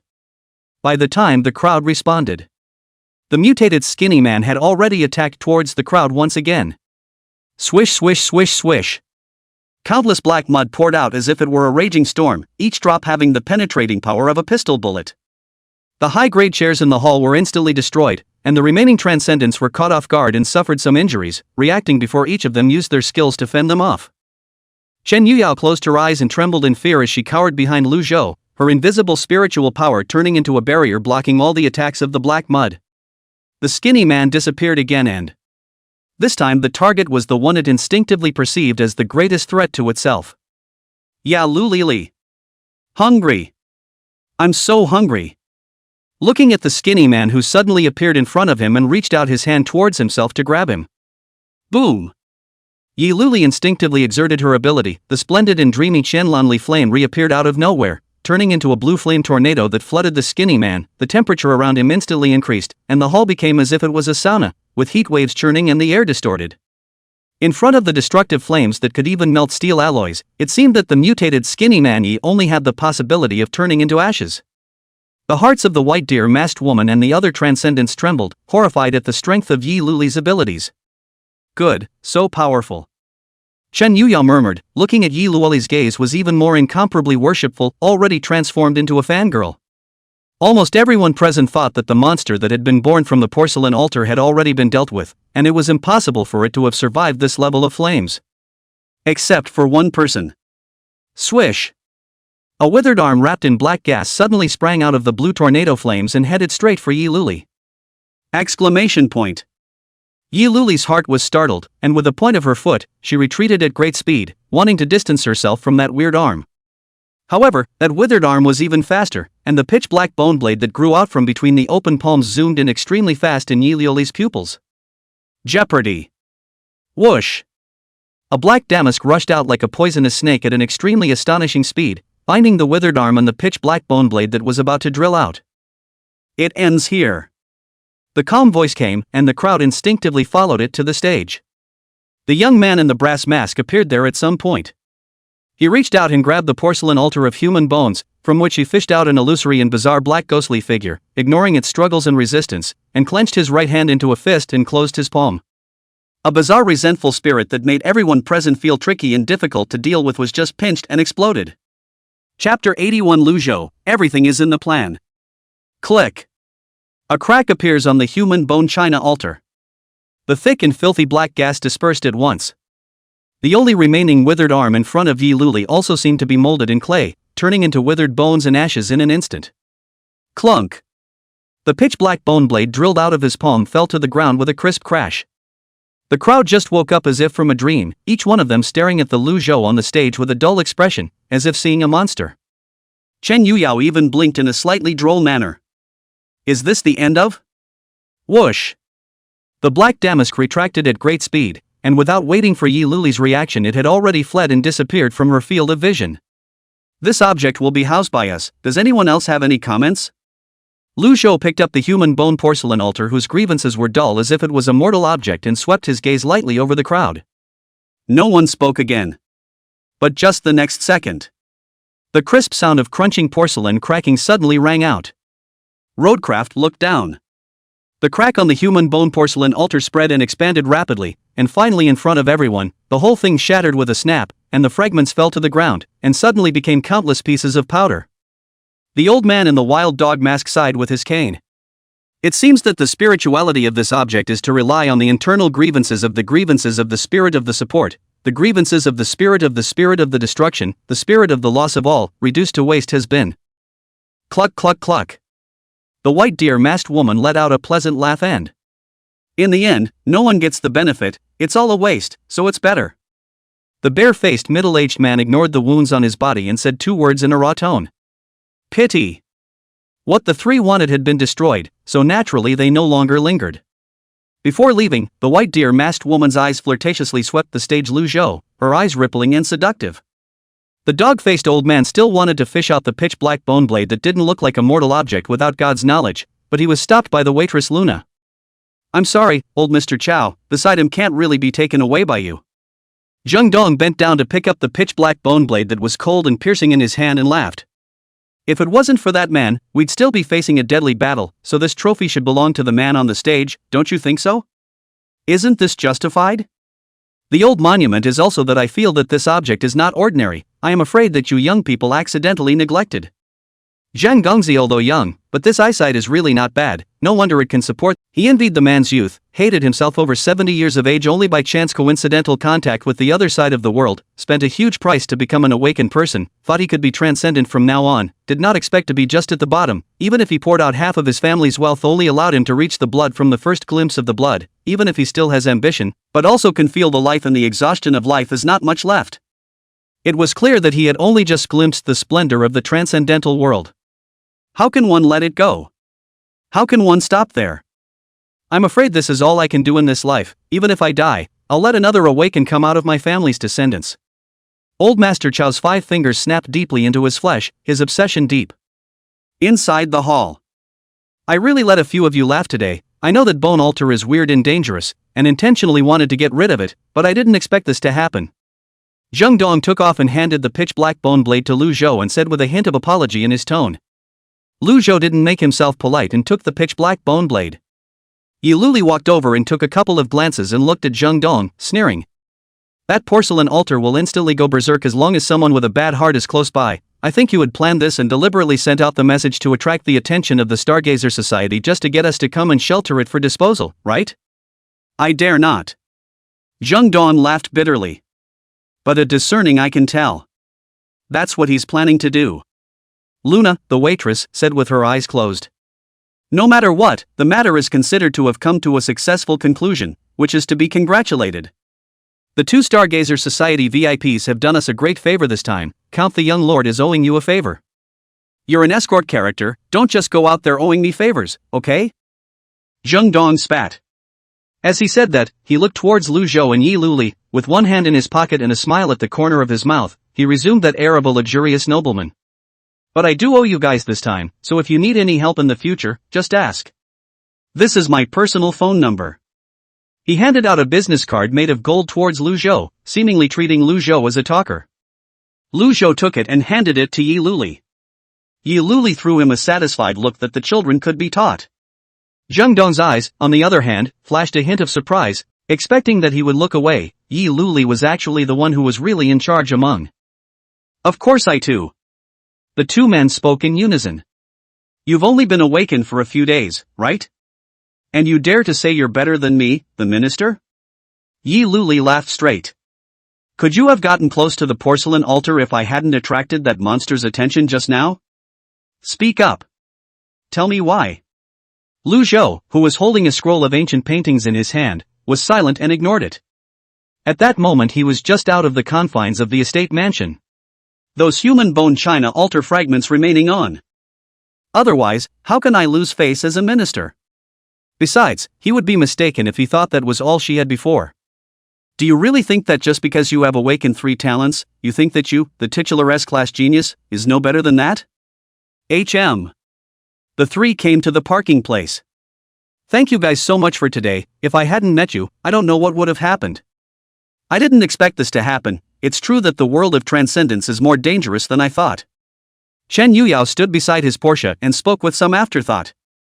Are you sorry you came here? Yi Luli laughed. Chen Yuyao, however, shook his head. No regrets, although some fear, but also let me understand more about the truth of this world. In fact, after the danger and then think about it. Is actually quite exciting. Perhaps with my parents said the same thing. I actually is not a peaceful girlet, inwardly actually also in anticipation of fantasizing some exciting events to break the peaceful life. She said with some embarrassment, raising her eyes to the two Yi Luli, her eyes sincere. Even though I didn't meet the masked man I wanted to see when I came here tonight, I wouldn't have met you guys if I hadn't come here tonight to show me that there are bad guys and good guys among the transcendents. Saying that, she took off the white fox mask on her face, revealing her delicate and clear snow-white little face. She stroked the hair around her ears and showed a rather bright smile at the two rowboats, extending her right hand and saying, to reintroduce myself, Jin Yuyao, a chesty sophomore attending Kyoto University in the country of Sakura, is now home on vacation and has just stepped into the world of transcendence. Yi Luli and Lu Zhou looked at each other and also each took off the masks on their faces, revealing their true faces. Under the bright lights of the manor. The handsome-looking teenager opened the jacket of his black suit and stuck one hand in his pocket, his half-length frontal hair fluttering with the night breeze, his brownish-black eyes with a hint of reddish aura as calm as water. Lu Zhou. Freshman student at Hangzhou University, trainee shelter member of the Stargazer Club. Dressed in an elegant and noble black dress, hands wearing black tool gloves, black hair like a waterfall falling down to the waist, and snow-white skin to form a strong color difference between black and white contrast, cool face with a hint of the queen-like majesty of the Yi Luli one-handed folded, and rushed to Chen Yuyao laughed. Yi Luli. A third-year student at Hangzhou University, and an official intern of the Stargazer Club. In Chen Yuyao's gaze, it was as if both of them were glowing. It left her stunned for a long time before she came back to her senses and looked at Road Boat to ask in a confused manner. How are you? How are you smaller than me? Trainee asylum seeker? Aren't you a bigot? Lu Zhou couldn't help but smile at his words. Can't a trainee be a bigot and pretend to be a pig? Just you, a newcomer at the beginning peeping realm is still pretending to be a pig and eating a tiger, eat my elbow first. Yi Luli expressionlessly hit Lu Zhou's abdomen with a loud eye elbow strike and rushed Chen Yuyao. Don't listen to his nonsense, he's all pretense. She glanced obliquely behind her at Road Boat, who was covering his abdomen and pretending to be in pain. However, the pretense is not bad, it's considered some acting talent. If I didn't know, I'm afraid I would have to cheat you too. If you don't have the money to pay me back later, just send you to debut well, maybe you can also cheat some stargazers. I saved you once, senior sister, it should be worth $10 million, right? Don't even think about it.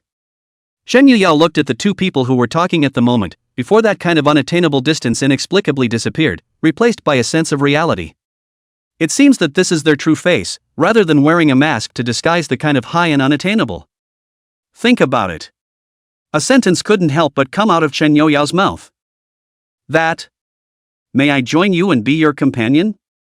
Lu Zhou and Chen Youyao twisted their heads to look. A circle of white light enveloped Chen Youyao's surroundings, and the air within the range of the white light flowed clockwise around her as if it were a stream of water.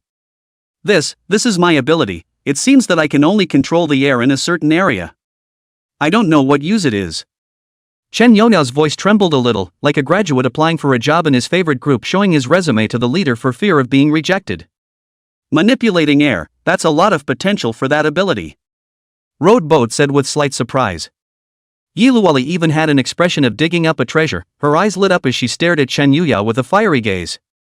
However, she didn't agree in one breath, but instead asked Chen Youyao a question in a slightly serious manner. Joining the Stargazer Club means you're stepping into the world of the transcendence, who knows what the future holds, and becoming an intake agent means you'll have to shoulder the responsibility of defending mankind, and be accompanied by danger. Have you really thought about it? Think about it.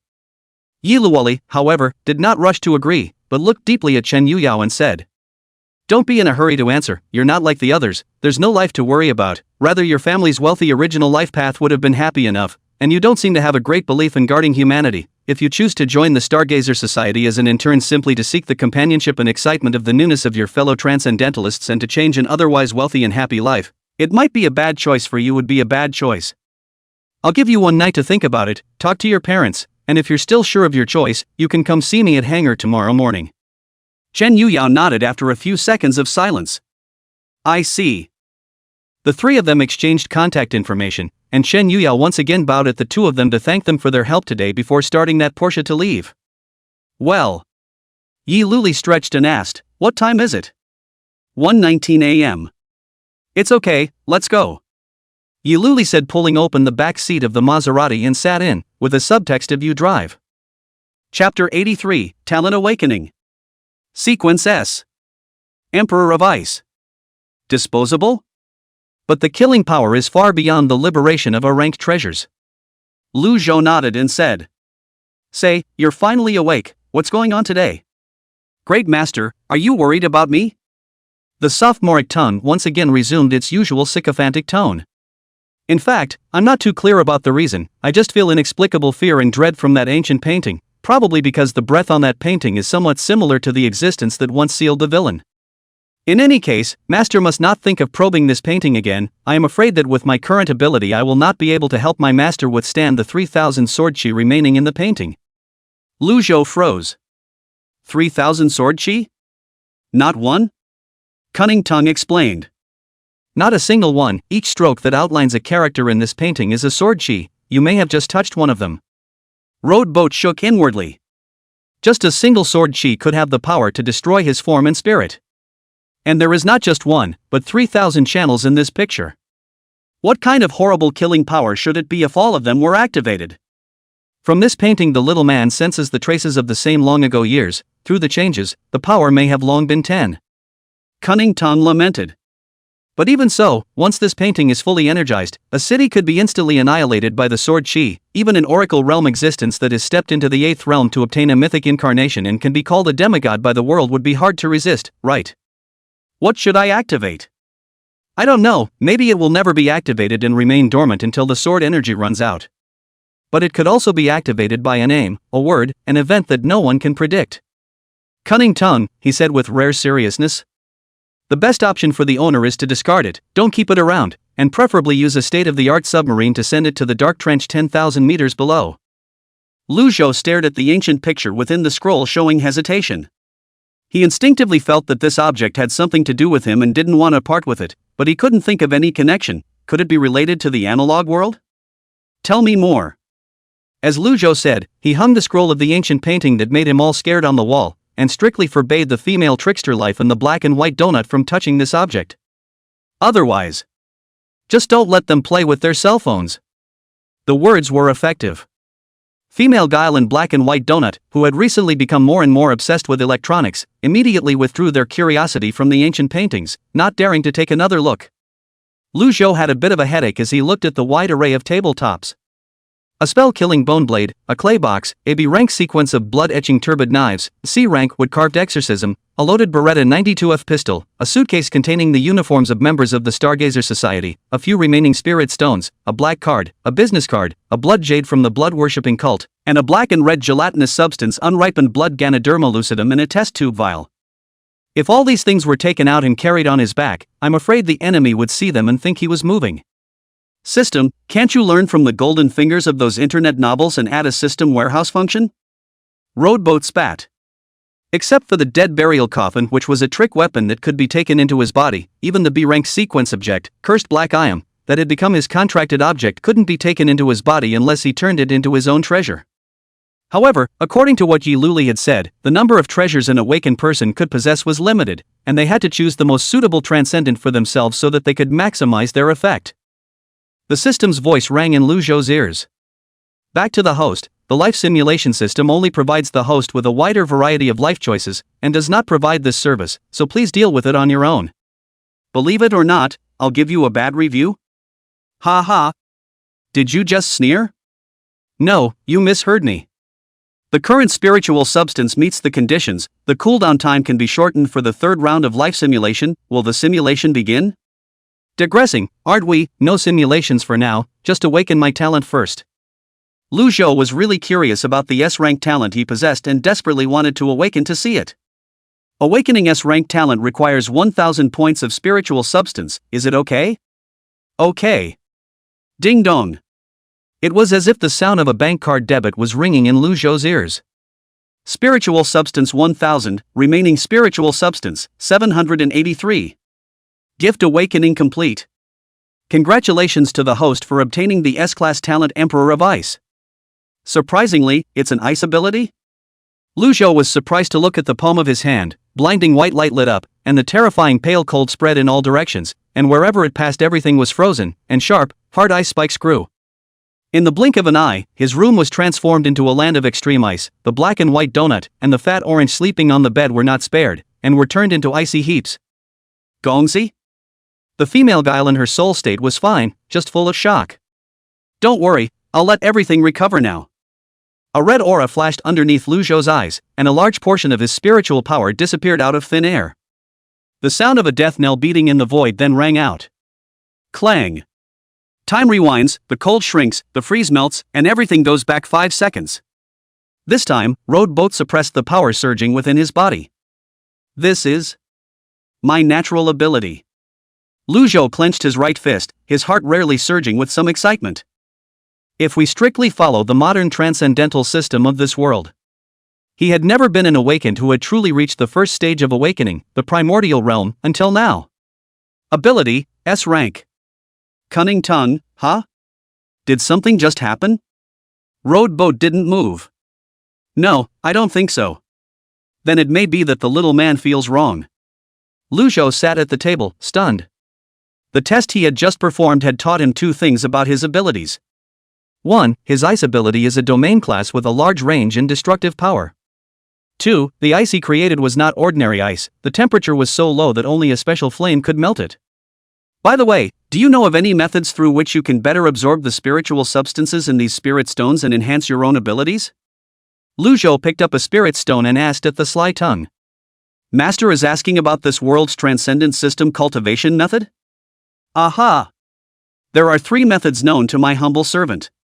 1. Natural cultivation method, through some similar ancient martial arts exhaling, Tibetan breathing method to open their own cells and absorb the spiritual substance in the spirit stone. The requirement for qualification talent is higher.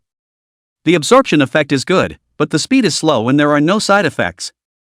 2. Extraction and injection method, through the scientific method of extracting spiritual substances, with the spiritual materials refined special agents, directly injected into the body. The absorption effect is poor, but the absorption speed is fast, the side effects are obvious. 3. The blood sacrifice method, injecting special potions into ordinary people, filtering the toxins in them through the human body, while the cultivator seizes the essence and takes it directly, fast, with good absorption and low side effects. Having said that, the sophomoric tongue poses a question.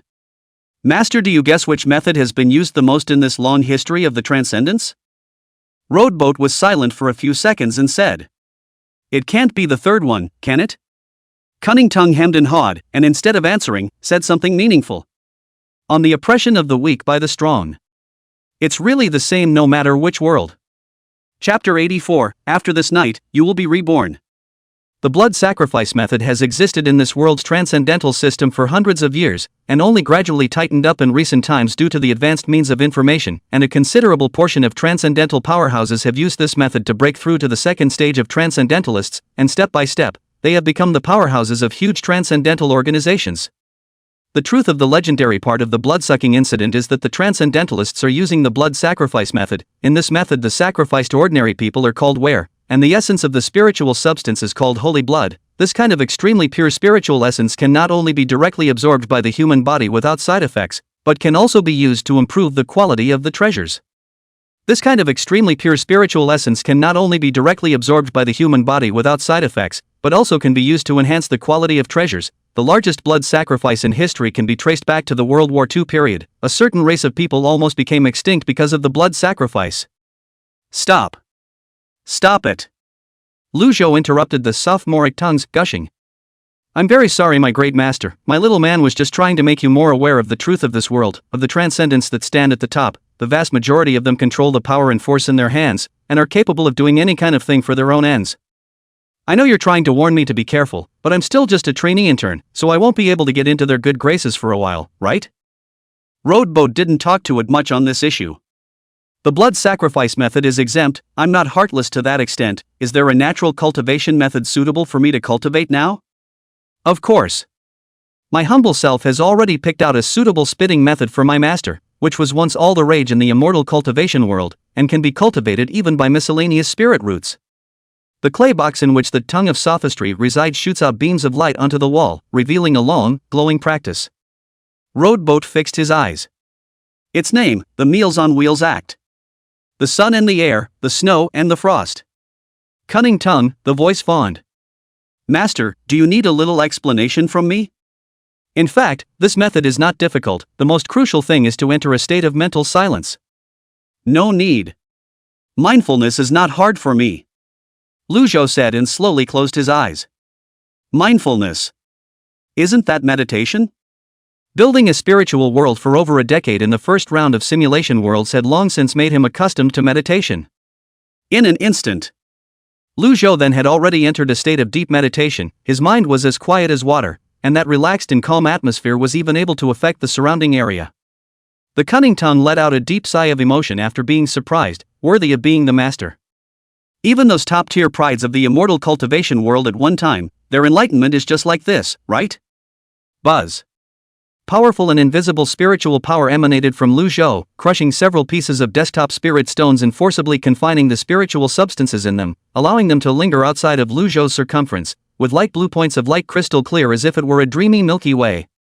As he adjusted the rhythm of his breathing according to the narration of the Meal Xiao Law, those spiritual substances were gradually drawn into his body along his mouth and nose, gradually integrating into and growing the ice blue star in his body that represented the Emperor of Ice, innate ability, and was as small as a speck of dust. There was no talk all night. And on the other side of town, Lu Bai had just finished dealing with her parents' brother from the mental hospital, dragging her tired body to stand by the street, glancing at her left wristwatch, 2:13 a.m. Take out your cell phone and take a look. Since the afternoon, all the messages she sent to Gao Tianyu were like a stone sinking into the sea, and the caller didn't answer. Scum! Lu Bai cursed lowly. If it were the old roadboat, she wouldn't even have to say anything, and he would be waiting here early with his favorite burger. Lu Bai wrapped his coat in the night wind and tilted his head back to look at the sky, lost in thought. Words. At what point did one become a non-fan of burgers and think they were kind of junky cheap food? Do you regret it? It was as if another voice within herself was ringing in her ears. Lu Bai touched the expensive limited edition wristwatch on her wrist and sneered, regret? What's there to regret? Even if Gao Tianyu is no longer interested in me, he can casually transfer $100,000 to me to help me pay off my family's medical bills, can Lu Zhou? Maybe it's okay. Oh, wait for a miracle to happen to him and heal yourself first. At this moment, the car horn sounded and the internet car arrived. Lu Bai opened the door of the car and sat in the back row with a deep exhaustion between her eyebrows. Cell phone tail number 8856. Beautiful woman so late home alone is working overtime? The driver asked familiarly. Lu Bai was a bit tired of this kind of accosting and did not answer with her eyes closed. It's kinda dangerous for a girl to come home so late. Where's your boyfriend? It's close to a mental institution, and it's kinda eerie at night. I'll sing you a song. The driver, on the other hand, was talking to himself and humming along with the car music. Lu Bai couldn't help but say, "Will you please be quiet? That's quite a temper. Are you in some kind of trouble?" The driver laughed, and his voice went bizarrely from male to female. Exclamation point. Lu Bai looked away in shock. In the rearview mirror, the driver's eyes flashed a purple ghostly light, seductive and mysterious. The moment Lu Bai saw that purple light, his expression suddenly became blank and dull. An inexplicable spiritual power emanated uncontrollably from her body as if stimulated, causing the pupils of her eyes to turn purple, her fingertips to grow longer, fine scales to grow under her skin, and her fingertips to overflow with corrosive liquid. Oh, the transformation system talent? Seems to be not an ordinary type of demonic beast. Quite good. The driver laughed softly, her female voice pleasant to the ear. The awakened Lu Bai let out a hiss, and his 5 fingers became thorns, instantly stabbing towards her. Clang! A purple barrier appeared, as if by magic, easily blocking Lu Bai's attack. So furious, it seems you have a lot of abhorrent anger built up in your heart as well. But it's already fine. From today, you're one of us, Dawn Star. Unleash the abominations as you please. Codename Viper. After this night, you will be reborn. The driver said, fished out a purple magic hat from somewhere and put it on his head, snapping his fingers. A purple magic formation instantly appeared above Lu Bai's head, teleporting her to a nearby residential area. Lu Bai completely demonized the instant he landed on the ground. His shadow grew to more than 2 meters tall, and his legs turned into long snake tails, turning into a hideous monster with a human body and a snake tail. Her pupils flashed with purple light, and driven by her bloodthirsty instincts, she rushed into a residential building. Aha! What is this? Monster! Help! The early hours of the morning. Gao family villa. The doorbell was very urgent. Who? After Gao Tianyu impatiently rubbed his eyes and opened the door, after looking at what appeared in front of him. His sleepiness suddenly disappeared, and he looked horrified, as if he had seen a ghost. God bless, it's me. Lu Bai was covered in blood, her blood-stained hands gripped her face and looked at Gao Tianyu helplessly. Me? What's wrong with me? Am I sick? Help me. Her pupils turned into strange iris-purple vertical pupils, countless fine green scales appeared on her white arms, and her blood vessels seemed to flow with black liquid, as if they were alive. This strange appearance with her beautiful blood-stained face and enchanting body, there is a kind of unspeakable weirdness, like a personified demonic creature in the myths and monsters. Gao Tianyu was so scared that his face turned pale and he was shaking. Where did he have the guts to answer? The monster, Stay back, stay back. Somebody! He cried out in terror and stepped backward. Chapter 85. The mysterious Lai Mingqing, Lu Bai's choice. Are you afraid of me? Why? Why? Didn't you claim to love me? Why are you afraid of me? Why don't you help me? Lu Bai's voice was getting sharper and sharper, and in the end it had turned into an ear-piercing shrill that was enough to pierce the eardrums. Boom, boom, boom. All the glasswork in the room exploded. When Masaoko heard the commotion, he jolted out of bed and fumbled for a shotgun to walk downstairs. Once again, berserk and losing his mind, Lu Bai held Gao Tianyu's neck with one hand and lifted him up high. The second generation of the rich man was bleeding from his 7 orifices, foaming at the mouth, and his eyeballs were squeezed and gradually protruded outward, and he looked like he was about to die. The scene that caught his eyes caused Gao Zhengxiong's pupils to shrink dramatically. Exclamation point. Stop, stop. Boo. He pulled the trigger, the gun spitting fire. Lu Bai, whose eyes shot out purple light, didn't even look at it, and the long hair at the back of her head twisted and rushed out like a living thing, blocking all the shrapnel. Tak Masaneo was desperate. What's a monster like this going to do with human power? Just then. Almost enough. A voice rang out, dazzling purple light bloomed, and magic formations appeared on. God? Lu Bai muttered. She knew very well that the person in front of her was by no means a true god, but the terrifyingly dangerous and unattainable aura she carried was by no means a fake. The mysterious woman extended her hand towards Lu Bai and smiled. I'm very satisfied with your performance tonight. Congratulations on passing the test. From today onwards you're the 7th divine messenger of the Dawn Star. 7th, the God Emperor? There were supposed to be 8 of them, but unfortunately there was an accident yesterday and 2 of the divine messengers were tragically killed in the line of duty. What a shame. But I already have a rough idea of who the murderer is, through my divination magic. The mysterious woman said, waving her staff in her hand. An object fell out of thin air in front of Lu Bai, hovering and emitting a shimmering light. It was a pocket-sized brass bell. Class B sequence item, Bell of Slumber. This is a meeting gift from God, accepted with gratitude. Lu Bai was silent for a few seconds, looking at Gao Jingxiong, who was prostrate and kneeling at the feet of the mysterious woman. The panic in his eyes gradually faded away, replaced by a strong desire for power and a strong ambition to go to the upper echelons of society. By becoming the so-called God's envoy as you call him, can I also have this power like you, trample these so-called upper classes of society under my feet, and henceforth be feared by people, no longer worrying about money and status? Light and easy. Will it be dangerous? God will shelter you. Believe me, you will go to heights that even you can't imagine, and those you once needed to look up to will only be worthy of kneeling, and even trying to lick your toes will be a luxury. The mysterious woman's voice carried a compelling power. Lu Bai thought of the roadboat, and then thought of the one who drove his dream limousine and never looked at himself in the eye. Luli. A flash of madness and excitement rose in her eyes. Fine, this is all I have in my life anyway, so why not put up a fight?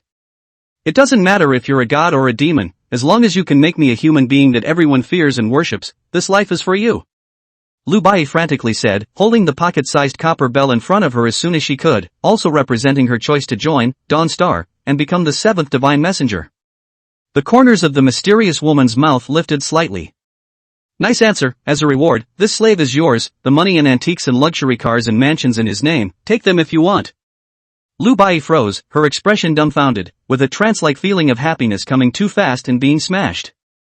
What she dreamed of and worked so hard for was so easy to get. When you know exactly what kind of world you've entered, you'll realize how cheap these things are. The mysterious woman said, and the magic formation under her feet lit up once again. Considering the murder you committed last night, resulting in the death of 284 people, the people of the national security will surely investigate with all their might. Don't use your power for the time being, and I will come back to you after I help you erase the traces. Rumble. Dark clouds gathered over the city of Hangzhou, thunder rolled, and torrential rain has been falling since morning. When Road Boat awoke from his meditation, the spiritual substances around him had already been absorbed. He just opened his eyes, the orchid-like warm aroma came to his face, Yi Luli's stunningly beautiful and cool little face into the eyes. The distance is very close to occupy the entire field of vision, gray-blue clear bright pupils of the eyes, long thick eyelashes, high and compact nose, light cherry-colored lips, crystal snow-white skin is even invisible to the pores, as if open. The filter general. Roadhog fell backward toward him, spreading his arms wide. Yi Luli frowned. What are you doing? Aren't you going to pounce on me? Come on. Roll. Yi Luli wrapped her hands around her chest and grunted coldly, where did you learn the spitting method? It won't be passed down in a dream again, right? You guessed right. The name is called the Dining Haze method. Do you want to learn it? You're going to teach me? Of course it's not for nothing. How about writing off what you... Silu looked at her cell phone. She had just sent a message and Lu Zhou's reply was brief. The minister's gone to fetch you. Minister, I wonder what kind of person it will be. Si Deer was a little nervous, a little expectant, and a little curious. Giggle. A Porsche 911 came from the end of the road and came to a stop in front of the school, the splash of water causing Zell to take a few steps back so he didn't get his new boots wet. Sorry. The window fell and the girl's voice rang out with an apology. I was in a bit of a hurry, didn't splash you, did I? Si Deer looked over to see the girl driving the car. The other party was wearing an ice blue work shirt, hanging silver pendant neck slender snow white as a swan, small face delicate snow white, high value, bright dark pupils of the eyes with a hint of rich upbringing of the apology, generous temperament, at first glance as a rich family miss. It's okay, it's close. Shen Yuyao sighed in relief, that's good. Are you a student at this school? Si Deer shook his head. No. Coincidentally, neither am I. Shen Yuyao said, probing at the security uncle, can you let me in? I'm not a bad guy, I'm going in for something, you see the rain is pouring down, it's not good for us to be stuck here. The security uncle hesitated for a moment, looked at her car, but still pressed the button and the gates slowly rose. Shen Yuyao winked at Si Lu. Get in there.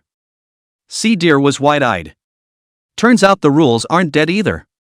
Inside Hitomi Zhou's office. Sitting across from Lu Zhou, in addition to Zhou Hitomi, there was also a lanky old man with white hair and an oriental face with surging and exuberant chi and blood, as well as a young mixed-blooded woman wearing gold-rimmed glasses and short blonde hair, and the gold badge pinned to her chest showed that she, like Zhou Hitomi, was an elite enforcer of the Stargazer Society. Lu Zhou removed his hand from the instrument in front of him, and the instrument crystal disc displayed the words "First Glimpse 46%. All three were a little surprised to see it. Ms. Zhou, has he really only been awakened for less than a week? The blonde mixed-blood woman couldn't help but ask at Hitomi Zhou. 5 days to be exact. Zhou Hitomi nodded, I can prove it. 1 night to be exact. Road Boat thought to himself. After a night of cultivation, the Emperor of Ice reached 46% of the beginner's realm, which was incredibly efficient. Reaching the middle level of the primordial peeping realm in just 5 days, and also awakening 3 kinds of talents, is unbelievable and unthinkable. The blonde hybrid woman's gaze was shocked as she looked at Lu Zhou as if she was looking at a monster. Ha ha ha ha ha ha. The burly old man hugged his thick arms and laughed. What's so strange? Is it worth making such a fuss about the world changing and some geniuses appearing beyond common sense? His eyes were full of admiration as he looked at Lu Zhou. Kid, I heard that you eliminated a C-rank demon with your own treasure tool. Can you show us your treasure tool? This is also part of the investigation and evaluation. There's nothing wrong with that. Lu Zhou's right hand turned upwards and the deadly burial coffin, which was overflowing with thick black gas, instantly appeared in his palm. The gravity of the entire room was slightly distorted, the temperature lowered, and an air of gloom filled the surroundings. Feeling the eerie aura coming from the dead burial coffin, the lanky old man's eyes stared slightly, and the blonde hybrid woman pushed the eyes from her face, unable to help herself from leaning forward. Zhou Hitomi's eyes even flickered, and she couldn't help but sigh inwardly. What kind of inheritance had this kid obtained to be able to obtain a treasure tool of this level? Could it be that you've experienced a reversal of life, death, bad luck, and fortune? The name of the treasure. The coffin of the dead. The ability is? Manipulate gravity within a certain range. The burly old man couldn't help but be shocked at his words, and the blonde mixed-race woman exchanged glances and nodded slightly.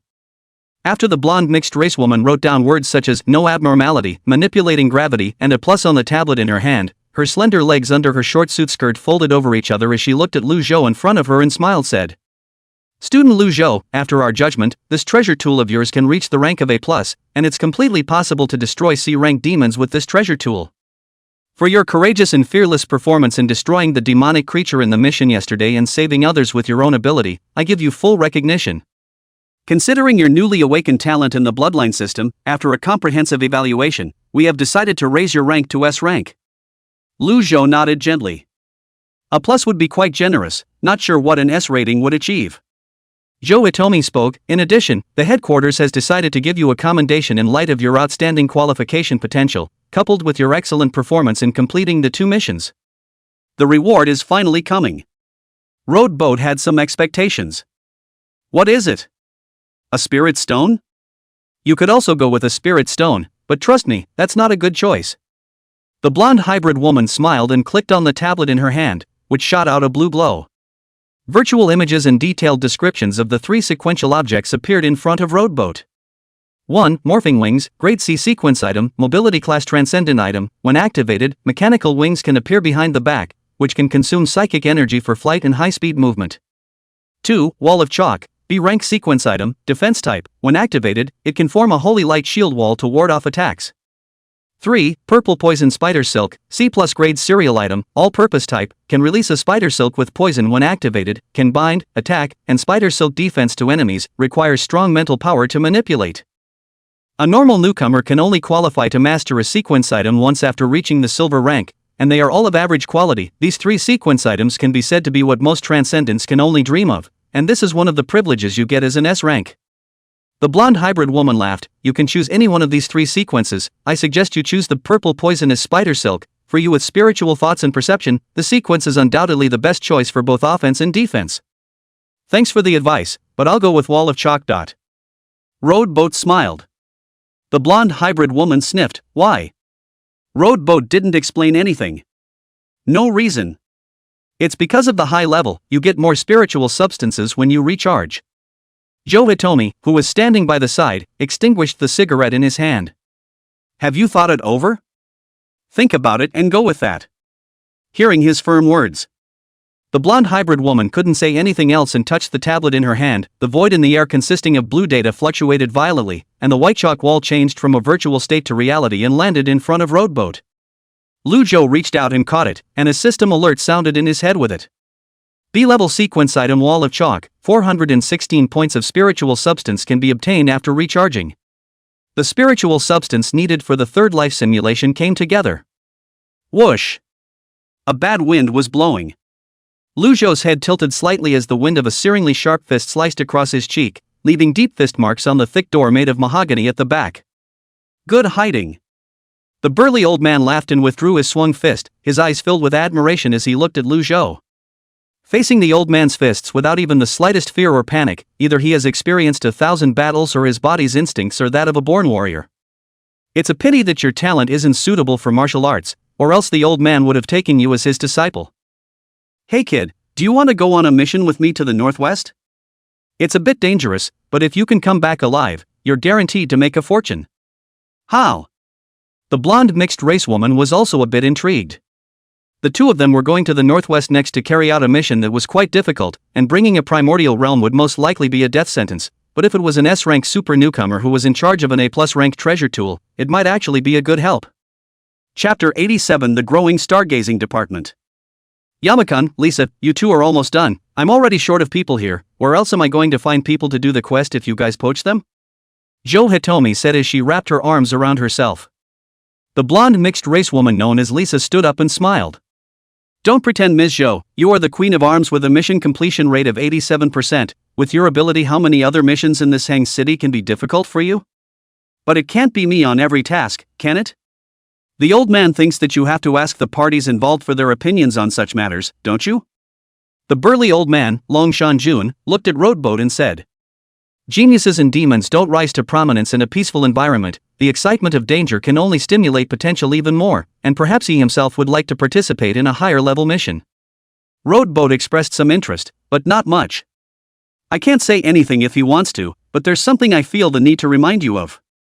Joe Hitomi stepped on her high heels and walked beside Lu Zhou. Her thin high heels made her sway as she walked. This very imperial-style beauty had her hand on Lu Zhou's shoulder and her extended index finger against his cheek as she smiled at the two men. This guy is extremely unlucky, and arguably being jinxed is no exception. Otherwise, do you think a trainee asylum seeker would have encountered a C-ranked magical creature on his first mission and run into an A+ rank sequencer storming out of control during the course of the mission that night? Once can be said to be a coincidence, but having it happen twice in one day should tell you something, right? This is still in the relative safety of Hang City. If he really follows you guys to the northwest and participates in that mission related to the mysterious inheritance, do you guys guess whether the bad luck in him will strike again, if it makes you guys suffer the worst? Listening to Joe Hitomi's teasing words, Long Shanjun and Lisa both fell silent and looked at Lu Zhou with strange eyes. Eventually the matter was sort of settled. Joe Hitomi told Lu Zhou to go back first, while she still had some things to talk to the two. Lu Zhou walked down the hallway, looking at the cell phone in his hand and tapping on a newly received text message. There's only one link in there. Clicking in, the phone screen went black and a cosmic starry background appeared, followed by a pop-up message. Congratulations to you, Roadboat Trainee Commissioner, for becoming the 121 SAS rank member of the Stargazer Society. Now open for you. I am the Global Artificial Intelligence System of the Stargazer Society. You can call me Rain, glad to serve you. Most of the functions of the system have developed to you. You can log into the system directly through this subpart to check the current permissions, or you can make requests to me directly. As long as they are within your permissions, I can be of service. Sounds good. Lu Zhou nodded and then asked, what is Mr. Zhou's ability? Joe Hitomi, half-step divine transformation realm, elite shelter specialist, gold rank enforcer. Ability is A+ weapon replication, known as the Yi Queen of Arms, by the members of the organization due to her excellent fire coverage ability. Who is the strongest person within the Stargazer Club?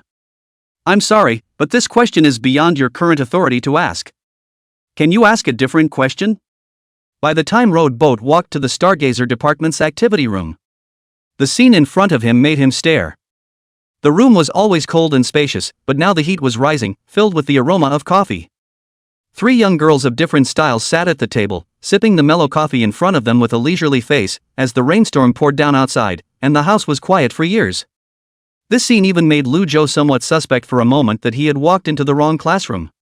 Yi Luli opened her eyes when she heard the door open and turned her head to look at it. Is it over? She was sitting on a chair, her long, slender legs in jeans folded together, extremely eye-catching. Lu Zhou hummed and looked at Si Lu and Chen Yuyao.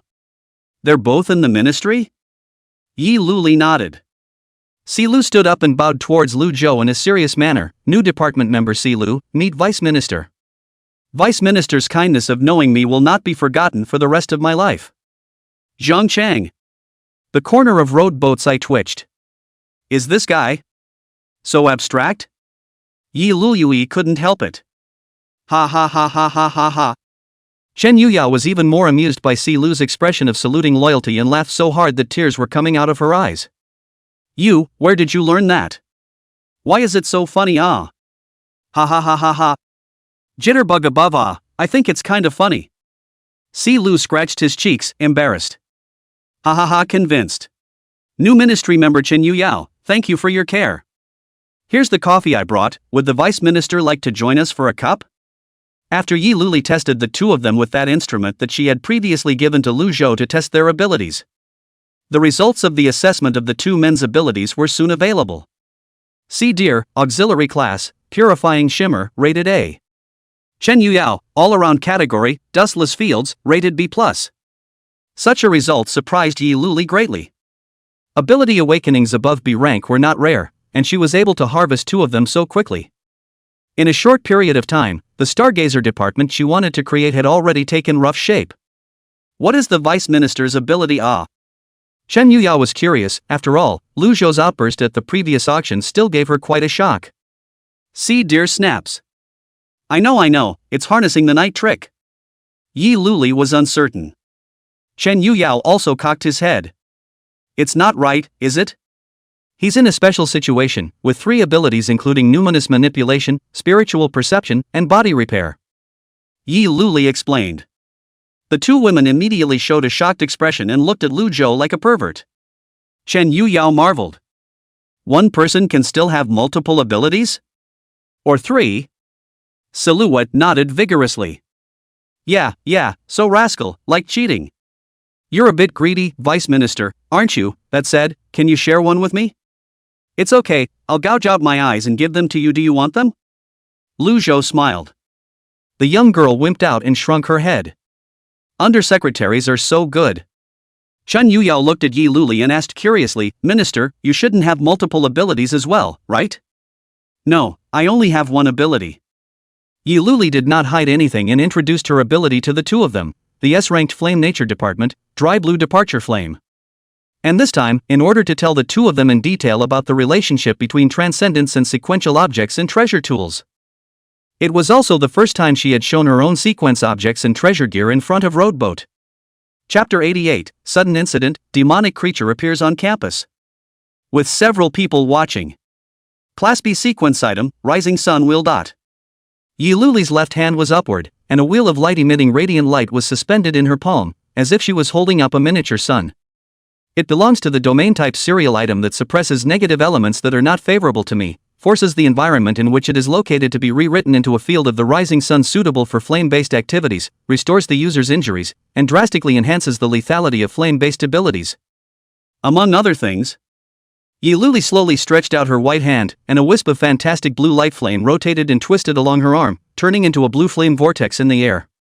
With several people watching, her right hand probed into the swirl of flames in front of her, grasping an object from it and slowly pulling it out. It was a tang sword with a charred black hilt, a red flaming blade covered with flame streamers, firelight flowing like mercury on the surface of the blade, and the whole emitting a brilliant flame light. The moment it appeared, it instantly dispersed all the vapor from the stormy classroom and left you feeling thirsty. This is the treasure tool I possess, a grade A artifact-shaped treasure tool whose name is.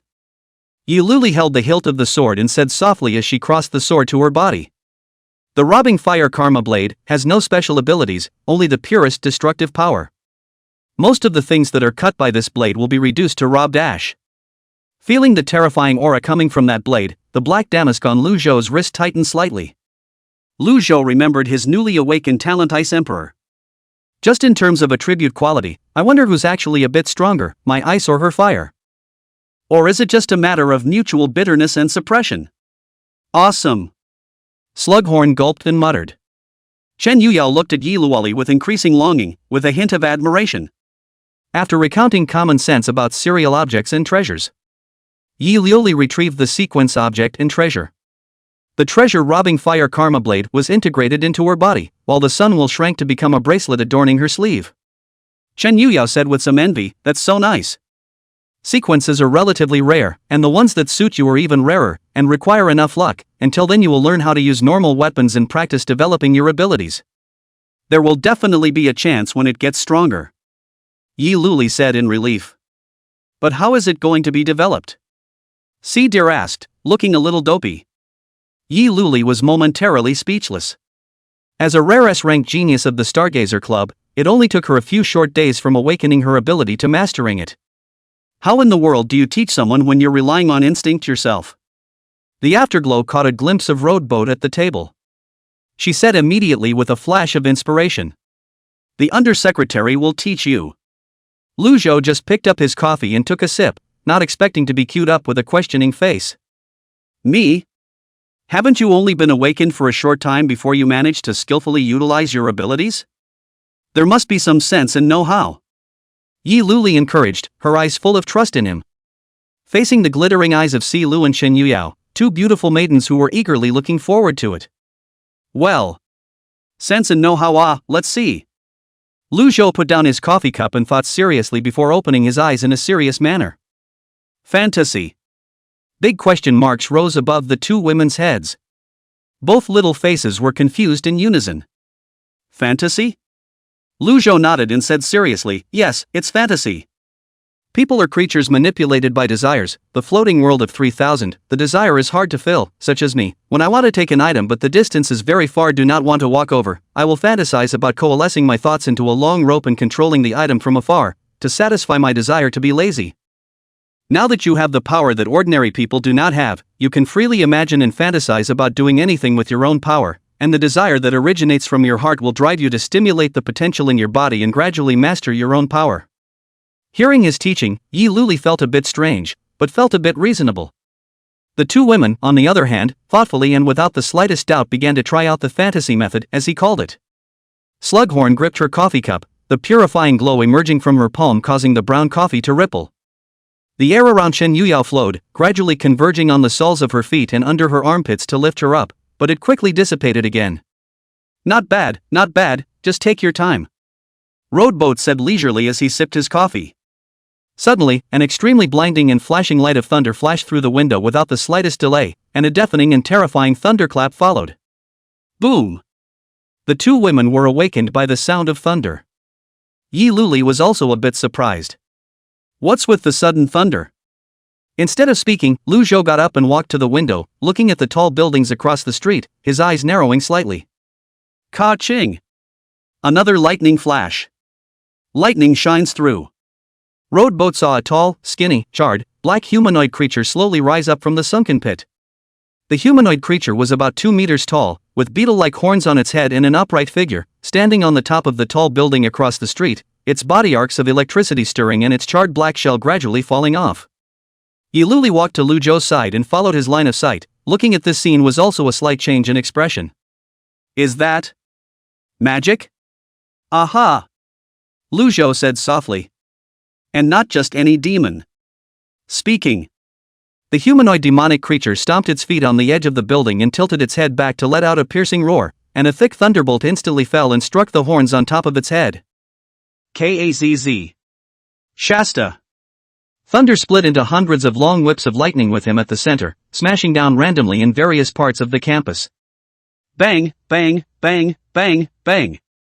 The building was bombarded with dents, and a student in the classroom by the window was struck by a strand of lightning, and without the slightest struggle, he was turned into a charcoal. As the high-voltage current spread, the electronic equipment on campus niggled and blew up, and one classroom went dark in the blink of an eye. The campus was shrouded in dim, overcast clouds, with only the occasional flash of thunder in the sky remaining bright. What's going on?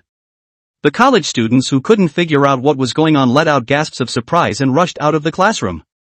There was even more wailing in the distant campus dormitories. Auntie, why is the internet disconnected? Why did my computer suddenly blow up? Auntie! A cappuccino for Auntie, please hurry up with the call, I've got tile to beat. The figures passed between the corridors with amazing speed, bringing up a gust.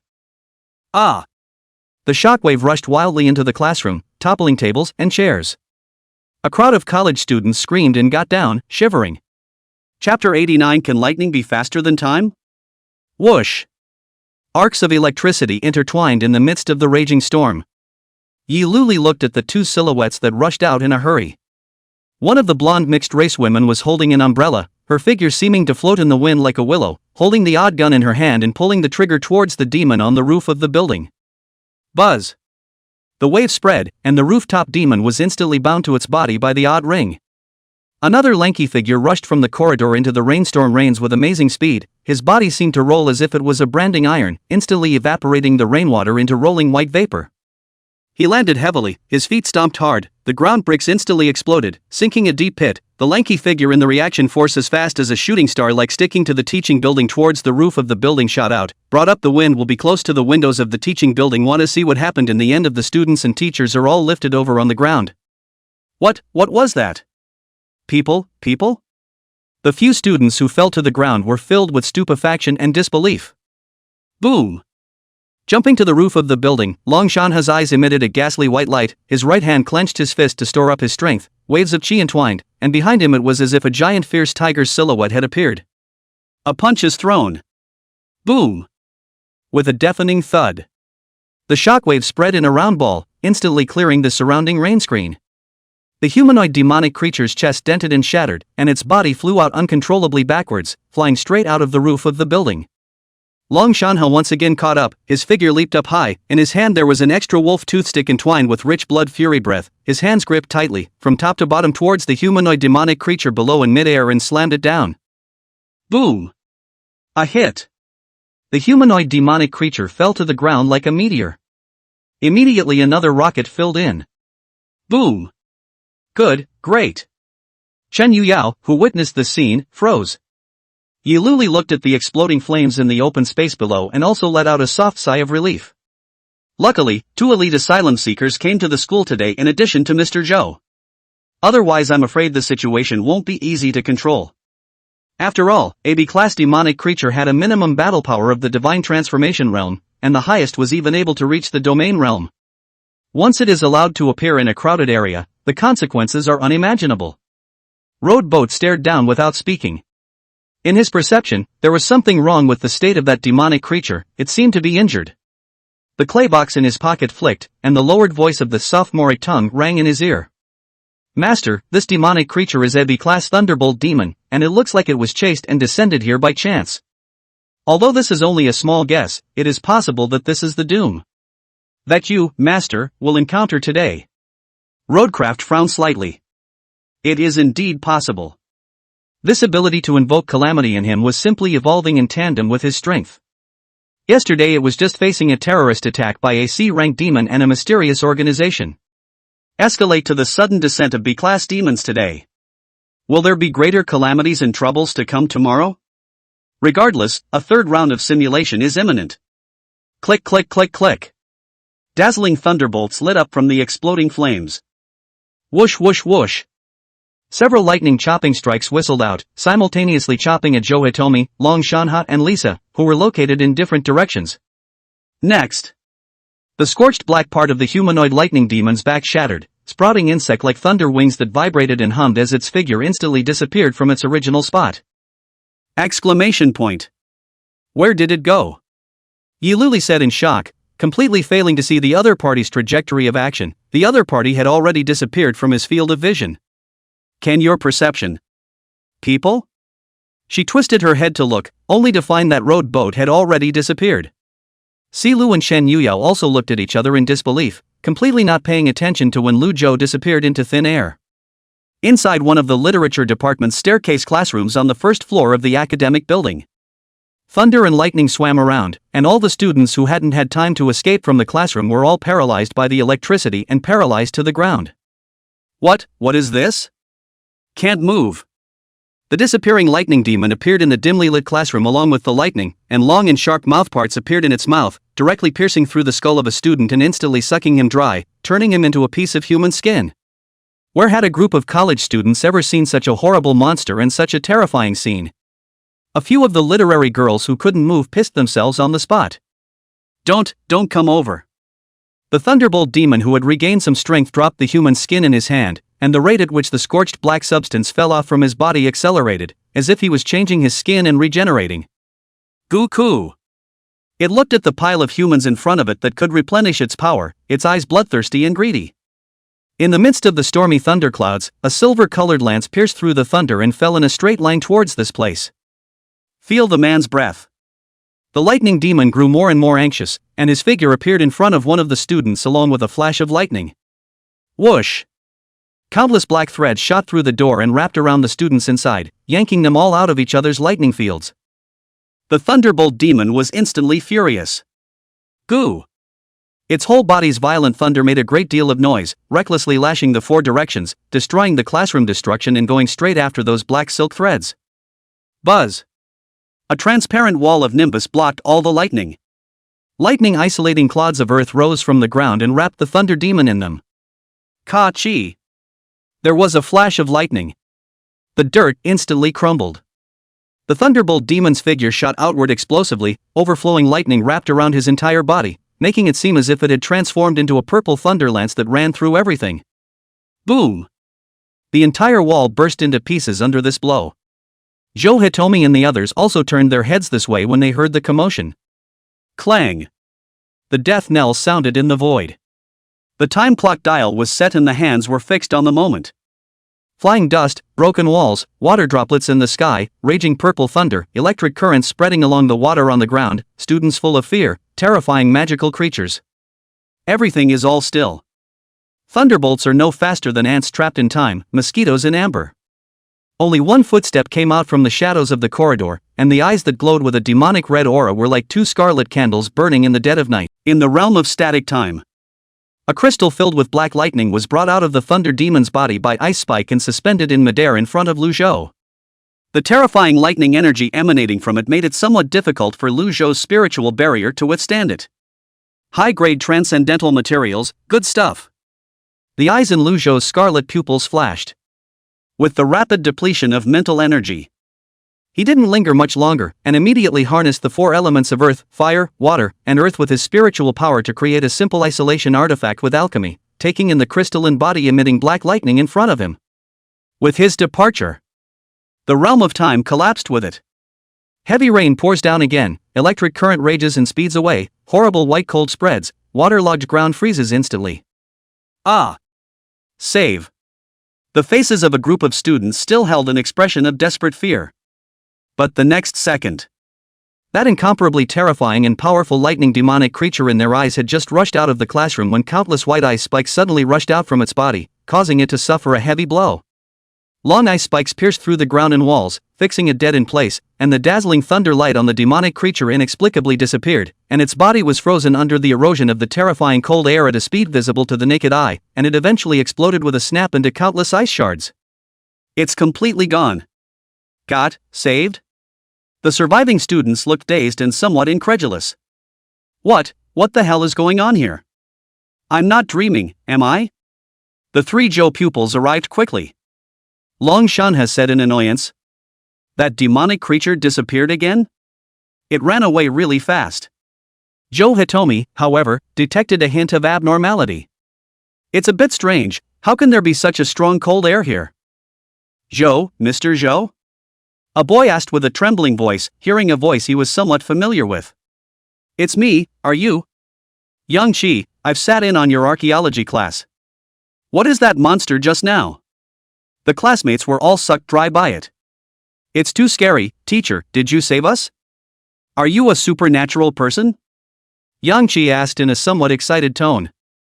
He was considered bold. The other students were all snuggled up together at the moment, their faces pale. The shock combined with the paralyzing effect of the lightning had caused them to fall and sit in the standing water, unable to even stand up. Fellow student Yang, calm down a bit. Before I answer your question, can you tell me what you guys just saw? Joe Hitomi asked. It seems to be her voice that brings some power. Yang Qi touched the rainwater on his face and trembled. Dang, of course. I just saw. Rumble. There was thunder in the sky. Yang Qi briefly recounted what had just happened. Long Shanha was a bit shocked after hearing this. In that case, it doesn't seem like that B-ranked demonic creature escaped, but rather was taken out? By whom was given? He looked to Hitomi Zhou. Zhou Hitomi shook her head, indicating that she was also clueless. Lisa glanced at the security camera in the distance. It was a shame that lightning had destroyed the wiring, otherwise she would have been able to look through the monitor to see exactly what had just happened. Suddenly, Joe Hitomi jerked his head up to look at the sky.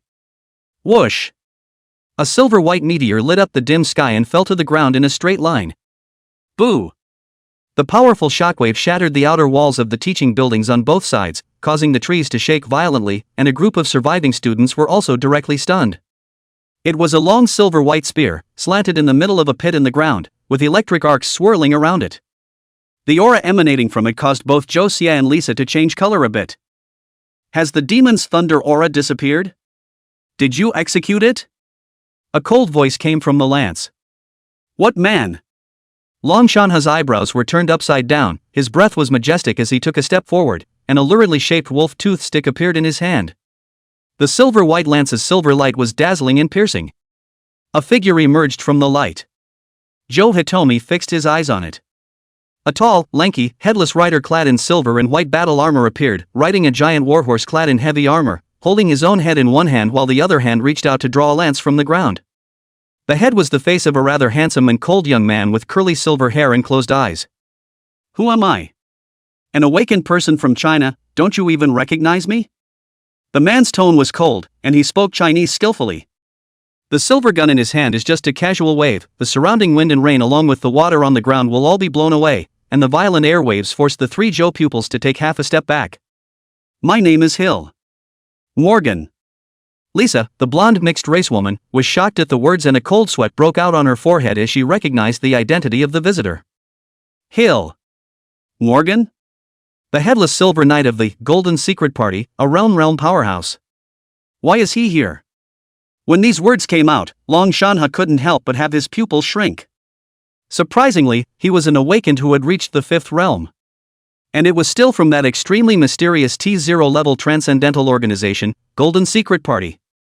The original purpose of the Golden Secret Party is to kill all the inhuman demons in the world, and its members hunt demons all over the world, especially dragons, which are regarded as their mortal enemies. That B-class thunder and lightning magic creature is very likely to be hunted by him as well and fled to this place. Think about it.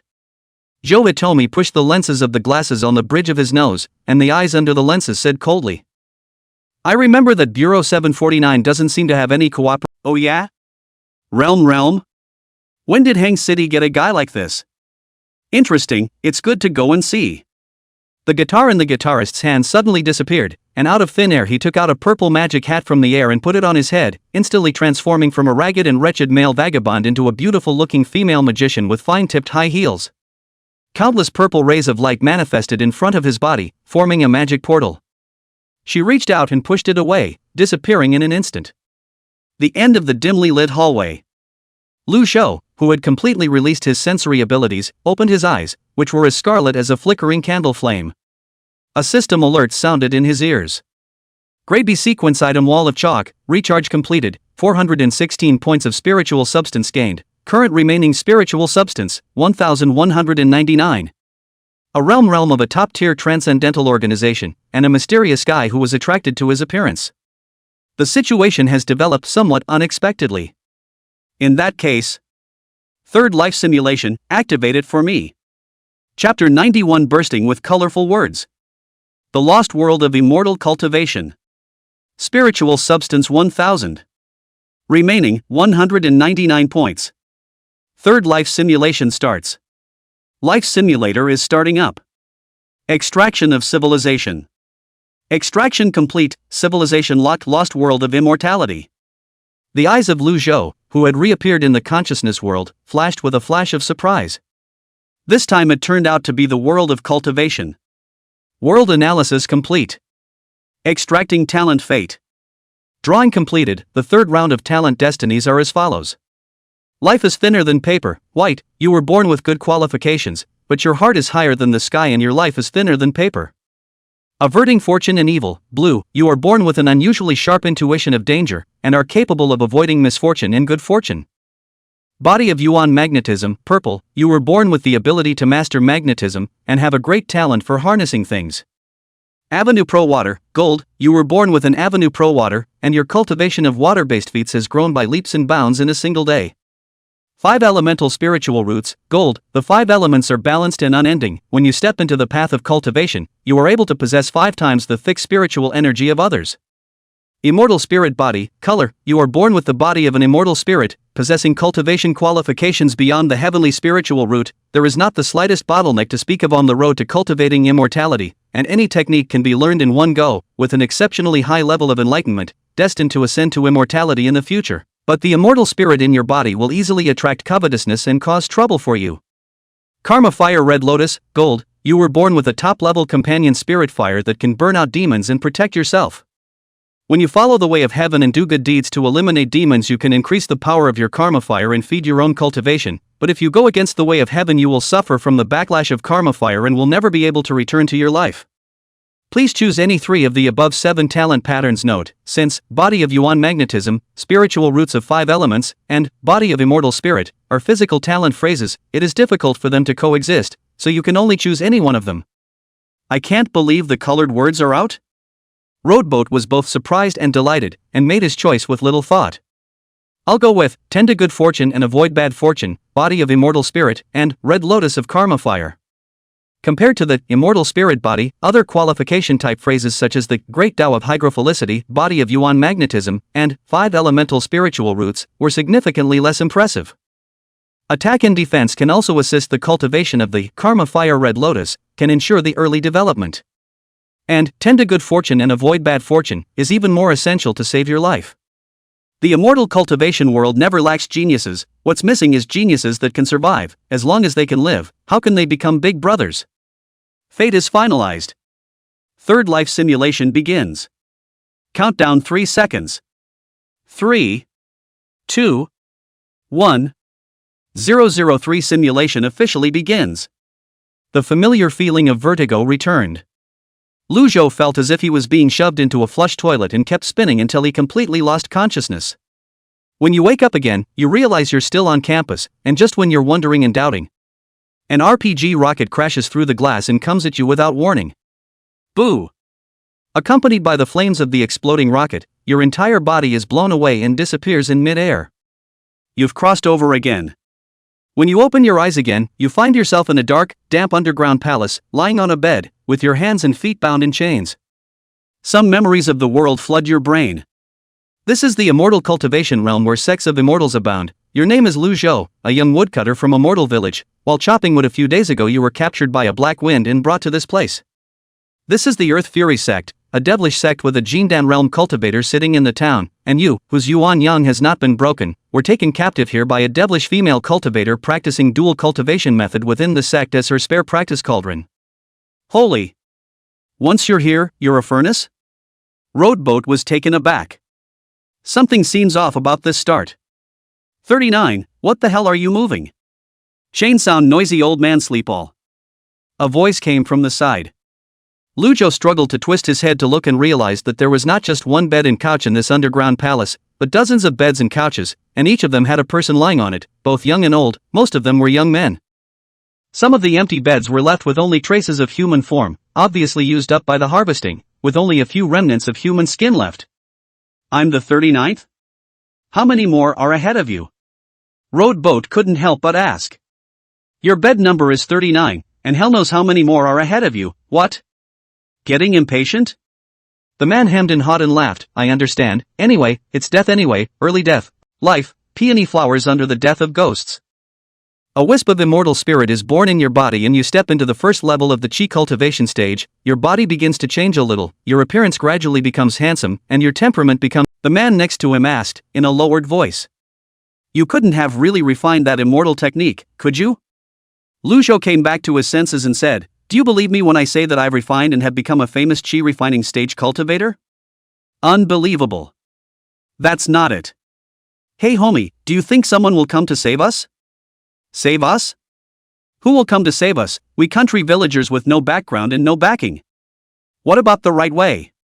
Who knows, I have heard in the book that there are righteous immortals who cut down demons and save the world, but I have never seen them. I have only seen the immortal who came to select his disciples in the village when I was young, and he looked at us with the same eyes as the lords in the county, and anyway, he didn't even treat us as human beings. And expect them to come to save us, and it's might as well fantasize that the female demon can let us off the hook. Roadboat was silent. It seemed like the plan to expect some righteous cultivators to come to get rid of the demons and fight with the demon sect and escape in the chaos was hopeless. You can only rely on yourself. You give up your fantasies and concentrate on your training, not daring to rest for a single minute or a single second. On that night, the stone door in the underground palace roared and shook, and the cold, biting wind blew into the underground palace with a strong smell of blood. You didn't hold back and secretly opened your eyes, only to see a withered crone with a pale appearance and decayed chi and blood full of black spots, shaking inwardly, unable to believe that this is the so-called double nun's devil.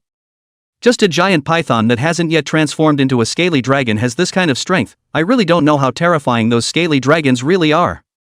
And Lu Shuangchuang, that woman, the critical time even withdrew his hand to let the old lady's spell shattered. When there's a chance, old me will definitely tear her face apart and throw her into the cave of 10,000 insects, so that she will die from being gnawed by 10,000 insects. The old woman said viciously, her eyes sweeping and suddenly yelping. She came near the bed where Roadboat was. What a handsome young man, I didn't expect that I would have such a good seedling among these hearth pots. The crone licked her lips, salivating a bit. Lu Zhou was so frightened that he closed his eyes tightly and desperately collected the spiritual energy in his body for fear of being seen. It was a good thing that just as the crone was about to reach out and stroke his face, she looked pained and withdrew her outstretched hand to cover her chest. Damn, it hurts too much this time. Looks like we'll have to wait until next time to enjoy it, better heal up first. Her figure swept and left from in front of Lu Zhou's bed, selecting an old man's furnace at the third level of the chi refining stage. Babbling, the bed shook. Roadboat sighed in relief and a cold sweat slid down his forehead. This was definitely the most treacherous situation he had ever encountered, bar none. If the old crone were to take a shot at him just now, he's afraid he wouldn't be able to resist fighting for his life. Although there is a certain chance that a surprise can kill a female demon in a state of serious injury. But sure enough, it was still too risky. The old crone consumed 3 chi refining stage furnace tripods in one night before relying on Yuan Yang to barely stabilize her injuries and regain her youthful and beautiful posture, leaving early the next morning in a refreshed state of mind. Lu Zhou, who had not slept all night, waited for a long time and realized that she did not return again before continuing to start cultivating.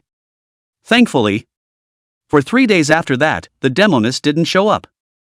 By stimulating your potential, you with the body of the immortal spirit have reached the 5th level of the chi refining stage in a single day, unimpeded, and the cultivation of the meals of the Xiala has come to a great completion, and the chi of the immortal spirit that is slowly accumulating in your body has become a stream that is ethereal and divine, ethereal and yet heavy, and contains a unique immortal charm. Completely different from the turbid spiritual energy emanating from the other chi refining stage cultivators in the underground palace, the difference is as big as heaven and earth. You have a feeling that driving the red lotus of karma fire with immortal spirit energy will be terrifyingly powerful.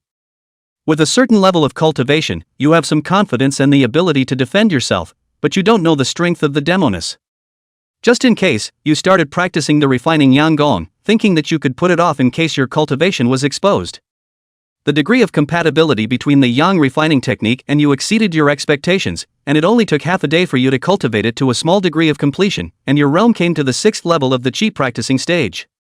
The fullness of the Yuan Yang makes your Qi and blood vigorous and surging, the original thin figure gradually bulges, abundant Qi surges in the sinews and bones, and the hair, which was slightly withered before, becomes black and bright.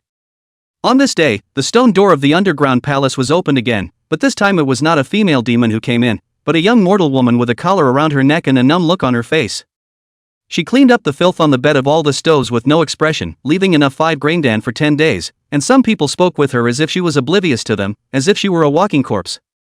Until I came to Roadrunner's bed. Looking at Lu Zhou, whose hands and feet were bound by chains and sitting on the bed with his eyes closed, she instantly froze. The person in front of him did not have the filthy stench that other people had. It couldn't be said that it didn't stink, and it could even be said that there was a gust of fresh scent, which was extremely unusual in this place. The young man on the couch neither filth, the body also did not see the slightest dirt dirty, but instead of black hair, white skin, the whole body is like a flow of light. God is complete and full of energy. Being in the middle of this environment, but still have a kind of transcendent, immortal chi? It seemed to look more like immortals than those flying cultivators. Saying this, the young woman slipped teardrops from the corner of her eyes and twisted her head to look at Roadboat miserably. Mr. Liu, do you know how painful it is to want to die but not be able to? Roadboat silence, did not expect to casually ask is such a tragedy, a long time before saying. Guess it should be worse than death.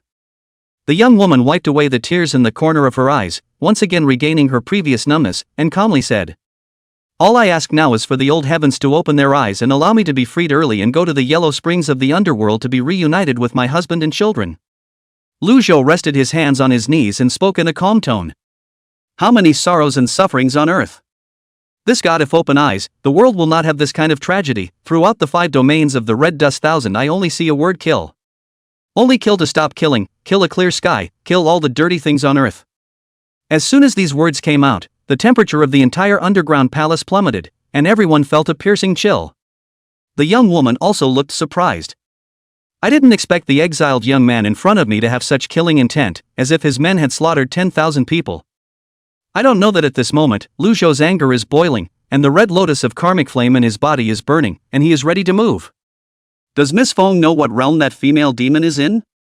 It should be the 8th level of Qi refining. Lu Zhou nodded slightly.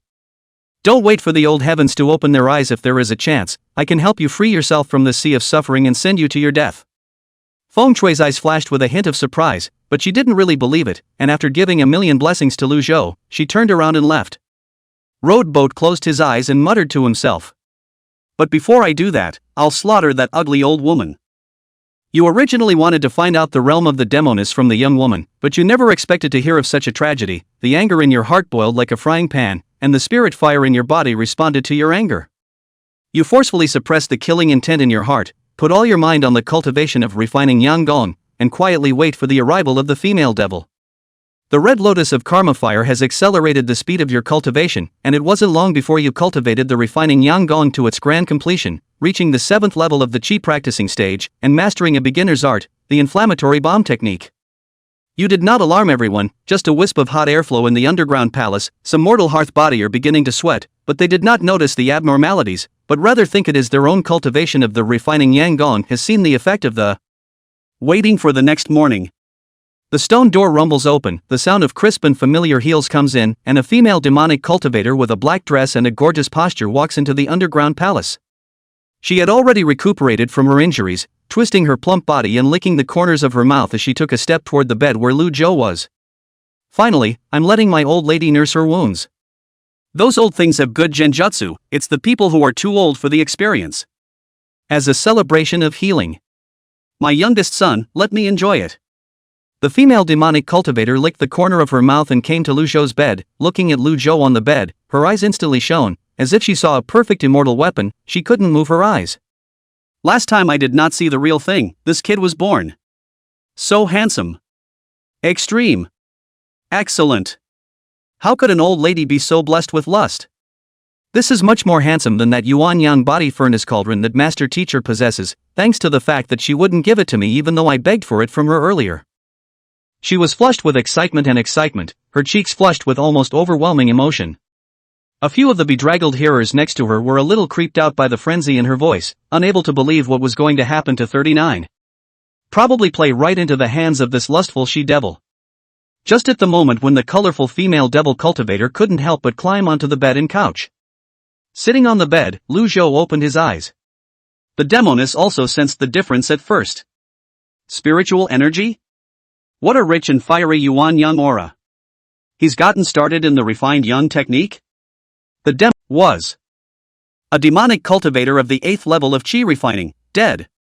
Looking at the huge hole melting in the mountain wall 100 meters away. Roadboat also froze slightly. Is it that powerful? He felt as if he had somewhat underestimated the so-called top-tier companion spirit fire. Not to mention that it was still catalyzed by immortal spirit Qi that far exceeded spiritual energy. The power is simply beyond imagination. When Lu Zhou picked up the storage bag that had fallen on the ground, the karmic fire dissipated. The karmic feedback of obeying the heavenly Tao to cut down the demons and eliminate the devils allowed Lu Zhou's internal aura to skyrocket by a fraction, directly stepping into the 8th level of Qi refining. Chapter 94, Cut the Crap, Come and Fight. You freed everyone. In the many stoves in the eyes of grateful men turned away, behind the crowd of tears kneeling down a piece, have said, "Thank you, immortal master, great kindness, this life will not be forgotten. You have not turned back. This place is full of danger, even if the demoness is put to death, even if they regain their freedom, I'm afraid very few of them can survive, but this is not something you need to think about, at the moment, your primary goal is to escape from this place." Walking out of the underground palace, the early morning daylight that you haven't seen in a long time makes you squint, the sound of a broom falling to the ground comes from not far away, you turn your head to look, Feng Shui is looking at you with an unbelieving face. Looking at the storage bag you took out in your hand, learn that the female devil is dead, Feng Shui violent mood swings, cover the face first, laugh maniacally, laughed out of tears, and then cover the face bawling, crying heartbreaking, mouth constantly shouting God has eyes, God has eyes. When she gradually calms down, you tell her straight out that you have no way to remove the restraints from her. Feng Shui shakes her head and gives you a Hail Mary, the first smile on her numb, stiff face. Since the female demon is dead, Feng Shui will have no more regrets. I implore the immortal master to take action and send me free. Feng Shui said, walking back to the thatched hut she was staying in to take out a wooden sword and present it to Lu Zhou. This is the iron heart wood I picked up in the mountains, harder than iron, in order to one day kill the female demon, day and night sharpening, until now it is only this rough sword embryo mold. Now also useless. Today's gift to the immortal master, I implore the immortal master to use this item to send Feng Shui on a journey, and also lest this bushy and dirty body dirty the immortal master's hands. Feng Shui said softly, cupping her hands and handing out the wooden sword with a hint of pleading in her eyes. Lu Zhou didn't refuse after all. As he held the wooden sword and slowly pierced Feng Shui's heart. On the verge of death. The corners of the young woman's mouth overflowed with blood, but her smile was incomparably bright, and she was a different person from before. Before taking his last breath, she spoke the last words of her life. I respectfully ask the immortal master to cut down the demons and the injustice in the world. After this incident, the red lotus of karma fire in your body grows again. After cremating Feng Shui with karmic fire, you just want to leave when you feel two demonic auras rapidly approaching this way. The visitors are two Qi practicing stage female cultivators, attracted by the commotion that erupted here before, and came to check. You don't have the slightest hesitation, with thunderous means instantly burst up, the hands of the wooden sword chopped down, instantly will two female cultivators killed in this. You don't linger any longer, following your instincts and fleeing in what feels like a less dangerous direction. Soon, what happened inside the underground palace was discovered. Immediately, it caused quite a stir. A foundation establishment stage demonic cultivator led a large group of Qi refining stage disciples out to find the murderer. Most of the escaped mortal hearts were caught on the spot and refined into blood. Here it is. Swish. A demonic cultivator at the 8th level of Qi refining had just traced the trail of the roadboat. Radiant glazed fire then appeared before his eyes. A karma fire red train zoomed rapidly in the field of vision, melting through his protective spells like a hot knife slicing through butter, cutting him off at the waist. Crystal clear, each grain of fire is like a red lotus-shaped karma fire once stained, will be like a maggot, until the body and soul all burned out before giving up. In the same realm, there was hardly a single demonic cultivator who could put up a fight. With the power of the top spirit fire, you killed the devil cultivators who came to pursue you one by one. Each of the more than 10 Qi practicing stage devil cultivators who died in your hands was a person who was full of evil, killing them and conforming to the heavenly Tao. Your karma flame red lotus once again skyrocketed by 10%, and your cultivation feeds back to the 9th level of Qi practicing realm. At the same time you also realized in the battle that these devilish cultivators are pathetically weak compared to you, and that in the same realm you are more than 100 times theirs in terms of both the quality and the total amount of spiritual energy. Even if they mastered stronger arts, techniques and magic weapons, it would be difficult to make up for such a huge gap. As you do not use the top spirit fire but rely on your own body alone, you have sword beheaded a cultivator of the 9th level of Qi cultivation within 10 breaths, deepening your judgment even more. Perhaps this is the difference between the top cultivation geniuses with colorful gifted words and the miscellaneous spirit roots. With the passage of time, your mastery of spiritual power quickly rises to a level far beyond that of ordinary people, and simple introductory techniques can be played out in your hands, able to utilize power beyond imagination. More and more Earthshaker demonic practitioners have died at your hands. You've gone from prey to hunter. Until someday, a genius of the outer sect who was about to build the foundation and an elder of the outer sect who was at the foundation stage all died in your hands, the Earth Fury sect was shaken, and in order to capture you and unearth the secret in you, they sent out 3 devil cultivators at the late stage of foundation building. This sense of uneasiness. So strong is the first time. On a lonely mountain, sitting on the top of a tree, Lu Zhou opened his eyes with a grave expression. Is there a foundation establishment stage demonic cultivator chasing after us? I'm afraid there's more than one. It's all fled so far away, and it's still not out of the Earth Fiend sect's territory yet? The world of cultivation is so big. Roadboat stood up with emotion and looked around, finally following his intuition and choosing a direction. He stomped his feet, and his figure shot out explosively like an arrow off the string. It's starting to move. In the midst of the violent tornado of black wind, an old man said as he looked at the magic weapon in his hand. This Fong is moving so quickly, could it be that he is aware of our actions? A pink-skirted woman said in a soft voice, with a hint of surprise. I don't know, but to be able to kill so many disciples of my sect, I think he must have some considerable ability. The black wind old man said.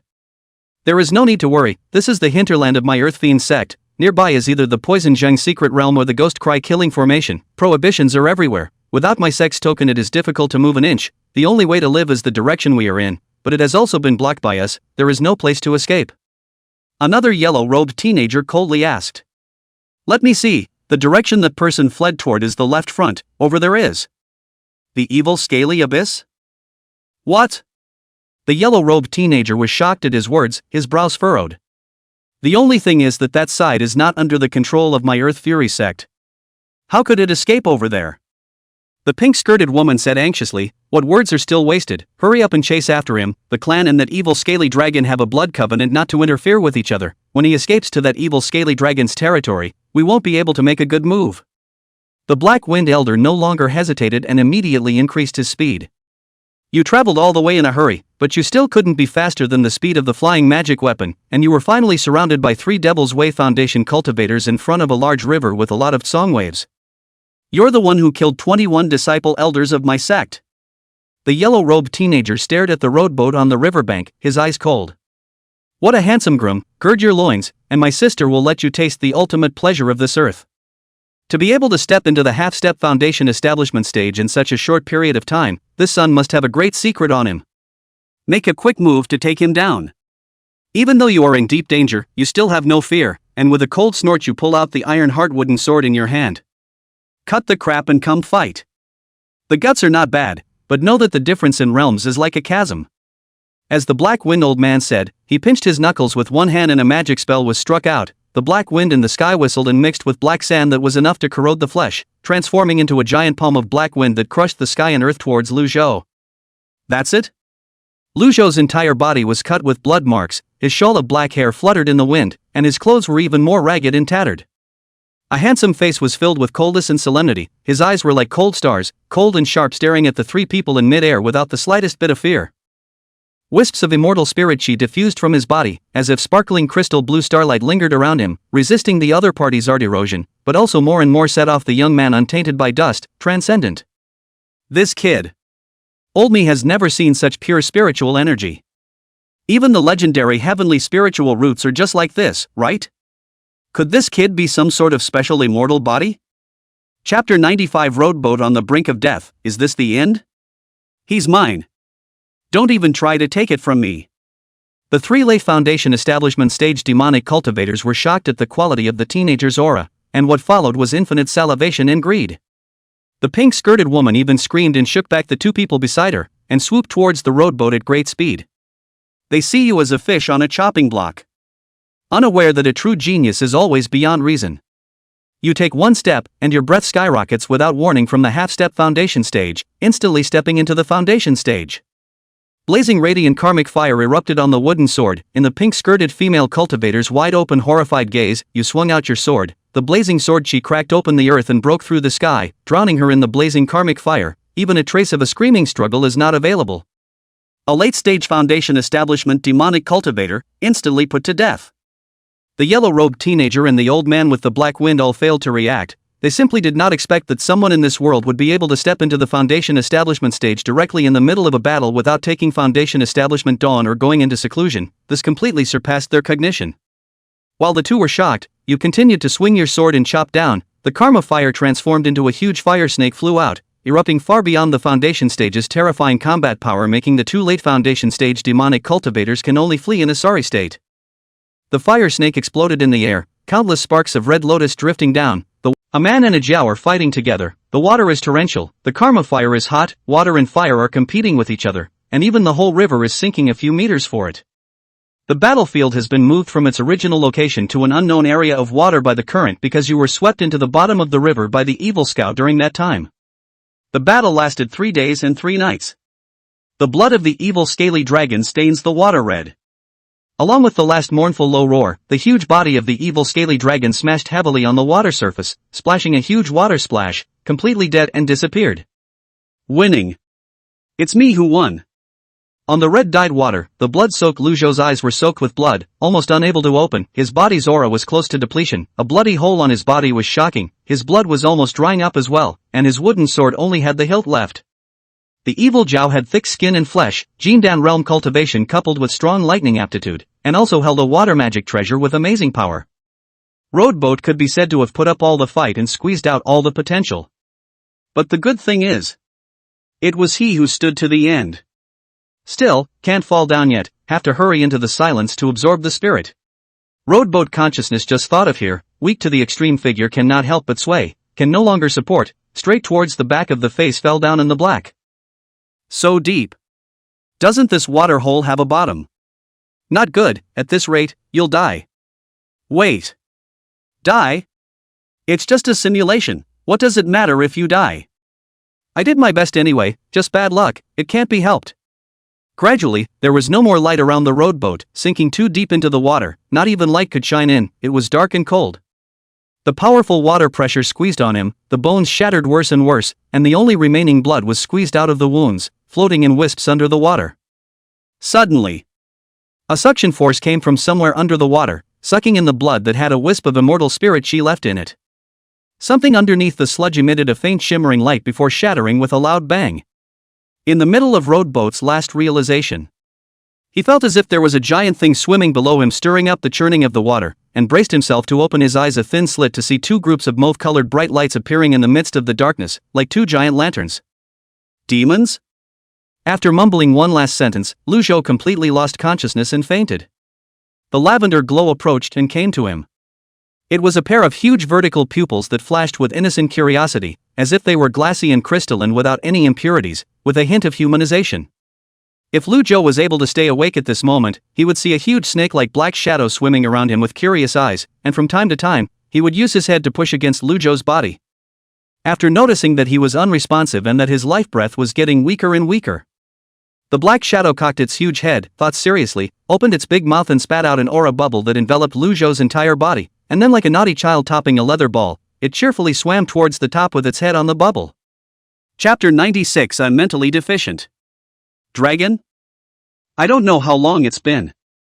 You wake up with a splash of water and realize that you are not buried under the water, but are lying on top of a huge turquoise lotus leaf. The dense aura emanating from the lotus leaves nourished your severely injured body, keeping your injuries from worsening. I'm not dead? Lu Zhou sat up with support and looked at the gradually healing wound on his arm with some surprise. Upon smelling it, the wound still smelled foreign. Wow! Without warning, the surface of the water was lifted up and a huge splash of water fell like a waterfall, drenching Roadboat to the bone. Roadboat looked toward the bottom of the water. Only a huge black shadow was seen swimming at the bottom of the lotus pond, and a pair of huge vertical pupils peeked out in the distance, looking over with a curious face. Seeing Roadboat looks, it immediately shrank back into the water. Waiting for a moment, it cautiously poked its head out again, revealing only a pair of slightly intelligent pupils. Is this augur? Lu Zhou was slightly surprised inwardly, remembering the scene he saw before he lost consciousness, so it wasn't an illusion. Did it save itself?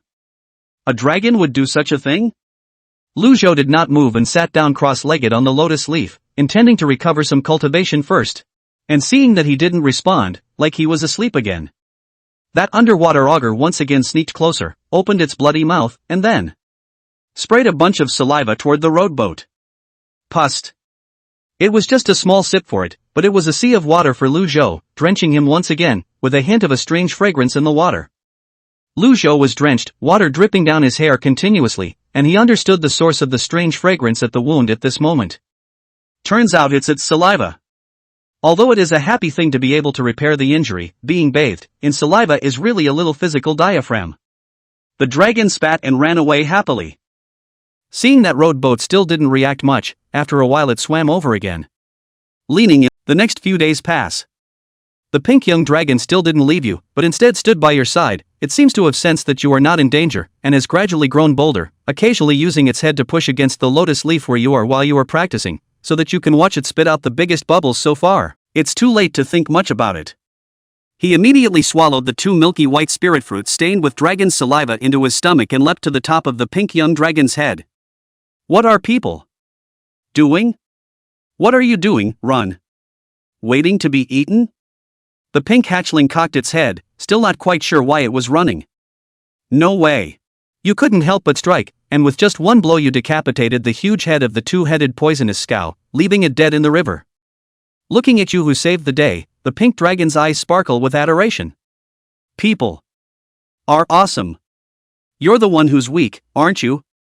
Lu Zhou couldn't help but spit in his mind. But then couldn't help but laugh too. Sometime afterward, both you and the pink dragon lived in these waters, and you built a log cabin by the river, with a large forest of wild fruits growing not far away. Although you cannot eat grains when you reach the half-step Jindan, you will occasionally pick some wild fruits and barbecue river fish to satisfy your craving. Every time this happens, the pink dragon pokes its head out of the water with a salivating face. You want some too? The pink dragon nodded. After giving it a meal once, it got out of control and would catch a big pile of fat fish every day for you to barbecue for it. Among the wild fruits, it loves a fruit that looks like a watermelon. Looking at the feasting pink dragon, you decide after some thought to give it a name, but don't think of one. You inquire of your opponent, and the pink dragon tilts its head, asking what's the name. You sense that your inquiry is somewhat redundant. How could it possibly accomplish something as complex as naming itself with its intelligence? But you obviously underestimate it. After a day and a night of serious thinking, the pink dragon finally understands the meaning of name, and knows that rowboat stands for human, and that it is dragon and also needs a name, because there are many dragons in the world, and there are also many people. Early in the morning of the 3rd day, it knocked on the humble wooden door of the rowboat with its huge dragon claws. As the house collapsed, rowboat also saw a huge pink dragon head lying on the ground. Its eyes glowed as it pointed its sharp claws at the freshly picked watermelon-like fruit on the ground. Like food. The dragon's name. Lu Zhou thought for a moment. Are you saying that you want to use the name of this melon as your name? People. Smart. But I don't know what the melon is called. People. Stupid. You're in no position to talk about me. After you made some inquiries, you learned that the name of this melon is peach melon, so this pink dragon got the name, peach melon. It looks a little rustic to you, but it loves it, carving the word peach melon with its sharp claws on the boulders under the water and on the crooked end. There are several chi refiners employed by the merchants on the merchant ship, and their idle chatter cannot escape your ears. From their chats, you find that both mortals and these chi refiners are hostile, disgusted, and fearful of the genus Jiaolong, and in their words they are extremely jealous of that 2-headed poisonous Jiao, viewing it as the greatest threat on the voyage. You were a little curious and asked why, but you were met with contempt and ridicule from the ship's gas refiners. They lean on the edge of the boat and cast contemptuous glances at you from above. A fisherman in the district, that's not something you need to worry about. Mere mortals, I'm afraid a cheap life like yours would be too lazy to even eat that poisonous auger for fear of the stench. Ha ha ha ha ha ha. Several people spoke with contempt and condescension. Roadcraft looked at himself. Covered in broken clothes that were hard to cover, with black hair falling out and bare feet on a crude raft, it was indeed a bit unpleasant to look at. Without saying anything, he turned around and tried to pull away. The Chi alchemist named Chop Wu, however, suddenly said, "You guys don't say, this fisherman life is lowly a little, but looks good, if it is packaged a little.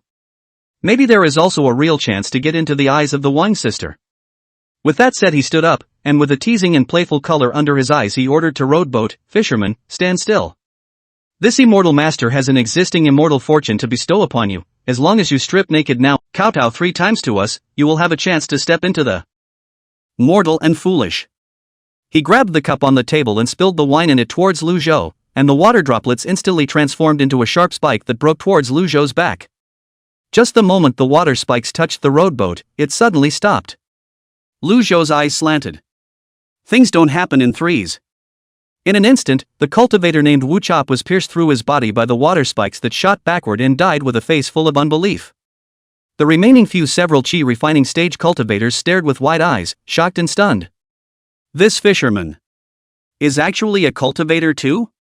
Suddenly, the previously calm water suddenly set off shocking waves that were 100 meters high, and a giant black shadow with a body length of more than 100 meters rushed out of the water and picked up the rowboat headfirst. Looking at the pink dragon that appeared at the feet of the rowboat, several cultivators had their livers cracked. The group of mortals on the merchant ship were in a state of panic. Jiao, it's Jiao Long. It's over. This is dead. Immortal Master saved my life, I'm willing to pay my entire family fortune. Somebody help me. Lu Zhou looked at the pink dragon at his feet and laughed. Told you not to follow. The pink dragon spits out human words. The dragon wants to help people. Looking at the scene, the eyes of the few remaining chi refiners were glazed over. He can actually communicate with the augur? Impossible, there's no way this could happen. The Jiao dragon is brutal and vicious to the extreme, feeding on humans, and the human race is a mortal enemy. It is impossible for the righteous and devilish paths to tame the Jiao dragon. I know, he's not a human, he's a transformed augur. Listen to them. Lu Zhou's eyes flickered as he tried to understand why those chi refiners and mortals were so fearful and scornful when they talked about the two-headed poison Jiao. It turns out that in this world of cultivation, the genus of the augur and the human race hate each other, and the great Tao competes with each other. Chapter 98, I'll ask you again. You look at the pink dragon underneath you and don't say anything. After casually crushing those few chi refiners, you spared the group of mortals on the merchant ship and disappeared with peach melon among the water mist rising from the surface. It didn't take long for rumors of the appearance of a transformed augur in this river area to spread. In addition to merchant ships staying away, some chi refiners also deliberately avoid this place. You expanded your activities after a period of leisure time when you determined that there was little in the area that could pose a threat to you. Third month of simulation. The first time you hide your identity as a Jindan practitioner and enter a town 100 miles from the riverbank, the people are simple and the streets are bustling with activity. Feeling the red dust in your face, you somehow feel like you're in a trance. You stayed in the town for a few hours, exchanged the pearls at the bottom of the river for money, bought an ordinary iron sword at the blacksmith store, bought a few jugs of wine at the tavern, bought some pastries from the pastry store, purchased new clothes, changed into a new look, and walked down the road where the women turned back frequently and lingered. At dusk, you returned to the river. I'm back. Rowboat came to the riverbank, and the setting sun stretched his shadow.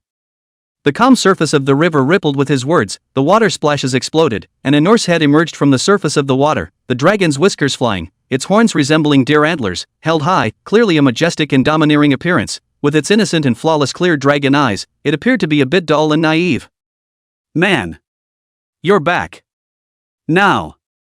The dragon was obedient. Didn't wander off. The dragon is so good. Lu Zhou reached out and stroked its approaching head, and the pink dragon happily squinted its eyes with a face full of enjoyment. Look what I brought you.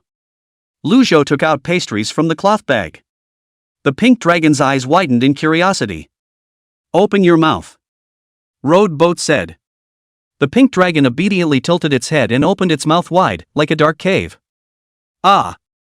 Lu Zhou put a large pile of pastries into its mouth. The powdered dragon chewed and his eyes lit up. This is delicious. Dragons love to eat. This is called a pastry, and it's a snack that humans eat after meals. Dim sum. That's nice. It swallowed with a gurgle and looked at Rowboat with eyes full of longing. People. Dragons. Still want snacks. Who told you to eat so fast? There's no more today. This is quite expensive, one serving costs 10 cents. Lu Zhou sat down by the riverside, squinting his eyes to feel the oncoming riverside breeze, his black hair fluttering behind his head. The pink dragon was very curious. Money is what? A kind of currency that flows among humans, and you can buy all kinds of things if you have money. That's why people are scrambling to make money. Money's hard to earn. Lu Zhou picked up the wine pot and took a sip, lamenting. The pink dragon doesn't hear much, except that money can be exchanged for tasty treats. It then took things like money to heart. The great sun moved westward, and the sky gradually dimmed in the question and answer between one man and one dragon in the east and the west. The sun rises and sets, and months pass in a blink of an eye. Without realizing it, you've been living here for most of the year. During this period, you have cultivated both the meal xia gong and the refining yang gong to perfection, reaching the peak of the early Jindan stage, and are close to the middle Jindan stage. In addition, after killing the water beasts and dragon pythons that attack the waters, you realized a sword technique called jiaozhen, which greatly increased your strength. On this day, you were drinking tea at the town tea house, listening to passers-by talk about the happenings in the immortal cultivation world, when a group of cultivators suddenly came, and judging by the clothes they were wearing, they seemed to come from a few righteous sects in the vicinity. The group was led by 3 foundation establishment stage cultivators, while the others were all teenagers and girls in the chi refining stage. Listening to a few people's talk and words, you guessed that they should be the pride of the clan that went down to the mountain to try out. But what's that got to do with you? You're sipping your tea, lost in thought about your swordplay, when suddenly you notice a line of sight and turn your head to look. See only. Of a group of cultivators. A young girl in turquoise gazed at the rowboat with eyes that looked as if she was dumbfounded. Eye to eye. Roadcraft smiled at her. The green-clothed girl reacted, instantly blushing and withdrawing her gaze in panic.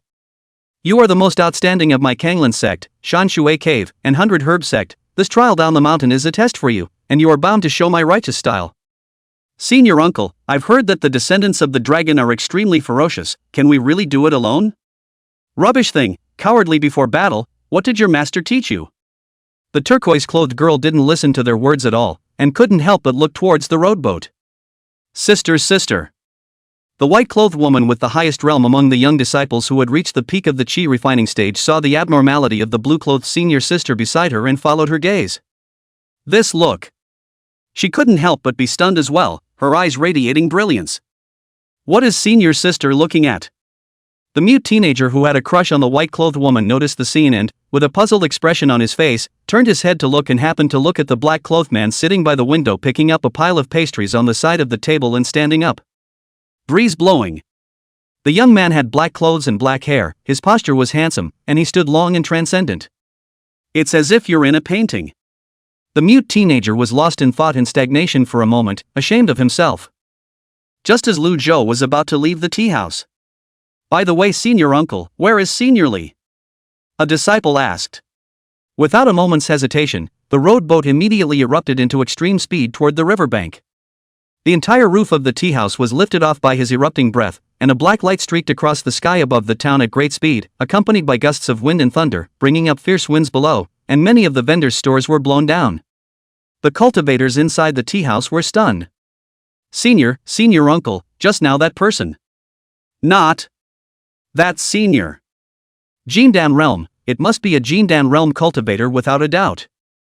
The old cultivator said decisively, also frightened. The pupils of the disciples shrunk dramatically, and their hearts trembled inwardly. The mute teenager even fell on his butt and sat on the ground, unable to move as he was shocked by the exiled black-clothed man's identity as a Jindan realm grand cultivator. Why did that senior suddenly become angry? The woman in white was still calm enough to question. The blue-clothed maiden, on the other hand, flashed her eyes. Could it be that senior also came here to act on behalf of the heavens and kill the two-headed evil Jiao? Waiting for the rowboat to make it back to the riverside waters. From a distance. Only to see the shocking waves above the formerly calm waters. Wow. The sky was filled with gusty winds and cloudy skies, pillars of red inflammatory light rose from all directions, and a large crimson formation appeared in the air. A fireball smashed down from the large formation, which was mixed with a few thunderbolts slashing down, exploding huge splashes on the water. The huge black shadow swam underwater, fleeing frantically in panic, constantly crashing into the edge of the crimson great formation, making loud and dull sounds. Strange, wasn't it said that this evil scaly dragon is ferocious and vicious? How did it change its nature and become so weak? Is it hard to believe it's not this one? That's just it, what's the point of thinking about him? Anyway, they are all descended from the dragon, even if they are not the evil scaly dragon, if they are not left alone, they will sooner or later be evil and plague the earth. Sinful animal, old me will act for heaven today. I'll remove you before it's too late, so that you don't have to create more sins. The old man carrying the sword on the shore said, his hand clenched the spell, and the magic sword behind him was sheathed, instantly transforming into 10,000 sword shadows in the air. Kanglan sword rain. Drop me. The sword shadows whistled and shot towards the water with a breaking sound in a vast manner. Moment of truth. A red inflammatory light shot from afar, shattering the large formation boundary with a single blow, and the inflammatory light exploded, transforming into a huge fire lotus blooming on the surface of the water, blocking all the harsh sword shadows shooting towards the surface of the water. What? The sword-carrying old man was stunned and turned his head to look. A dark shadow stepped on the water and arrived in an instant. The young man's black hair flowed, his handsome face cold and stern, killing intent piercing to the bone. Not half a word. He joined his fingers as a sword and chopped at the sword-carrying old man. The sword light was like a waterfall. Before the old man carrying the sword had time to resist, he was drowned in the sword light, and his body and soul withered away like dust and sand. This killing. Instead of raising his cultivation level due to the karmic feedback, the road boat had even regressed by a hair. Perhaps there was indeed a misunderstanding. The other party did want to kill the sinister scaly dragon and do the people a favor. But so what?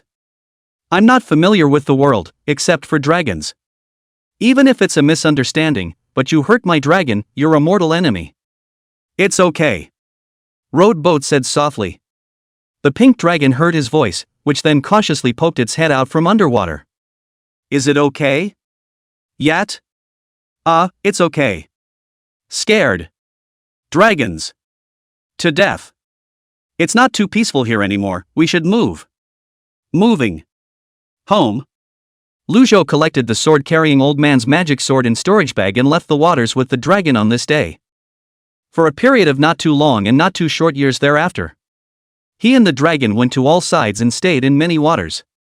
A short stay of a few months or a long stay of a few years. And as they traveled through the waters, they often encountered demons in the water, most often descended from the dragon. Facing the Jiaolong, who was completely different from Tao Gua and had an extremely brutal nature, Luzhou also showed no mercy. Where there is an auger, cut off the auger. The largest scale once, is the road boat is not in the time, peach melon because listen to him to say here waiting for him do not run around, after a few evil scaly water to break into this place, the pink dragon into the eyes of the evil scaly devouring object, even if it is surrounded by a number of evil scaly tearing peach melon but still did not leave, and finally injured all over the body blood and flesh.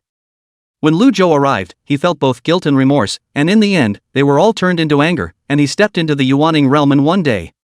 Finally, he found the nests of those scaly dragons and used the red lotus of karma fire to burn the river and boil the sea, and his sword chi rained down on them, hardening and slaughtering the entire scaly dragon nests.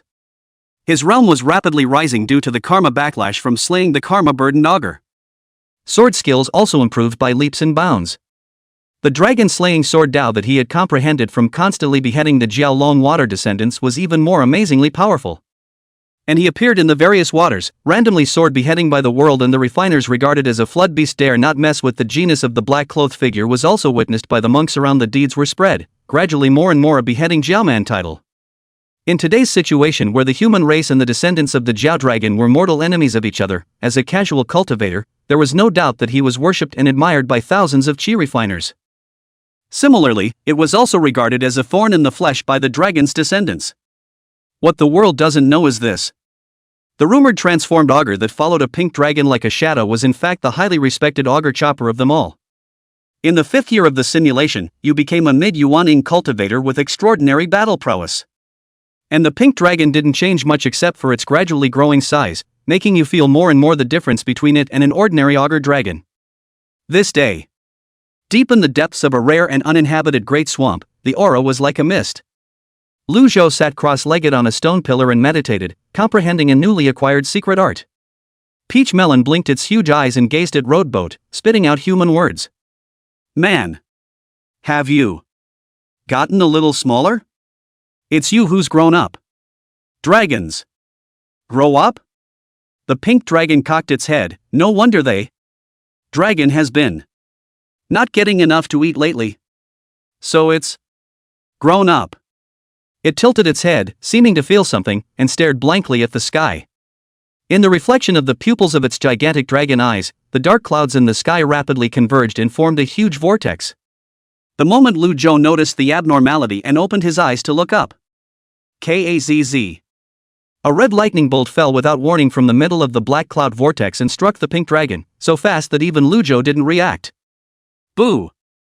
The pink dragon slammed heavily into the water, making a huge splash. Under rode boat's stunned gaze. Floating on the surface of the water, the pink dragon's entire body emitted dazzling red light, and its enormous size began to shrink rapidly, eventually shrinking to human-sized. Is this morphing? Lujo felt more and more strange. In the cultivation knowledge he had learned, other than eating the transformation fruit, it was only the transformation stage demons that could achieve transformation. And Peach Melon obviously couldn't be a spirit transformation stage demonic creature. That's weird. Rode Boat muttered. The pink light faded. A head of pink hair and two cute pink dragon horns were the first to be reflected in Rode Boat's field of vision. Followed by a cute little round face with closed eyes in slumber, with a bit of baby fat.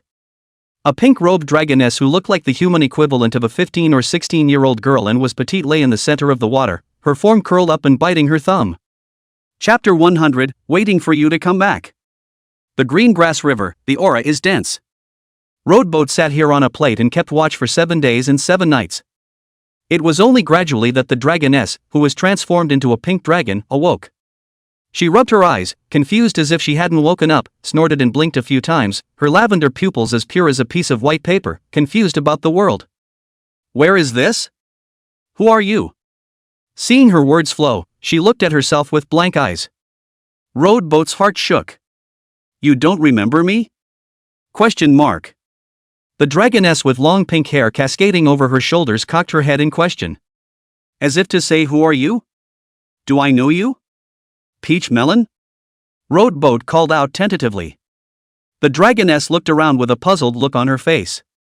Rode Boat stared at her in a daze. Inexplicably. An uncontrollable sadness welled up in my heart, as if my heart was gripped by an invisible hand. Sadness spilled out of him uncontrollably. Why is that? Isn't transformation a good thing for the dragon genus? Why did you lose your memory? Without the memories of her past, is she still the same stupid dragon that was once by her side? If not, then, what about the dragon called Peach Melon, who was by his side day and night, and had long been treated as a unique family member? Where did it go? Will you come back? Everyone says things are unpredictable. Who would have thought that separation would come so suddenly for the cultivators as well? I don't know when we meet and I don't know when we part. Fix a fairy, fix a skinny fairy. What's the point of cultivating into a newborn? Think about it. Unspeakable sadness flowed from his eyes. Endless loneliness sets in. What a stupid dragon, you have to say in advance if you want to leave. It's so capricious to appear and disappear on your own. Thanks to me also find so many melons and fruits in advance, to let me have to eat until the year of the monkey Lujo muttered and took out a fragrant melon from his storage ring. His vision was a little blurry, as if he saw the scene of that stupid dragon tilting its head and opening its big mouth, allowing Lujo to pour a cartload of melons and fruits into its mouth. I should have known. Ah! A familiar touch came to his hand. Roadcraft looked down. The pink-haired dragoness took a bite of his hand and swallowed the melon as big as a watermelon in her mouth, her cheeks bulging and moving as if she were a hamster. Chew chew chew. That enjoyable demeanor of squinting and eating was exactly the same as the stupid dragon that Lujo remembered. Gar. The pink-haired dragoness swallowed her food and grinned a hefty grin at Rode Boat, her right hand outstretched in a beer, her face full of pride that her plan had succeeded. Foolish people, deceived by dragons, aren't they? Hey! The dragon won't forget you. Lujo? She crossed her arms and twisted from side to side proudly in front of Rode Boat. Man, did the dragon get smart? Ever been mesmerized by a dragon? Rode Boat looked at her dumbfounded. After a while, seeing Rode Boat didn't respond, the pink-haired dragoness touched her little belly and held out her hand towards Lujo in a pitiful manner. Man, the dragon is hungry and still wants to eat. Lujo took a deep breath and finally understood. He was being played by this stupid dragon himself.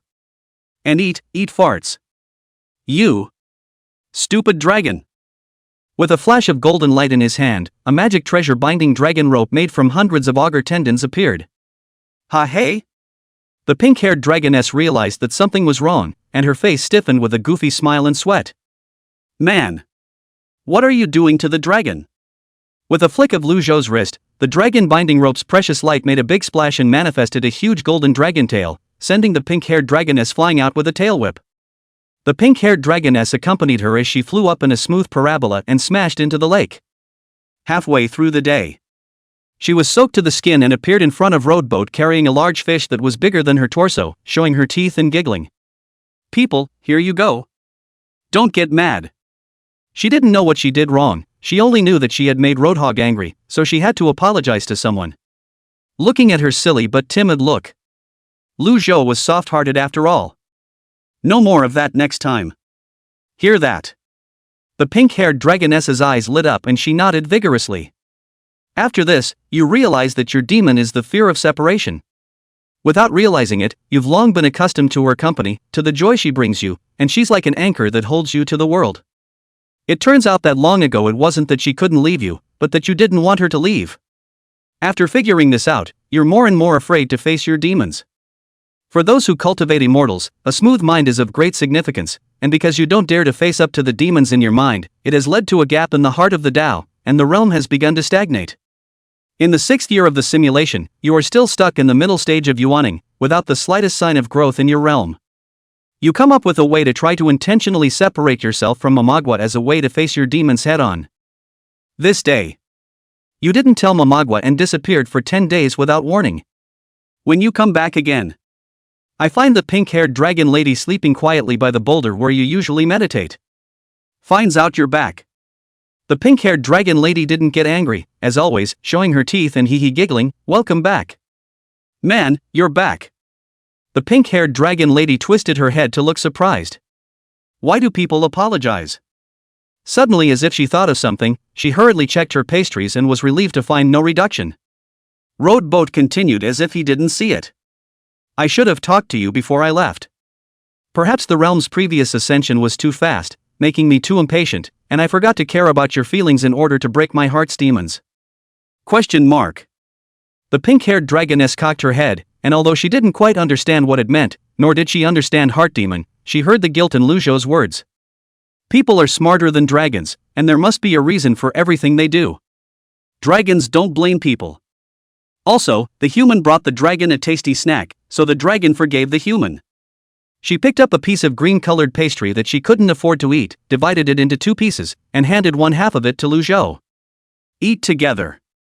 Lu Zhou looked at her bright smiling face and froze slightly, and the fickleness and guilty emotions in his heart that were bred by his heart's demons quietly dissipated without his realizing it, and was replaced by a wave of inexplicable warmth. He took the pastry. The pink-haired dragoness smiled brightly. A man and a dragon sat shoulder to shoulder on the edge of the cliff, the bright moon in the sky draping the entire world in front of the two in the color of snow. The pink-haired dragon lady's eyes narrowed as she ate her favorite snack, rocking her body in contentment and happiness, gently bumping her shoulder against the rowboat from time to time. People. What's wrong? Dragons don't like to be separated from people. If people go anywhere, can they take the dragon with them? Dragons are very good and listen to people. Her lavender innocent eyes looked like mist-dampened purple amber, her long eyelashes fluttered in the moonlight, her eyes were full of anticipation, with a hint of uneasiness at the bottom of her eyes for fear of rejection. Lu Zhou smiled and rubbed her head and said good. He said in an unusually firm tone. I won't leave suddenly again.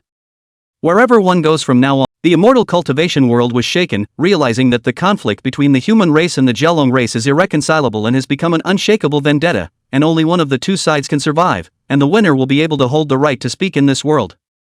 The righteous and devilish paths, faced with a common enemy, the Jiaolong Ichiban, chose to put aside their differences and set up the Dragon Beheading Alliance, which is bound to overthrow the Jiaolong Ichiban.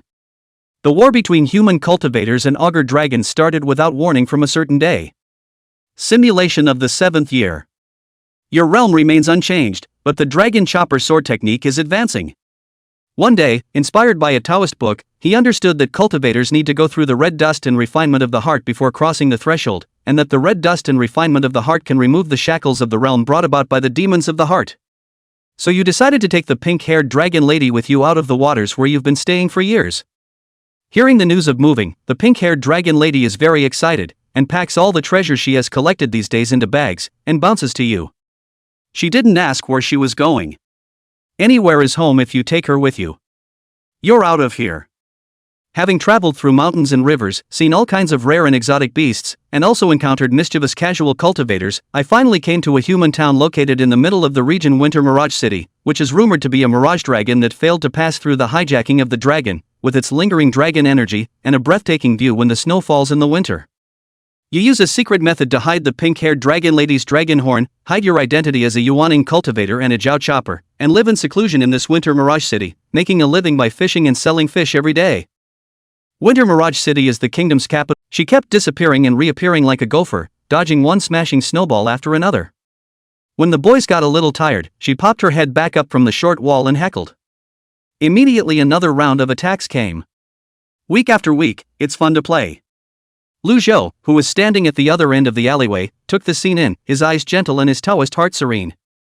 There is much suffering in the world, but there is a beauty in the end.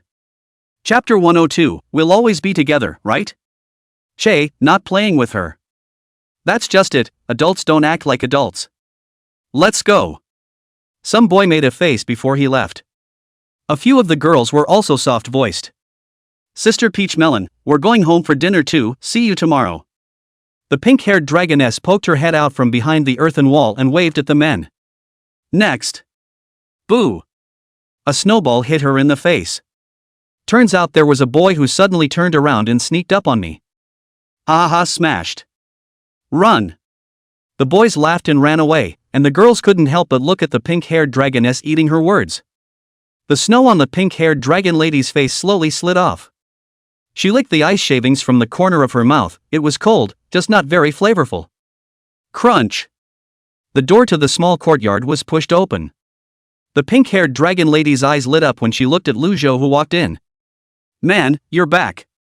Ah, lots of food. Meat, pastries, and the dragon's favorite melon.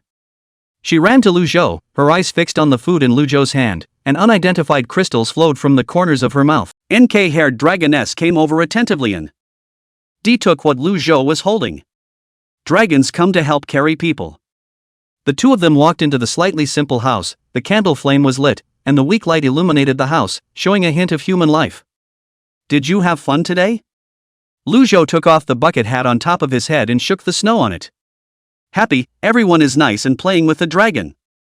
The lady next door is still chewing and chewing today. Roadcraft twisted his head. Only the pink-haired dragoness had puffy cheeks and snack crumbs at the corners of her mouth. After locking eyes with Lu Zhou, he even showed a momentary expression of surprise. A guilty look of being caught in the act of doing something dirty.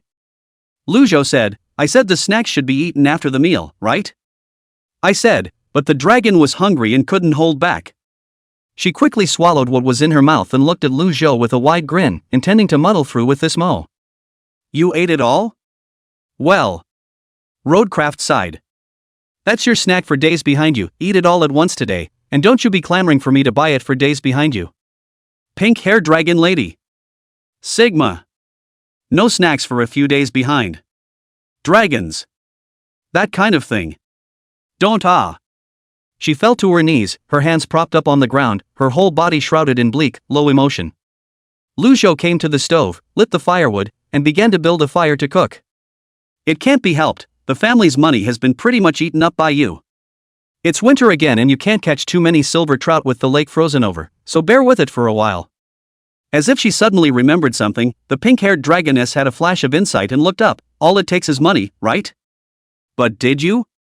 Dragons can go out and earn money too.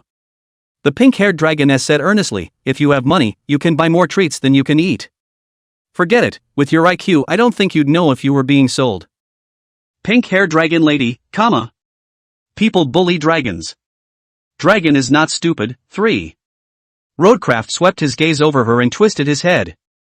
I'm not worried about you, now that the human race and the Jialong descendants are at loggerheads outside. In case your dragon race identity is exposed, we'll have to move again. The pink-haired dragon lady who was gambling just now didn't hear him, lying down by the window with a happy face and looking at the large snowflakes falling outside. What a lot of snow. If only it wasn't snowing but a snack. She licked the corners of her mouth greedily. I hear the city is beautiful in the snow. Lu Zhou, who was adding firewood, said, thought for a moment, and rushed the pink-haired dragoness. You want to go out? Being happy seemed very simple to her. The two left the house and walked among the streets while it was still light. The roads were empty and silent with few pedestrians. The snow in the sky had long since stopped, and the snow was up to a foot deep, shrouding the entire winter mirage city in a blanket of white and silver. When Roadboat brought the pink-haired dragon lady to the top of the high mountain that overlooked the entire winter mirage city, it so happened that the morning light bloomed in the east, and 10,000 feet of golden light sprinkled unstintingly in the snowy city, covering the beautiful snowy winter mirage city with a layer of golden light, and the scenery was absolutely beautiful. The pink-haired dragoness also seemed to be shocked by this beautiful scene in front of her, and stayed dumbfounded for a long time. People. What's wrong? This world is so nice, with good food, good drink, and people. It's nothing like the world in the dragon's dream. The dragon likes this kind of world. Dreams? Well, before meeting people the dragon had been sleeping, and the dreams were of terrible, terrible images, with many of the dragon's kind killing each other and devouring each other. Those dreams, and the dragon only remembered them recently. The pink-haired dragoness said softly. Roadboat gave her a look. This was the first time he had heard her say such a thing. The pink-haired dragoness grabbed Roadboat's hand and twisted her head to look at him, asking with some apprehension. Man and dragon will always be together, right? Roadboat glanced at her and looked at the beauty in front of him. As the years change and the mountains shift, such beauty may disappear in 1,000 years. But even if the beauty is no longer there, I'll be by the dragon's side. The pink-haired dragoness grinned, smiling unusually brightly in the radiant golden light. Chapter 103 Dragon went to work. Lu Zhou stepped into the transformation god realm. For the next few days, Winter Mirage City is snowed in, far beyond previous years. Just as I arrived at the door, I saw a familiar pink-haired figure in the distance bouncing back through the snowy streets, carrying something in both hands. Her eyes light up when she sees you standing in front of the house with an umbrella. Man, the dragon is back. Hey, guess what the dragon brought back? With a head full of snowflakes, she mysteriously hid what she was carrying in both hands behind her back and tilted her head to heave a smile at Roadboat. Snacks. Guess right. And it's a free snack. The pink-haired dragon lady happily took out a bag of paper-wrapped pastries. There are fewer guests today, and the boss's wife said that the dim sum is made in excess, and the dragons who can't sell it all can take it home to eat. The dragon also buys people wine that people love to drink, haha. She showed her trophy towards Lu Zhou, twisting it left and right with a proud face, in a hurry up and praise me look. Thank you, dragon, dragons are the best. Lu Zhou's eyes doted on her and rubbed her head, patting away the snowflakes on top of her head. The pink-haired dragoness smiled and narrowed her eyes with enjoyment. Ha ha ha. Anum. Rumble of a stomach. Man, hurry up and go home, the dragon is hungry. What did you cook today? I caught a mallard today for braised mallard. Roast duck? Zip. Gulp. Dragons love roast duck. Time passes, calm and peaceful days pass day by day, like quicksand on the fingertips. The battle between the human cultivators and the Jiao dragon descendants intensified without any sign of de-escalation. Even the human dynasty where Winter Mirage City is located was affected. Some clans and loose cultivators were summoned to meet the Jiao dragon. Your heart is a little heavy. It's hard to imagine that if the human cultivators lose this battle, I'm afraid that the entire human race in the immortal cultivation realm will be reduced to the blood food of the dragon. The snow and winds of this winter are still going on, and it's taking longer than you think. 5 months have passed and there is still no sign of spring. And you also in the wind and snow day after day, holding an umbrella to walk through the corners of the winter mirage, with a bystander's corner to see the big families within the collusion, but also to see all the poor people for the livelihood of the labor. The stories of good and evil reckoning, life's sweetness and bitterness, love and hate, old age, sickness and death, happen to each one of them to make you realize something. Gradually, you realize that meeting is destiny and separating is also, but the obsession lies in the unwillingness to separate, and thus the demon of the heart grows. And you realize that the world has a cycle of spring and autumn, the cycle of life and death, meeting separately also have reunion. A heavy sense of red dust, so that your state of mind changes a little, so that you can face the devil in your heart, and the realm that has been stagnant for a long time shows signs of loosening. In the path of cutting away the demons of the heart with the heart of the red dust sword, you see the door to the realm of the transfigured God in front of you. This day, when you're cooking over a fire at home, look at the embers, and if you're enlightened, your mind is clear. Then you got up and walked out of the house, walking alone through the streets of Winter Mirage City, watching the fish store owner cursing and saying that this year is too cold to live, watching the often visited taverns to see the drinkers sell wine and cut the price of the hot, cloudy wine, the aroma of the wine, Watching the boys in the alley stand on tiptoe and look into the small courtyard curious about the silly pink-haired sister how long it has not been with them to play together. You strolled idly through the town, but it was as if no one could see you, even the snow on the ground did not have your footprints. It was as if you had entered an extremely special state, as if you were one with heaven and earth, and heaven and man were one. Finally you came to the tea house downstairs. The tea house is cold and quiet, not much business. The boss's wife is sighing on the table muttering that if the snow continues to fall, she will have to close down the business. A side-wearing store assistant clothes pink-haired dragon lady while wiping tables and chairs while eyes from time to time stared at the boss lady in front of the pastries, wiped the corners of the mouth crystal and liquid, greedy asked, close the door if the snacks can be taken away? Eat, eat, eat, all day long you just know how to eat. When my mom's store closes, you'll be waiting to drink the northwest wind. The boss's wife grumbled under her breath and turned to leave, dropping the sentence that. Eat if you want, it doesn't look like we're going to have any guests today anyway. Yeah. Thanks boss lady. The pink-haired dragoness cheered and rushed to the table, licking the corners of her mouth as she peered at the delicious treats in front of her.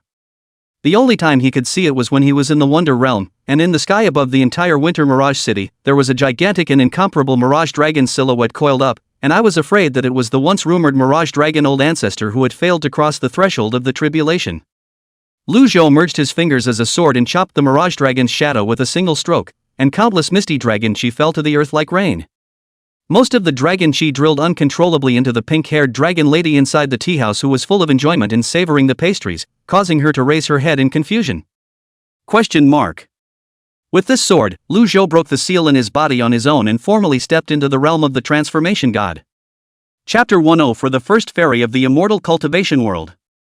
Only a very small number of cultivators detected the heaven and earth anomaly that occurred when Lu Zhou stepped into the transformation god realm. High in the sky, a woman in plain clothes, who was bathed in blood and whose imperial sword sped rapidly and swept across the mountains and rivers, bringing up a gust of wind and thunder, looked at the two huge figures chasing after her, her eyes despairing. Is she, Gong Nanchua, going to be buried in the mouths of these evil animals today? It's really a shame to be ashamed of the master. Suddenly, she jerked her head up to look in the direction of Winter Mirage City. In her eyes, the aura of that area seemed like a tidal wave overturning, and after a sword chi that could be described as astonishing, there came the angry and desperate roar of the dragon soul, the dragon chi scattering the heaven and earth, and a 10,000-meter wide red lotus silhouette of crimson flames blossomed slowly, and then gradually faded. Gong Nanchua was a bit shocked. What a strong sword intent. Is it any human senior who has stepped into the god transformation realm?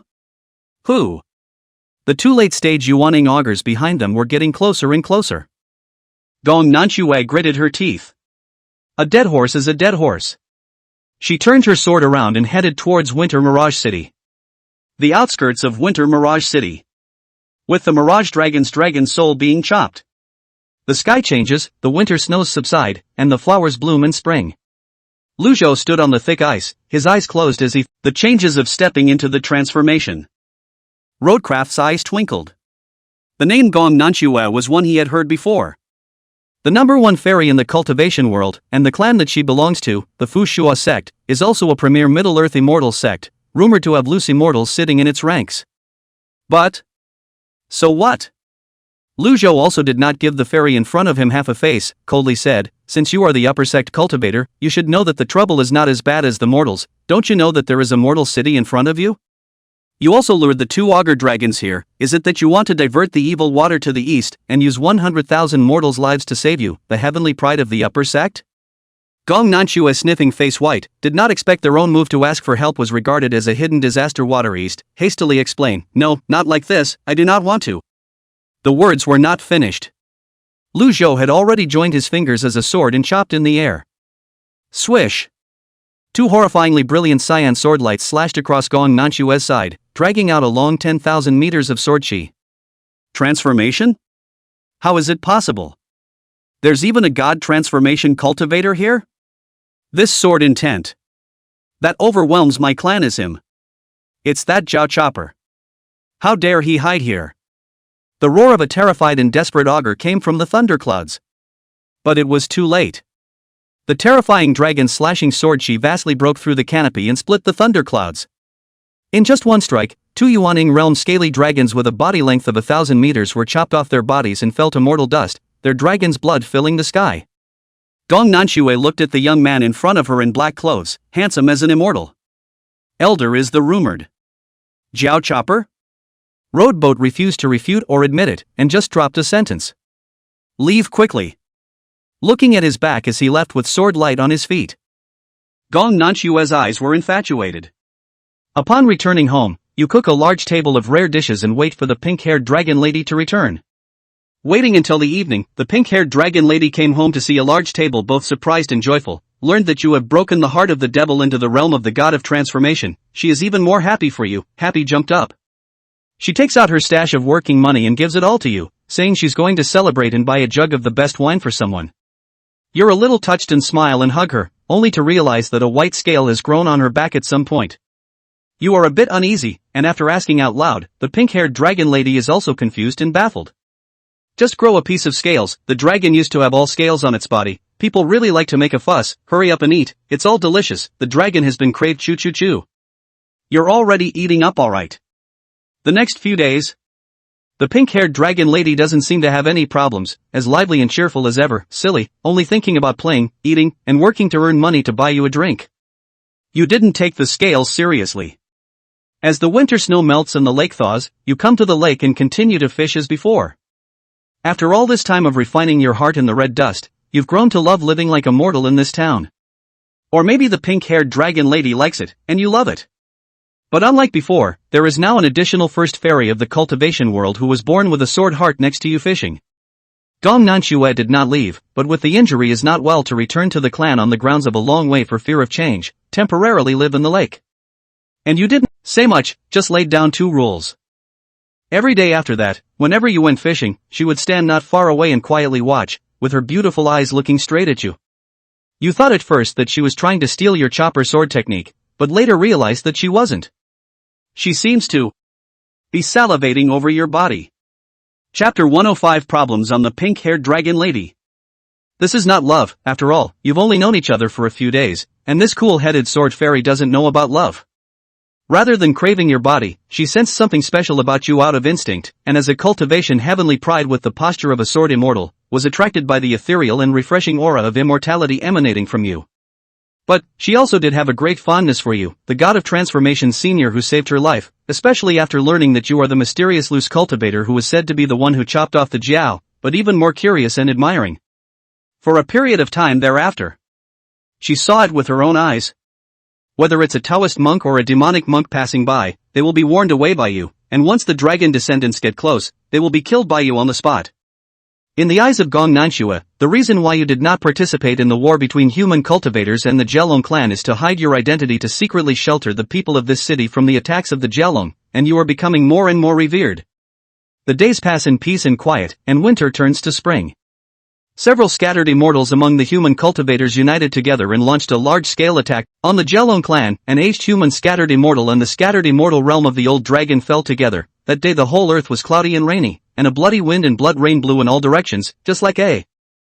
At the same time, you find that with the increase of dragon energy between heaven and earth, the scales on the pink-haired dragon lady gradually become more and more, and some changes happen on her body. Sometimes she wakes up at night and sleepwalks outside the house, looking at the night sky, with a constantly changing expression: anger, sadness, hatred, abhorrence. All of them are unfamiliar expressions you have never seen on the pink-haired dragon lady, as if another consciousness is born inside her body. And this makes you feel a hint of uneasiness and trepidation. When you wake her up, the pink-haired dragon lady wakes up as if from a dream, rubbing her eyes with a dazed and puzzled look. Man, how did the dragon get here? The dragon sleepwalked. Lu Zhou gently rubbed her head and asked gently. Has the dragon been feeling unwell anywhere lately? No. The pink-haired dragoness said, her eyes a little averted. Really? The dragon didn't lie, did he? The dragon seems to be having nightmares about some horrible sights. It's dark and cold. The pink-haired dragoness said, and like a kitten warming up, she burrowed into Lu Zhou's arms, closing her eyes to enjoy the warmth. You didn't say much, just a little worried inside. After pacifying the pink-haired dragon lady, he began to collect Taoist books about the mind, soul, and spirit in private.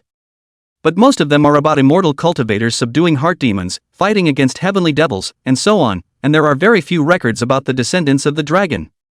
With your cultivation in the realm of transfiguration, it is difficult to find out the cause of the problem of the pink-haired dragon lady. Without a doubt, the problem of her body is more serious than you imagined.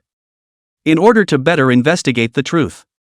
When you were fishing for the first time in a day, you talked to Gong Nanchua, who had not yet left, and took the initiative to ask about the possible occurrence of this phenomenon, to see if this proud daughter of the heavenly sect of the upper sect would know something. Gong Nanchua on your initiative to ask looks very happy. In the first picture, a graceful woman with a dragon's horn smiles like a flower, and not far away stands a celebrity cultivator. The second image, a 10,000-meter dragon flying towards the dragon gate, transmigrating to become a dragon. The third picture, the sky and the earth rain blood, mixed with endless black resentment into the earth, countless dragon a descendant of the eyes instantly blood red, on the surrounding human race violent brutal killings. In the fourth panel, a dragon's egg crashes down in a rain of blood-filled head and sinks into the watery abyss. You speculate that these may be related to the origin of the pink-haired dragon lady, but lack the clues to connect them together, so you can only continue to wait and see if Gong Nanchua can bring some information. Day after day. While you were out, the human race and the Jiao dragon descendants in the immortal cultivation world suffered heavy deaths and injuries again, and some people began to question whether that rumored Jiao decapitator was actually on the side of the human race or not, and why he hadn't appeared even once from the beginning of this great war until now. The disciples of some famous upper sects even openly denigrated it. Half a month later, Gong Nanchua returned again, imperial sword to Winter Mirage City, plain clothes carrying a sword fairy style, elegance, but the face with a deep fatigue color, along the way by a lot of augurs surrounded. She didn't say much to you, but brought you back a scroll detailing the history of the dragon, from which you learned many of the hidden secrets of the dragon that are not rumored in the world. It turns out that as early as 10,000 years ago, the human race and the dragon tribe has not become this state of mortal enemies, but each other well water does not offend the river water, are in pursuit of the great Tao to ascend, the human race seeks to ascend to immortality, the dragon is also the pursuit of the dragon gate to become a true dragon that can swim in the realm of immortality. During that period of time, there were even many human cultivators who were friendly with the dragon race, and there were also Jiao dragons serving as sacred beasts for human clans, and immortal cultivation families were even more proud to have Jiao dragons sitting on their side. The dragon race walks through the water to spread rain, and does not feed on human beings. The human race is also blessed with sweet rains, and treats the dragon race with respect, although there are occasional conflicts, but it is also an exception, so it can be said that the relationship between the human race and the dragon race at that time was not bad. But one day, everything changed drastically. Chapter 106 The Source of Hatred. The bloodline of a dragon is respected, among which there is a dragon lady in the East China Sea with a strong bloodline close to the ancestor. She is the son and daughter of the strongest dragon king of Tenjiu at that time, and she is expected to cross the dragon gate to achieve the first true dragon in the immortal cultivation world in the past thousands of years except for the dragon ancestor, and she has become the most expected among the dragons as a matter of course. In addition to her excellent qualifications, the dragon lady was kind and lively, especially curious about the life of the human race, and often poked her head out of the East China Sea to spy on the life of the fisherman. By chance, she befriended a human fisherman boy in the years that followed, the fisherman who was assisted by the dragon lady climbed up the ladder and was admitted to the upper sect with a smooth journey, 100 years worth of infancy and 1,000 years worth of tribulation. The fish eventually became the head of an upper clan, and was married to the dragon lady with the most honorable status, which became a beautiful story in the cultivation world for. The dragon's descendants will never rest with the human race from now on. That fisherman is my Fuyao sect's former old ancestor, Fuyao Zhenran. Due to being too dishonorable, this matter has become a hidden secret of the human race, and only a few great upper clans still have files. Gong Nanchua said slowly. It was also the first time she understood the reason behind the augure's hatred of the human race. This is the source of the Jiao Long clan's hatred of the human race, so that's how it is. Boat's eyes were complicated. I didn't realize it all came from betrayal. Or love. From love comes hate. What is born is the ultimate hate. Did that dragoness leave any offspring heirs? Boat asked. Gong Nanchua thought for a moment and shook her head. Too much time has passed, and these secret stories are no longer known, or in a sense, every augur dragon is now a descendant of the children of that high-status dragoness. Words. A white dress sitting on the lake fishing boat did not, in saying anything, the eyes under the bucket hat fell to the lake ripples, do not know what to think. A moment later he said. Thanks a lot for this, count me as owing you a favor. Where, it's senior saving grace that Nanchua will never forget. One size fits all, next time something comes up feel free to come to me anytime I can help. After finishing, Lu Zhou smiled kindly at Gong Nanchua. Instead, she looked faintly mesmerized. Heaven and earth, it was as if the only thing left in front of her eyes was the white man in front of her, left out of the world. Saying goodbye to Gong Nanchua, when you return home, you find the pink-haired dragon lady already at home, and it's still dark, every time you usually close up and go home. She slumped over the table, looking a little lost, but she still manages a smile when she sees you. Man, you're back. You realize what's going on and ask out loud. The pink-haired dragon lady didn't want to say anything but said coyly under your questioning. Man, today the dragon made a mistake and accidentally injured a guest, and the dragon didn't know what was going on, as if his body was out of control. Obviously that guest also just said a few more words about the dragon, he didn't do anything wrong.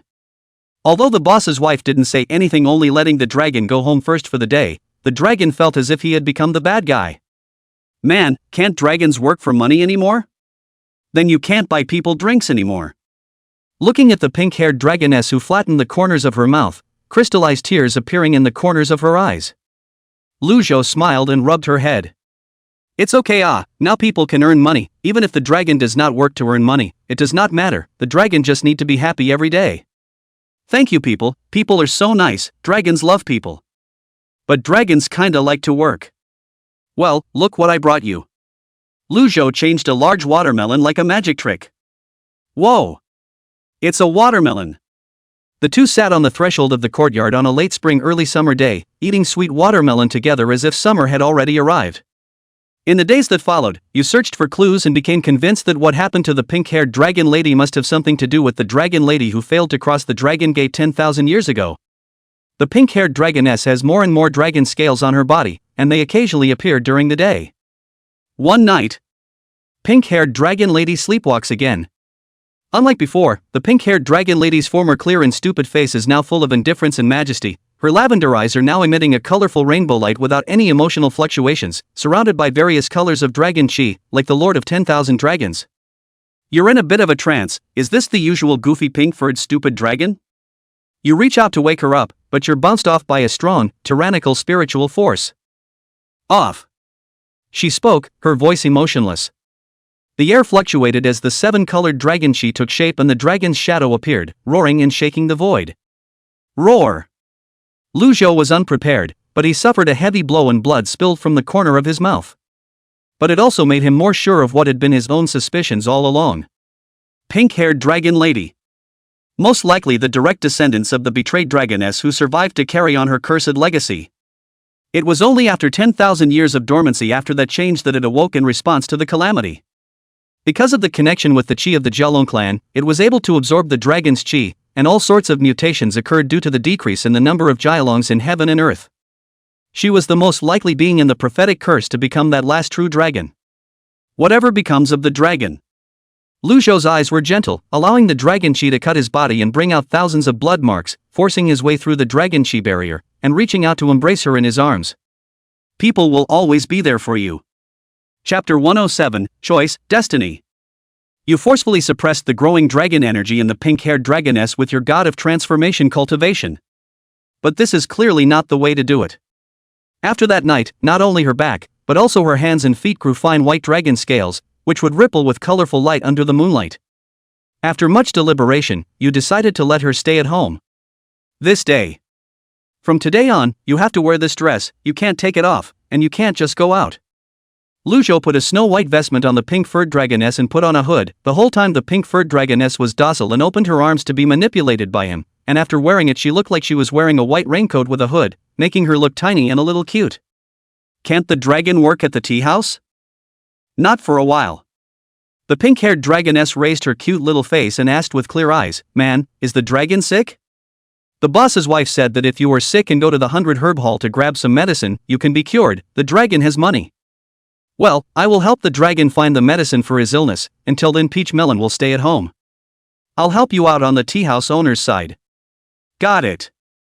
The pink-haired dragoness nodded, not thinking too much about it. Though a little lost, he soon forgot his troubles and happily chased the hyena that ran into the house through the yard in his beautiful new vestments. Waiting for a light drizzle to fall from the sky, she found the vestments to shelter her from the rain and bounced around the yard in the rain again. Wait until Road Boat isn't paying attention. She snuck out of the yard again and went to the kids in the alley to show off her new clothes. Unfortunately, it was raining so hard that the kids were home and didn't come out. But she saw the vendor selling sugar gourds on the street and hurriedly returned to the house, looked left and right, touched a few coins from the place where she had hidden the money while Lu Zhou was not paying attention, and then ran out of the house quickly. stopped the vendor as he was about to leave. "Oh, it's you, want to buy a candy cane?" The vendor recognized her. The pink-haired dragon lady looked at the red sugar gourd with crystal saliva flowing from the corners of her mouth, nodded her head, and held out her hand to light up 4 copper plates. "Just one." "Well, I can't earn any money these days, so I have to save it." "Hey, the world is hard." "Nua, here, there are not many people today, so I will pick a big string for you." The pink-haired dragon lady took the sugar gourd and happily returned home, handing out a bunch of sugar gourds to Lu Zhou when he wasn't looking. Road Boat, who had long ago taken everything in, deliberately made a surprised expression. "Where did you get the candy cane?" "The dragon bought it, to treat someone to a meal and thank them for buying the dragon new clothes." The pink-haired dragoness rocked happily from side to side. "But there seems to be one missing from the top of this string." "Surprise!"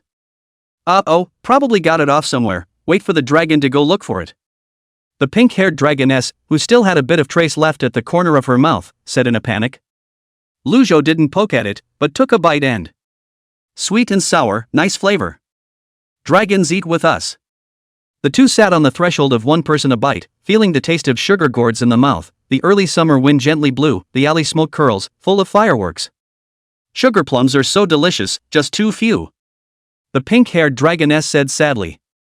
"It's not good enough to eat too much." Lu Zhou dropped the empty bamboo stick and looked up at the sky under the darkness. There are moments in life that may never be forgotten. As in this moment. The next day. Road Boat came to the tea house. The boss's wife surnamed Ding's eyebrows spread out when she saw him, and she was a bit surprised to hear him finish. "That peach melon girl is sick? This is really strange. I see that she is heartless every day as if she has inexhaustible strength. It is logical that she should not be sick.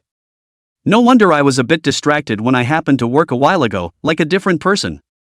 God bless, but don't be plaga. I heard that too many scaly dragons are dying now. Some people drink the river water stained with scaly dragon's blood and fall ill. Mr. Lu, you have to pay attention to if you need I can introduce you to an immortal master to help that girl in Tagua to take a look." "Thank you, boss lady, but no need. Peach melon should just have a wind chill and will be fine after a short period of rest." Road Boat laughed, arching his hand slightly. "When the time comes, I hope the boss's wife will still let her come here as a handyman." "It can be, I just hope this store of mine is still around by then." "Hey!" the Ding boss lady said with a hint of sadness on her face. Road Boat asked why.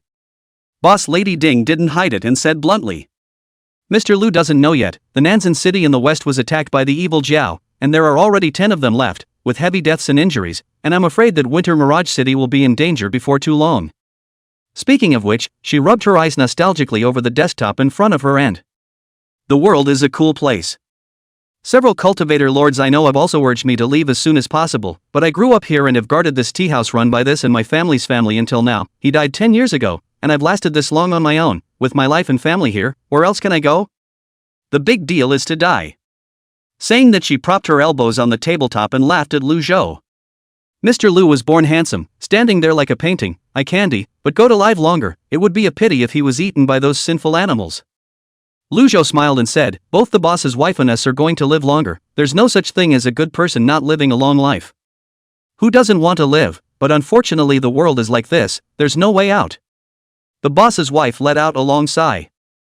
On the way out, Lu Zhou saw that some of the great clansmen in carriages had already begun to migrate, while the ordinary people were still kept in the dark, worrying about their livelihoods day in and day out. You go to a familiar tavern and buy a jug of wine, and after drinking it, you break through the air in the form of a swordlight, and come to Nanzan City, which is infested with scaly dragons, and with one slash of the sword, countless swordlights fall down as if they were raining down. After the sword, all the descendants of the scaly dragons that had been multiplying in the city died, and you received karma feedback from your cultivation through the red lotus of karma flame, but at the same time, you also saw the chi of the dead scaly dragons mixed with their grievances flowing towards Winter Mirage City. You can't stop it. Realizing that the more scaly dragons that are beheaded, the more it will accelerate the true dragonization on the pink-haired dragoness. On the side of the human cultivators, the stupid dragons you are familiar with will fade away and be reduced to dragon weapons that only know how to destroy hate.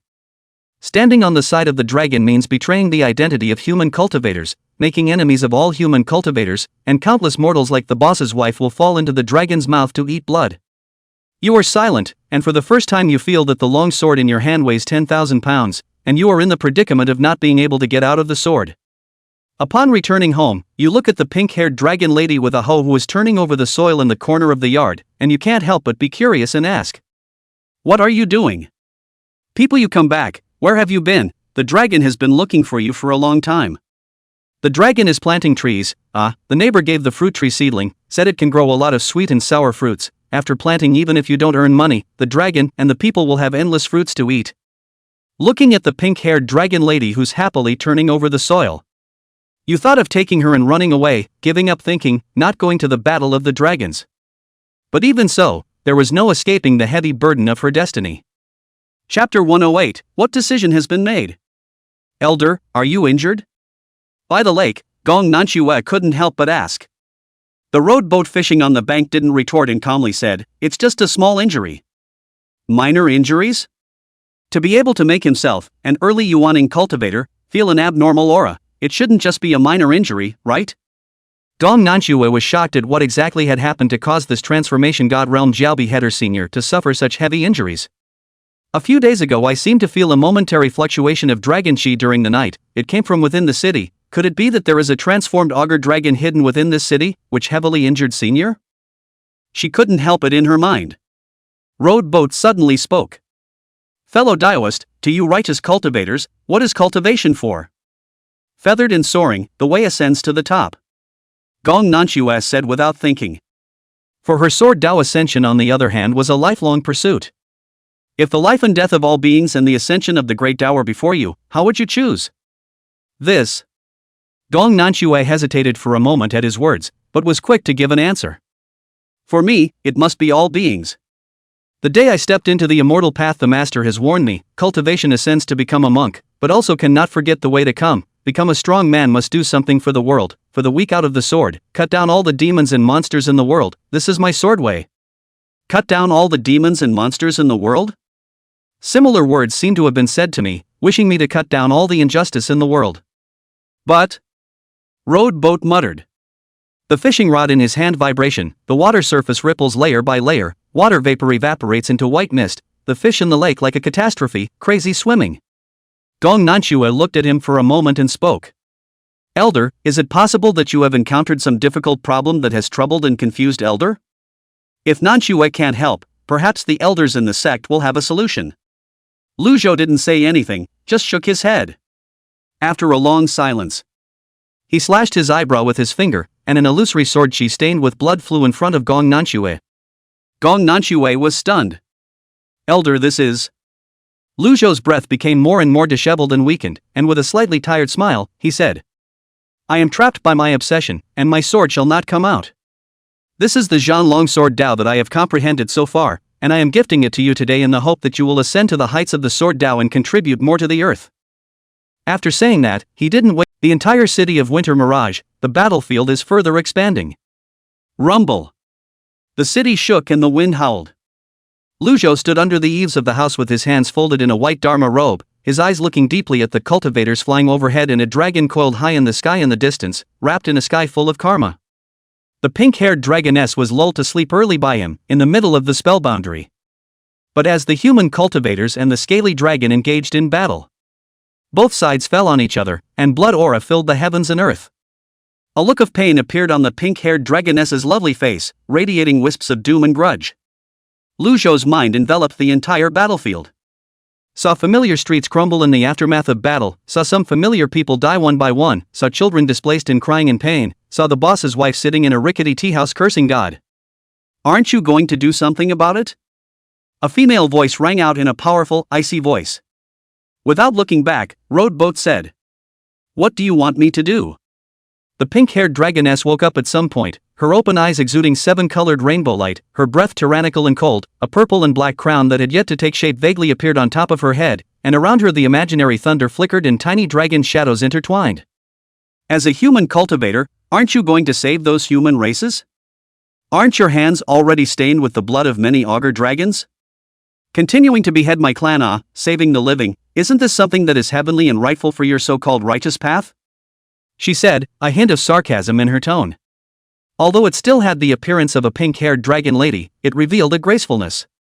Lu Zhou swept his eyes obliquely, as if he saw a dragoness in black dragon robes appear behind the stupid dragon, her eyes looking down at him with contemptuous hatred. You're the dragon lady who once failed to cross the threshold? Nice. You've been hiding in the soul of a stupid dragon? Wrong, my curse, my grudge, my hatred exists deep within the bloodline of every scaly dragon descended from the dragon, only to converge here. It's just a matter of borrowing her body to revive again. Why a stupid dragon? Though she was born with a defect, her bloodline was pure and closest to mine, and I sealed her at the time of my military dissolution to hide her destiny as the best vessel for being my return. The dragon lady was blunt. All for the sake of revenge on the human race that betrayed me. You're so outspoken that you think it's all settled? The dragon lady smiled. Would you take a shot at her? Besides, even if she is put to death, it will only slightly slow down my recovery. Roadboat was silent. The dragoness continued, you are not like that man. With the spirit flame and sword Tao that you have mastered, beheading the Jiao dragon descendant that caused countless karmic obstacles, sharpening your sword with the dragon, and ascending in cultivation, the battle of the human and dragon should have been a great opportunity for you to certify your path and ascend to the heavens. Achieving a true immortal of the sword Tao is not impossible. But you let go of the great immortal way of longevity and instead gave away your own sword way. This is where I am most puzzled. The dragon lady said, her eyes narrowing slightly as she. What have you, in fact, decided? Chapter 109 Decisions of Persons. Boom! Two streams of light, one large and one small, collided rapidly in the canopy, and the violent airwaves tore through the clouds, emitting a loud sound like spring thunder.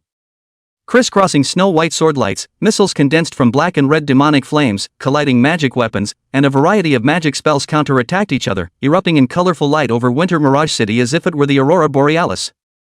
The people of the city looked up at the movement in the sky, unable to say anything but sigh deeply.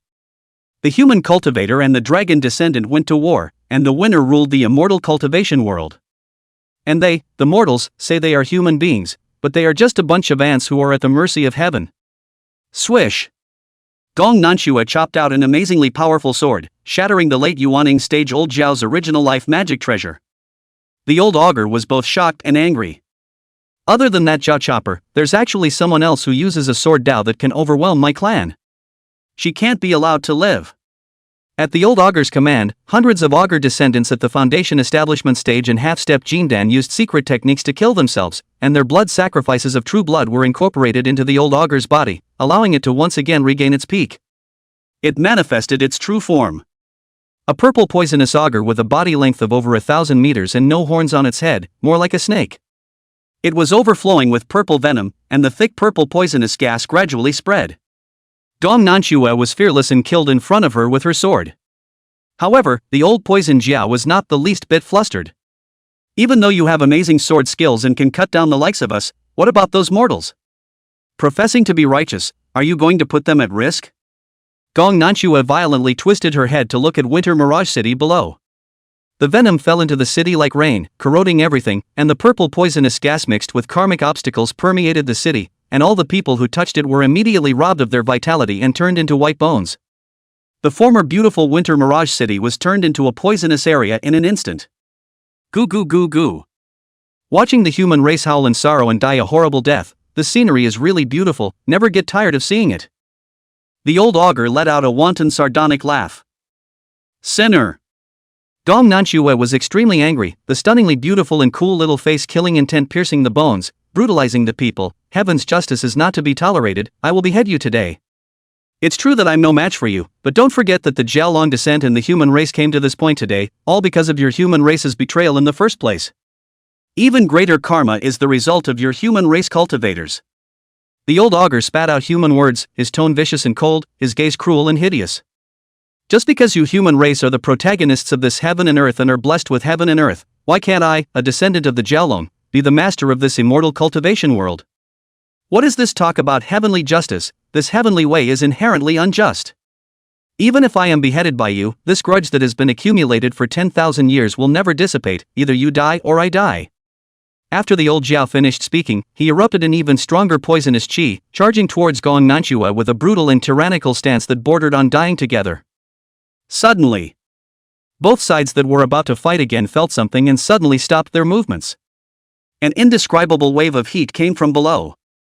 Gong Nanchua looked down. The stagnant water that had seeped into the augur's poisonous blood inside Winter Mirage City rapidly evaporated and decreased, and the purple venom that corrupted everything was burned by a red lotus-like flame, burning into nothingness along with the poisonous gas.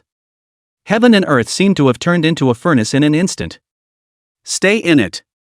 The karma and water-loving dragon descendants are even more hot and tormented. The old augur that had created countless killings had venom all over its body as if it were a boiling frying pan, and its karma burned and tumbled, causing it to ache. Who the hell is? Could it be seniors? Gong Nanchua murmured, her clear eyes lighting up. In the meantime, in the middle of the ugly hut, Lu Zhou raised his right palm, and in the center of his palm burned a crystal clear as if it was a glazed crystal red fire lotus. Karma Flame Red Lotus, one of the extremely rare top-level spirit flames in the immortal cultivation world, a heavenly piece of immortal destiny. The Dragon Lady broke the precedent, as an existence that had lived for thousands of years and was a stone's throw away from a true dragon. There were almost no secrets in the immortal cultivation world that he did not know. He looked at Roadboat and said with a smirk, "It's true that such divine objects can suppress resentment karma, but do you think that the resentment accumulated by my Jiaolong clan for 10,000 years can be suppressed so easily?" Lu Zhou shook his head slightly. "Don't think so. In the midst of this feud between the two clans, I'm afraid that even if I become a loose immortal, or even a true immortal, it won't help after all. Stupid dragons and humans, in the end, you can only choose one side." Lu Zhou sighed softly and looked at the pink-haired dragoness with gentle eyes. "Can you make a deal with me? I loathe the human race to the core. You talk to me about a deal? Unless you cut off one of your own arms first." Click. There was hardly the slightest hesitation. Lu Zhou's left arm exploded and blood splattered everywhere. He didn't blink.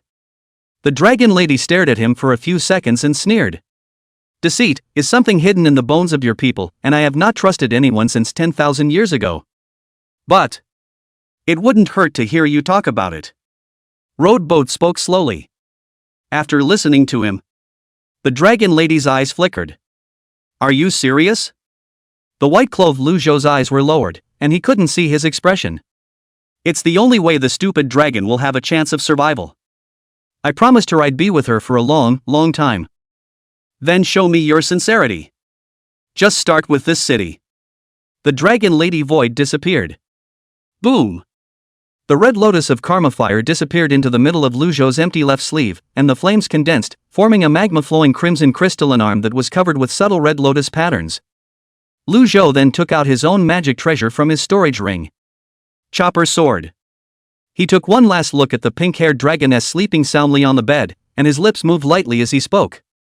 "When I get back. One step forward." Roadboat instantly arrived high in the sky. Gong Nanchua and Old Zhao, who were engaged in battle, were instantly startled by this uninvited guest who appeared in the center of the battlefield. Gong Nanchua was pleasantly surprised. "Senpai. I knew Elder wouldn't just stand by and ignore the people." At this moment, there was sword light floating in the distant sky, and several strong auras came in a hurry. Not only were there Yuaning, but there were also several transformation gods. It must be the clan seniors coming to the rescue. It looks like the big picture is settled. This sinful beast doesn't need seniors' help. Let's see Nanchua use the sword path senior bestowed on it to cut it down. Gong Nanchua was energized by Roadboat's appearance, her battle spirit was high, and her sword intent was surging. And just the moment she twisted her head and pointed her sword at Old Zhao, there was a sudden stabbing pain in his abdomen. "Look down." A blood-stained blade passed through his back and pierced through his vestments. Gong Nanchua looked backward incredulously. "Former seniors?" Chapter 110 The Dragon's Decision. Blood bloomed, like blood flowers in a barren land. Lu Zhou, whose frontal hair fell down to hide his facial expression, drew his long sword and dropped an "I'm sorry" before turning into streams of light and rushing off into the sky. Gong Nanchua, on the other hand, fell from the air uncontrollably as if her body were floating. She looked stagnant and unbelievably stared at the departing stream of light in the air, unable to comprehend and finding it difficult to accept all of this. Elder, he actually betrayed the human race? Why? Being a Jiao chopper, but you've fallen to a descendant of the Jiao dragon? How? For a moment, Gong Nanchua even forgot about the severe pain in her abdomen and felt like she was dreaming.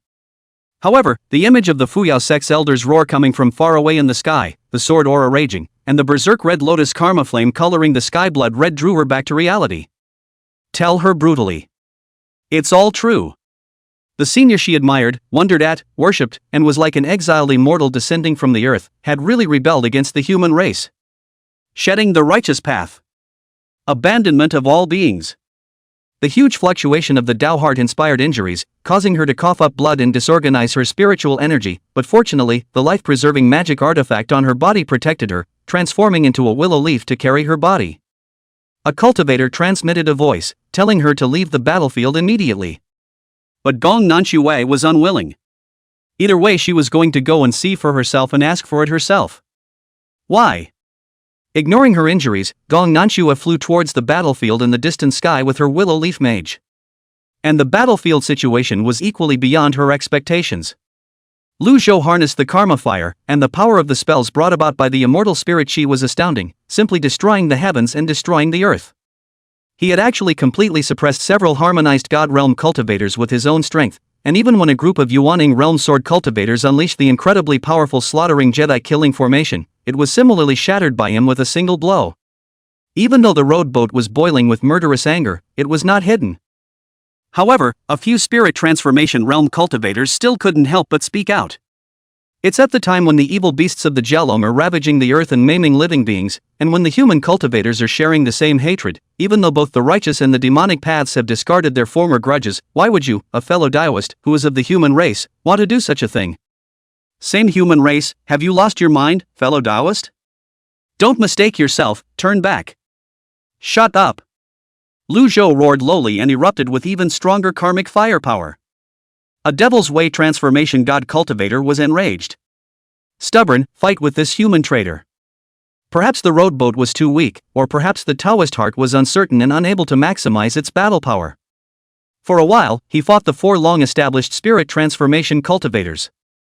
Gong Nanchua was difficult to approach from a distance. Several sect brothers from the Yuaning realm sensed her aura and rushed over, shushing her. Senior Sister Gong, are you alright? What happened to your injuries? Which augur did this? I'll kill it alive. Quickly eat this elixir to properly recuperate. Gong Nanchua ignored the good intentions of the several senior brothers and just stared blankly at the distant battlefield, muttering why and why under her breath. A few senior brothers also noticed her difference and asked suspiciously, Senior Sister Gong, do you know that white-clothed loose cultivator? Gong Nanchua still didn't say anything. Suddenly, a spell aftermath smashed into a tea house as if it were a meteor.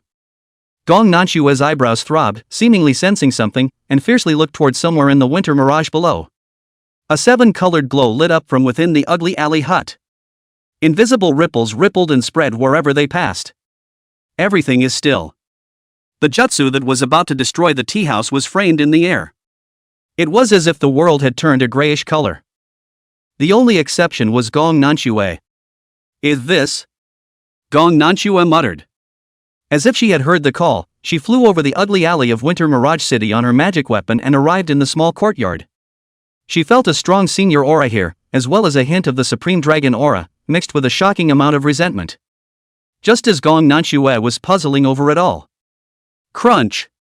The door to the house was pushed open. A pink-furred young girl wrapped in snow-white vestments appeared before her eyes clear, an innocent smile on her cute, snow-white little face, and tiny, dense white scales floating on the sides of her cheeks. Dragons? Gong Nanchua froze. Instinctively, she wanted to hold the sword, but stopped. Her instincts felt that the dragoness in front of her was a little different from the unusual augur, not the slightest bit of brutality and ferocity.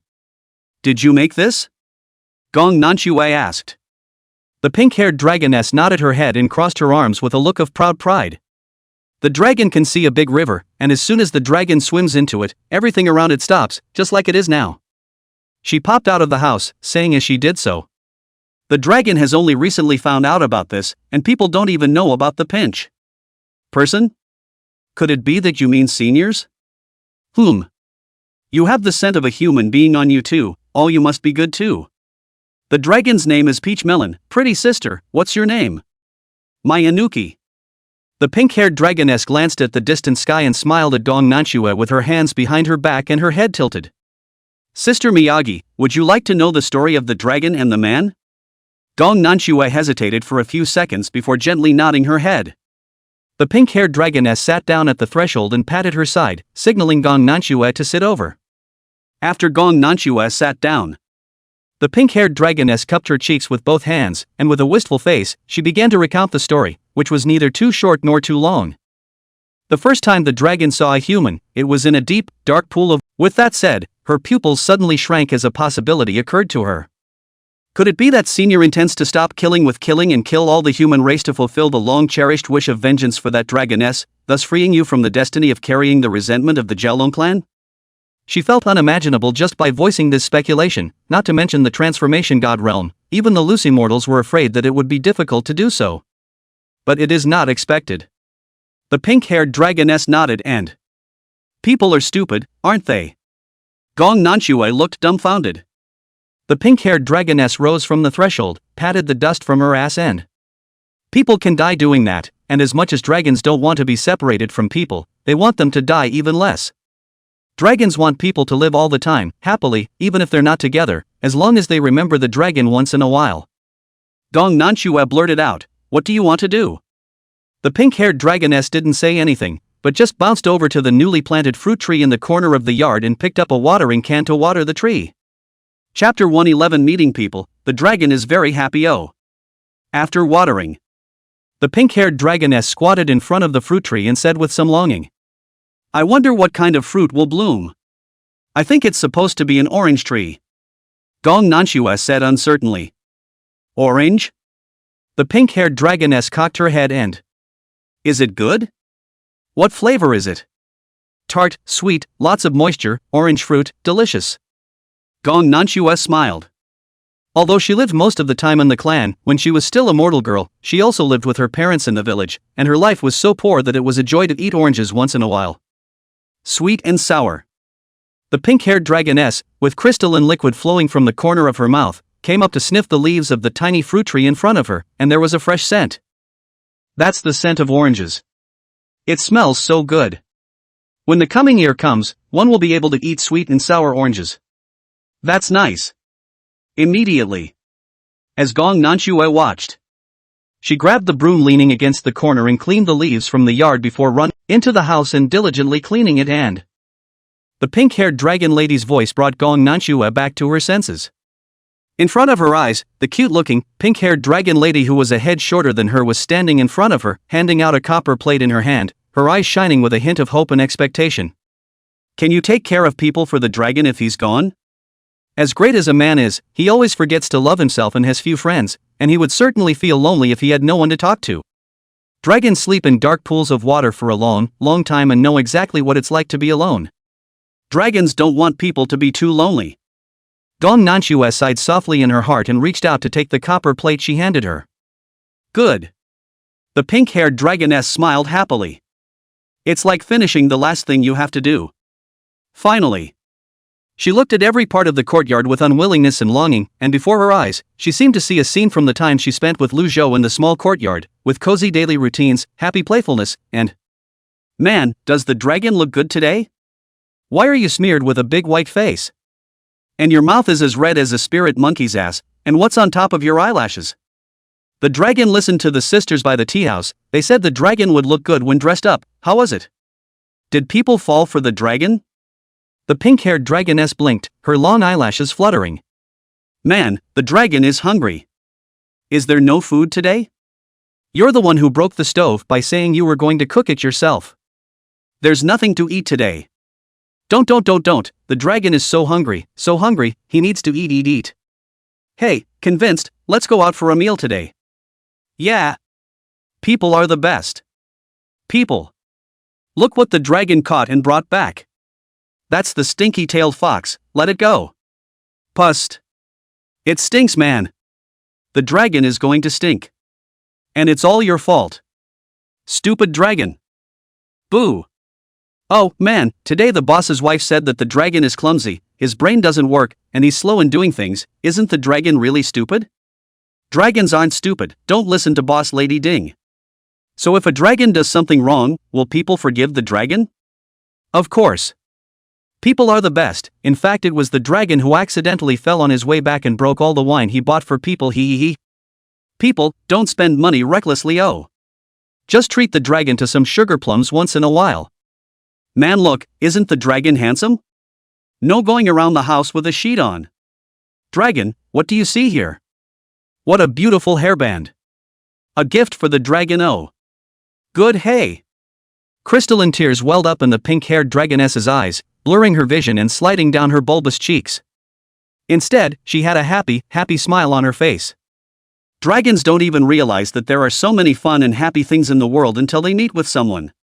As the words fell, the 7-colored light on the pink-haired dragon lady's body was so great that it rose up to the sky and ran through the 9 heavens.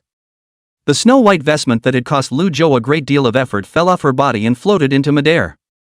Fly out with it. And a nice hair ribbon.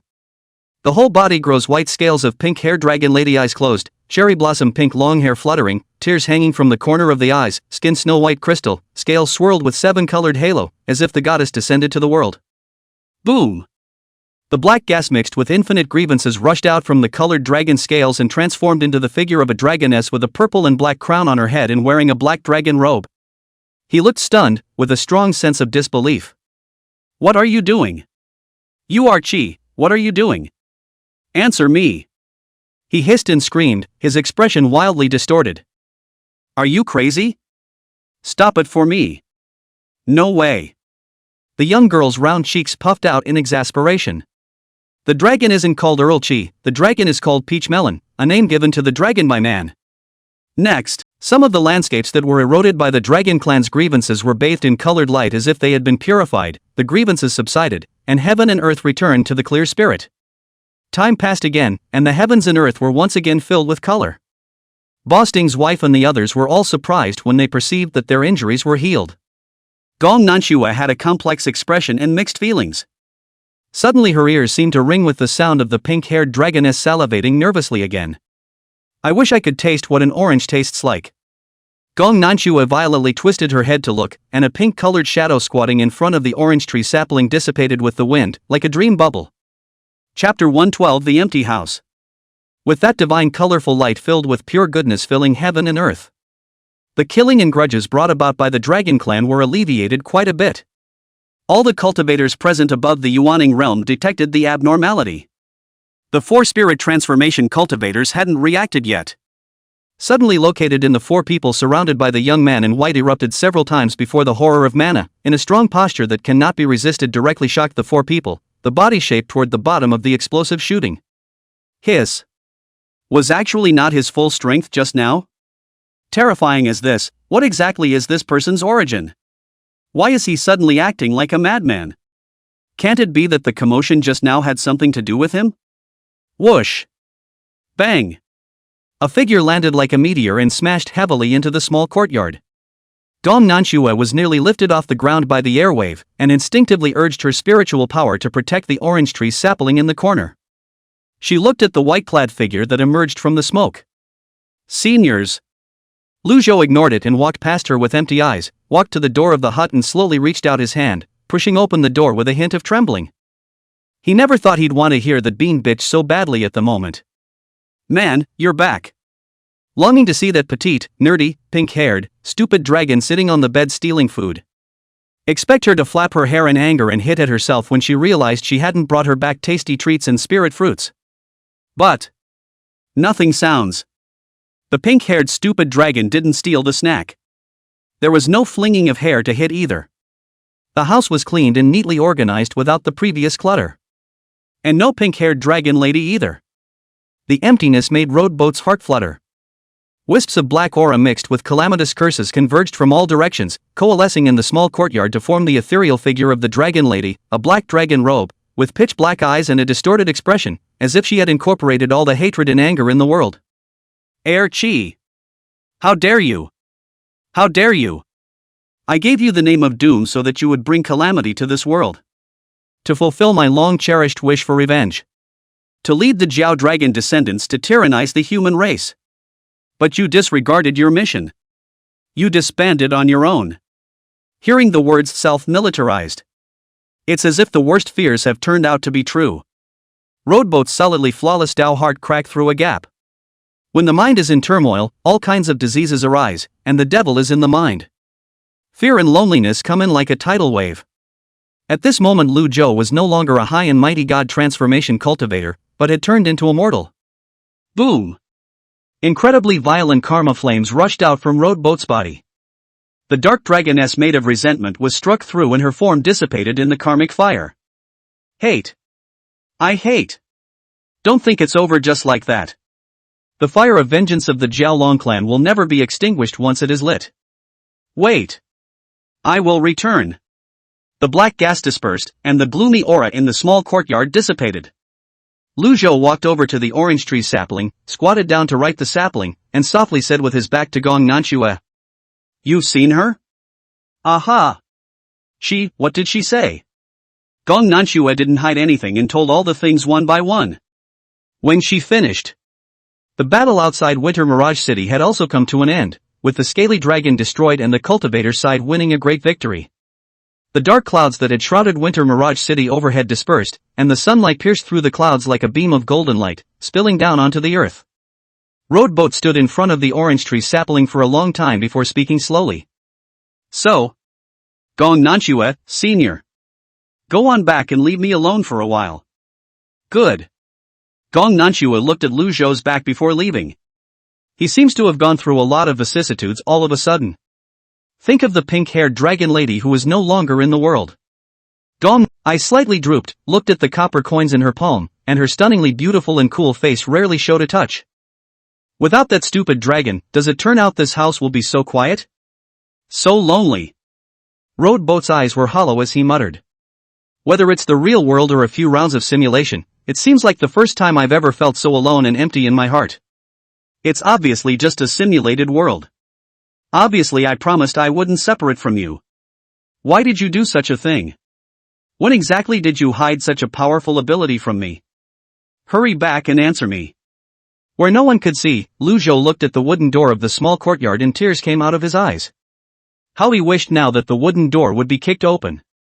The familiar pink-haired figure jumped in cheaply and naively, giggling at him with. The plain-clothed, sword-carrying Gong Nanchua lowered her head and whispered. Thank you, ancestor. No harm done. He gifted you with the sword Dao, and is considered to have passed on to you, so it's only normal for me to help him once. The old man said. As for the matter of the dragoness's resentment you mentioned, I will investigate it clearly. The inner workings of this matter are sufficient for you alone to know. Nanchua understands. The old man sighed softly as he looked across the thick curtain of snow to somewhere in the city. The body of an immortal spirit, divine and clear, transcendent, born for the cultivation of immortality, accompanied by karmic fire, should have been an ascending destiny such as the top of the great Tao, so why would it be so involved with the descendant of the augur that had been subjected to heavenly loathing? Could it really be due to the calamity? Having become a transformed deity, why can't you break through the demons of the heart, and are bound by the pain of mundane separations? Pity, what a pity. Gong Nanchua couldn't help but ask. Ancestor, is it true that he can't pass this hurdle, senior? It's not that you can't get through it, it's that you don't want to. The old man stroked his beard. He obsessed together, the heart of the Tao is lost, the heart of the devil. If he can be surveyed with his qualifications, I'm afraid that he can step into the stage of merging within 10 years, to achieve the realm of the unity of the heavenly beings, but if he indulges in the heart of the demonic illusions cannot be extricated, I'm afraid that lifelong can only be fixed in the transformation of the god. The worst that can happen is that he willingly sinks into a mind-altering illusion that he knows to be false. So much for falling into the devil's way. Gong Nanchua murmured. The old man nodded, finally twisting his head to look at Gong Nanchua and admonished. Nanchua, you must know that you are cultivating the way of the sword, and if you want to ascend with a sword, severing your dusty ties is only the first step, and you must not be weighed down by the people and things of the world and subjected to them. Love can be had, but in the end it must also be cut off with a sword, and it will surely hurt people and yourself, so I'd rather you not be in love from the start. This son has a special destiny, and it's understandable that he would attract you, but ultimately, he'll stand in the way of your great path. Don't get too involved with him. Compared to the great Tao of eternal life, which is more important, you weigh it yourself. Gong Nanchua had a complicated look on her face, and after a moment of silence, she lowered her head and answered. Yes. Waiting for Gong Nanchua to come to the ugly little courtyard again. Push the door open. The snow inside the house is heavy, only the corner of the orange tree does not stain the slightest snowflake, still green, full of life. Looked. This, however, was not because there was any presence in the house that Gong Nanchua could not see. Rather, it was done by Lu Zhou himself with his spiritual power. He fictionalized a not yet disappeared pink-haired dragon lady to accompany him, both as a fantasy and a mind. Thinking about this point, Gong Nanchua felt more and more uncomfortable. Her heart felt like it was blocked by something. Instead of revealing this, she took out a jug of wine. "Senior, this is the wine I brought for you. Brewed with spirit herbs, it should help with your injuries." "Thanks a lot, you can just leave it on the table over there." Road Boat didn't look back. After Gong Nanchua put down the wine pot, she gathered her courage and asked again. "Senior, do you want to return to the sect with me? The Fuyao sect has abundant aura, and there are many canonical books in the sect, so perhaps. Is there a spell that can reverse the light of day?" Lu Zhou said coldly. "This shouldn't be there. I'm afraid that reversing the light of day is something even a true immortal descending to earth can't do." "Then forget it. I'm used to wild cultivation and dispersal. It's more comfortable to accompany stupid dragon to travel around in the clouds. I promised to accompany her to the seashore and the southern wasteland, so I should be moving before long." "This way." "Ah." Gong Nanchua held the copper coin, not knowing what to say for the best. The room was silent for a while before Gong Nanchua opened her mouth. "Then I return to the clan. Well, take care along the way. I wish you to become a sword immortal early." Gong Nanchua's eyes flickered as she gave him one last look and turned to cross the threshold. "Man, why are you chasing Sister Fairy away?" A short, slender, pink-haired figure plopped down on the edge of the table and asked. "Actually, you know she kinda likes you, right? But I don't like her. People are stupid, so beautiful fairy sister do not like dragon sea people in the future to find who is a daughter-in-law." The pink-haired dragoness huffed, pounding her hands on the table. Lu Zhou sat down at the wooden table and opened the wine pot and smiled. "I'm content enough just to be with the stupid dragon and spend this life simulation in peace." The pink-haired dragoness plopped down on the edge of the table and sighed. "It really can't be helped, it's true that people can't do without their dragons. Then the dragon will begrudgingly stay by the person's side all the time." She rubbed her hands together in a grin, but one has to buy treats for the dragon every day for that to happen. Lu Zhou poured himself a glass of wine and nodded with a smile. On the sloshing crystalline waters of the wineglass, only the Roadrunner was reflected. Across the wooden table, empty. Chapter 114: A Madman in the Immortal Cultivation World. Since this day, one more young madman in the city of Winter Mirage after the robbery. He wore a moon-white long shirt, white hair hanging down his waist, his features were emaciated and handsome, and his wind spirit was as beautiful as a painting, and every day he would walk through the streets and alleys of the city, conversing with an invisible thing with a smile on his face. He called them stupid dragons and peach melons. There were once cultivators who teased this madman, only to be backhandedly incinerated and turned into robbed ash. The elders of the cultivator's family came to seek revenge and were not spared. Only then did the crowd realize that this madman was actually a cultivator with a very high level of Tao, and their attitudes changed, both shocked and fearful, not daring to provoke the slightest bit more. The madman would go to the tavern every day, drink all day, then go to the confectionery store to buy some pastries, and finally go to the tea house to exchange pleasantries with Mrs. Ding and pick up the non-existent handyman. The most common scene that people in the city would see was him leaving the tea house alone in the dusk of the setting sun, talking to someone who didn't exist around him, his smile light and doting. Not only did that scene make the mortal woman sink, even some of the cultivator women were slightly lost in thought, curious as to what had happened to him. How much more important was that non-existent peach melon to him?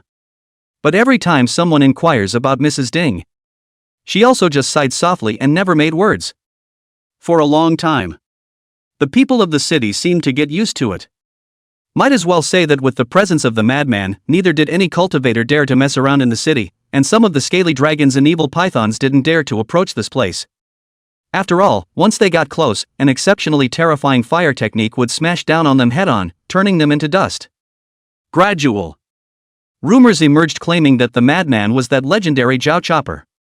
But no one knows whether it's true or not. Anyway, because he exists. The aftermath of the disaster, Winter Mirage City attracted many mortals seeking shelter and gradually became lively and prosperous. The madman is still rooted in the city, following the established route of wandering. From time to time will go fishing, will also go to climb the mountains to view the scenery, not at all like a powerful cultivator, as if never need to cultivate the general. The years go by and spring goes east. The war between the human cultivators and the Jiaolong clan was still going on. The time came to 30 years later. But Mrs. Ding is old. The children of the old ugly alleys have grown up. The older woman who was a neighbor of the cottage is even long gone. The madman, however, is still young, handsome and graceful. This day. It's another cold winter. The madman came to the tea house in the evening. The aging boss Ding's wife was already struggling to even bend over. She smiled kindly. I'm already too old for this. Little brother Lu is still as graceful as he was 30 years ago. People who cultivate are really enviable. Lu Zhou didn't say anything and just took out a spirit elixir with a precious light flashing. Boss lady, this elixir will allow you to live for another 5 years. Consider it as your payment for taking care of the stupid dragon for so many years. I heard that 5 years ago. Boss lady Ding shook her head and laughed. To be able to meet little brother Lu and Peach Melon, I've already counted myself lucky enough to have immortal fate, and after so many years of being indebted to you for your care to survive, I've already lived long enough. It's time to go and find my mouth to go. Little brother Lu, I'm not opening this store tomorrow. This is Peach Melon's wages for all these years. She pulled out a cloth bag full of broken gold and silver. Seeing Road Boat didn't respond. Mrs. Ding looked into an unoccupied corner of the store. Peach Melon, stop working and come over here. She slightly struggled to lift the cloth bag in front of her and handed it to the empty space beside Lu Zhou. It's here, isn't it? Look at my eyes, I can hardly see. Keep it, after so many years of eating cheap snacks from my place, you have to buy some expensive snacks too. The cloth bag was suspended in mid-air. Mrs. Ding's eyes widened slightly, and in her cloudy and blurred vision, it seemed as if there were. A pink-furred figure, with big lavender eyes, looked at the cloth bag in his hand with surprise and amazement, clear and stupid as if saying it's really for the dragon a lot of money on now I can buy endless snacks. Just like back then, cute with some shyness and naivety, looking clumsy. A smile appeared on Boss Ding's wife's face, and tears appeared in the corners of her eyes as she softly said. It was Peach Melon that saved my life back then, wasn't it? After all these years, it's finally time to say thank you. Really? Great. After she said this, she too had no more regrets and died with a smile on her face at the end of her life. Walk out of the tea house. Walking down the snowy brick streets as the sun sets. Lu Zhou saw that the pink-haired dragon lady beside him was a little sad, her eyes were tearful, her cheeks were bulging, and her mouth was flattened. Man, can't a dragon work at a tea house to earn money anymore? Well, you can't help it if you're born and die. But you know she's your demon, but you don't want to wake up, and you continue to be immersed in the demonic fantasy every day. Simulation of the 45th year. The pink-haired dragon lady leaves fewer and fewer traces in this city. The memory of her is getting thinner and thinner. She starts to become blurred in your eyes, fading, appearing less and less in front of your eyes. You can't see her even when you throw out the oranges, which makes you terrified and uneasy. Stupid dragon, where have you been again? Come on out and give you oranges. Don't play hide and seek. If you don't come out, I'll throw away all the oranges, and I won't buy you any more candy canes. When you didn't see the pink-haired dragon lady for 5 days in a row, you rummaged through the whole city at night like a madman, alarming everyone in the city who thought you, a madman, had become even madder. You dug up the neighborhood, but you didn't see the pink-haired figure again until just before dawn. Somewhat desperate, you returned home and saw the pink-haired dragon lady sitting on the doorstep of your ugly alley home. Her figure is illusory, close to transparent, and she tilts her head and smiles at you. Man, the dragon is back, and you have to buy the dragon candy canes to eat later. Oh. After that day, the pink-haired dragon lady has completely disappeared from your eyes. The immortal world has since then. There is one more crazy monk who was obsessed with the devil, extremely strong in battle, acting madly, looking around for the method of transforming the heart into the real, and even going so far as to destroy his own heart to attract the external heavenly devils. Although he is the realm of the transformation of God, but the combat power is comparable to the transition cultivator, a Taoist named Xiangjinjin. The transition cultivator chopped 3 flowers and become a heavenly devil. Only a photo will be suppressed and sealed, reduced to his research material. Other orthodox and demonic paths are also deeply disturbed by it, and the dragon's descendants even regard it as their sworn enemy. But even with the entire immortal cultivation world chasing and killing him, that madman was always able to escape from danger and return again with stronger strength. This lunatic is you. In the 81st year of simulation, you killed thousands of scaly dragon descendants to feed back with karma, killing to prove the Tao, and stepped into the realm of refining emptiness, enough to fight across the border, with a combat power far exceeding that of a group of veteran transitional cultivators. Without realizing it, you have stirred up the muddy waters of the entire immortal cultivation world with your own strength. Your title has changed from Dragon Slayer to Dragon Slayer, Immortal Slayer, and Calamity Demon. Even the large-scale chaotic war between the human cultivators and the dragon descendants has been temporarily suspended because of you. Chapter 115, Old Friends Killing Each Other, The Sword That Chopped at Himself. Simulation of the 99th year. You search all the canonical books in the immortal cultivation world that involve heart demons, view 100,000 secret canonical books, and become recognized as the first person in the immortal cultivation world. Simulation of the 123rd year. Under your day and night, almost crazy research, you exhausted your talent and finally created an ancient and unparalleled Taoist method, the self-existent heavenly demon manifestation method. In order to complete the Tao, you will need an immortal artifact to supplement it. That artifact is called the Fuyao bead, the treasure of the Fuyao sect. You know that your current level of cultivation is far from enough to shake the Fuyao sect, which has a loose immortal as its backbone. For this, you spend 10 years planning to break through to the transitional realm with the secret method of the Devil's Way, and manipulate it in secret to make the temporarily suspended human-dragon battle break out again. This is the third full-scale war between the human cultivators and the Jiaolong clan within 100 years. For the Jiaolong clan with heavy casualties, this is also the last chance. Whether it's the four seas or the mountains, rivers and marshes, the Jiaolong clan nearly poured out their nests. This attack came extremely suddenly, completely beyond the expectations of the human cultivators, and even the Tianji sect, which specializes in stargazing and deduction, did not notice it, and when they realized that the heavenly chances had been covered up, it was already too late. One of the best clans was wiped out. This makes the Fushan sect, which is the leader of the immortal cultivation world, have to come forward to preside over the situation, and all the cultivators above the harmonization realm come out of their caves to support all parties. This is also the moment when the guards of Fuyao sect are the most empty. This day. Fuyao sect, sword-raising peak. Above the sea of clouds, at the top of the mountain cliffs. Next to the ancient pine with a long sword sticking straight into the ground, a cool and stunning white-clothed sword immortal's eyes were closed, and the surrounding swords were clanging. The invisible sword intent seemed to penetrate into the scroll suspended in front of him as if it were a needle and thread, such as drawing ink and adding whiskers, making the silhouette on the scroll more and more clearly molded. After a long time, she gradually opened her eyes. "Come on out."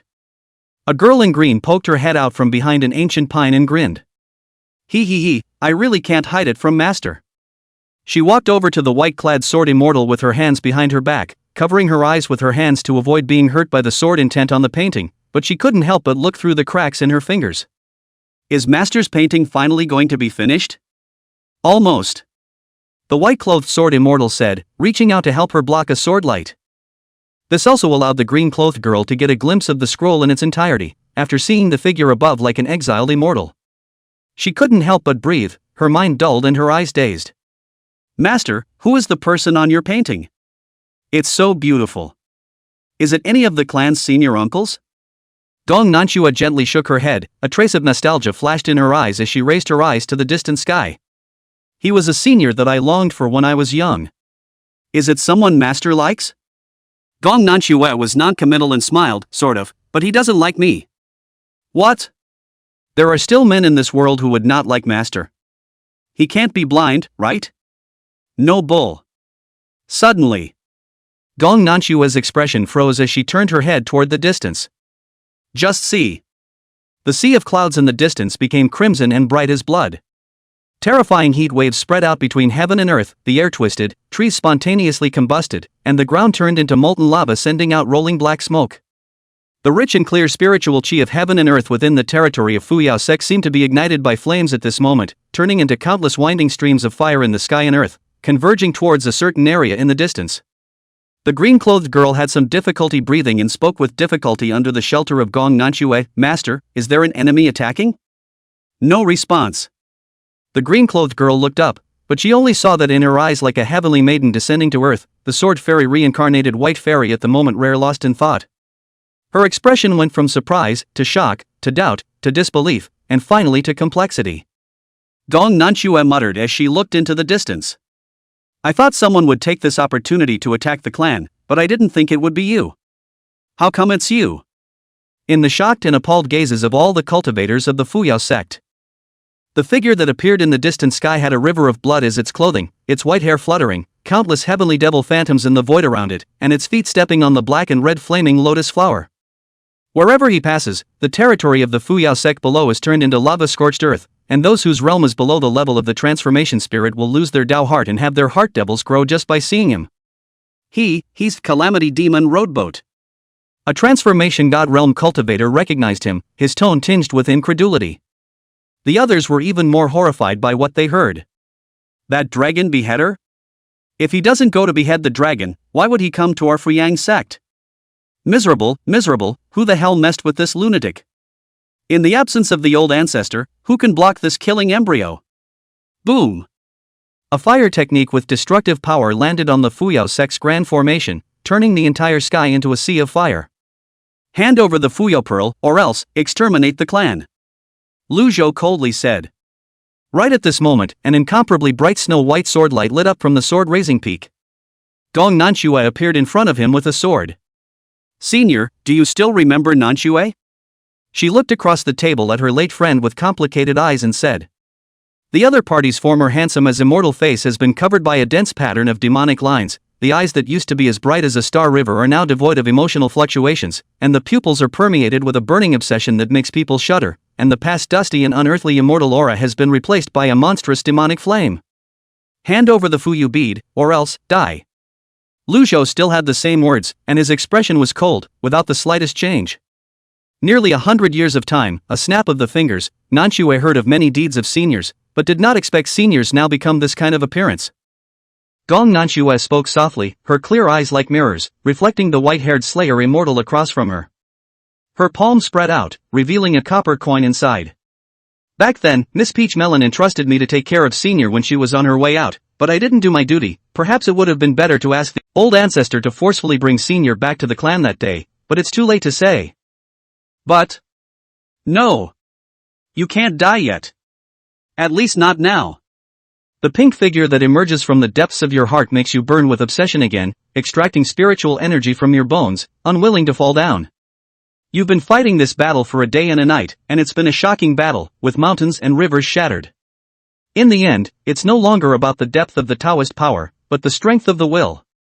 In the end, the more obsessive you lasted until the end. With a final blow. Broken Fuyao sect formation exploded into a spatial vortex, will Fu sect within the many caves, treasures, and even spirit animals, cultivators as much as swallowed, including the green girl and the scroll in front of her, the roadboat on some things, such as the many Taoist books, treasures, storage bags. Lu Zhou patted the robbed grey sword chi on his body and left straight away, only leaving a sentence in a breezy manner.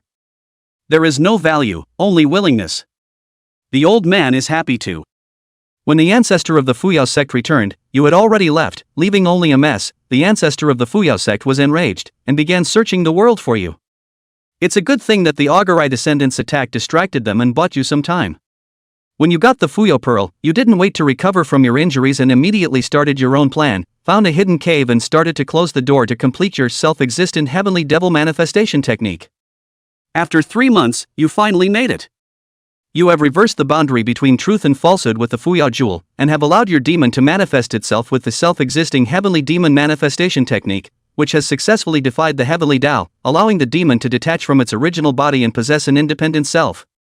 And your demon is the pink-haired dragon lady. Looking at the pink-haired dragon lady sleeping in a small ball in front of you with a sweet smile on her face, you, who haven't had too many mood swings in 100 years, finally burst into tears of joy. She is no longer a fantasy demon that only you can see, but a real person who exists in the world and will not fade away as her presence in the world diminishes. Oh? The pink-haired dragoness's snot bubble broke and she awoke from her beauty sleep. She sat up and stretched like a cat, then rubbed her sleepy eyes, looked around and looked at Roadboat when her eyes lit up. Man spotted. Good morning, people, can I have oranges for breakfast today? She rubbed her hands together and smiled nervously. But after seeing Roadboat's face full of tears, she panicked all of a sudden again. Man, why are you crying? Did the dragon do something bad that made you angry? The dragon didn't mean to do that, or else the dragon can just eat less oranges from now on. Could it be that the Tao that people say can resurrect dragons has failed? Failure is failure, surely with human ingenuity one can think of something else.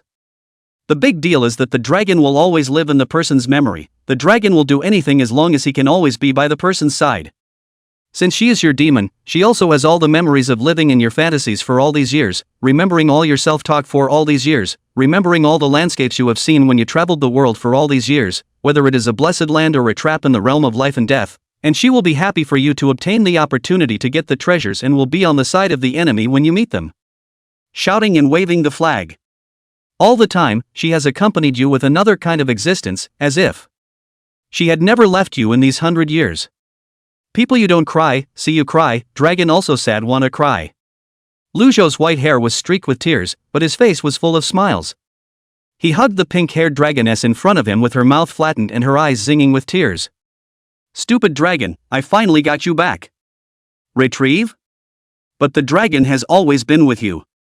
The pink-haired dragoness cocked her head in Lu Zhou's arms and said somewhat naively, still not reacting to the fact that he is no longer a mind demon. Rumble. Raging thunder exploded outside the cave. Roadboat tends to avoid the words of harm so that he instinctively felt an unprecedented crisis from all directions, from the entire cultivation world. There's no avoiding it, there's no escaping it. Is it the price of going against the grain? Roadcraft murmured softly. The transition realm, which was forcibly stepped into with a secret method, was one of them. Triggering the Third Great War between human cultivators and the Jialong clan, creating hundreds of millions of killings, was the second. Going against heaven and allowing the heart demons to manifest and defy the heavenly way is the third. Even the immortal spirit body blessed by the heavens could hardly bear the karma caused by these three events, and it was only right that the heavenly tribulation would be induced to wipe him out immediately. Lu Zhou also knew that it was impossible for him to block this heavenly tribulation, and the only result would be ashes. But now is not the time. He also wanted to live with the reborn pink-haired dragon lady for a while longer. Poof. With a muffled grunt, Lu Zhou dispersed his entire body cultivation, bleeding from his 7 orifices, instantly turning into a mortal, and his young handsome appearance became old at a speed visible to the naked eye. The transitional cultivation and the entire body's karmic barrier dispersed together. The apocalypse that only targeted the cultivators also seemed to lose its target and fell into a daze, gradually dispersing after a while. People, you. The pink-haired dragoness stared blankly at Roadboat with a stunned expression. Lu Zhou, who had become an old man, had a relieved and kind smile on his face and gently stroked her head. Nothing. I've done what I wanted to do and have no regrets. That way, it'll keep the dragon company for a while longer. Pink-haired dragon lady felt the temperature of his palm, also seems to understand what is going on, flattened her mouth some aggrieved and sad, with tears in her eyes, said, as long as people remember the dragon resurrected or not actually does not matter. But one wants the dragon to live. Roadboat said softly. He stumbled, and the pink-haired dragoness hurried to hold him up. Lu Zhou smiled at her, signaling that there was nothing to worry about. Let's go, back to Winter Mirage, back to our home. Chapter 117, Sword Immortal, it's time to use your sword to subdue the demons. You and the dragon back to the Winter Mirage City, 100 years of spring and fall, this place has changed, but the ugly alley hut is still there. Inside the house orange tree has grown to be 1 person thick, but also come to the end of life, branches and trunks withered. You and the dragon live here, living a simple life as if it were one day. As it was 100 years ago. Gradual. Your body is weakening, the flame of life is faltering, you can no longer even stand. The pink-haired dragoness did not want you to wither and die, and wanted to follow the example of the dragoness who once saved you with her own dragon blood, but you prevented her from doing so. It doesn't work. Sitting in his wheelchair, Lu Zhou gently shook his head. Not to mention that now that the dragon clan's chi is withering and decaying, your dragon's blood is of little use to me. Besides. Ahem. It's not that I don't have a way, if I want to, I have more than a dozen ways to regain my life and embark on the path of cultivation once again. But it would also only immediately invite the heavenly tribulation and hasten my demise.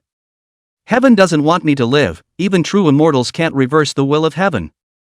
The exhausted and aging-looking Lu Zhou raised his hand and gently wiped away the sad tears on the pink-haired dragon lady's face and smiled.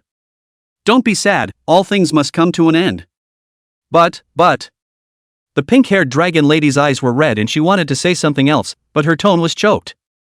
Stupid dragon, peel me an orange and I'll tell you a brand new story about my hometown. Ahem. You haven't heard it yet, have you? People's hometowns? The pink-haired dragoness wiped away her tears and lay on Lu Zhou's knee, listening to him speak slowly. In the sunset, you sat in a wheelchair under an orange tree, surrounded by the sweet scent of oranges, and slowly told the pink-haired dragon lady some stories of the modern city. For you, the immortal cultivation world is both real and unreal, just like a dream. After this life, this is already the best ending. You want to use this to tell her that death in this life is not the end. Forgetting is the only way. I will return to my hometown and forever miss the years where I was with the dragon, and this memory. Ahem. Is a testament to the meeting of man and dragon. So, Lu Zhou handed the half-eaten orange in his hand to the pink-haired dragoness with a gentle smile.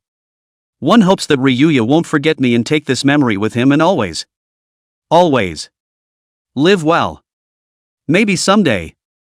No. Someday.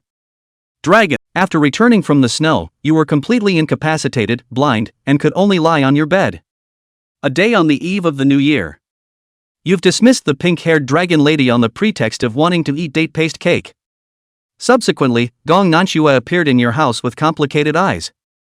There you are. Cough cough. Lu Zhou coughed violently but had a smile on his face. I knew you'd come to. When you got my letter. Gong Nanchua, who was carrying a long sword, said with a complicated face, you said that you were going to die, and I didn't believe it in the first place. What really happened? Does it matter? Ahem. We'll die anyway. Lu Zhou coughed so much that even opening his mouth became extremely difficult. That fuyao bead is within the wooden box on the table, now the object is returned to its original owner. Gong Nanchua get fuwang beads, looking at the sick couch withered. Even mortal beggars are not as good as the old man. Clear eyes seemed to appear in the old days of that magnificent exiled immortal figure. She didn't know if she was sorry or emotional, but finally sighed and asked. Is it worth it? Lu Zhou laughed twice and did not answer, but just closed his eyes with a peaceful expression and said in a hoarse voice. Sword immortal, it's time to get out your sword and get rid of the demons. Minutes later. Gong Nanchua, perhaps to avenge her master's death, or perhaps because she couldn't bear to see you suffer any longer, she finally used her sword. Splendid sword light blossoms in the cabin, your figure turns into dust and dissipates in the sword energy, and as you say goodbye, your mouth is smiling, content and peaceful. You're dead. End of third round of simulation. Chapter 118. Man, the dragon is going to sleep. As the body's soul is scattered, it turns into robbed ash. Roadboat's consciousness seemed to have been stuffed into a roller washing machine and tumbled countless times before returning to the mysterious space of consciousness in a dizzying manner. A sharp pain came from the brain. The memories of more than 100 years of simulation in the world of immortal cultivation flashed rapidly in the mind as if they were movie images, as if the fast-forward button was pressed, and some unimportant memories became abbreviated. In an instant, reality memory dominates. The 100 or so years of the immortal cultivation world was like a long, familiar and strange dream that one woke up still. As long as I grow fast enough, one day I'll be able to transcend the world barrier, cross the spatial rift, and enter the immortal cultivation realm once again. Lu Zhou's eyes glittered, but a flash of worry immediately followed in the bottom of his eyes.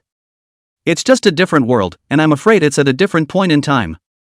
I wonder how long the stupid dragon will wait this time. Suddenly, a phrase appeared in front of his eyes, accompanied by a system prompt. Ding! 003 rounds of life simulation completed. Start counting the highlights. Ding! Statistics complete. Congratulations to the host for experiencing a long and wonderful simulated life in the 003 rounds of life, creating a singable legend of the immortal cultivation realm.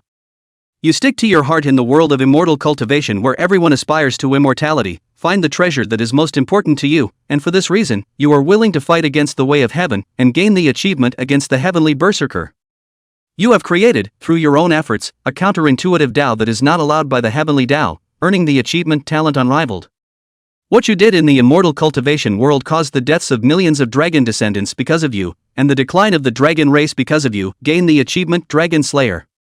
What you did for the pink-haired dragon lady rewrote the direction of the cultivation world, triggered great karma, and ultimately gave birth to the rainbow dragon that wanders outside the world, earning the achievement his anchor, and only one. Rainbow dragon? Lu Zhou muttered, and a short figure scratching his head with a silly smile appeared in his mind. Stupid dragon? I don't think so. In the second round of mock scoring calculations. Immortal cultivation world. After the death of the road boat. There was a blizzard in Winter Mirage. The pink-haired dragon lady, who had returned from buying pastries, saw the destroyed wooden house in Gong Nanchua, who was standing in the snow with her sword. When Gong Nanchua saw the pink-haired dragoness, a flash of dullness, surprise, incomprehension, and doubt flashed in her eyes, but it quickly changed to dawning realization, enlightenment, relief, emotion, and regret. Boom! The orange tree, which was over 100 years old, eventually couldn't carry the heavy snow and collapsed. The pink-haired dragoness picked up the orange rolling on the ground. 1, 2, 3. Bean drops of tears rolled down her face. 1 drop, 2 drops, 3 drops. He, dead. Gong Nanchua said softly. What are your plans? Continuing to stay here will be dangerous in case your identity is exposed. Come back to Fuyao sect with me as repayment for the mistake you made 10,000 years ago. Now that I am the contemporary patriarch of the Fuyao sect, I can protect you. The pink-haired dragoness, however, shook her head. People just go far, far away, and come back. The dragon will be here all the time waiting for him. Always. Seeing that persuasion was fruitless, Gong Nanchua could only let out a light sigh and left. Just giving the sovereign's order. Put Winter Mirage City under the jurisdiction of the Fuyang sect. No cultivator is allowed to make trouble here. From this day forward. The only people and dragons left to keep each other company in Winter Mirage are the dragons. The pink-haired dragoness lived here day in and day out, occasionally doing odd jobs, occasionally going fishing outside the city, occasionally saving up money to buy some pastries and candy canes, but most often sitting alone under the eaves of the house, wiggling her short legs, holding her round cheeks with both hands and looking expectantly at the drifting clouds in the sky. Watch the sky go from early dawn to sunrise to full dusk. She didn't have in mind how long the days had passed. Just keep waiting. Always wait. Waiting for the return of the one in your heart. Every time there are footsteps outside the courtyard gate, she's all startled and immediately cocks her head in anticipation. Expect the door to be pushed open and the familiar sound of that. I'm back, stupid dragon, been waiting long? Here are the oranges I brought you, forgive me. But every time, it's empty. The very beginning. The pink-haired dragoness would think with anticipation in her heart. Waiting an extra day for yourself is going to require someone to give you an extra orange. Should she pretend to be angry and ask for more when the time comes? But when the time comes, can she hide her happiness? I'm afraid I can't do that. Well, 2 a day would be good. The pink-haired dragoness thought as she did. Counting the days of waiting. 1 day, 2 days, 3 days. 100 days, 200 days, 300 days. Gradual. The oranges one owed her became much, much more than the dragon could calculate. Clouds roll in and out, the sun and moon alternate, and the seasons turn. The dead orange trees sprouted again and grew new ones, growing from seedlings to pavilions to cover half the yard. The pink-haired dragon lady still sits under the eaves every day waiting with anticipation, whether it is sunny or rainy, summer or winter. Been waiting for. By the time the third great battle between the human cultivators and the Jiaolongai descendants had come to an end. By the time Gong Nanchua became another loose immortal on Earth. Waiting for the new growth of orange trees to die again. In a flash. 100 years have passed. The cottage became dilapidated and overgrown. Even though the city of Winter Mirage is all gone, the mountains and rivers have changed places. The pink-haired dragon lady still keeps watch day after day. Even if there are no more human towns around, even if there are no more favorite pastries candy canes, even if the hut becomes more broken. She still sits here every day, waiting with relentless, expectant anticipation, eating her favorite oranges, and thinking about the people who matter most in her heart. Is it worth it? Mayanuki, who came here again one day, asked her that question again. The pink-haired dragoness, who had a rare encounter with a familiar face, sat in the ruins of the collapsed cabin, scratching her cheeks and tilting her head, as if a capital was floating on her head. No. Man said he'd come back for the dragon, and the dragon believed man. The pink-haired dragoness said, and fished out a large, freshly dripping orange from somewhere, handing it to Gong Nanchua. Want an orange? Gong Nanchua gave her a deep look and finally took the orange and turned away. Alone, the pink-haired dragoness continued to wait. To pass the time, she started writing your name in stone. Write every day. Soon your name is on every rock in the mountains. After that, the pink-haired dragon lady started to draw your face on a big hill again. Soon after, the entire mountain was covered with crude stone paintings that were hardly recognizable as yours, and the pink-haired dragoness revealed herself, contentedly and nostalgically perched on top of the mountain, as if she were once again in your arms. Man, the dragon is going to sleep. You'll wake the dragon, won't you? Chapter 119 The End of the Grudge, Rainbow Dragon. From this day forward, the pink-haired dragon lady begins her long slumber. Just started. Her dreams are measured in years, and she wakes up once a year. But over time, dreaming slumber begins to lengthen. 5 years, 10 years, 100 years. Gong Nanchua took over the orange when leaving 3 sword gas in this place. The woman sword fairy sword intent shocked the world, so that this place into a forbidden land, no one dares to step on. This also makes it so that no one comes here to disturb the pink-haired dragon lady's slumber. Unawareness. The first millennium has passed. During this period, the world of cultivation has changed drastically, dynasties have collapsed, clans have risen and fallen, but the most attention is undoubtedly the woman sword fairy Gong Nanchua, after she became the head of the Fushan clan, as if she was blessed by the heavens in the cultivation of all the way to the road, has crossed 9 times in 1,000 years of the thunderbolt to become a loose immortal, unparalleled, and has become the cultivation of the world recognized as the first person. The world looks back on her rise to power and realizes that she lost at the hands of only one person.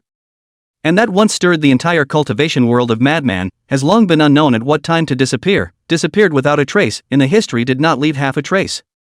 The second millennium of the pink-haired dragon lady's slumber. Gong Nanchua gives her a look. Spring season.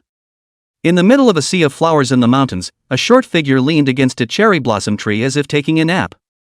She slept serenely, with a happy smile, like she was having a good dream. Gong Nanchua retracted her eyes and looked at the fuyo beads in her hand. Don't see her? The fuyo pearl emitted a faint halo of light, and a clear voice came out. When did you find out? The moment I stepped into the realm of scattered immortals. Scattered immortal, when it comes to the word immortal, it's true that the level of life is completely different. It's a pity that I wasn't able to touch this realm after all. A voice sighed within the fuyo bead, and then an illusory and hazy white-clothed phantom appeared at the side of Gong Nanchua, who was plainly dressed and carrying a sword. His posture was elegant and handsome, his white clothes were like snow, his black hair was spread out, and his big sleeves fluttered. Gong Nanchua looked at him with a hint of trance in her eyes, as if she were a world away. Distance from yesteryear. I can't believe it's been 1,000 years. How can time go so fast? Since you managed to leave this heart and soul imprint within the thousands of prohibitions of the Fuya pillar, why haven't you even glanced at her in the past 1,000 years? Gong Nanchua asked softly. The white-robed phantom replied with a gentle shake of his head. It's not that I don't want to, it's that I can't. This mind seal can only be activated at certain moments. When? At the end of the 4th great battle between the human cultivators and the Scaly Dragon clan, the moment when the Scaly Dragons died out and the cursed will of the former Dragon Lady fused all the dead Scaly Dragon resentments to cross the Dragon Gate. The white-clad phantom's eyes looked wistfully at the pink figure under the cherry blossom tree. The heavenly Tao cycles back and forth, and has its own heavenly reasoning. The battle between the dragon descendants and the human cultivators is a calamity, and a true dragon will inevitably appear in heaven and earth to put an end to this battle of old grudges, and since this is the case, why can't that true dragon destined to appear be my family's stupid dragon? At that time, the mind and spirit imprint that I left inside the Fuwang bead will be able to borrow the power of the Fuwang bead, transforming the virtual into the real, activating some of the backhanders that remain in the world, reversing the situation, and letting all of the augurs chi return to my family's stupid dragon. It's a pity, after all, it's not as good as God's plan, but you still found out. Knowing you're going to die, it's amazing how much you think and do. Gong Nanchua's eyes were complicated. The white-robed phantom smiled softly and... Didn't the stupid dragon wait 1,000 years for me too? As the words fell, the phantom shattered and dissipated. A gust of wind swept the cherry blossom petals all over the ground, brushing the face of the pink dragoness under the tree, her hair in the reflection of the crystalline dewdrops on the petals in the distance. The white phantom gently ran his hand over the pink-haired dragoness's head. Familiarity came to the forefront. It made the pink-haired dragon lady's eyelashes flutter slightly and slowly opened her eyes from her slumber. People? But when she woke up rubbing her eyes, they were empty. Gong Nanchua stood on the top of a distant mountain, watching the petals flying in the sky. The heart and soul imprint within the Fuya bead dissipated. It also means that the last bit of traces of that person left in this world was also completely erased. Only a sigh. Gong Nanchua took one last look at the pink-haired dragoness, made some sort of determination, and turned to leave. After this day, this woman sword fairy who mastered 2 complete sword paths with unparalleled strength came down from the mountain with a sword and declared war on Xiaolong without any warning in a situation that was unexpected by everyone. Wherever they passed, the dragons all died, and before they died, they only saw a sword light. The immortal cultivation world shook, but there were also people who quickly reacted and realized that the woman sword immortal was trying to completely eliminate the hidden danger of the Xiaolong before she ascended to the heavens, and the human cultivators were both shocked and delighted, and their morale was surging. Under the leadership of Gong Nanchua, the human cultivators who harbor hatred and anger towards the augur dragon begin to fight back against the augur dragon descendants for the first time, and the 4th human dragon battle opens. This time, the dragon's descendants have little ability to resist, and have run out of gas. With the number of scaly dragons decreasing rapidly, that illusory true dragon's secret realm descended into the world, and the will of the former dragon lady reappeared, aggregating the grievances, hatred, unwillingness and turbid chi of the heaven and earth of countless dead scaly dragons, and transforming into a gigantic and unparalleled rotting black dragon, rising up into the sky to break into that true dragon's secret realm, and to cross over the dragon gate. But, in the end, it was still blocked by the human scattered immortals led by Gong Nanchua, who teamed up to cut them down. In the 1459th year of your life, the battle of the dragons came to an end. There is only one pure-blooded dragoness left in the world, and as she sleeps, the remaining chi belonging to the Jiao dragon descendant flies across the sky to the place where she lies dormant. A human loose immortal spying on the sky wanted to stop it, but was stopped by Gong Nanchua with a sword.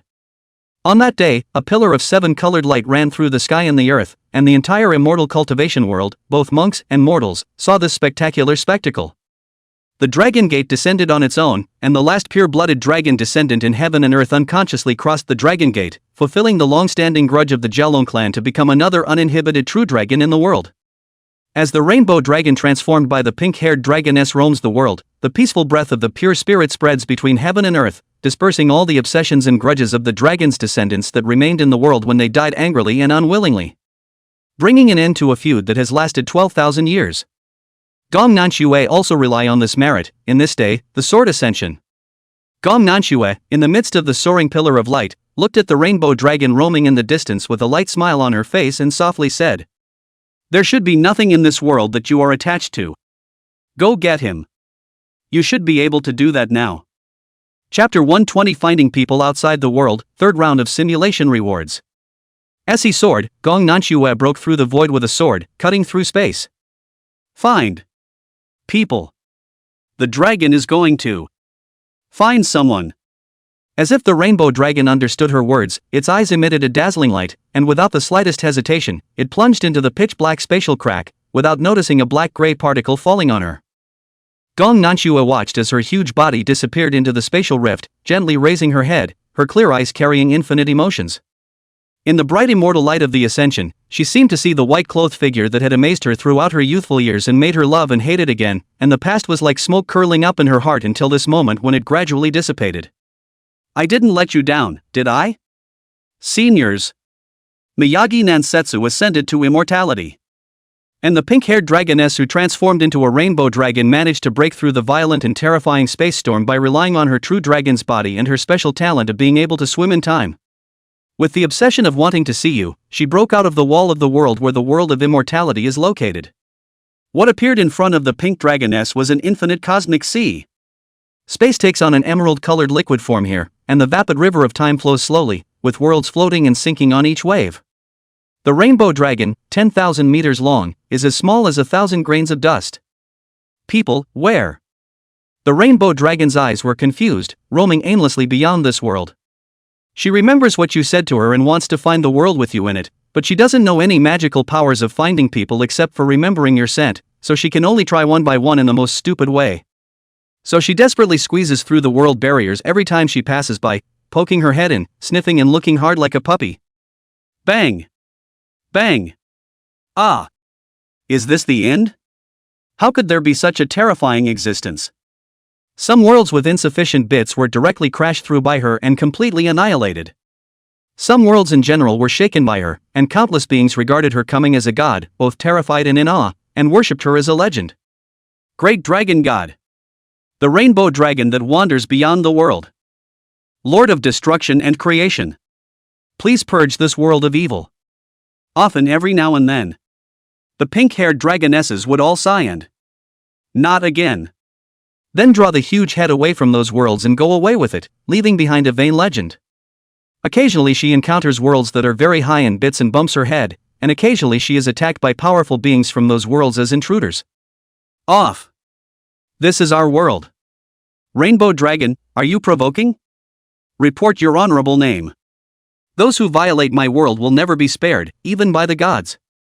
Every now and then, the rainbow dragon located outside of the world would abjectly shrink its head and cower with it. I'm here to find someone. Do you guys recognize Roadboat? Roadboat? This emperor does not know. Don't come near my Dohor realm. The aura from you will stir up the flow of time in the world I'm in. Leave quickly. Boom. Oomph.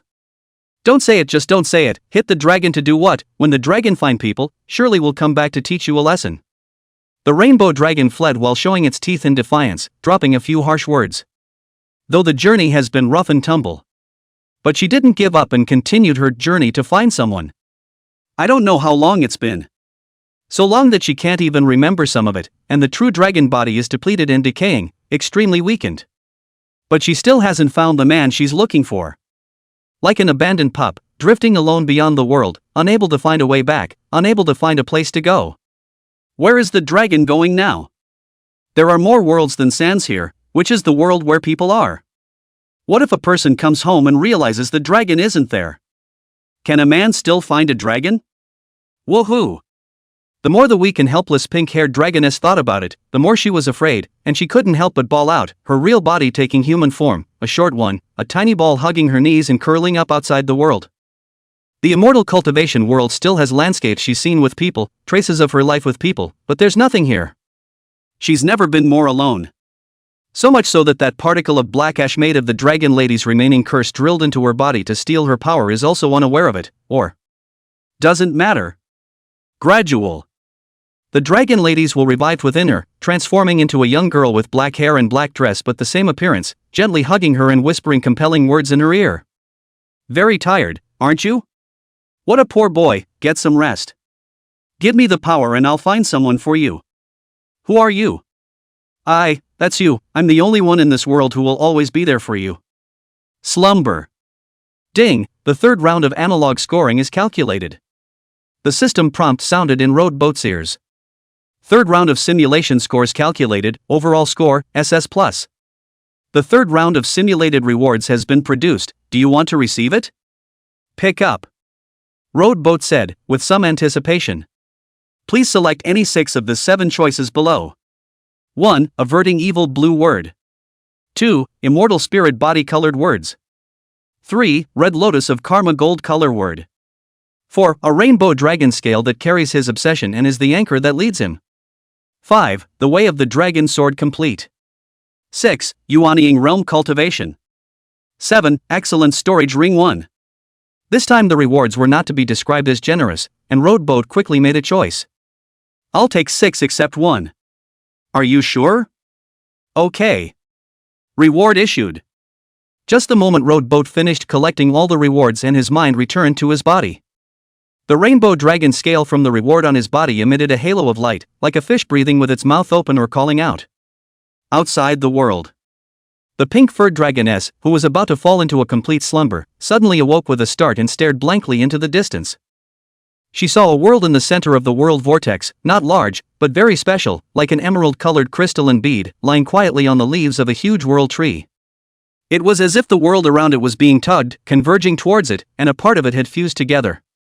People. Are you there? Tears appeared in the corners of the pink-haired dragon lady's eyes as she cried out in joy. What are you going to do? The young girl in the pitch-black dragon robe panicked. I'm going to get someone. Stop. This is my power, and I forbid you to burn the dragon's blood. I forbid it. Ignoring her frantic discouragement, the pink-haired dragoness desperately drained all of her strength, burned her true dragon essence blood, transformed into a rainbow dragon once again, and recklessly flew towards that world, finally crashing headlong on top of that world. Bang! Same time. The sky above Hang City, Hang University, in the Blue Star Chinese country. Space was twisted and broken, the magnetic field was disordered, and the cloudy clouds converged into a huge black vortex, with a 7-colored aurora in the middle. Chapter 121 Exaggerated Strength Increase, Man and Dragon Meet Again Supplement I. Within the Hangzhou campus. As Road Boat ended the simulation and his mind returned, the still time flowed once again. Body of Immortal Spirit, receive. The Red Lotus of Karma, receive it. Yuaning Realm Cultivation, receive. Chopping Dragon Kendo, receive. Extreme Storage Ring, receive it. Road Boat, who was standing in the dimly lit corridor, received the full reward and was closing his eyes to feel the changes in his body. The first thing was the Yuaning Realm Cultivation. The pure and incomparable spirit power cultivation appeared in the body out of nowhere like a dunking, spanning chi cultivation and foundation building, instantly forming a Dan, and then the Dan shattering into an infant. The quality of the Yuaning was top-notch, and its roots were ridiculously solid. A close second.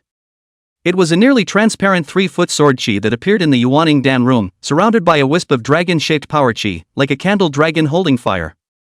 The clanging sword chi was like a dragon's roar. Amazingly sharp aura emanated from Lu Zhou's body, causing his frontal hair to flutter out, and the corridors and walls around him were cut by the overflowing sword intent to create a straight crack. This sword does not cut down the mudfish and ants, but only attacks the sinful scaly dragon that has overstepped the heavenly Tao. In the meantime, Roadhog's appearance also gradually changed a bit due to the fusion of the immortal spirit body. Taller and more slender and stocky. The white skin became like glittering jade, and the black hair was even more black and tough. The features and appearance became more and more clear and handsome.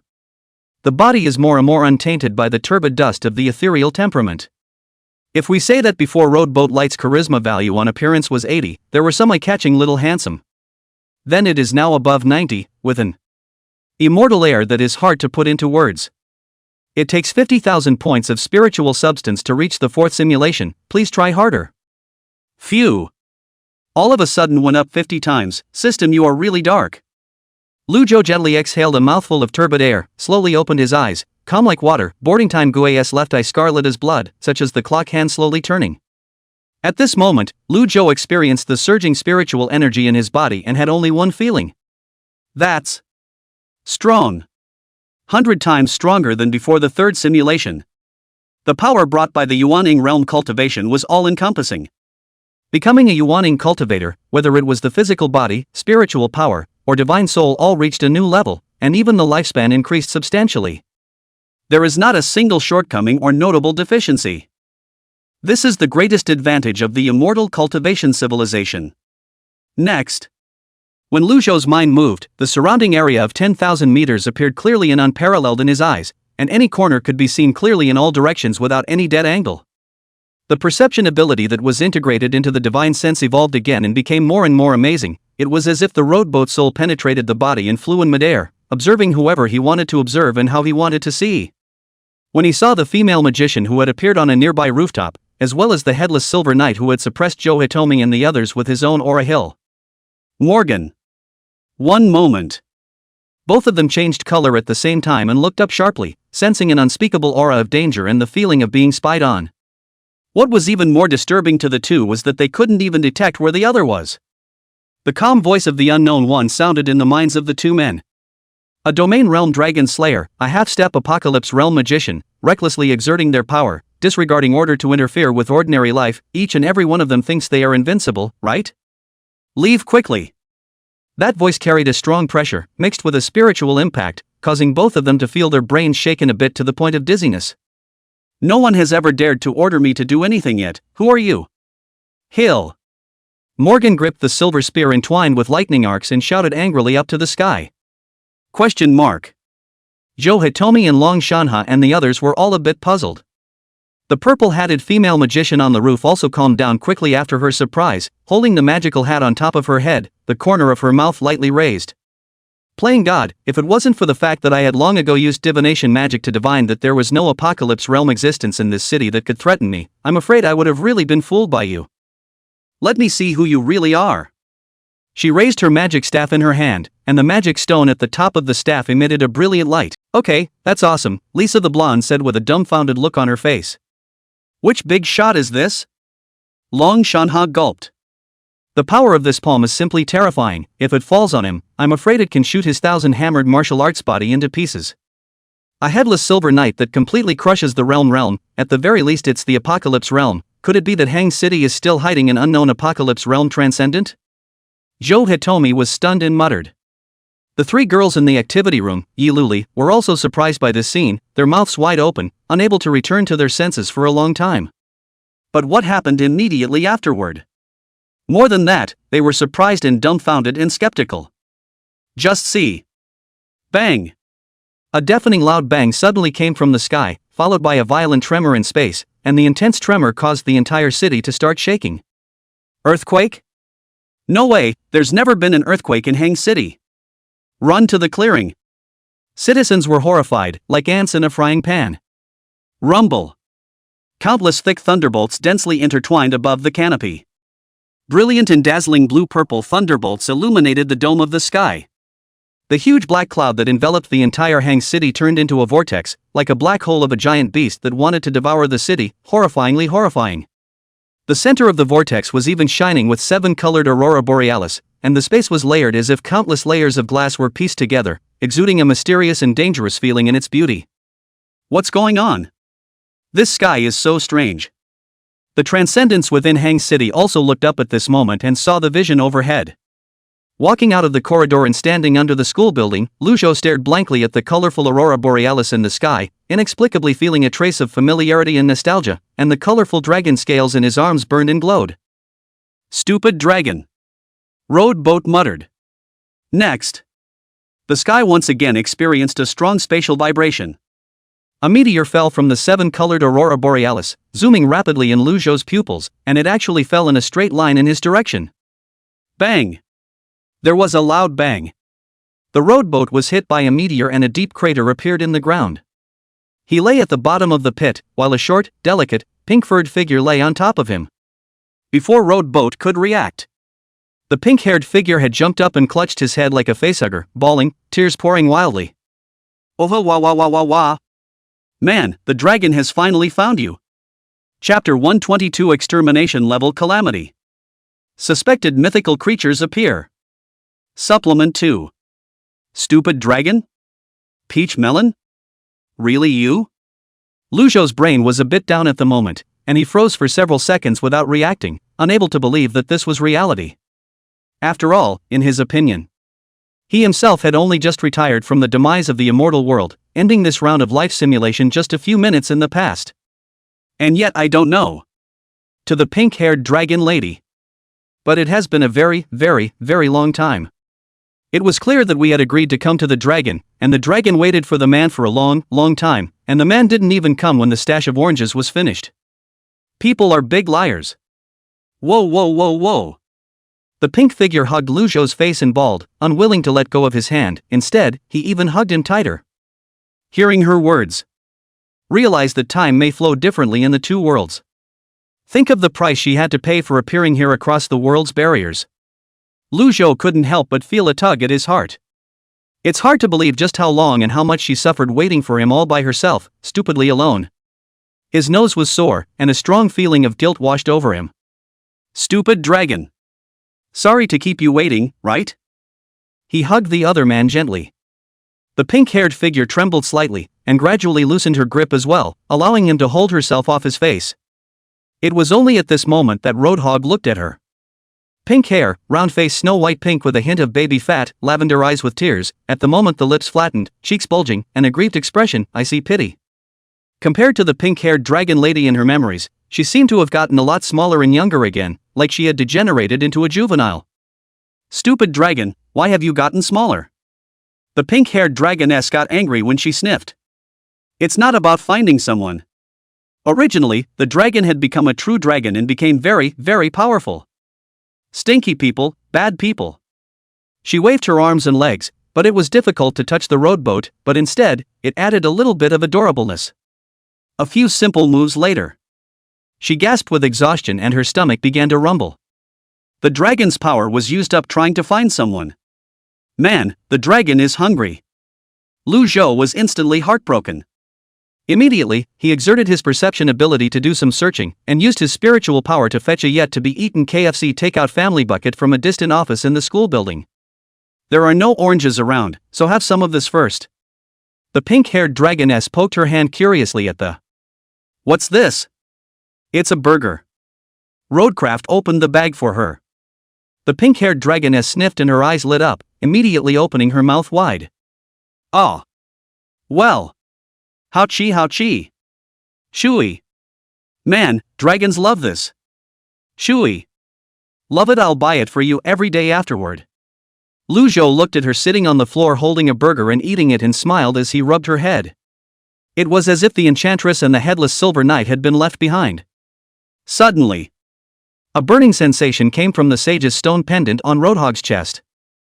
Immediately after, ka-ching! A loud, like the sound of some porcelain breaking, came from above the canopy. The pink-haired dragon lady who was feasting on the food also stopped her movements and raised her head with breadcrumbs on the corners of her mouth, looking up to the sky with some fear and uneasiness. Roadboat also noticed the difference and looked up. On the balcony of the State Security Bureau Hang City branch building, Fang Xiu was also staring at the canopy with a never-before-seen gravity. What the hell is this? In the center of the black cloud vortex with a diameter of more than 10 kilometers, furious and incomparable thunder and lightning intertwined, and the colorful aurora borealis that had originally seeped out of the spatial cracks turned into a substantial black liquid, filled with malice and distortion. The black liquid that dripped from the air, just as it hit the ground, transformed into a head of auger-shaped monsters that were as black as ghosts. Moments. Hundreds of pitch-black monsters made of black water then appeared in the playground of Hangzhou University and all over the campus. Roar! They hissed and growled and began to destroy everything around them. Is that the demonic creature you mentioned, Minister? Seeing this scene, Si Lu's cold hair stood straight up and he couldn't help but ask. Yi Luli's stunning face was grave as she shook her head. No, it's a bit different. This is the first time I've seen such a monster. Empty. Empty. Space shook strongly for the third time. This time, not only was the tremor felt in Hangzhou, but even the air began to vibrate and ripple. With Hangzhou University as the center, cracks began to appear in the nearby residential buildings, and people ran into the streets in fear. Is that dragon? The enchantress shook inwardly. She saw that in the dark depths of the center of that vortex, there swam an extremely large dragon shadow, and just a part of its body seemed to be able to cover the sky. The aura emanating from its body was even more terrifying, and even a half-step Apocalypse Realm female magician couldn't help but feel chills and trembling, and her hair stood on end. What level of creature is this? Long Shanha's teeth chattered. I have a feeling it will take Hang City off the map as soon as it shows up. It can't be a mythological creature of the Dangshan Third Realm? Headless Silver Knight Hill rushed out from the smoke and dust, looking at the sky with the same gloomy and ugly face. Is that a dragon? How could there be such a terrifying dragon species in this world? Oh, manga. Lisa, the blonde woman, even fell on her butt, her pupils trembling and her face white. Joe Hitomi was silent for a long time before saying, this is far beyond our ability, not only us, I'm afraid that even the headquarters of the Transcendent Masters pouring out may not be able to deal with. Now can only listen to the fate of the heavens. Perhaps the destruction of Hang City isn't even the worst outcome. The whole of China could be hit hard. Kazz. There was another loud sound of. Master, I'm not dreaming, am I? How can there be a true dragon in this world? Ah. Master, how did you suddenly become a Yuaning cultivator? I just dozed off, how long has passed, anyway? Lu Zhou ignored it and just muttered, a true dragon? He looked down at the pink-haired dragoness with a hint of inquiry in his eyes and. Is it the will of the jade clams? Jade Shell, the name of the dragon lady that once was. Aha! The pink-haired dragoness nodded somewhat sheepishly and scowled. In order to see people as soon as possible, the dragon cut off part of his true body and used up all his power before entering this world. That part of the true body and half of the dragon's power were taken by him, and now he must have come to try to eat the dragon.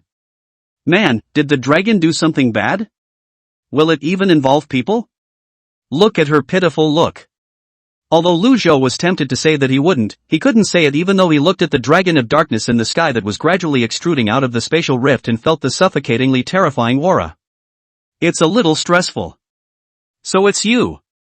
A familiar voice came out from the mouth of the dragon of darkness. Lu Zhou's heart sank when he locked him in with his gaze, and he immediately reached out to protect the pink-haired dragoness. Next. Several of the surrounding school buildings collapsed into pieces, and the ground sank into a depression. The other side. Fang Xiu of the State Security Bureau used a transcendent artifact for communication. and sent a message to his superiors. On May 22, 2025, at 22:23, location Hang City, there was an extinction-level calamity with the appearance of a suspected mythical creature. Chapter 123 The Alarmed National Security Bureau. The Chinese demigods were out in force. Somewhere underground in China. Inside the huge space that has been hollowed out is a modern institution built on top of an abandoned ruin. A giant elevator moved up and down, surrounded by bright lights, while equipped and armed to the hilt, with an assortment of hot weapons hanging from the walls in case of emergency. Logisticians in NSA uniforms came and went in a hurry. There were also some law enforcement officers among them dressed variously and wearing NSA medals. They are all transcendents, with different awakened abilities and belonging to very different categories. Among them were magic envoys from the magic side, imperial beast masters who had gained the ability to control beasts, summoners who served undead skeletons around them, and immortal cultivators surrounded by flying swords. Woo! Woo! Woo! The ear-piercing sirens resounded through the NSA headquarters located in the underground steel wall. The crowd at the National Security Headquarters looked up with stunned faces. 3 sirens is the highest level of alert. Could there be a meteorite falling? Next.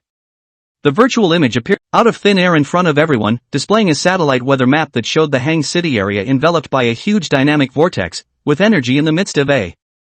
Repeat.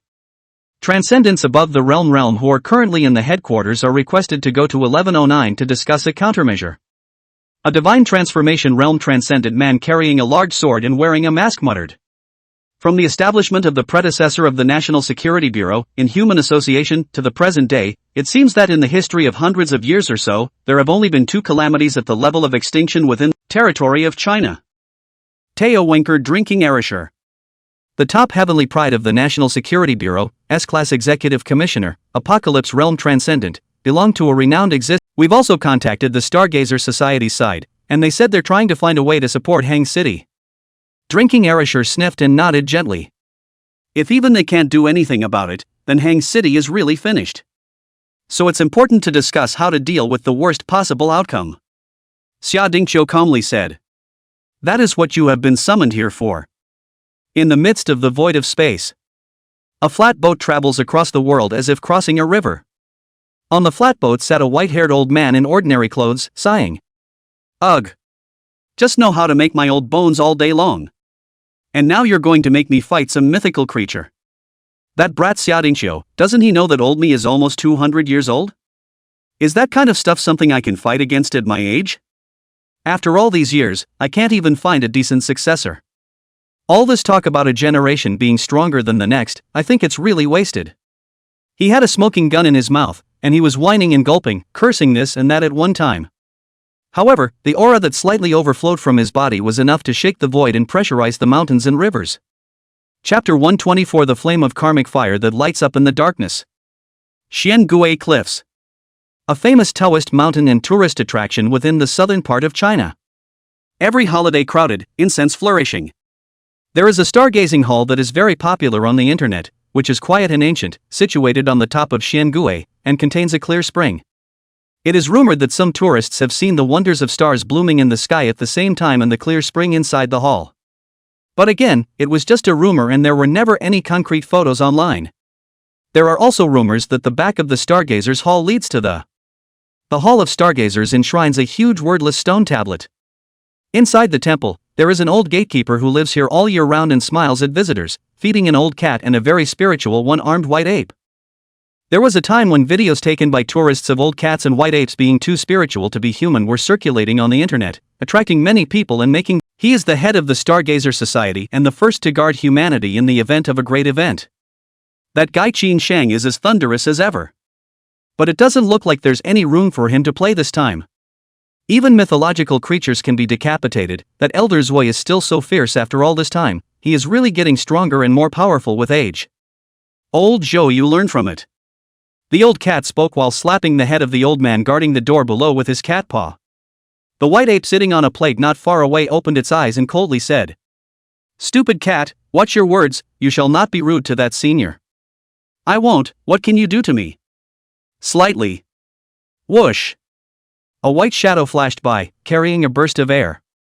The old cat was kicked off and flew backwards like a cannonball meteor, smashing heavily into the middle of the wall, its head sinking deep, leaving only a fat ass exposed, its tail drooping.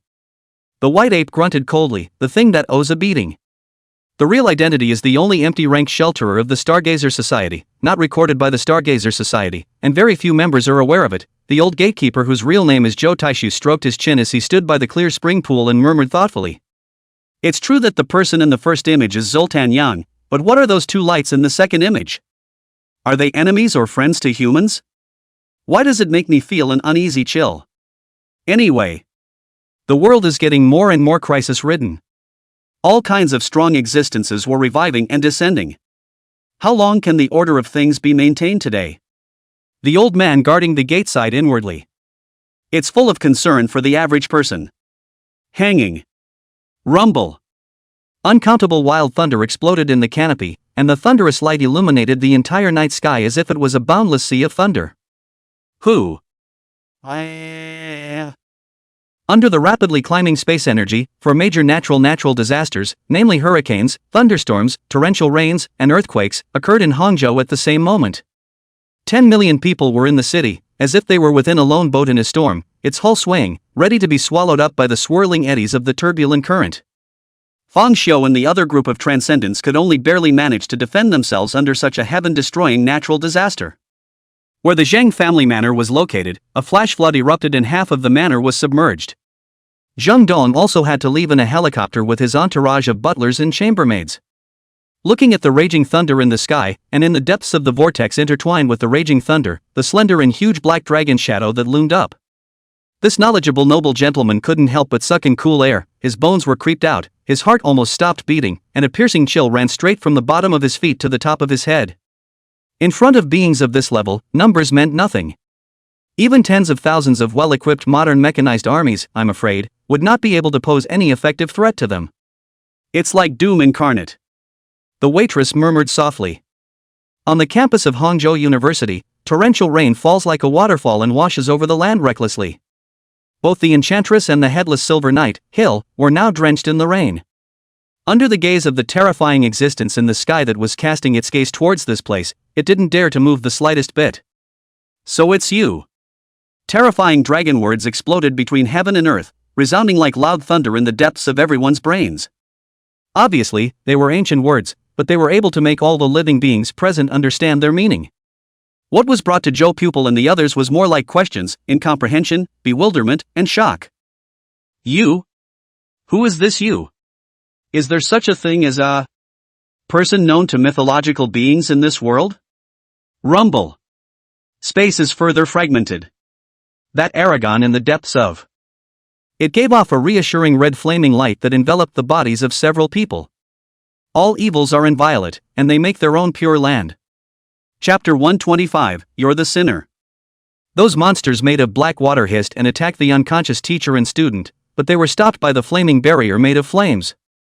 There were even a few heads that were suddenly ignited just as soon as they touched the red lotus flame, screaming miserably and turning into ashes, as if this flame had a huge killing power on them, as if it was a poison that could not be touched. Yi Luli, who was also gifted in the flame department, could even more clearly feel the strange and powerful nature of the fire lotus in front of her. Destroy, purify, guard, sanctify. As if it could sear and burn away all the sinful evils of the world. What a special flame! Who the hell is it? Yi Luli muttered. In terms of destructive pow. I'm afraid that this fire lotus was on par with her Qianlanli flame. However, the Qianlanli flame did not have this special effect of burning sins, devouring karmic sins, purifying the world, and guarding the hearts of the people. The difference is significant. And the one with an even bigger gap was Yi Luli and that unknown flame possessor. It was hard for her to imagine. What kind of power is it that can be harnessed so finely, sheltering thousands of people with their own flames? Bang! Amidst the rubble of a ruined and dusty school building. The rubble exploded and a slender figure stood up from it. Stupid dragon, hide away. Aha!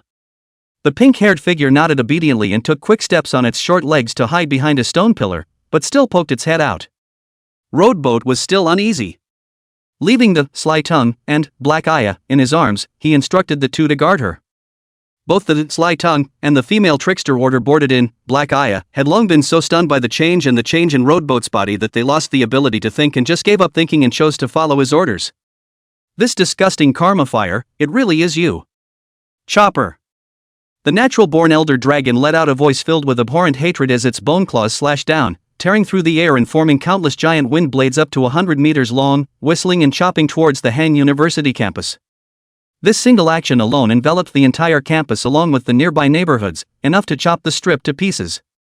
Hey, this is already at the level of large-scale destructive magic, isn't it? It's too foul, isn't it, this power? The female magician's forehead was sweating coldly, feeling that the situation was not good. She did not even think about it and immediately waved her magic staff, casting movement magic as a flash of ghostly light to drill into the void and escape. Next moment. A figure wrapped in flame light rose up from the ground and flew above the Hangzhou University campus. As he slowly raised his hand, a lotus platform of karma fire that had condensed into substance in the center of his palm slowly rotated. An incomparably huge demonic fire lotus appeared high in the sky as well, enveloping the entire Hangde and blocking most of the falling wind blades as if it was a boundary barrier. However, some of them also chopped down to the ground, cutting huge cracks in the streets beyond the Hangzhou University campus, causing several residential buildings to appear straight cracks and rumble as they tilted and slid down. He's that senior? Yi Luli also saw the silhouette shrouded in flames high in the sky and secretly murmured, her clear eyes filled with awe. As for Si Lu and Shen Yuyao beside her, they started praying early. I don't want to die before I step into the transcendental world. Whoever is coming is good. General. Help! Hill, the headless silver knight whose body was wrapped in lightning arcs and who was in the process of liberating his treasures, tilted his head and looked up at the sky. Is he the Chinese transcendent who spoke out a warning earlier? To even choose to face this kind of existence straight on, it is really stupid. At those words, Zhou Hitomi's eyes flashed as a wave of anger surfaced on her beautiful face. What did you say? Hill glanced obliquely at her and sneered, isn't it? With his power, there's no way he can be a match for that dragon, and will only end up in destruction. But he took the initiative to stand up for you ants. What is not stupidity? It makes no sense at all to have such a rare power and then choose to volunteer to die in sacrifice for the weak. It's just self-satisfaction bound by a culture of sacrifice and heroism. Strong people should always put their own interests first. Zhou Hitomi's eyes changed from anger to contempt, pity, and disdain after hearing his words. It turns out that the so-called dragon slayers of the Golden Secret Party are nothing more than cowards who only wield their swords at the weak. If you're afraid of dying, get out quickly. Hill wasn't offended and laughed softly, good luck. Next. His figure blossomed with incomparably dazzling lightning from within. A rank treasure liberated. The thunderbolt that shatters the firmament. The warhorse underneath Hill disappeared, and in its place was a thunder chariot that carried him as a pillar of thunder breaking through the air and disappearing in an instant into the depths of the thunder sea. Click, click, click. A thunderbolt struck on Erlong's body, but it was as if it was scratching an itch. You've gotten weaker, Dragon Chopper. I'm just waving my hand, and you can't even take it, and you still presume to protect those mole crickets? The Earl Dragon swam in the air, its large dragon eyes reflecting the figure with red lotus karma fire wrapped around its body, its tone full of contempt, complacency, and mockery. Haven't seen you for millions of years, I can't imagine that you've weakened to such an extent. Where has the overwhelming grace that once stirred up the immortal cultivation realm with your own strength and caused my Jiaolong descent to die and be injured so badly gone? Even though you succeeded in your plot, united with Gong Nanchua to behead all the world's scaly dragons, and allowed that stupid dragon to carry the scaly dragon's chi to achieve a true dragon to end the 10,000-year-long human dragon war, but in the end, it was me who found the opportunity to remain silent for 10,000 years, and at the end of the day, Jedi flipped the script. Just by swallowing that stupid dragon, I will become a complete true dragon. From now on, I will travel beyond the world and do as I please. This game of chess, I won after all.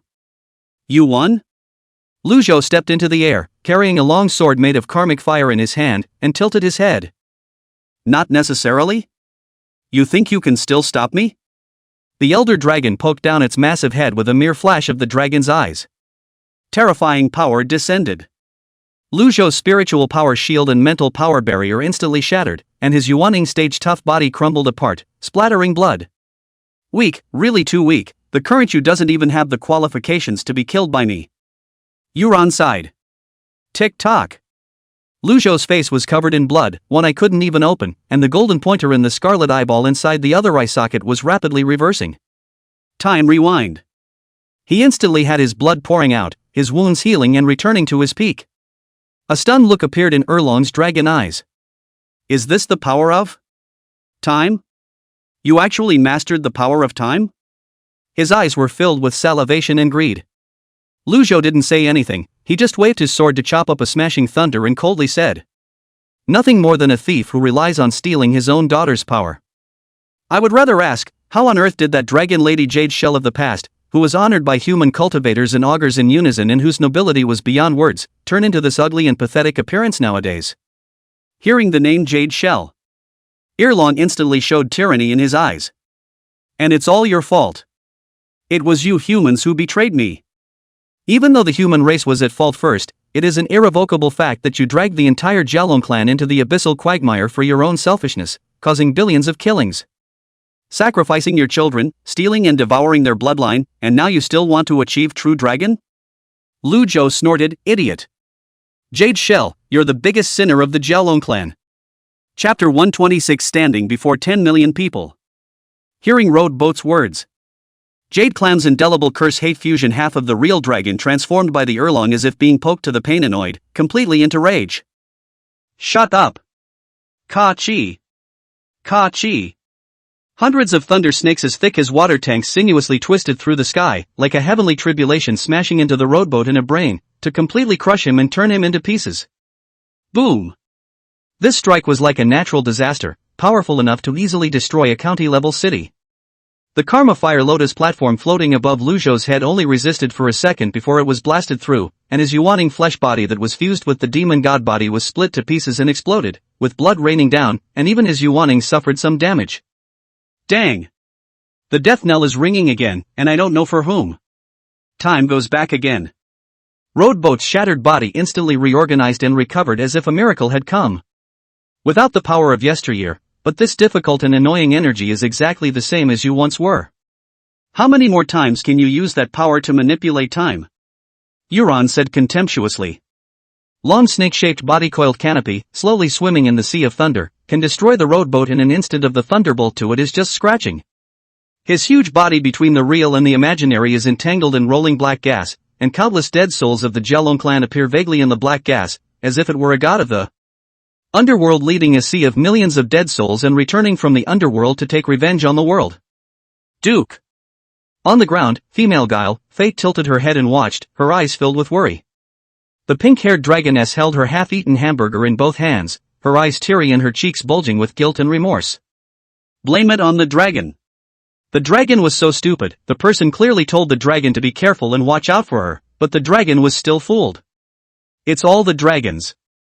But outside the world, after tens of thousands of years of long search, coupled with the forced breakthrough of the world barriers and split the power in Dragon Lady Jade Clams completely disconnected. She's too weak now.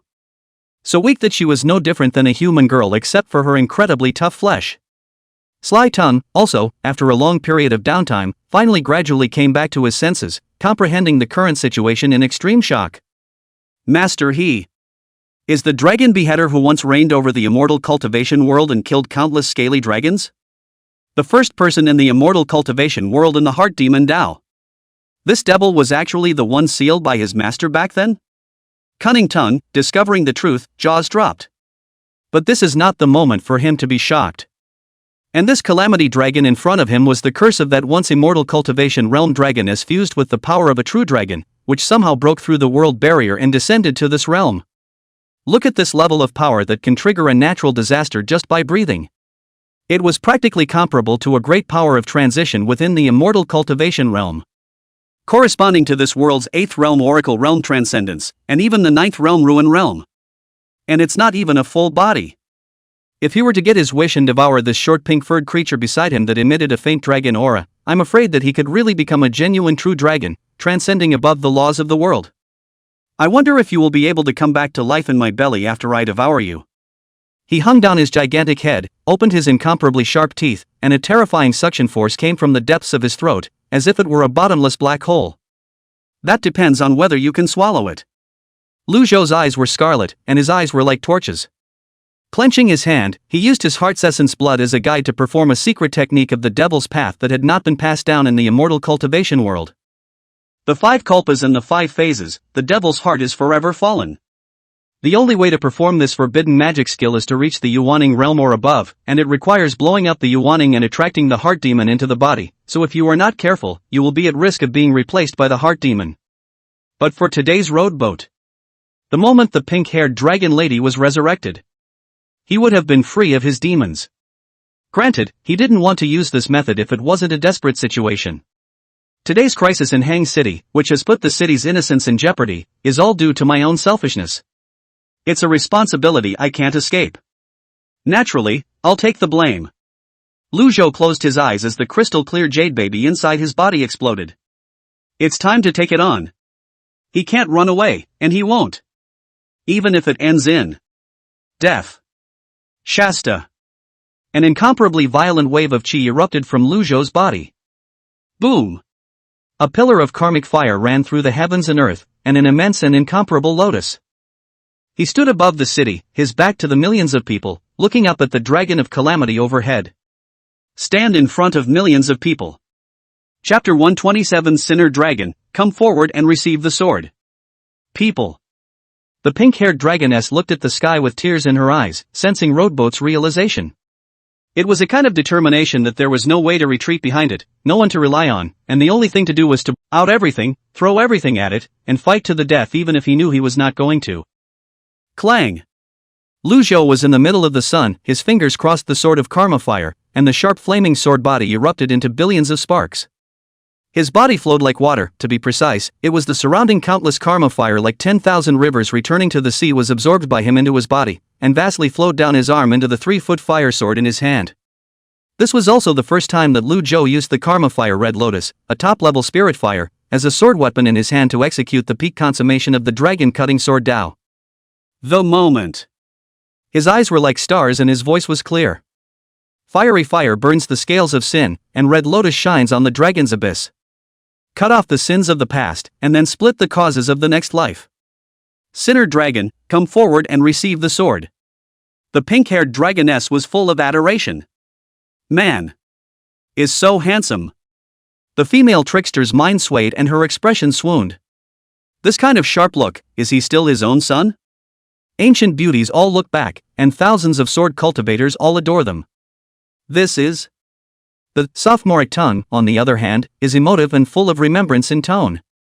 This is the overwhelming style that belongs to the dragon chopper. For his part, Yuran burst into a rage. A mole cricket that was bigger in his eyes even presumed to provoke the true dragon? Roar! He let out a roar, and the terrifying sound waves stirred up the layers of thunderclouds. Lu Zhou also chopped out a sword that fused karmic fire at this moment. Fire Raccoon Robe. Purgatory karma fire fused with countless sword chi transformed into a burning Buddhist robe, covering half of the sky dome and blocking the sound wave attack. Today I will make your sword destroy fire and perish along with this world. Yuran growled. A claw fell towards Roadboat. Under his terrifying physical strength, space crumbled inch by inch, and shockwaves that condensed into substance mixed with the power to corrode and disintegrate everything spread towards Lu Zhou. The next convenience is the city in Hangzhou, and Roadboat can't avoid it, so he can only take it hard. The chopping block. Lu Zhou handed out a sword. A volatile sword chi entwined with karmic fire transformed into a pillar of light and broke through the air, and before it could hit the falling bone dragon claws, the two sides' forces collided together in advance. Boom! The two huge wind pressures collided with each other, emitting a deafening roar. Streams of fire overflowed and arcs of electricity intertwined. Next moment. The sword chi that Lu Zhou chopped out crumbled, and the left half of his body was corroded by the remnants of the claw power that fell, and in an instant, his flesh and blood were scorched and white bones were visible. In the meantime. Swish! 36 immense and incomparable crimson sword shadows appeared on all sides of Irlong, falling at the same time like guillotines. Aragon swung his tail and destroyed all the shadows of the chopping sword. Dang! Roadboat cast the power of time trick for the third time to make time go back. At the same time, he chopped out a sword again. Infernal lights. A sword chopped out, volatile sword chi wrapped Red Lotus karma fire into burning 12 green lamps, as if the sun hanging in the four sides of the dragon, or the lamplight, the dragon gas are turned into lamp oil. Even mythical beings such as Erlong, who was only half a step away from being a true dragon, were not spared, and the black aura around them was bared as it was scorched. But that's about it. Ho ho ho! Burning out the karmic fire and fighting to shatter the firstborn, just for this moment of bloom. Even so, you still can't cross the gap between your realm and mine. The elder dragon's mouth spits out a storm, blowing away the green lantern. The huge dragon eyes flashed with black light. Click! Countless bizarre dragon shadows drilled out of the void around the rowboat, stretching out their long dragon necks, ignoring the karmic fire around them, opening their mouths covered in sharp teeth to bite his body in death, biting through flesh and blood blooming. The intense pain made Lu Zhou's brows furrow. Damn it! That senior fought desperately to the death to protect us, and all we can do is watch, for us sake. Long Shanha inside the campus watched with gritted teeth and eyes wide with rage, clenching his fists in death, itching to immediately break through the boundaries to become a demigod martial artist of the third realm of the Denshin realm, and punch out that Erlong's head. I'd advise you to put that idea to rest. Hitoshi Joe was still calm. Right now we are in the middle of that senior's shelter. If we leave this area, I'm afraid that we will be instantly torn apart by the aftermath of their battle. The blonde hybrid woman nodded as well. More than that, let's consider how to deal with so many black shadow monsters. Long Shanha twisted his head to look, only to realize that unknowingly those black shadow monsters in the form of augur beasts had already surrounded them. Chapter 128. Don't worry, there's still Xian. Make up a chapter. Activity room. Yi Luli withdrew her gaze from the sky dome. With her strength as a blood-burning realm transcendent, she could only see a grain of fire flying in the sky. Engaging in fighting with that huge and terrifying dragon-shaped creature, she could do nothing at all, and she could not help, but only added to her worries in vain. As it is, might as well listen to God. She drew her own weapon from the void, the Karma Blade. I know this day has been a shock to you, and to me as well. There's nothing more to be said about what's happened. Whatever the outcome, we'll bear it together. Next, you guys wait here in peace. I'll go help Teacher Joe and the girls deal with the monsters. After Yi Luoli gave a few instructions to Si Lu and Shen Yuyao, he pushed open the window and directly leaped down from the fourth floor carrying a knife. On her way down, she stomped hard on the wall, and her figure used the force to shoot out like a stray arrow, rushing straight into the group of black shadow monsters. Swish! Blue firelight flickered as slim, straight cuts surfaced on an augur monster. Click! It was cut in half and reduced to ashes. Mr. Chow. Yi Luli came beside. The female trickster was suddenly in a state of blossom. Little woman now. She merged into the black damask, from which a silk thread extended, rushing out of Hang University, through the streets, and on to the distant city. It was a good thing that the city was in the midst of darkness and chaos and no one noticed the anomaly. And at this point, above the canopy, Roadboat was also on the verge of not being able to hold out any longer. Might as well say that being able to hold out for so long under Erlong, who possessed some of the power of a true dragon, was already considered no small miracle. He would never have been able to do it if he didn't have the ability to go back in time shenanigans. The difference in realms was simply too great. Hoo. Lu Zhou's entire body was bathed in blood, his immortal spirit body was scorched black by the black thunderbolt of the Erlong interspersed with curses, and there were bizarre blackine symbols crawling all over his body as if countless small dragons were gnawing on the flesh and blood, and the karma flame sword in his hand had already appeared to have cracks, and the flames around his body began to extinguish. The time trick reached its limit under the successive time regressions, and scarlet blood flowed out of the eye sockets, making it a struggle to even open them. The cultivation backlash brought about by the shattered Yuaning caused his body to become riddled with holes and his roots and bones to shatter. Still no support coming from the NSA or Stargazer. The bastards. I'm really not going to be able to hold out much longer. A trace of bitterness appeared on Lu Zhou's face. Pust. Another mouthful of blood came out of his mouth. He couldn't help but pestle his sword and half kneel in the void. Click, click, click. The pitch-black thunderclouds with a range of 50 kilometers overhead were converging for the next round of attack. The power comparable to a pseudo-heavenly tribulation would not be easy to resist even for a single tribulation cultivator, not to mention the oiled-out roadboat. Next, it's your end. Aragon opened his mouth wide, a horrific spit brewing deep in his throat, to annihilate the annoying ant that had entangled the two worlds along with the city he was trying to protect with this blow. Lu Zhou retracted his eyes and let out a soft sigh. To this point now, some of the means he possessed had been exhausted. It ends here. Tick. Tick. A drop of blood slid down Lu Zhou's face and landed on the sage's stone pendant in front of his chest, and the pendant became a hot, bright red like it had never been before. The SS-class serial object located deep underground at the NSA headquarters, the eternal and indestructible crystal coffin, suddenly began to vibrate, along with the entire area, and countless members of the NSA were terrified. "Father!" A somewhat ethereal voice came from the depths of the void. "Don't worry. Your side." And hey at. Roadboat was slightly stunned and looked up in confusion. Is it a hallucination? Why did he seem to hear she's voice? Kazz. The terrifying thunderbolt brewing in the dark thunderclouds descended. Boom! Destructive spit burst out from the mouth of the Erlong. The next instant, dazzling and incomparable red light lit up from the sage's stone pendant on Lu Zhou's chest, and where the light shone, space and time seemed to be frozen. An illusory phantom appeared behind Lu Zhou and gently wrapped its arms around him. Father. Chapter 129 Transcendentalists, terrifying as hell. It was as if Roadboat was petrified. Stiffly, he twisted his head. In the scarlet pupils of his boarding time shenanigans, an incredibly beautiful face was reflected. She wore an imaginary crown on her head, her long red hair fluttering like seaweed, like ruby eyes with a full smile. Her slender body was a head taller than Lu Zhou, majestic and noble and absolutely beautiful and transcendent, together with the ethereal emptiness, surrounded by esoteric runic forms, like a god descending into the world. Hey! Roadboat muttered, somewhat doubting his eyes. Is it really you? Yes, Lord Father. Tears of joy seeped out of Shi's eyes as she cupped Lu Zhou's face with both hands and lowered her head to gently press her forehead against his. She closed her eyes and smiled a happy smile full of nostalgia and contentment as that little girl did back then. Across endless time, Hei has finally found Lord Father again. Hei really misses you. Tick. A tear crossed her cheek and dripped into the void, shattering and sending a ripple. It was as if time was frozen at that moment.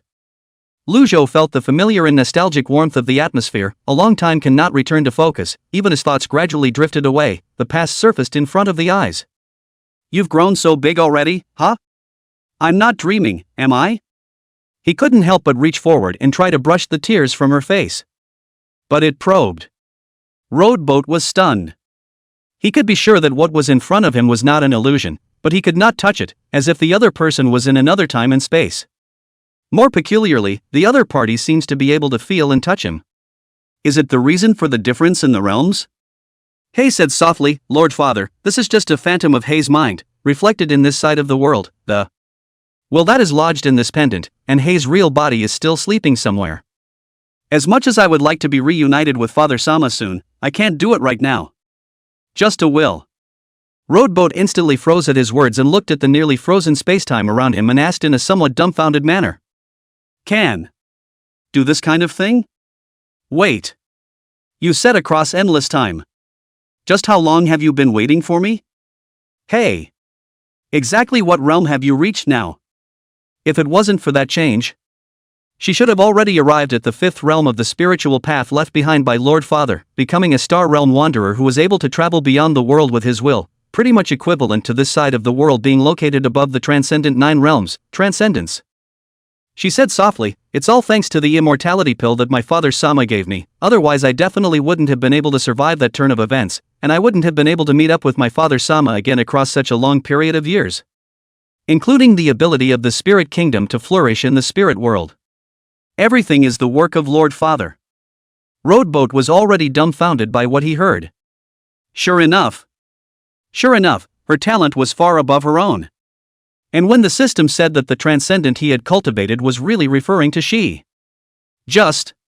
What about the spirit kingdom and the spirit world? Seems a little familiar, like I've dreamed about it before. Father Sama.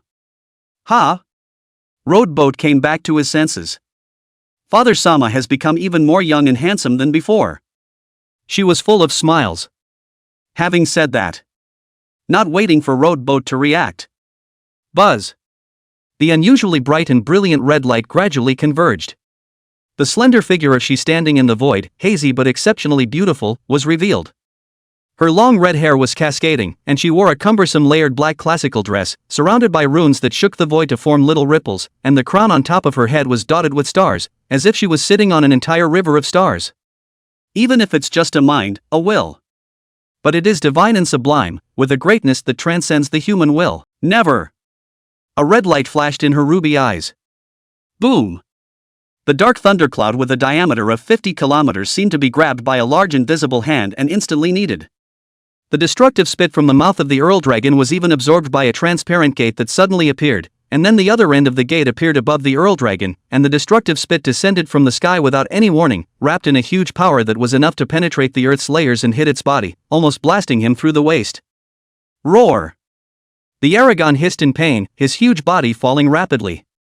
She looked down at him, ripples spreading outward around her body, and the shadow of a crystal coffin appeared behind her, her stunningly beautiful little face filled with indifference and majesty. Little tiny reptiles, stealing a sliver of the greatness that belongs to the transcendentalists, but not knowing how to use it at all. Thou knowest not at all, what is transcendence? She stretched out her fingers, and the mysterious light at her fingertips flickered as the endless rune culture became a sea of runes. 3 huge and incomparable crystalline tentacles poked out from it, wickedly slippery, and wrapped around the downward falling Aragon from above. In front of it, the 10,000-meter-long Aragon turned out to be the size of a pocket-sized hand puppet, and it was difficult to break free even if it struggled desperately. Roadboat was already looking dumbfounded. The terrifying Aragon that had left him powerless and in vain despair. In she's hands, it has become a toy to be held at will. And this. It is still only a piece of her will, an unknown fraction of her power. The Transcendentals are as terrifying as they come. What NSA, what Stargazer Society, what Golden Secret Party? Anyone who hasn't come to help with the effort by now, get out of the way. It's still got to be the self-same female goose that gives it away. For the first time, Lu Zhou had a feeling of eating soft rice, eating the soft rice of his own female goose. It smells good. Chapter 130 Eating soft food, it's so damn fragrant. Rumble. Thunder rolled in the sky. But the torrential rain, wild thunder and earthquakes in Hangzhou have stopped for the time being. Citizens looked up at the sky and blacked out. Previously, one could also see the visions of countless thunder snakes dancing wildly, huge black cloud vortexes and beautiful demonic red fire lotuses. But at the moment there was nothing to see. Stopped. Is it okay already? Great, that really scared me. I told you it's nothing serious, right? Hang City's such a good place which will happen earthquake one and all do not believe me, really. Hey wife, help me get a pair of pants over. NSA branch. It seems to have stopped, and the red lotus boundary that enveloped the city has disappeared. What the hell happened? Jiang Man, who was dressed in a tight combat suit, tilted his head and stared intently at the sky and said, "Is it over?" Next to him, Fang Xiu didn't say anything. Is a plague of the level of extinction of a nation to be ended so easily? Not necessarily. It seemed to him more like the calm before the storm. The incomparably thick layer of thunderclouds. Zip. After the entire body of the Earl Dragon released its body of black light, turning into billions of spikes to stir up those 3 crystalline tentacles, for the first time, the dragon's eyes revealed a look of gravity. Who art thou? Me? She said calmly. The billions of living beings in that world where I am call me the Spirit Emperor. Along with the words Spirit Emperor. It was as if the songs and praises of countless beings resounded again in the distant void, chanting hymns. Roadboat also vaguely heard the voice of the pious and incomparable soul in the dream. Initial prophet. The great savior. The original exalted one. On the call. Lu Zhou will detached from his physical body, and his gaze seemed to cross the infinite void, seeing a huge city floating on the sea of spirit, seeing the stone monument inscribed with the law inside that city, seeing the huge idol that had a slight resemblance to him, and seeing the countless vapid spirit bodies inside the city kneeling down in front of the idol. After a brief moment of disorientation, some epiphanies came to mind. It was as if there was a mist in Lu Zhou's mind that was blown away by the wind, and everything became clear. That's the Spirit Kingdom? It turns out that the Spirit Kingdom is the civilization I once created with my own hands in the first simulation world. Exactly. A scepter made of the power of the mind and emitting a bit of starlight appeared in Shi's hand. It is both a scepter and a power. Father Sama is the guide of the world. As she waved her scepter. Boom! A huge mountain full of thorns and iron thorns was materialized into this world out of thin air, placed in the midst of a thunderstorm with countless steel thorns sticking out and wrapping around the Aragon, confining and binding it to the huge mountain. Millions of thunderbolts rumbled down. Immediately after, Countless mirrors appeared in all directions, from which materialized weapons made of each element were drilled. There are flaming spears. There are arrows of ice and snow. There's the stormtrooper. There is the blaze of the sun. Each of them contained terrifying elemental might, as if they were executions, and they fell on Irlong in a vast manner.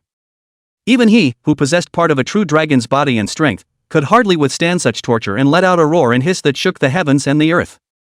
At the same time, Roadboat also noticed that with the use of power, She's figure beside him gradually became more and more illusory and olfactory.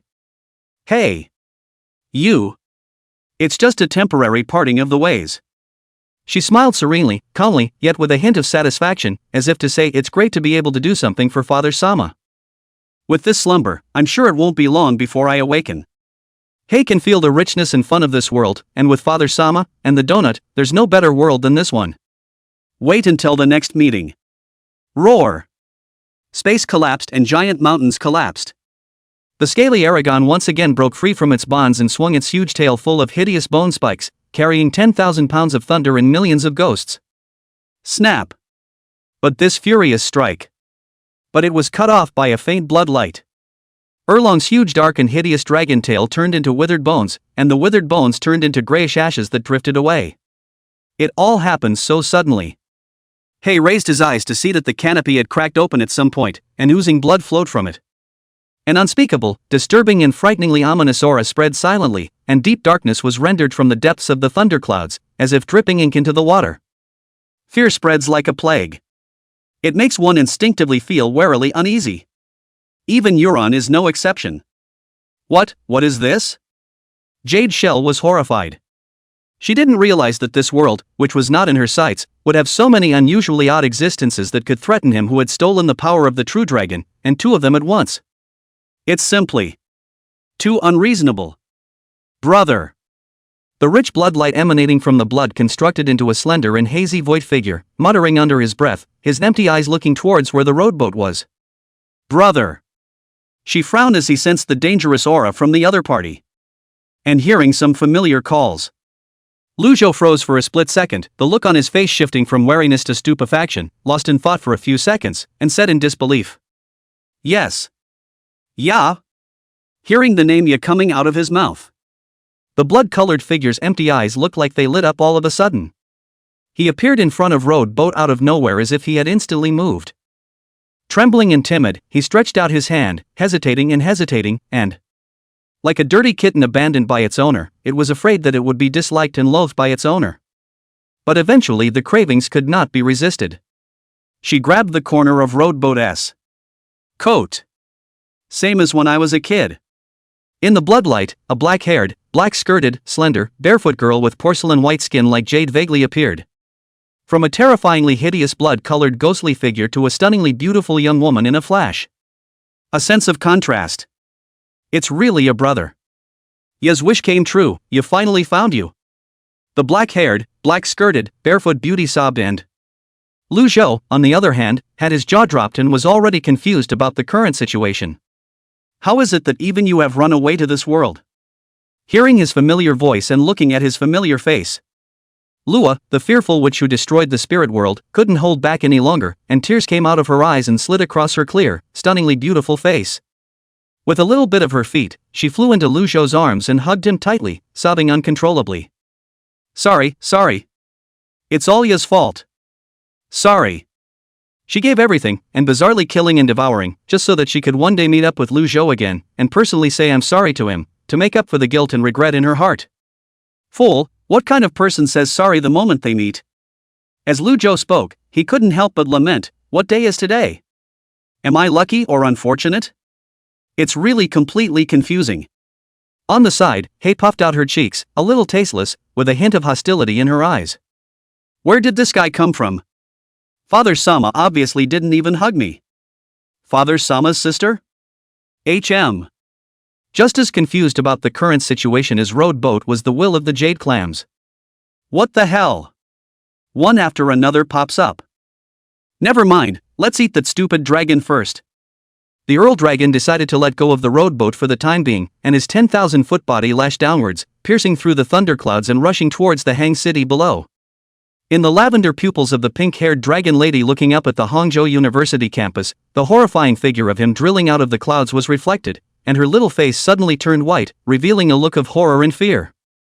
Stupid dragon! Roadboat's expression changed when he sensed his intentions. She and Lua immediately sensed his eagerness. Leave it to me, Father Superior. I can finally help my brother. The two said, exchanging hostile glances and cold grunts. Each transformed into two streams of light. One red and one black. It broke away from Roadboat's side. Before Aragon, who had just arrived 1,000 meters above the ground, could react, he was knocked into the sky once again. In the meantime, the female guile, life on the ground, manipulated the black damask threads and had also retrieved the scroll. Chapter 131, Attention of Top Transcendent Forces. Boom! Boom! In Lu Zhou's eyes, he could only see bursts of thunder flashing in the sky, illuminating the gaps between the clouds one after another. He floated in the air with what was left of his spiritual energy, tilting his head to gaze at this splendid duel that was quite rare even in the Blue Star's splendid human transcendent history, existing on the level of the three visiting transcendents. Or maybe never. The battle continues as He and Lua take on the eldritch dragon made of the cursed will of the jade clam. He held the staff that symbolized the authority of spiritual attributes in his hand, depriving Aragon of the power to harness the elements of wind and thunder with a higher realm, causing every attack to resemble a raging natural disaster bred by nature. Roar! The Erlong was also not willing to show weakness, wrapped in the sea of the dead, transformed by the 10 million Jiaolong undead grievances, his flesh easily tore through space, and his mouth spewed out the 5 elements reversal spit. From the sky, it looked like a long fiery serpent running straight through the earth in the night. The man leapt from the highway and jumped 100 meters into the air, laughing too. Ah, Elder Zhua. Sure enough, it's you. This is quite a coincidence. So it's you, kid. A rare smile also appeared on Zhua Tianyang's face. I told you who it was. The visitor smiled broadly and landed on top of a building below the virtual boat, arching his hand and clasping his fist. Qin Shang, meet Elder Zhua. Vain head, when did you become so polite? Ha, don't I want you to give me a ride? You are also going to Hang City, right? Suddenly, Qin Shang's face changed slightly. Zhua Tianyang also frowned. Those two forces have become weaker? Elder Zhua, hurry up. Qin Shang sat cross-legged, his complexion rare and serious, adding a few points of solemn majesty. The great war that took place in Hang not only caused unusually extreme weather and geologic disasters in several cities near Hang. Even a super-sized wind cluster began to appear on the surface of the sea, and the waters of the oceans rolled over in shocking waves. Coastal cities around the world issued early warning alerts that a tsunami was on its way. South America, it's still daylight. Deep underground in a 500-meter-tall building located in the center of a bustling financial metropolis. Staff come and go. President, the level of the disaster that occurred in Hang City, China has been further elevated.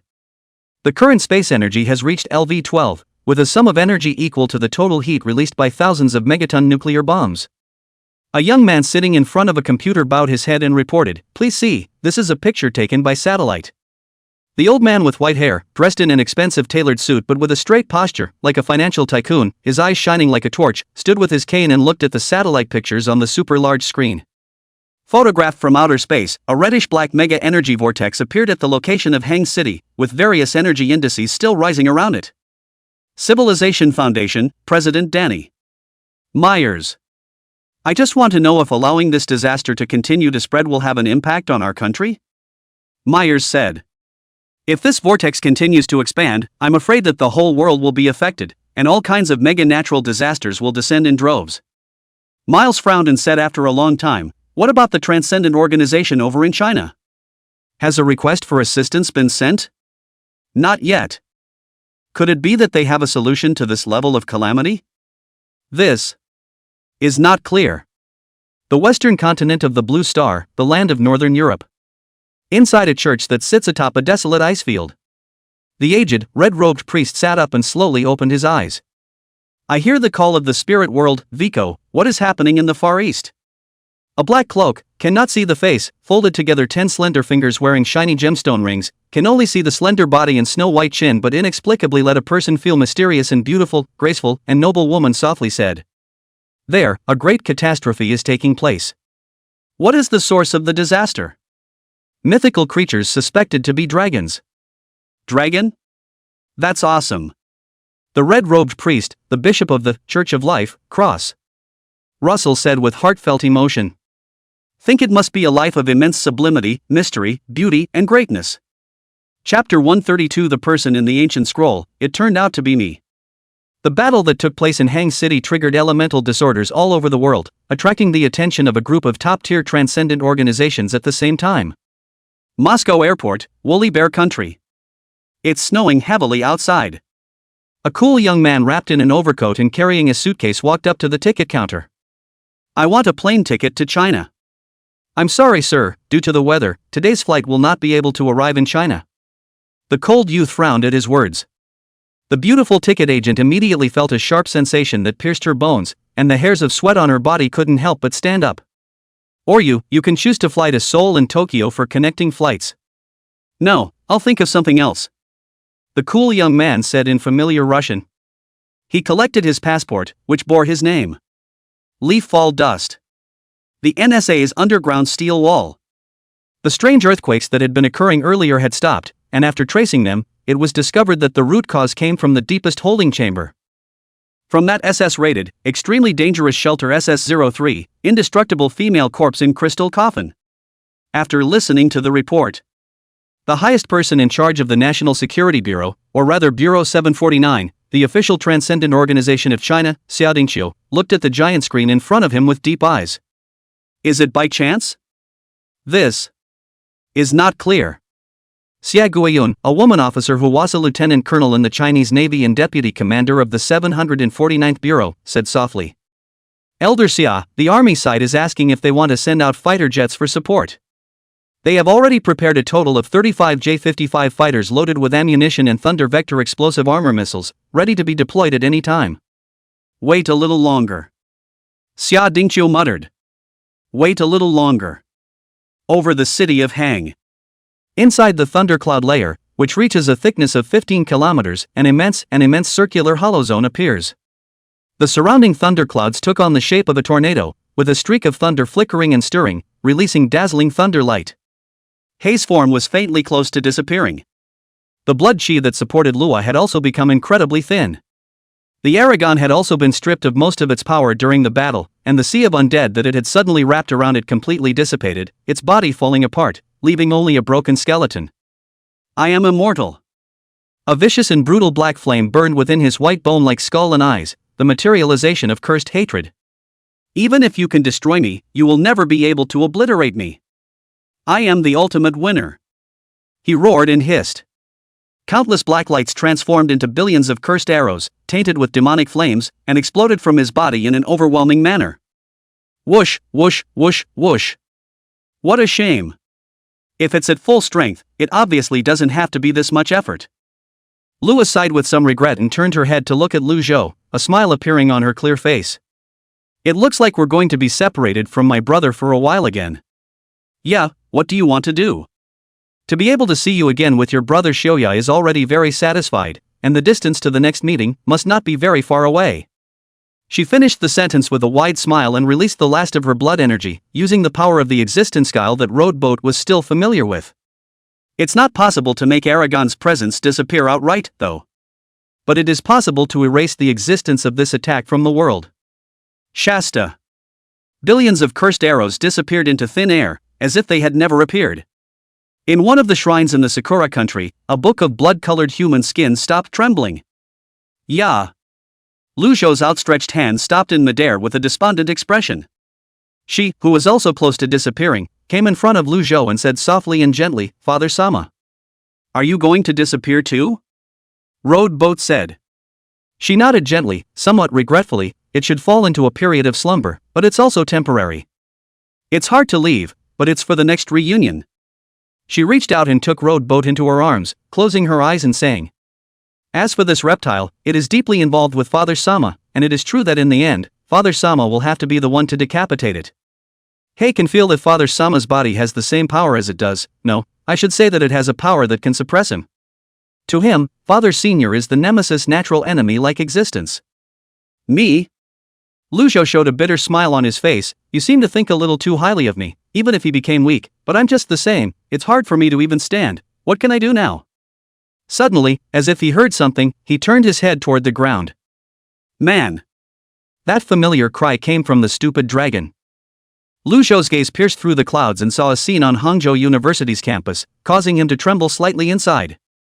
The diminutive pink-haired Dumbo dragon was seen holding a scroll and spinning his right hand so hard to build up his strength that stormy winds were blowing all around him. Man, get it!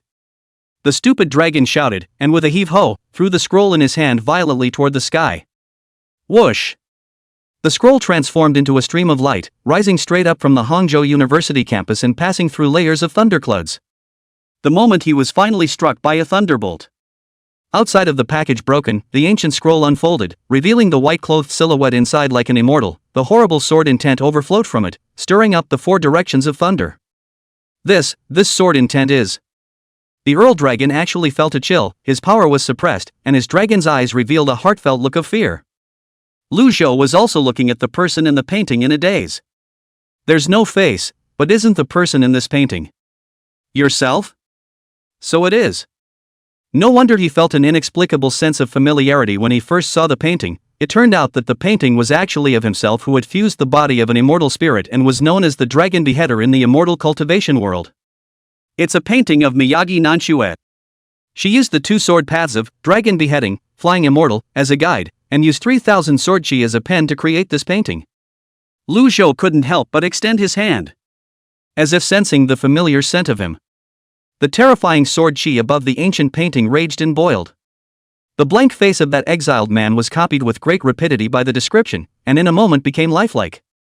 White-clothed exiled fairy, misty near the dust, graceful, unrivaled in the world. Maybe this is what Gong Nanchua sees in him. Lu Zhou thought of that woman sword immortal, his eyes were complicated, and he muttered, I'm sorry. He will always believe that Lord Father can work miracles if he wants to. She finally pressed his forehead against the rowboat, and his body completely drifted away, the remnants of his power turning into a red light that shot up into the sky. Erlong was bound by countless red chains that had drilled out of the void, as if he was tied to a giant pillar of heaven, waiting to be tortured. Phew! Lu Zhou slowly exhaled a mouthful of turbid air, bracing his tired and weak body. Since both she and Xiaoya chose to believe in themselves. So what reason did he have, not to put up a fight for once? Come on! Lu Zhou looked toward the scroll and reached out. The white-robed exiled immortal transformed by 3,000 sword chi on the scroll stepped down from the painting and stood face to face with him. He asked a question, the same question that Gong Nanchua had once wanted to know the most. Do you regret it? Rowboat, on the other hand, still answered in the same way. No regrets. The white-clothed exiled immortal who looked similar to him, only with long black hair and a long shirt, smiled as if he was walking towards rowboat like a shadow and reunited with his figure. Clang! An incomparably ear-piercing sharp sword chirping sound resounded between heaven and earth, as if summer cicadas were chirping in the branches, and the air tore apart like a crack. In an instant, a brilliant and incomparable snow-white sword light blossomed from Lu Zhou's body, piercing through the thunderclouds, penetrating heaven and earth, and illuminating the night sky. Like a white sun suddenly appeared in the air. The sudden round of snow-white bright light in the dark canopy made countless people in Hang City below, including Yiluli, Manhwa, Zhouxiu, Zhengdong, couldn't help but raise their heads to look at the flickering and bright star, full of shock. Chapter 133 Dragon Beheader, Sword beheads the Eldritch Dragon. A sword light that penetrated through heaven and earth. Ah! Within the Gao family villa in Hang City, Lu Bai, who had become an awakened person, only because he tilted his head to look at the blazing sun one more time, both of his eyes were pierced through by the sharp sword light, and he let out a mournful and miserable scream as blood poured out. Containing the power of an ancient snake demon, she was even judged to be an unformed scaly dragon clan under the terrifying sword intent that cuts down all scaly dragons in the world, and thus was subjected to a heavenly tribulation like sword Dao pressure victory. She screamed miserably, lying on her back in the villa's yard, now with a long tail and dense scales growing on her snow-white skin, struggling and writhing on the ground in agony, overturning everything around her. So painful. Who will? Someone kill me.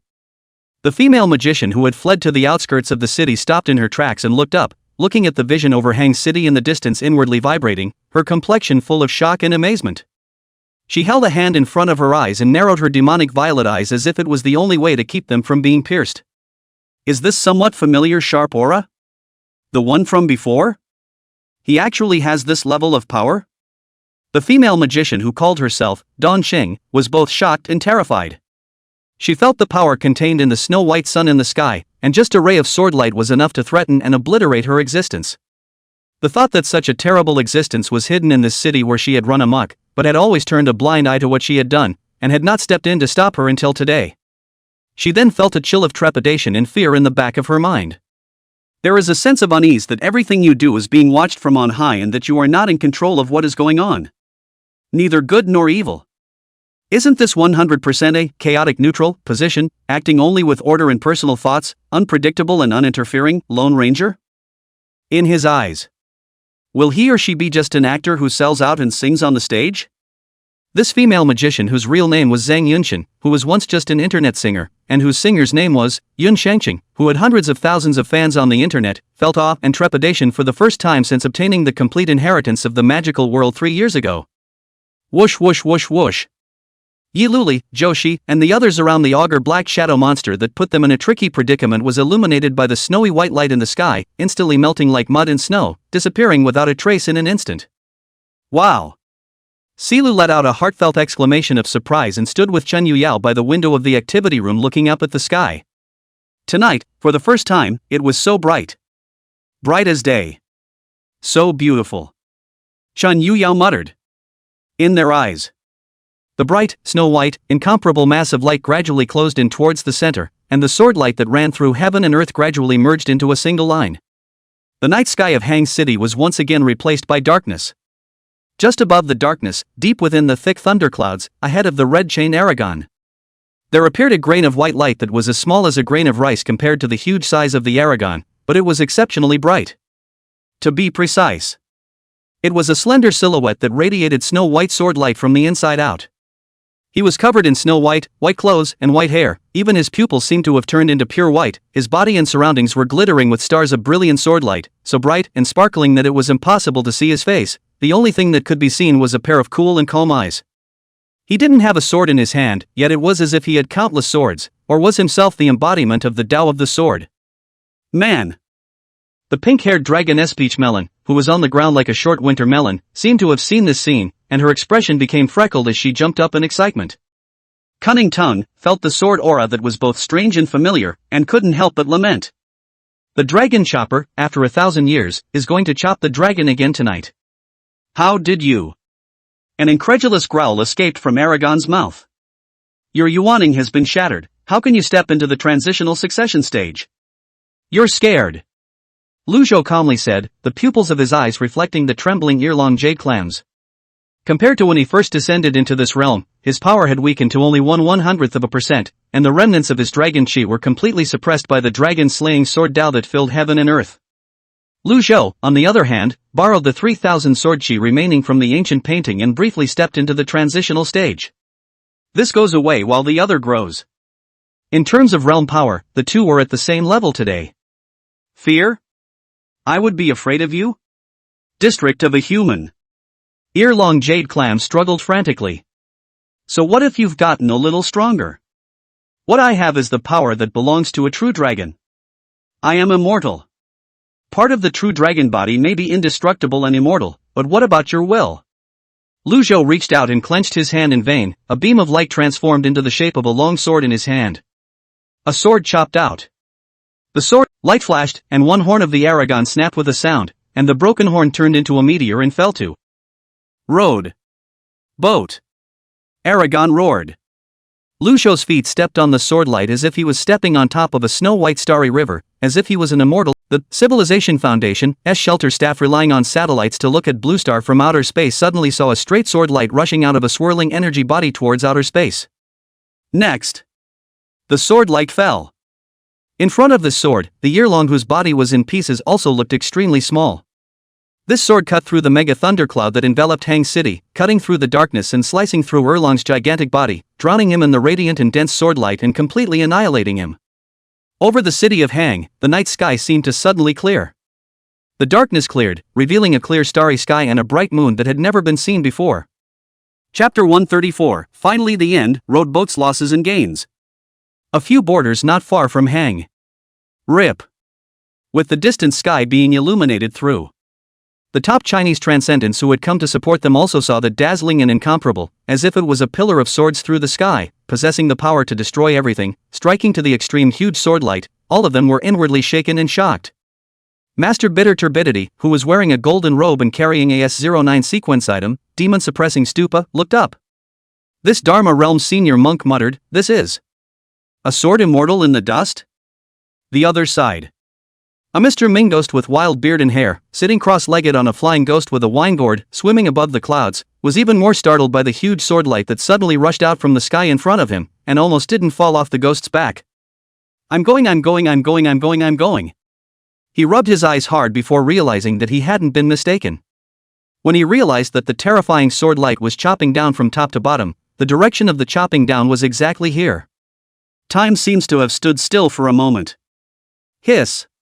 This top transcendent who had also stepped into the Dharma phase realm had his chills rise and he sucked in a breath of cool air, feeling the aura of death for the first time.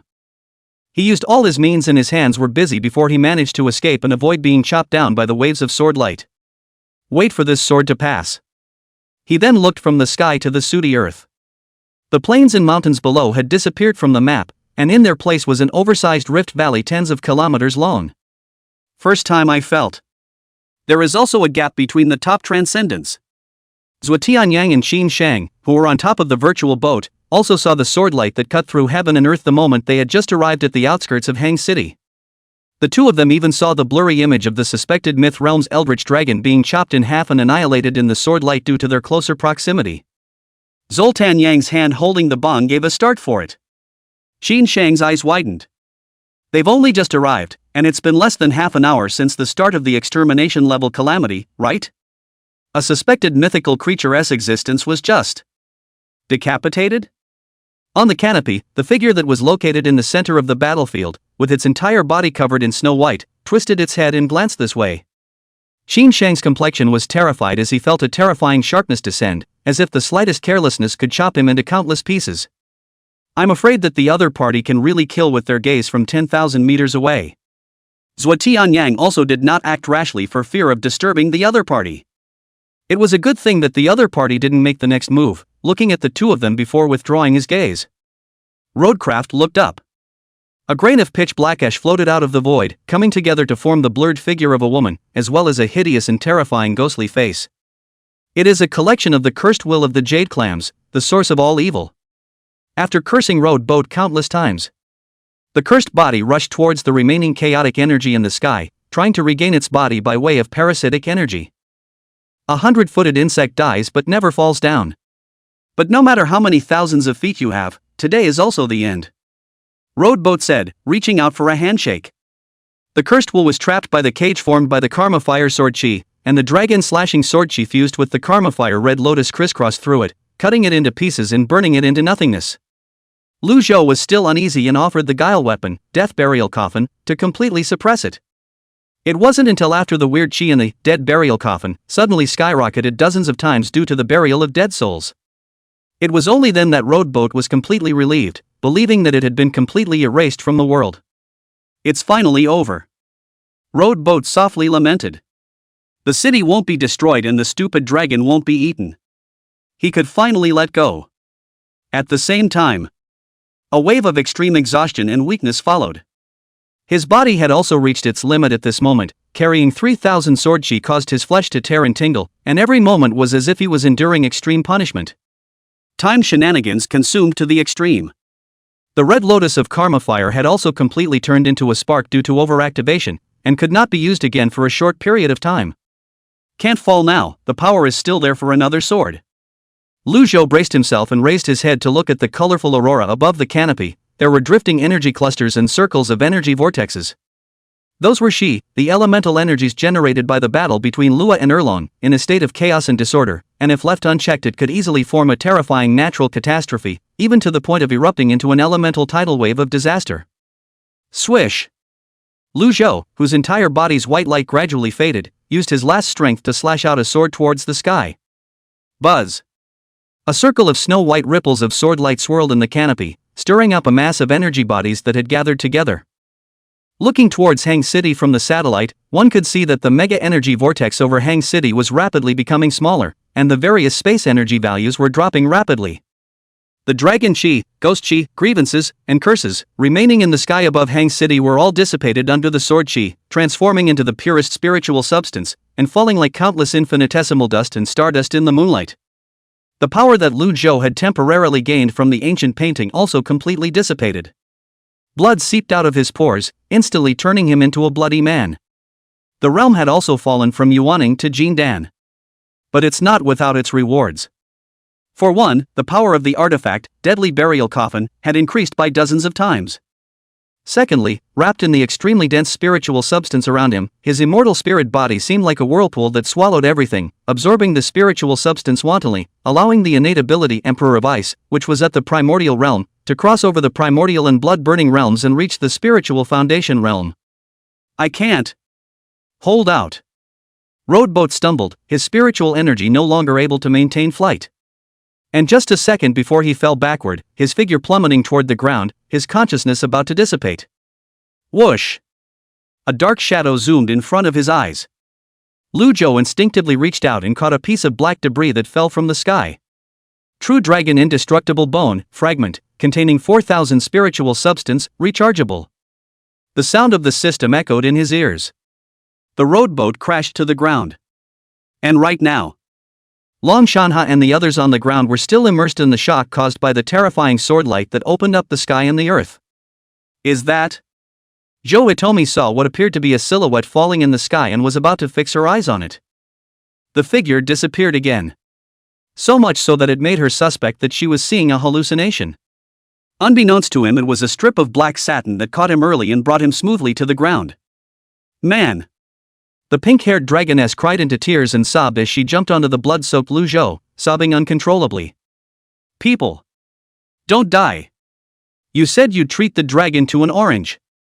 As she said that, she shoved the long-cooled half of the burger in her hand into Lu Zhou's mouth, as if eating the food would make him instantly better. Cunning tongue, don't dare to say much. These two, it can't afford to mess with them. On the other hand, with the end of the Calamity incident, peace has returned to Hang City. Silu let out a long breath and dropped to the floor. Great! Finally okay, thought I was going to die. I knew God wouldn't do that to me. Speaking of which, Chen Yuyao, on the other hand, remembered something and looked around, saying, Where did the undersecretary go? Chapter 135, Do you want some sweet Oreos? In a coma. Roadboats will once again detached itself from reality and entered the void above the spirit world. This time, what he saw in his eyes became clearer and clearer, and his consciousness seemed to overlap with the statue of the god within that spiritual kingdom, bearing countless beliefs and pilgrimages. The spiritual energy that had already been depleted also recovered rapidly at a speed visible to the naked eye, and the spiritual body gradually grew even further. When Roadboat woke up again, he is at 85% of the third stage on the spiritual path of the mind. Very close to the peak state reached in the past in the analog world. Dressed in one of his everyday short-sleeved, pink hair tied up in a pill head, the pink-furred Dumbo dragon was also lying on his side of the bed asleep, with crystalline snot bubbles coming out of his nose and lips like a cat's. The plate next to her held a lot of peeled O'Rourkes, and the orange peels piled up around her feet. At the same time, the corners of her mouth are also yellow. Stupid dragon! Lu Zhou smiled with gentle eyes. He sat up straight from the bed and leaned gingerly against it, not waking the other man to pick up the cell phone next to the bed and glance at the date. Has it been 2 days already? Roadboat muttered. That was to be expected of him. This time the injuries were just too much. To be able to heal so quickly was enough to show that his self-healing ability was quite amazing. Feel the state of the body. Plenty of spiritual energy. Spiritual fullness. The chi is full of blood. Skin in good condition. Aha! Completely healed and back to peak condition. Lu Zhou nodded to himself, satisfied with the current state.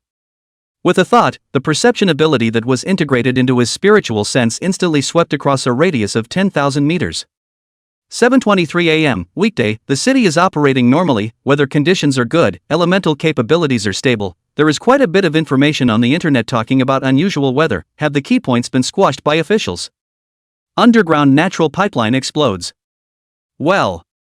Classic. His eyes flickered as he recalled the two aerial figures he saw in the last moments of his incarnation as a sword immortal that were located on the outskirts of Hang City. Two transcendent powerhouses of the third order of the Dengshan, are they from Shelter 749? Lu Zhou remembered his final sword from that time.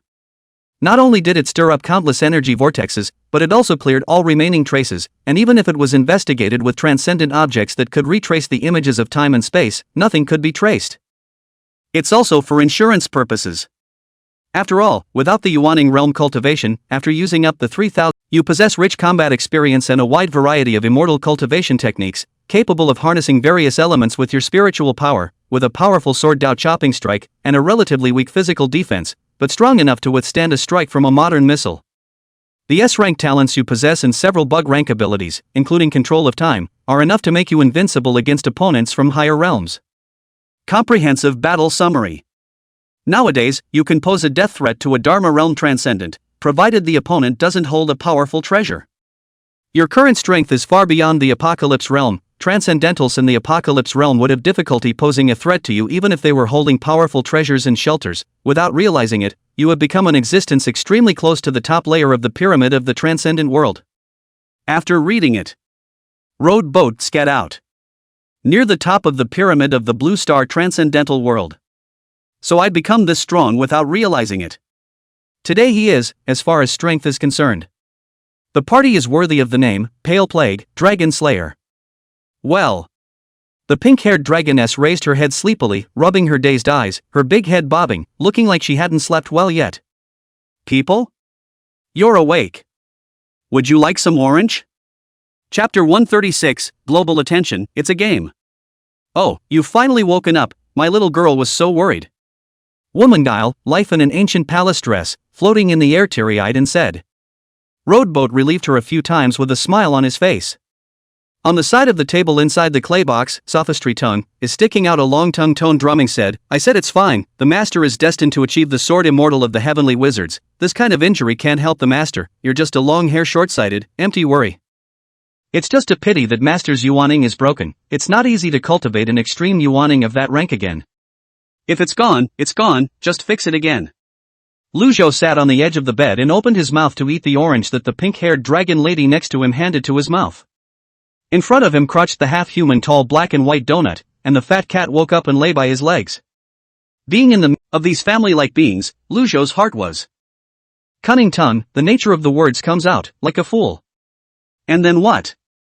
Then the master's elder sister asked what happened. The little girl ghost made an excuse that she had encountered that thunder and lightning demon before and was injured. The master's elder sister did not suspect that, and called people to send an ambulance to come here, but at that time the road was blocked and simply could not be passed, so. Lu Zhou nodded, associating himself lying on the bed, he could already think of what had happened behind him. Man, aren't few finished eating? The pink-haired dragoness looked at the empty plate and said with some embarrassment. Are you full? If you don't get enough, I'll go out and find you some more goodies. Panda Ball, as if remembering something, gripped the phone, familiar on it to open the takeaway software. A wide range of food also instantly attracted the attention of the pink-haired dragon lady. So much deliciousness, what is this little box? A magic treasure, an immortal weapon? Her eyes glowed and sparkled. Roadboat hand jerked the pink-haired dragon lady who was lying on the bed and studying up on the cell phone mana and looked out the window. Is it my illusion? Has the spiritual substance in the air of Hang City grown a bit? Cunning tongue, praised, worthy of a master, the senses are just sharp, really. The spatial energy gathered in that battle all turned into pure spiritual substance filling this lot, while that 7-4 Bureau's Zhua Tianyan used a certain shelter for a certain purpose, causing the entire Hang City to be enveloped by an invisible and huge boundary, preventing the spiritual substance from. What? With the mythical creature that can be called the plague of extinction being decimated in Hang City, the eyes of transcendence all over the world are now converging here, including the major T0 level transcendent organizations. It's no wonder, after all, that what this place holds is not only spiritual material far beyond what is found in other areas, but also fragments of the remains of mythological creatures that may remain. Sophomoric tongue lamented. Perhaps as of this very moment, there are already many transcendentalists who are well known in the transcendental world who are already on planes heading here. Lu Zhou's eyes flickered slightly. Woolly Bear Nation. A library located in the snow capital, inscribed with an articulated serpent. Let me go to the country of China? Exactly. Opposite the rough man with a cigar in his mouth and sunglasses on sat a beauty wearing an expensive designer ferret coat, with a head of long silver hair that naturally fell behind her back as beautiful as satin, and a tearful mole at the corner of her eye. Why? It's an order from the organization. Why me? Because you are AI. Indestructible, a genius within the organization, an absolute weapon with bloodline S and ability S.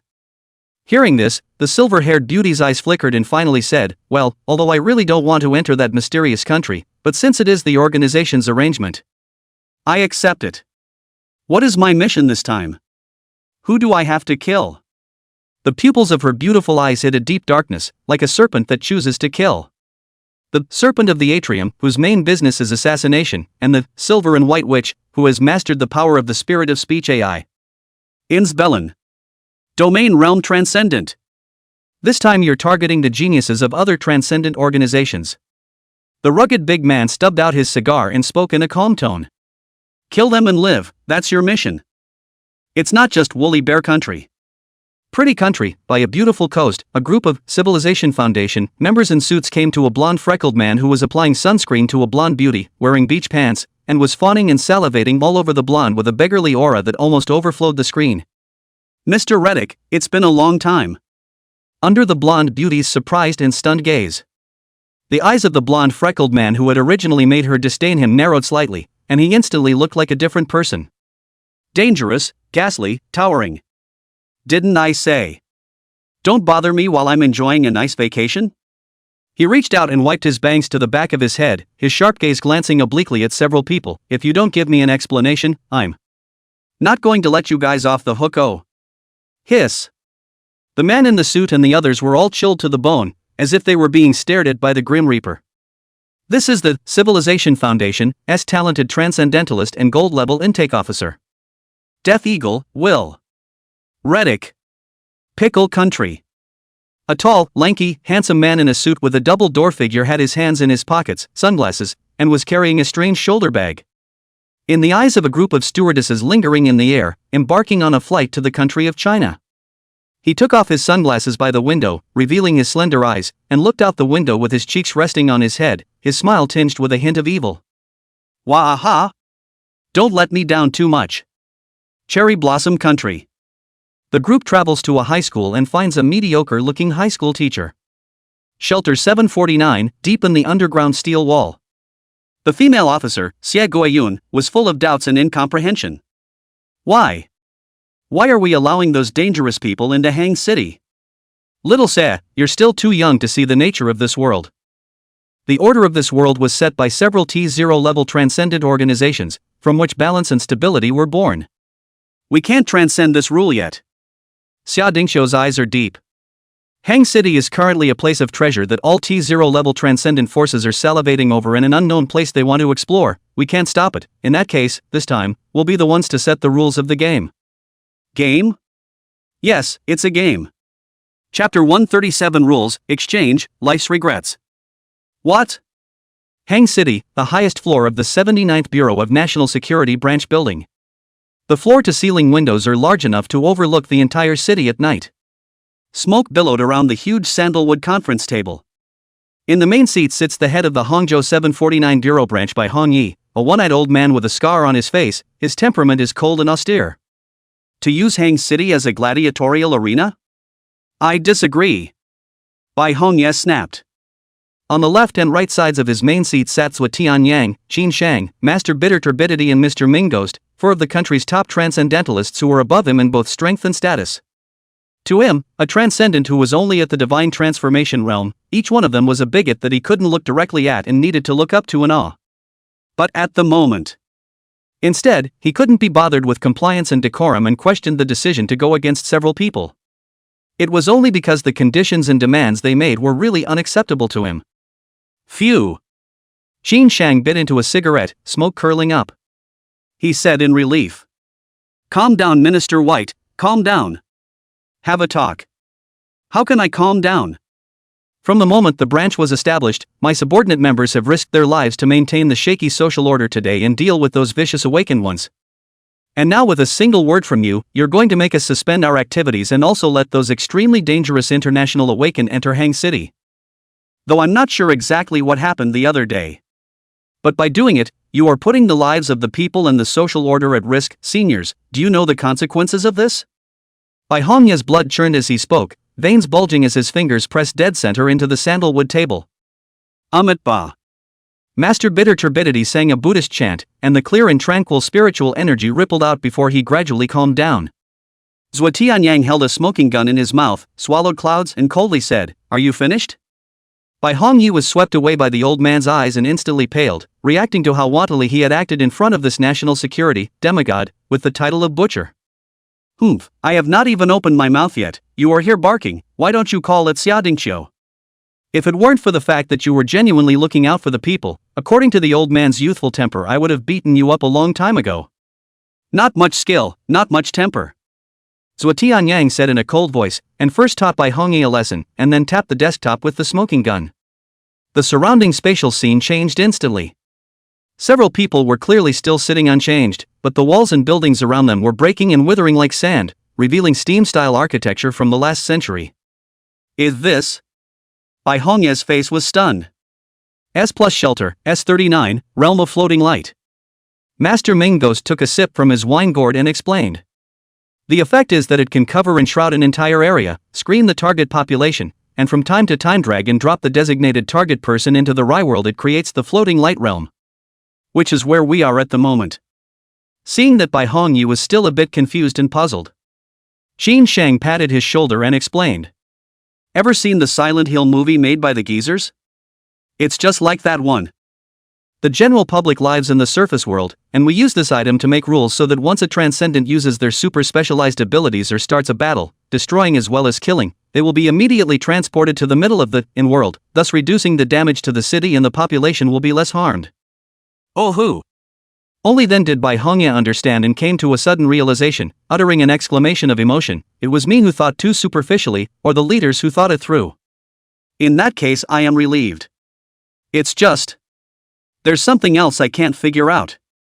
Since Hang City is now the meat and potatoes in everyone's eyes, and they all want to come and get a piece of the pie, why don't we have it all to ourselves? Why should we let them come and explore? 2 reasons.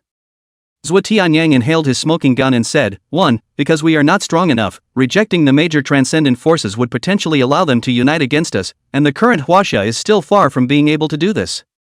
Therefore, we can only take a step back and propose an exchange of benefits, and the major transcendent powers will take out what we want in exchange for the quota. For example, the Civilization Foundation took out the 7th generation fighter beta power engine drawings that we've always wanted so much this time. After all, what appeared in Hang City this time is a mythical creature that only exists in relics and ancient records, and hardly ever appears in the history of transcendentalists. Of course they want to gather information about him, his origins, and even the remnants of his organization, which is significant. 2. Through this opportunity, we will also be able to see what level of strength the geniuses cultivated by the world's top transcendent powers have reached. And then slap them all to death? Then China will be finished, and perhaps it's not impossible to start World War III. Zoltan Yang said quietly. So in a nutshell, this time it's equivalent to a game of pandemonium in which Huaxia makes the game, Hang City is the battleground, all the major powers send their members to participate, and the world's top transcendents watch from behind the scenes, with only one winner in the end? Exactly. What about the winner's reward? Too shabby shouldn't inspire those geniuses, right? Mythic, it's a pity that I didn't get to drink a cup of wine with such a supreme figure, it's really one of life's great regrets. Ha! Hatchet! Inside the backyard of the antique store, Lu Zhou lay down on a bamboo chair and sneezed. Chapter 138, The Arrival of Early Summer and the Coming Ceremony. End of Volume 1. Although Bai Hongqiu was a little curious about what kind of character that Sword Immortal was, in the end, he was unable to ask. Then this. He was more concerned about another thing. Since all the geniuses and powerhouses of the major transcendent powers will participate, will someone from our Huaxia also fight? Sure. Is it? 2 spots, who do you think it will be? Zhuo Tianyang said. Bai Hongye thought about it and his face dawned on him. Indeed, those 2 should be the best candidates. No, they are the only ones who have a fighting chance. But the odds are low, too. Xin Sheng stifled his wrists. If there was no restriction on the rule of under 35 years old, even if I had to give up my old face, I would have participated in the battle to beat up those youngsters abroad. Then the other side will also come out with stronger guys, like that dragon hunting king of the Golden Secret Party. Mr. Akane said quietly. Hearing this name, Jin Sheng shrunk his neck and scratched his head in distress. Forget it, that guy is no match for me. Hey! If only there were shelters that could return people to their old age. The pink-haired dragon lady cackled with laughter and the lazy and scattered look saw the corner of Lu Zhou's eye twitch. Only one day had passed since she had been introduced to the magic weapon of the cell phone, and she had become so scattered and depraved. It is as if it has been completely eroded by the internet. Not only that, she is also many times more capable of learning and accepting now than she was before. Although she had temporarily lost the power of a true dragon, her essence was, after all, a genuine true dragon. Even though she looks like a short, stupid, pink-furred gadget with no battle threat to speak of, she is actually so strong in the flesh that few forces exist in the world that can hurt her. Man, cell phones are such a super awesome piece of magic, and they're good and fun, and dragons can learn so many new things from them. The dragon wants one too, so buy one for the dragon. She blinked her big eyes with a hopeful expression. But it was ruthlessly rejected by Roadboat. No, that would cost a lot of money. This is an excuse. He actually didn't want to expose the pink-haired dragoness to too much of the internet. Some of the filth and dirt was just unbearable and would only taint the innocent little one. People, petty. The pink-haired dragoness beamed. Okay. Give me back my cell phone, you've been playing long enough, haven't you? No, the dragon still wants to play. Seeing her arrogant look of what can you do to me if she doesn't give it back? Roadboat was helpless. No way. Had to make the big move. The extreme storage ring he wore on his fingertips flashed with light, and an orange fruit appeared in his hand. Peach melon, what do you see here? Whoa, it's orangey. The pink-haired dragon lady's eyes lit up. Referring to oranges as orange is also a hot online stunt these days, and one that she has learned to follow and master in a very short period of time. Roadboat threw the orange fruit in his hand. Oryun several. The pink-haired dragon lady stomped her feet and jumped up high, pouncing on her beloved Orongchi. By the time she catches on, Roadboat also managed to retrieve his cell phone. The pink-haired dragoness couldn't wait to taste a mouthful of her favorite Yorongi, but this time the taste was different. The fruit in her hand had more of a strong sour taste compared to the sweet and sour taste of the Yorongi. Unbelievingly, he took a few more licks. The pink-haired dragon lady was so soured that she spat out her tongue. Gen person, TSK Go run several webtoon la so run several bad. How garlic pressure so sour? Well, because it wasn't an orange, it was a lemon. Lu Zhou took the cell phone and said without looking back, the oranges I bought were all eaten by you last night. The pink-haired dragon lady then reacted to the fact that she had been tricked. Ah! Man! You lied to the nest again. She wailed and ran to the Roadboat. Lu Zhou let her whip herself with her hair, not hurting but tickling, and the scent of shampoo hit his face. After replying to the messages of concern sent by Qin Yuyao and Si Lu, telling the two that he was fine, Lu Zhou opened the Stargazer Society system on his cell phone, and on it, in addition to the $300,000 of funding that had already arrived, there were also two messages from the AI, Ryan. 1. Dear Commissioner Lu Zhou, congratulations on becoming Stargazer's 38,940th official intern, bronze rank, no. S121. I'm Artificial Intelligence Rhineland, pleased to serve you. 2. To official executives in Hangzhou City.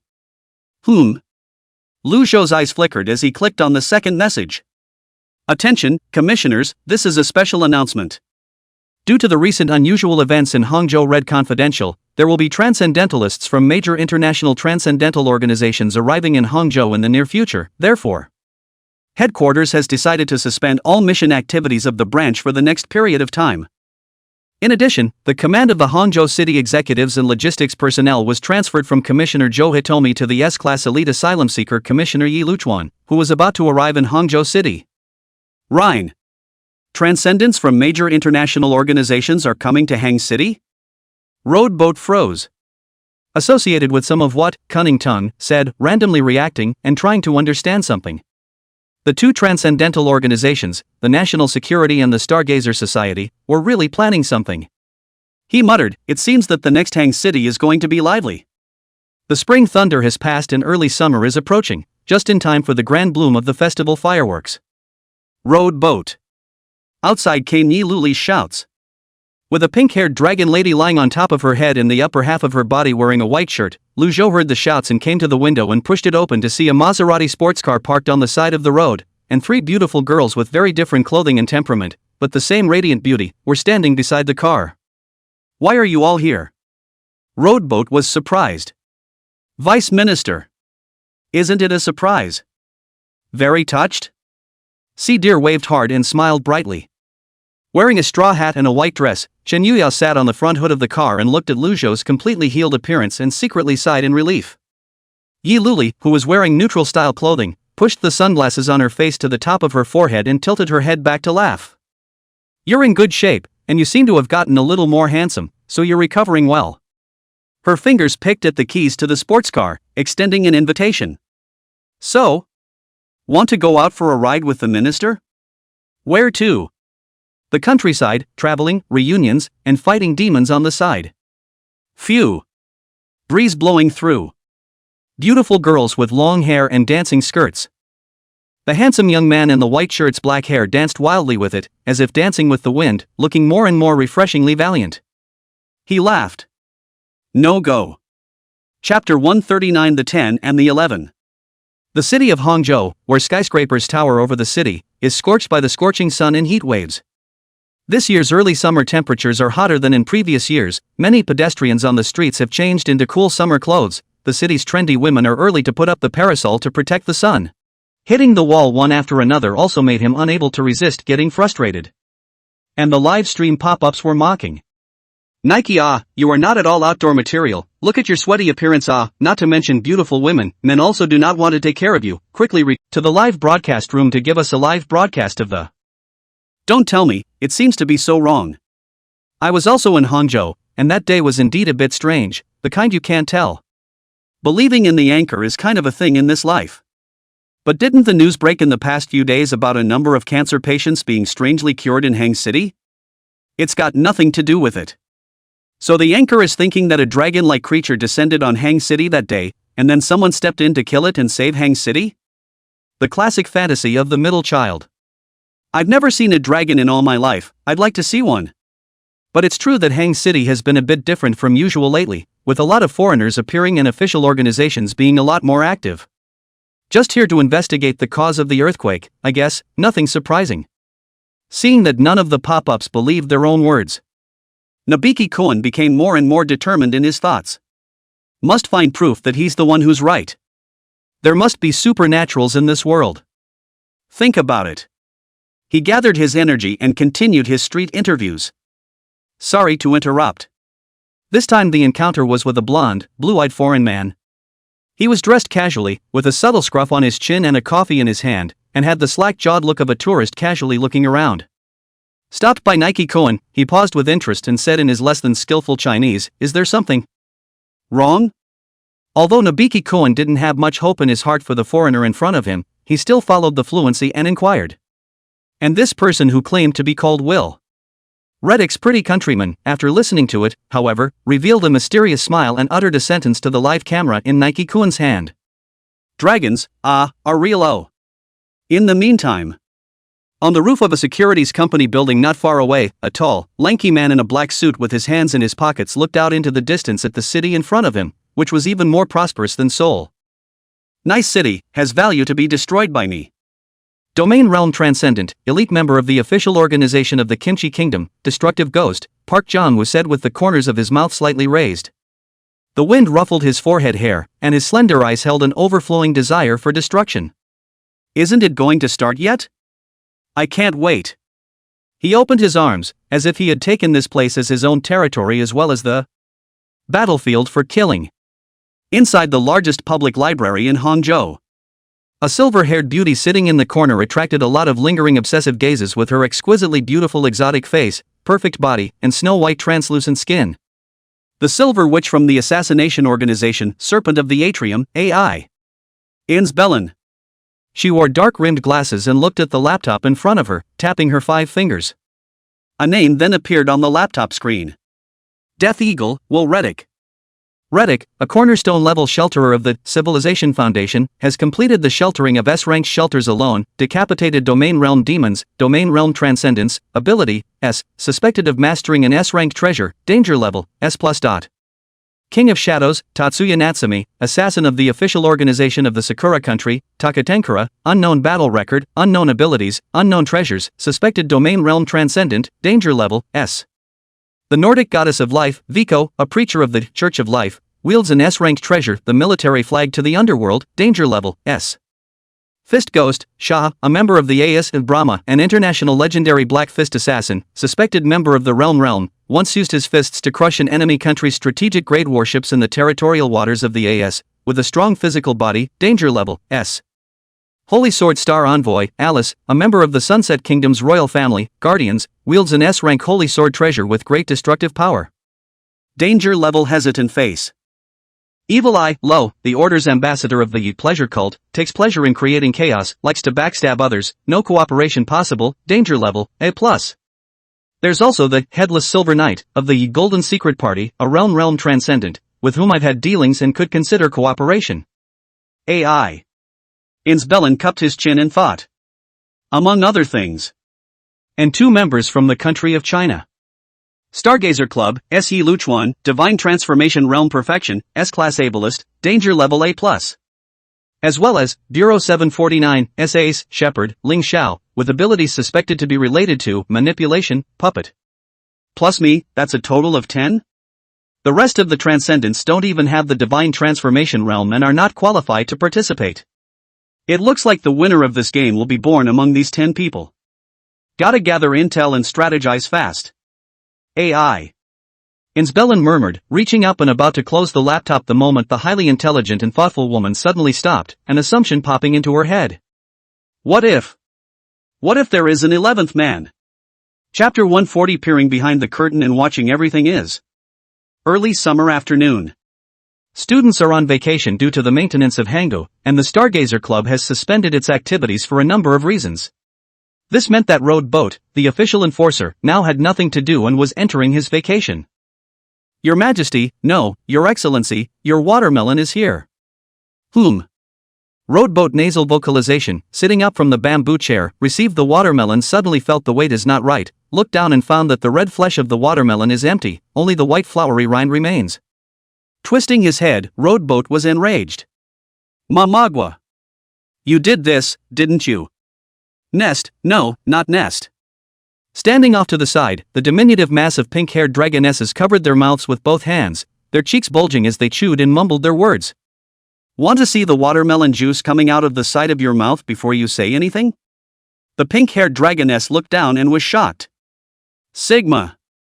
You stole my watermelon again, didn't I already give you half of it? Nest is not on purpose, because people put watermelon where Nest look cannot help, accidentally on. The pink-haired dragoness scratched her head and rubbed her hands together again with an embarrassed look on her face. Looking at Road Boat seemed a bit angry. She thought for a moment, fished out a couple of coins from somewhere, and... Man, you don't get mad, the Nest has money and treats you to a watermelon. Where did you get the money? Road Boat was a little surprised. Tagwa scratched her pink-furred head tied in a ball head. It was the Nest that helped Granny Song clean the store. She gave it to the Nest. Mrs. Song, the owner of the antique store. It dawned on Lu Zhou that no wonder he sometimes saw the pink-haired dragon lady sneaking around the store not knowing what she was working on, so it was a part-time job. Wait, you work for Mrs. Song and that's all she gives you? The pink-haired dragoness was again shocked, and then she couldn't help but sigh with emotion. People are so smart, you caught on. She dug around in her arms again, and after a bit of rummaging, she pulled out a large pile of change, with a couple of red ones in it. That's all, the Nest was going to be saved to buy Orani a few for dinner. She held the money and handed it to Road Boat with a hint of reluctance in her eyes. It was both funny and pathetic to watch. Lu Zhou rubbed her head and laughed. Keep it to buy delicious food. I don't want Mamagwa's money, but I don't want Mamagwa to lie. At those words, the pink-haired dragon lady's eyes lit up again. Man, the Nest won't be next time. Then can the Nest still help work at Granny Song's store? It's okay, but don't touch anything that's broken. Oh. No giving people trouble. I know, people are the best. When I earn money, I'll treat you to a big meal. As she said that, she also used her cute little hand to make a love gesture at Lu Zhou, and it looked like she learned it from the internet again. Inside the corner, the panda donut licked the watermelon juice from the corner of his mouth and secretly burped. By the way, Peach Melon, where did you pull your money out of? Roadboat asked curiously, not seeing any pockets on the pink-haired dragon lady's clothes. From the pockets of the nest, man, don't you have one? The pink-haired dragoness showed her belly to Lu Zhou, and it was only then that he realized that on her small white belly, there was a pocket similar to a kangaroo, and inside it was an alien space with a huge amount of space. It's almost like Tinkerbell's interdimensional pocket. Roadboat lamented. The pink-haired dragoness, on the other hand, cocked her head, not understanding what a tinker cat was. It seemed that this should be another ability inherent to her nature as a true dragon. The rest of her abilities will surely be revealed in her one by one as time passes and the power of the true dragon gradually recovers. The cell phone in his pocket vibrated. Lu Zhou took it out and saw that it was a message from Chun Yuyao. Deputy Minister, are you free now? What? Both the minister and Silhouette are occupied, and there's something I can't decide, so I'd like to ask you to take a look at it. 030. Lu Zhou looked at the clear sky, remembering the lazy life of staying at home and not getting out of the house for the past few days. It was time to go out for a walk. He typed. Send location. Previously obtained such as spell kill boneblade would carve Nuwa face and other transcendent things into the internal storage spaces comparable to the size of 10 soccer fields after the extremely high quality storage ring. After leaving Black Aya behind and instructing the pink-haired dragoness not to go out and run around, Lu Zhou went out the door.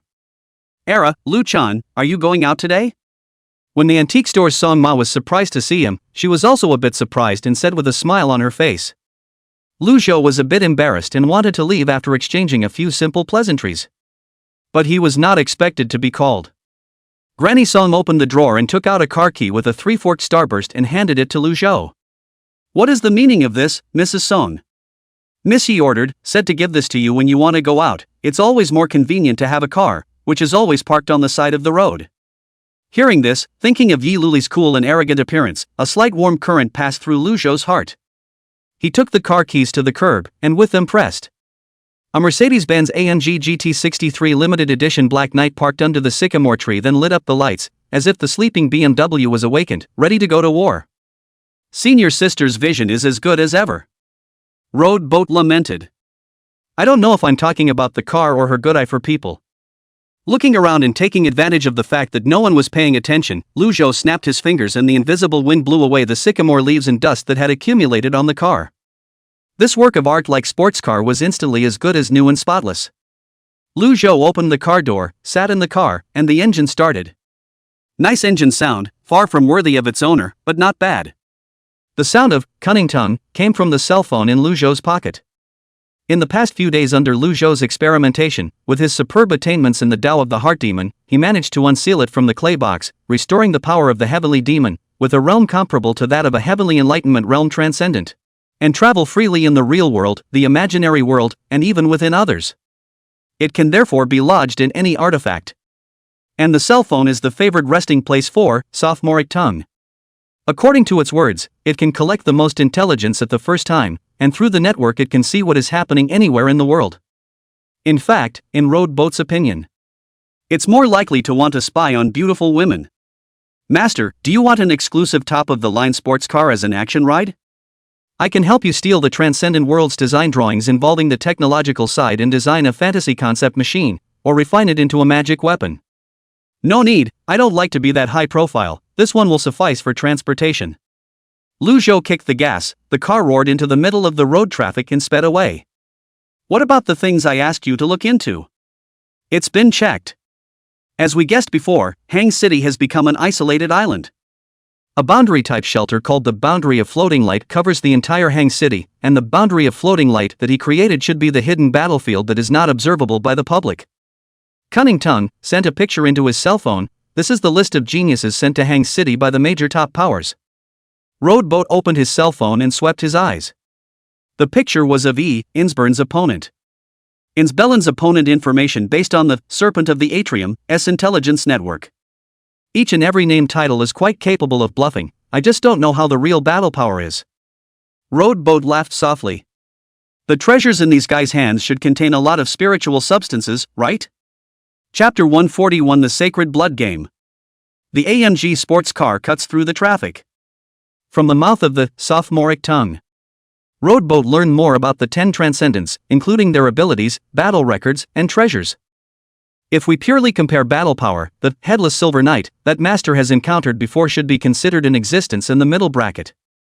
In addition to that, this war is officially named by Huaxia, Holy Blood Game. It will begin at 0 o'clock this evening on time. Any existence within the city limits that has awakened their transcendent abilities will enter the floating light boundary, but ultimately, the one who decides whether to win or lose the game will still be the 10 people who have received the special markings. What's the prize for the game? Yes. Hearing the words of cunning tongue, the brownish black eyes of Lu Zhou after he put on his pupils flickered slightly and the corners of his mouth rose slightly. So it is. The blood of mythical creatures, the key that opens the gates of the gods, the chalice that fulfills wishes. That's attractive. Not only those top transcendental organizations are interested. I'm interested too. That Chinese demigod has good means and can extract a drop of pure true dragon blood from that vast sea of energy and emptiness. It's good to save it from dissipating in the world and wasting it for nothing. If I get my hands on it, the stupid dragon should be able to regain a trace of its true dragon power as well. If the master wants to, the little one can find a way. Is that it may be a bit risky? Then forget it. I don't intend to face that Chinese demigod head on just yet. Yes. We are the manipulators who stand behind the scenes and don't need to step in front of the curtain. We just need to make sure that a certain player survives the battle to become the final winner and then take away the fruits of his victory. I see, Master is really despicable and shamelessly sophisticated and calculating. Master, there is an unexpected joy. What is it? Just a moment ago, I intercepted an internal message from the 749th Bureau Branch about one of the bone fragments of the kind you're collecting, and there's a piece that's coming to light. Lu Zhou was slightly surprised and then said in surprise, True Dragon Indestructible Bone? Where is it? Lijiangwan neighborhood, a series of strange things have been happening over there since yesterday. I found photos taken by witnesses, there's no mistaking it. 749 Bureau Branch has already sent someone over to deal with it. Help me navigate, I'll go over there as soon as I'm done with my current business. Roadboat chopped his head off. Gotta go. The engine roared as soon as the gas pedal was pressed, and the handsome black matte sports car instantly overtook the car in front of it and took off. Vientiane City, Hangzhou City Center. Chen Yuyao stood on the side of the road. She wore a large sun hat and a cool summer dress, a mint green off-the-shoulder top with a short white skirt, black flat sandals on her feet, and a new, limited edition small carryall in her hand, matching her delicate features and snow-white skin. In the busy streets where people come and go, it looks like a standing lotus flower. Hello beautiful, alone? A hipster-dressed lip-studded man walked up to her. Chen Yuyao didn't even look at him and looked down at the wristwatch on her wrist. Is the pretty girl so high and mighty? Make a friend. I have a friend who is a street anchor, several million fans, you look so beautiful, not a netizen is a pity, make friend I can also. Chen Yuyao faintly said. Get the hell out of my way. Her brows lingered, and the aura belonging to an awakened and a rich young lady instantly startled the lip-studded man, who couldn't help but take half a step back. The lip-studded man reacted with annoyance, damn, give a. He reached out and grabbed Chen Yuyao's wrist. But before the hand could get close, it was blocked by an invisible wall of wind. Before the lip-stud man could react, a violent gust of air blew in his face, knocking him violently over and onto his ass. The people around them turned their heads at the commotion. The lip-studded man sat on the floor blinking in confusion. Chen Yuyao laughed, what? Can't even walk? Hara, so you are too. The lip-nail man came back to his senses, his eyes looked at Chen Yuyao in horror and said something a little strange, then with a brain he climbed up and turned around to run. You wait for me. What wave one? Chen Yuyao despised, and another dark-haired young man wearing black-framed glasses and long sleeves and pants in the hot summer came along and stood next to her looking at the cars coming and going on the street. You look a bit like my sister. The youth suddenly opened his mouth, using a not-so-skilled Chinese language. Chen Yuyao was speechless. Big brother, this kind of pickup technique is a bit too old-fashioned, right? The youth's face didn't waver, but she's dead. Chen Yuyao froze. That man just now will still come to pester you, the thread of karma between you has not been broken. Behind him there is a Yakuza organization that specializes in abducting and swindling young women to be surrogates for grade-generated intentions. The source of the organization is a family surnamed Chao. The youth spoke without a head. Chen Yuyao listened in confusion. What's wrong with this guy? You have only recently awakened your power, you are still too weak. Never underestimate the evil of man, that is my advice to you. The youth's voice got lower and lower as he finished speaking, then he walked past Chen Yuyao and disappeared into the sea of people. Strange people, actually. It's not a big deal, it's just. Chen Yuyao stammered and narrated the matter of finding Lu Zhou to come. Chapter 142 The Dangerous, Sheltered Objects. Roadboat didn't understand until he heard it. It turned out to be this little ninny who had been posting on the internet, looking for items that had transcendent powers, or were involved in transcendent events. It also attracted a lot of curiosity and attention. Hundreds of people have chimed in on the thread, sharing strange events around them. And just recently, a user with the nickname, Fudge Fluffy, found Chen Yuyao, talking about the strange things that had happened to her family since her father returned from a Southeast Asian island and brought back a souvenir of a so-called magical artifact, and hoped that Chen Yuyao would help to come and take a look. She's a young girl, she didn't look like she was lying to me, and her tone on the phone was panicky and upset, reminding me of a similar situation at my house earlier, so I thought I could help. Chen Yuyao spoke softly. According to the rules, I was supposed to report the matter and have it investigated and dealt with by the other official executives, but I recently heard from the minister that the activities were suspended, so I was left to investigate on my own. Roadboat looked at her and said. But you were still a little scared, so you thought about dragging me along. Hey, that's it. Chen Yuyao spat out her tongue. Although I heard the minister say that the vice minister is only at the beginner's realm, his ability assessment is S rank, and he also has a super powerful treasure tool, hearing that makes people feel safe and secure, and the two of us are definitely much stronger than one person. I was going to ask Fawn to join me, but she couldn't come because of a family emergency, otherwise today would be the first official event of the Stargazer department. What is that souvenir, is there a picture? Roadboat interrupted her. Yes. Chen Yuyao took out her cell phone and found the picture. Roadboat looked away. It was a somewhat grotesque-looking brass monkey head, with big, evil eyes, but an exaggerated grin on his mouth, and holding a large brass gong in both hands. Whenever this monkey is pressed, it dances exaggeratedly and blows the gong merrily. But I heard the boy say that whenever it danced and clapped the gong, strange things would happen in the house, making everyone in the family unlucky. Chen Yuyao said slowly, and lately, when no one touches it, it will inexplicably start dancing on its own, and the times are still getting more and more frequent. There's no mistaking it, it should be a shelter involving luck. The voice of Cunning Tongue rang out from within the cell phone that Lu Zhou had placed in the in-car storage, startling Chen Yuyao. What? Haunted? It's the smart AI on my phone. Lu Zhou gripped the steering wheel and laughed, but it's not impossible for you to say it's a ghost. Chen Yuyao looked at his cell phone. Once again, the voice of Cunning Tongue came from inside. Beautiful young Miss Chen, just call me Little Tongue, nice to meet you. You know me? Chen Yuyao was a bit surprised. Of course, this tongue is known as the Encyclopedia of Transcendence, Cyber by Xiao Shang. There are very few things in the world that I don't know. Hey. So great? Chen Yuyao sniffed and became interested, picking up the cell phone and asking, then what did you mean by what you just said? That's literally what it means. The so-called sheltering objects are existences that are one level more dangerous than transcendent objects, with unique rules that cannot be contracted by humans. Some powerful, sheltering objects are even capable of rewriting the rules, reversing karma, and destroying the world. So powerful? More powerful than treasure tool? Chen Yuyao's mouth opened wide. It was the first time he understood the concept of sheltered objects. Of course. Unlike the transcendental objects that have a total of 7 grades from SSE, as far as I know, there are a total of 5 grades of sheltered objects on the blue planet today, categorized into SSD and BC. Perhaps there are SSS grade sheltered objects, but that's already beyond the scope of my knowledge, and it may involve the concept of transcendental worlds. And even for the lowest C-rank shelters, depending on the strength of their rule abilities, some can be even more dangerous than S-rank treasures. That's why almost every transcendent organization establishes shelters and takes in powerful transcendents as shelters for the purpose of housing these shelters and reducing the impact they have on the world. There are a few transcendental organizations that are exceptions, however, such as the Church of Joy and the Song of Death, who take pleasure in attacking shelters, releasing sheltered objects, destroying the world order, and pursuing joy, chaos, death, destruction, and devastation.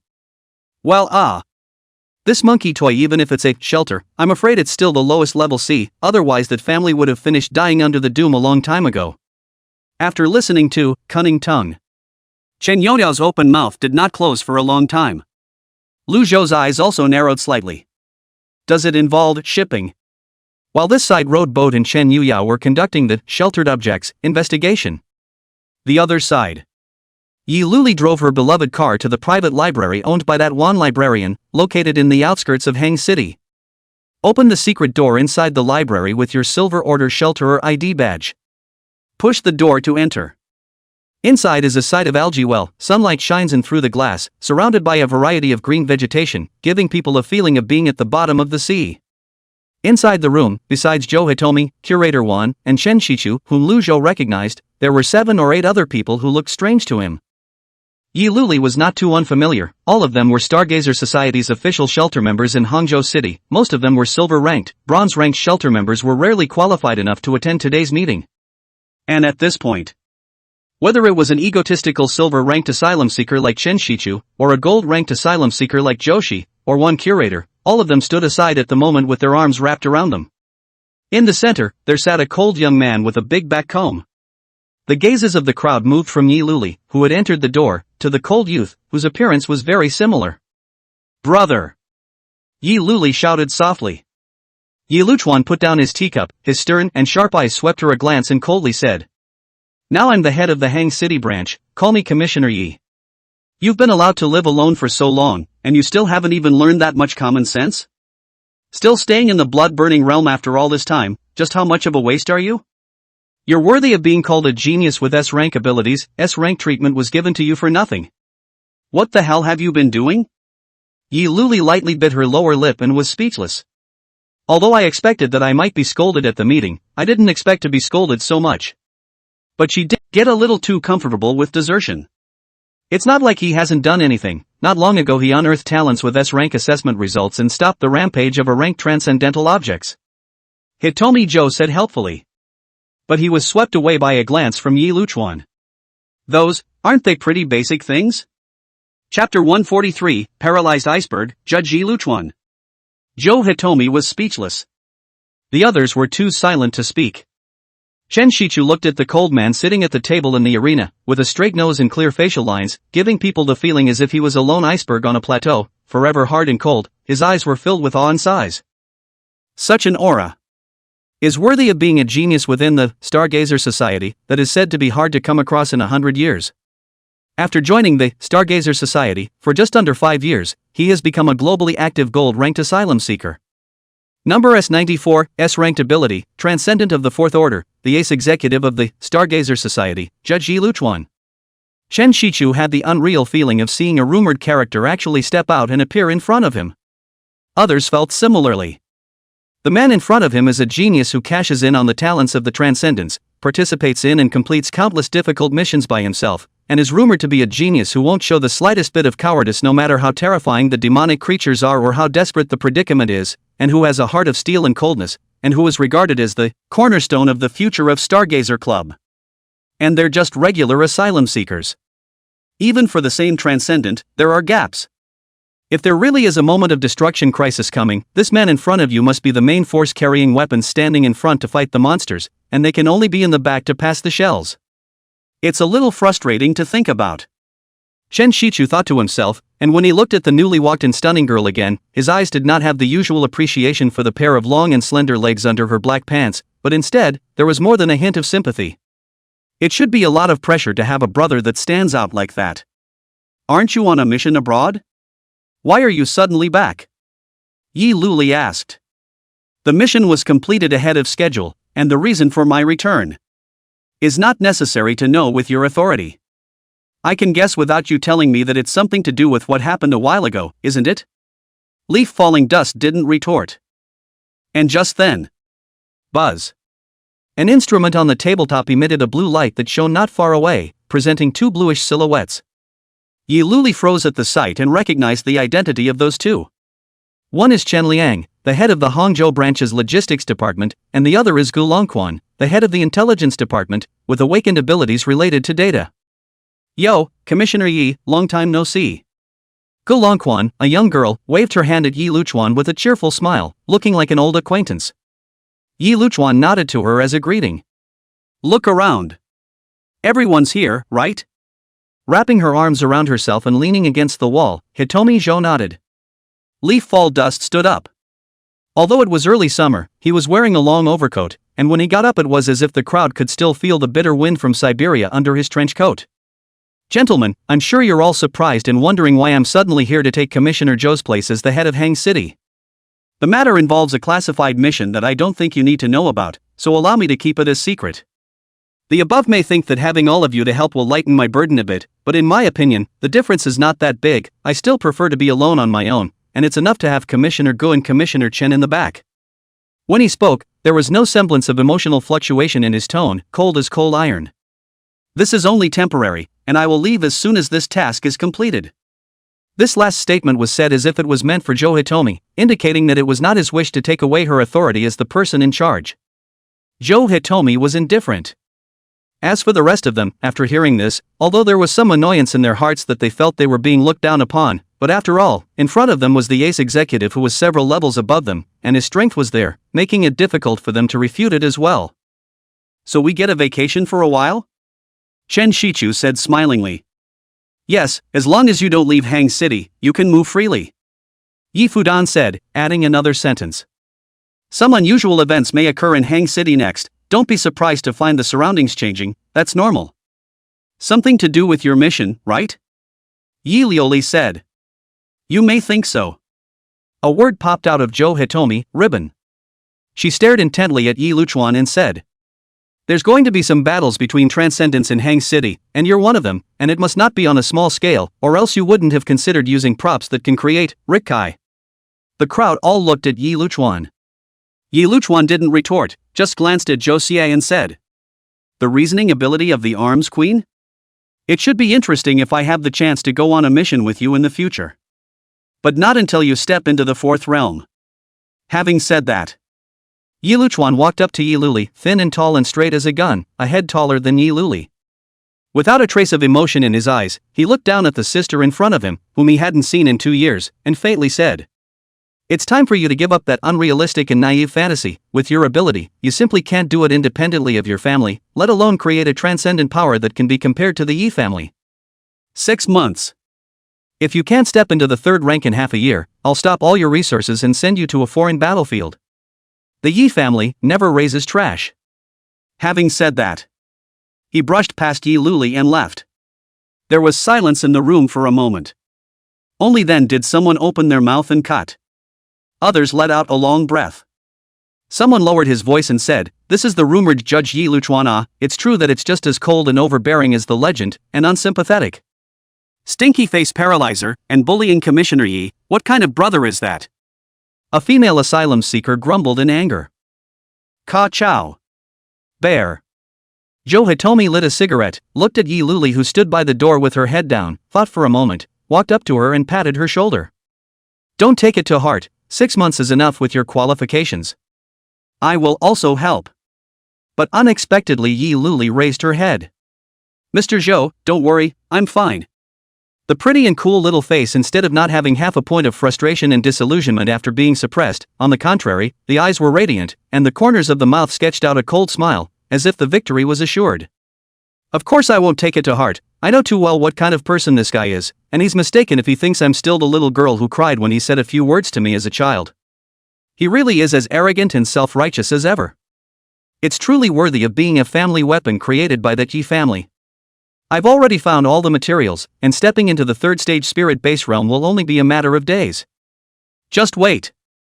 Sooner or later, the Stargazer department I created will tear through his iceberg face. She was confident. Both for yourself and for your ministry. Ding dong. In front of a villa, the doorbell rang. Is anyone there, please? Shan Yuyao inquired. Who? The soft and cute but with a hint of timid girl's voice came through the door. Shen Yuyao, you're Fudge Fluffy, right? We made an appointment online. Your sister Xiao Chen? Yeah, it's me. Lu Zhou, who stood beside Shen Yuyao, had seen the house and swept through with his spiritual power, realizing that the girl was the only one in the house. Suddenly, he whipped his head around. A black sedan stopped in front of the door, and the one person who stepped out of the car caused Lu Zhou to faintly stare. Why her? Chapter 144. Also too handsome. When Chen Yuyao heard the sound, he also turned his head to look, and was stunned. Sister Jian? What brings you here? The person who came was a cold woman wearing a black lady's suit lined with a white shirt, with her chest slightly bulging and a head of black hair tied in a high ponytail, and it was none other than the member of the Greedy Wolves Squad of the 749th Branch, Jiang Man. Jiang Man glanced at the handsome teenager beside Chen Yuyao and frowned without leaving a trace before nodding to Chen Yuyao. I'm here to conduct an investigation. Such a coincidence? Chen Yuyao was a bit incredulous. Information on the internet is also under our scrutiny, and I knew you'd be here today. Jiang Man explained, it should have been if the incident was investigated by the Stargazer Society, we shouldn't have intervened to meddle, but I wasn't too relieved, so I came over to take a look. After all, it's only been a short time since you were awakened. Chen Yuyao stared at her in a daze. I didn't realize that not only was she aware of the fact that she had awakened, but even the fact that she had joined the Stargazer Club, she knew all about it. And followed you here specifically because you were worried about yourself. Isn't that a bit too much to care about? Thanks. Chen Yuyao verbalized his thanks, but in his heart he still felt a little strange, with the discomfort of being spied on. Jiang Man then looked at Lu Zhou next to her, and instead of the gentleness she had towards Chen Yuyao, there was a hint of sharpness and scrutiny in her eyes. Is this? Chen Yuyao hurriedly introduced, he is my senior and the executive of the Stargazer Society. Road Boat, Stargazer Society, Bronze Order Shelterer. Lu Zhou reached out and smiled. He knew the Jiang Man in front of him, while the other didn't know him. To be precise. She should have known him who wore a woodcut exorcism mask and took on the persona of a Class A wanted criminal, Phantom Face. Instead, they are the bronze-ranked asylum seekers of the Stargazer Society. Jiang Man looked at Lu Zhou's outstretched hand, hesitated for a moment, but still reached out to shake it. Bureau 749, Jiang Man. A touch of separation. Roadboat can feel that she is not disgusted with herself, more like a simple inability to be intimate with men. Is it a phobia of men? Lu Zhou's gaze swept over Chen Yuyao and then to Jiang Man, who was speaking gently with her, as if he had thought of something, the corners of his mouth gently raised without trace. Interesting. Crunch. The heavy security door opens and the cute girl with a pillboxed head appears in the doorway. She leaned against the door, timidly. Sister Chen? Chen Yuyao smiled and walked up. You're fudge fluffy, you're so cute. How old are you this year? 10 years old, and my sister looks better than on the video. Who are they, Sister Chen? It's a friend of my sister's, also here to help. Can you show us the piece? The little girl nodded. The three of them, Lu Zhou, followed her as she walked into the villa. Jiang Man asked, little friend, are you the only one at home? The little girl seemed a little afraid of the cold look on her face and nodded timidly. Mom is sick and Dad is in the hospital taking care of her. Did your mom get sick, also after that toy came to your house? Jiang Man asked again. Well. The little girl thought about it and shook her head, no. Mommy was sick before. The unexpected answer made Jiang Man freeze for a moment. The little girl continued, Daddy went there to work, also in order to pray for blessings for Mommy, went to the temple over there. Listen, I heard that thing can shoot away the family's bad luck, so I spent money to buy it back. Turns out weird things have been happening in the house all the time since then. When I told my dad, he still didn't believe me and said I was talking nonsense. The little girl said, tears bubbling up involuntarily in her eyes. But I'm not lying, that monkey is just weird. Okay, sister and brother believe you. Don't cry anymore. Chen Yuyao could only have time to hold the little girl in his arms and protect her with his body. But the expected burn didn't come. A few people felt a piercing chill instead. Chen Yuyao opened her eyes and was momentarily disoriented. Just see. A slender figure stood in front of him, his black hair fluttering, his back facing a few people, a pale white, biting cold aura spreading out from his body and underneath his feet, and everywhere he passed was covered in solid ice. With one hand in his pocket of his hoodie, the teenager reached forward with his other hand, releasing a dazzling blue and white light from his palm, forming a huge, smooth barrier of ice that blocked the impact and flames of the explosion. Is everything okay? Road Boat asked. Only then did Jiang Man come back to his senses, a flash of shock in his eyes. The little girl even rubbed her eyes and asked somewhat dully, Sister Chen, am I dreaming? Should not be. Chen Yuyao looked in a trance. Wasn't the scene in front of me only in secondary anime? Also Mrs. is so handsome. Chapter 145 Manipulating, Luck, Monkey Toys. Clang. The crisp tapping sound of the gong made Jiang Man and Chen Yuyao instantly react. Swish. Another sharp blade appeared in the center of Jiang Man's hand, and with a stomp of her feet, her figure wrapped around a silken ray of lightning instantly rushed to the front of the strange monkey. Talent, rattling thunder. Click.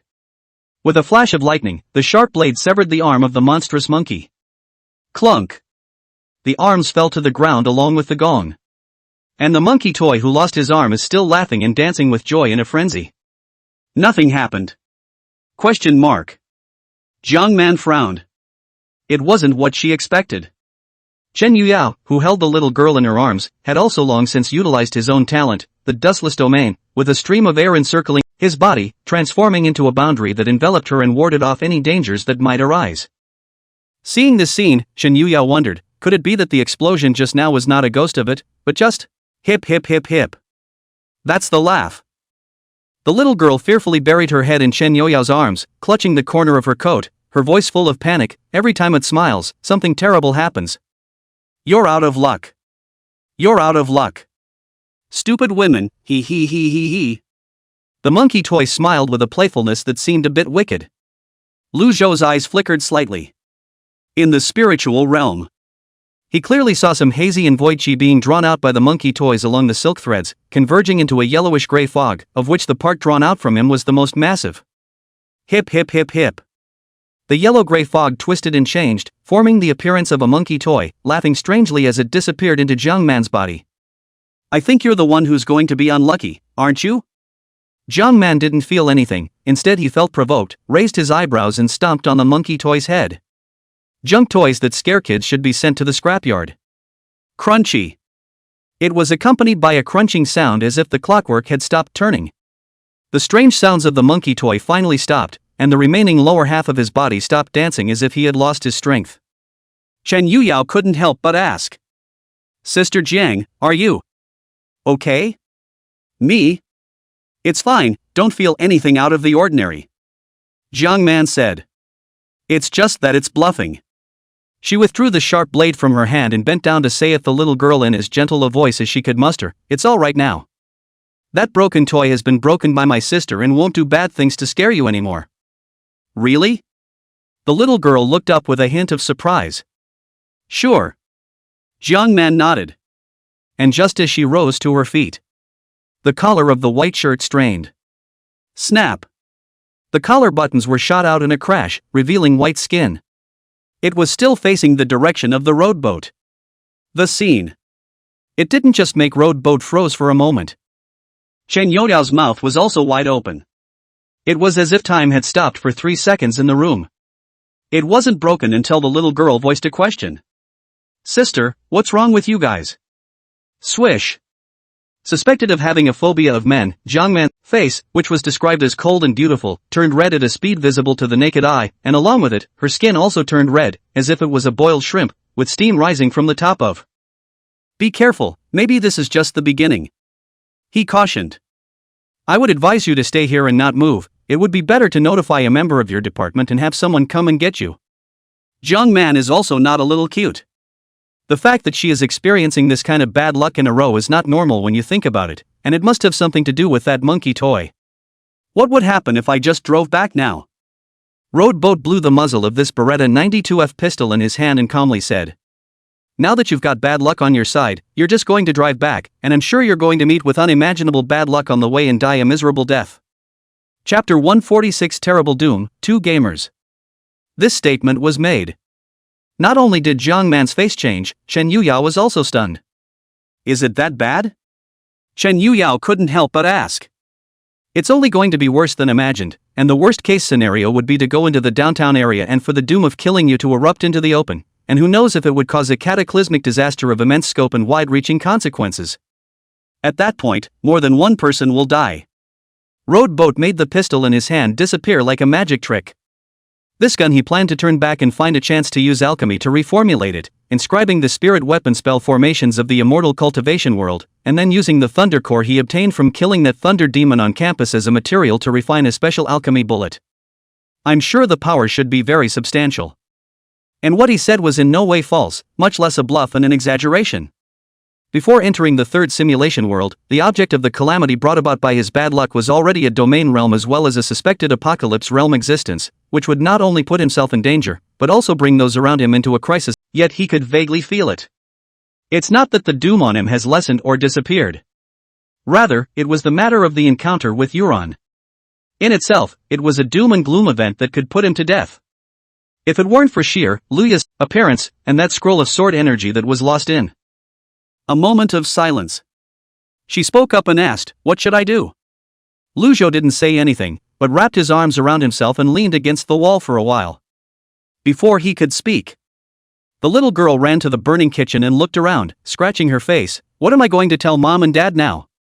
She glanced at the wall clock in the living room and, "Oops, it's 3:30. She hurriedly turned on the TV, ready to tune in to the latest episode of the puppet show she was catching up on. But then the TV turns on and a news story pops up. Attention Hang residents, just 3 minutes ago, a warship in the East China Sea for maneuvers malfunctioned and launched a missile toward the mainland. The missile is expected to arrive over Hang in 5 minutes. It is not yet possible to determine the point of landing of the missile. Residents are urged to take refuge in the nearby underground shelters. Repeat once. All three of the road boats heard the news. Chen Yuyao opened her mouth wide. "Vice Minister, this shouldn't be." Roadcraft sighed. "It shouldn't be possible for an event like this, which has an almost zero probability of occurring, to be an accident, should it?" "But that's too much, isn't it?" Chen Yuyao shouted. "Even with all the bad luck. That's nothing. It's not impossible for a meteorite to fall if necessary. Luck is supposed to be a powerful force beyond imagination," Roadboat said. "Especially when incorporated with a hint of doom in him." Jiang Man's hands and feet were a little cold, not expecting that a moment of impulse could cause such serious consequences. "This is the shelter," she mumbled, then turned away, pulling open the door and getting into the driver's seat. "Sister Jiang, where are you going?" "Where there are fewer people. I can't implicate innocent people because of me. You guys stay away too," Jiang Man said, starting the car and turning around to leave.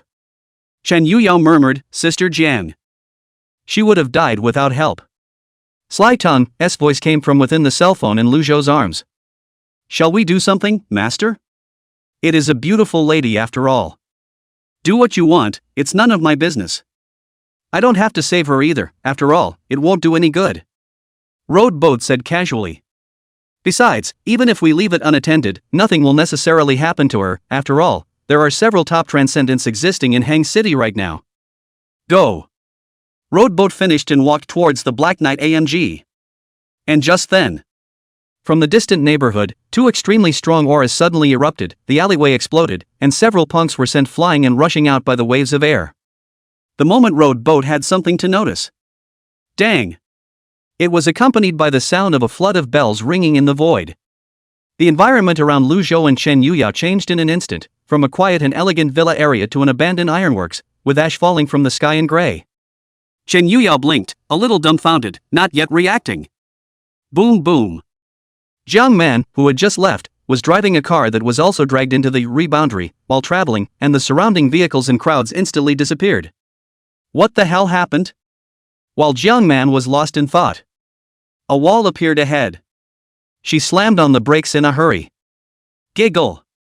"Master, this is the Wuri realm. It looks as if we were involved in a fight between two members and were dragged into the middle of the floating light realm as transcendents," Cunning Tongue said. Lu Zhou didn't say anything, just narrowed his eyes and looked into the distance. There. The two figures each stood on top of an old building, facing each other. "I didn't realize you evil sinners were here." The blonde-haired, blue-eyed, cold-looking, war-skirted woman with the flavor of an exotic beauty said coldly, her hands poised over a jewel-encrusted, sheathed greatsword. "The Apostle of Evil, Order Envoy Lo."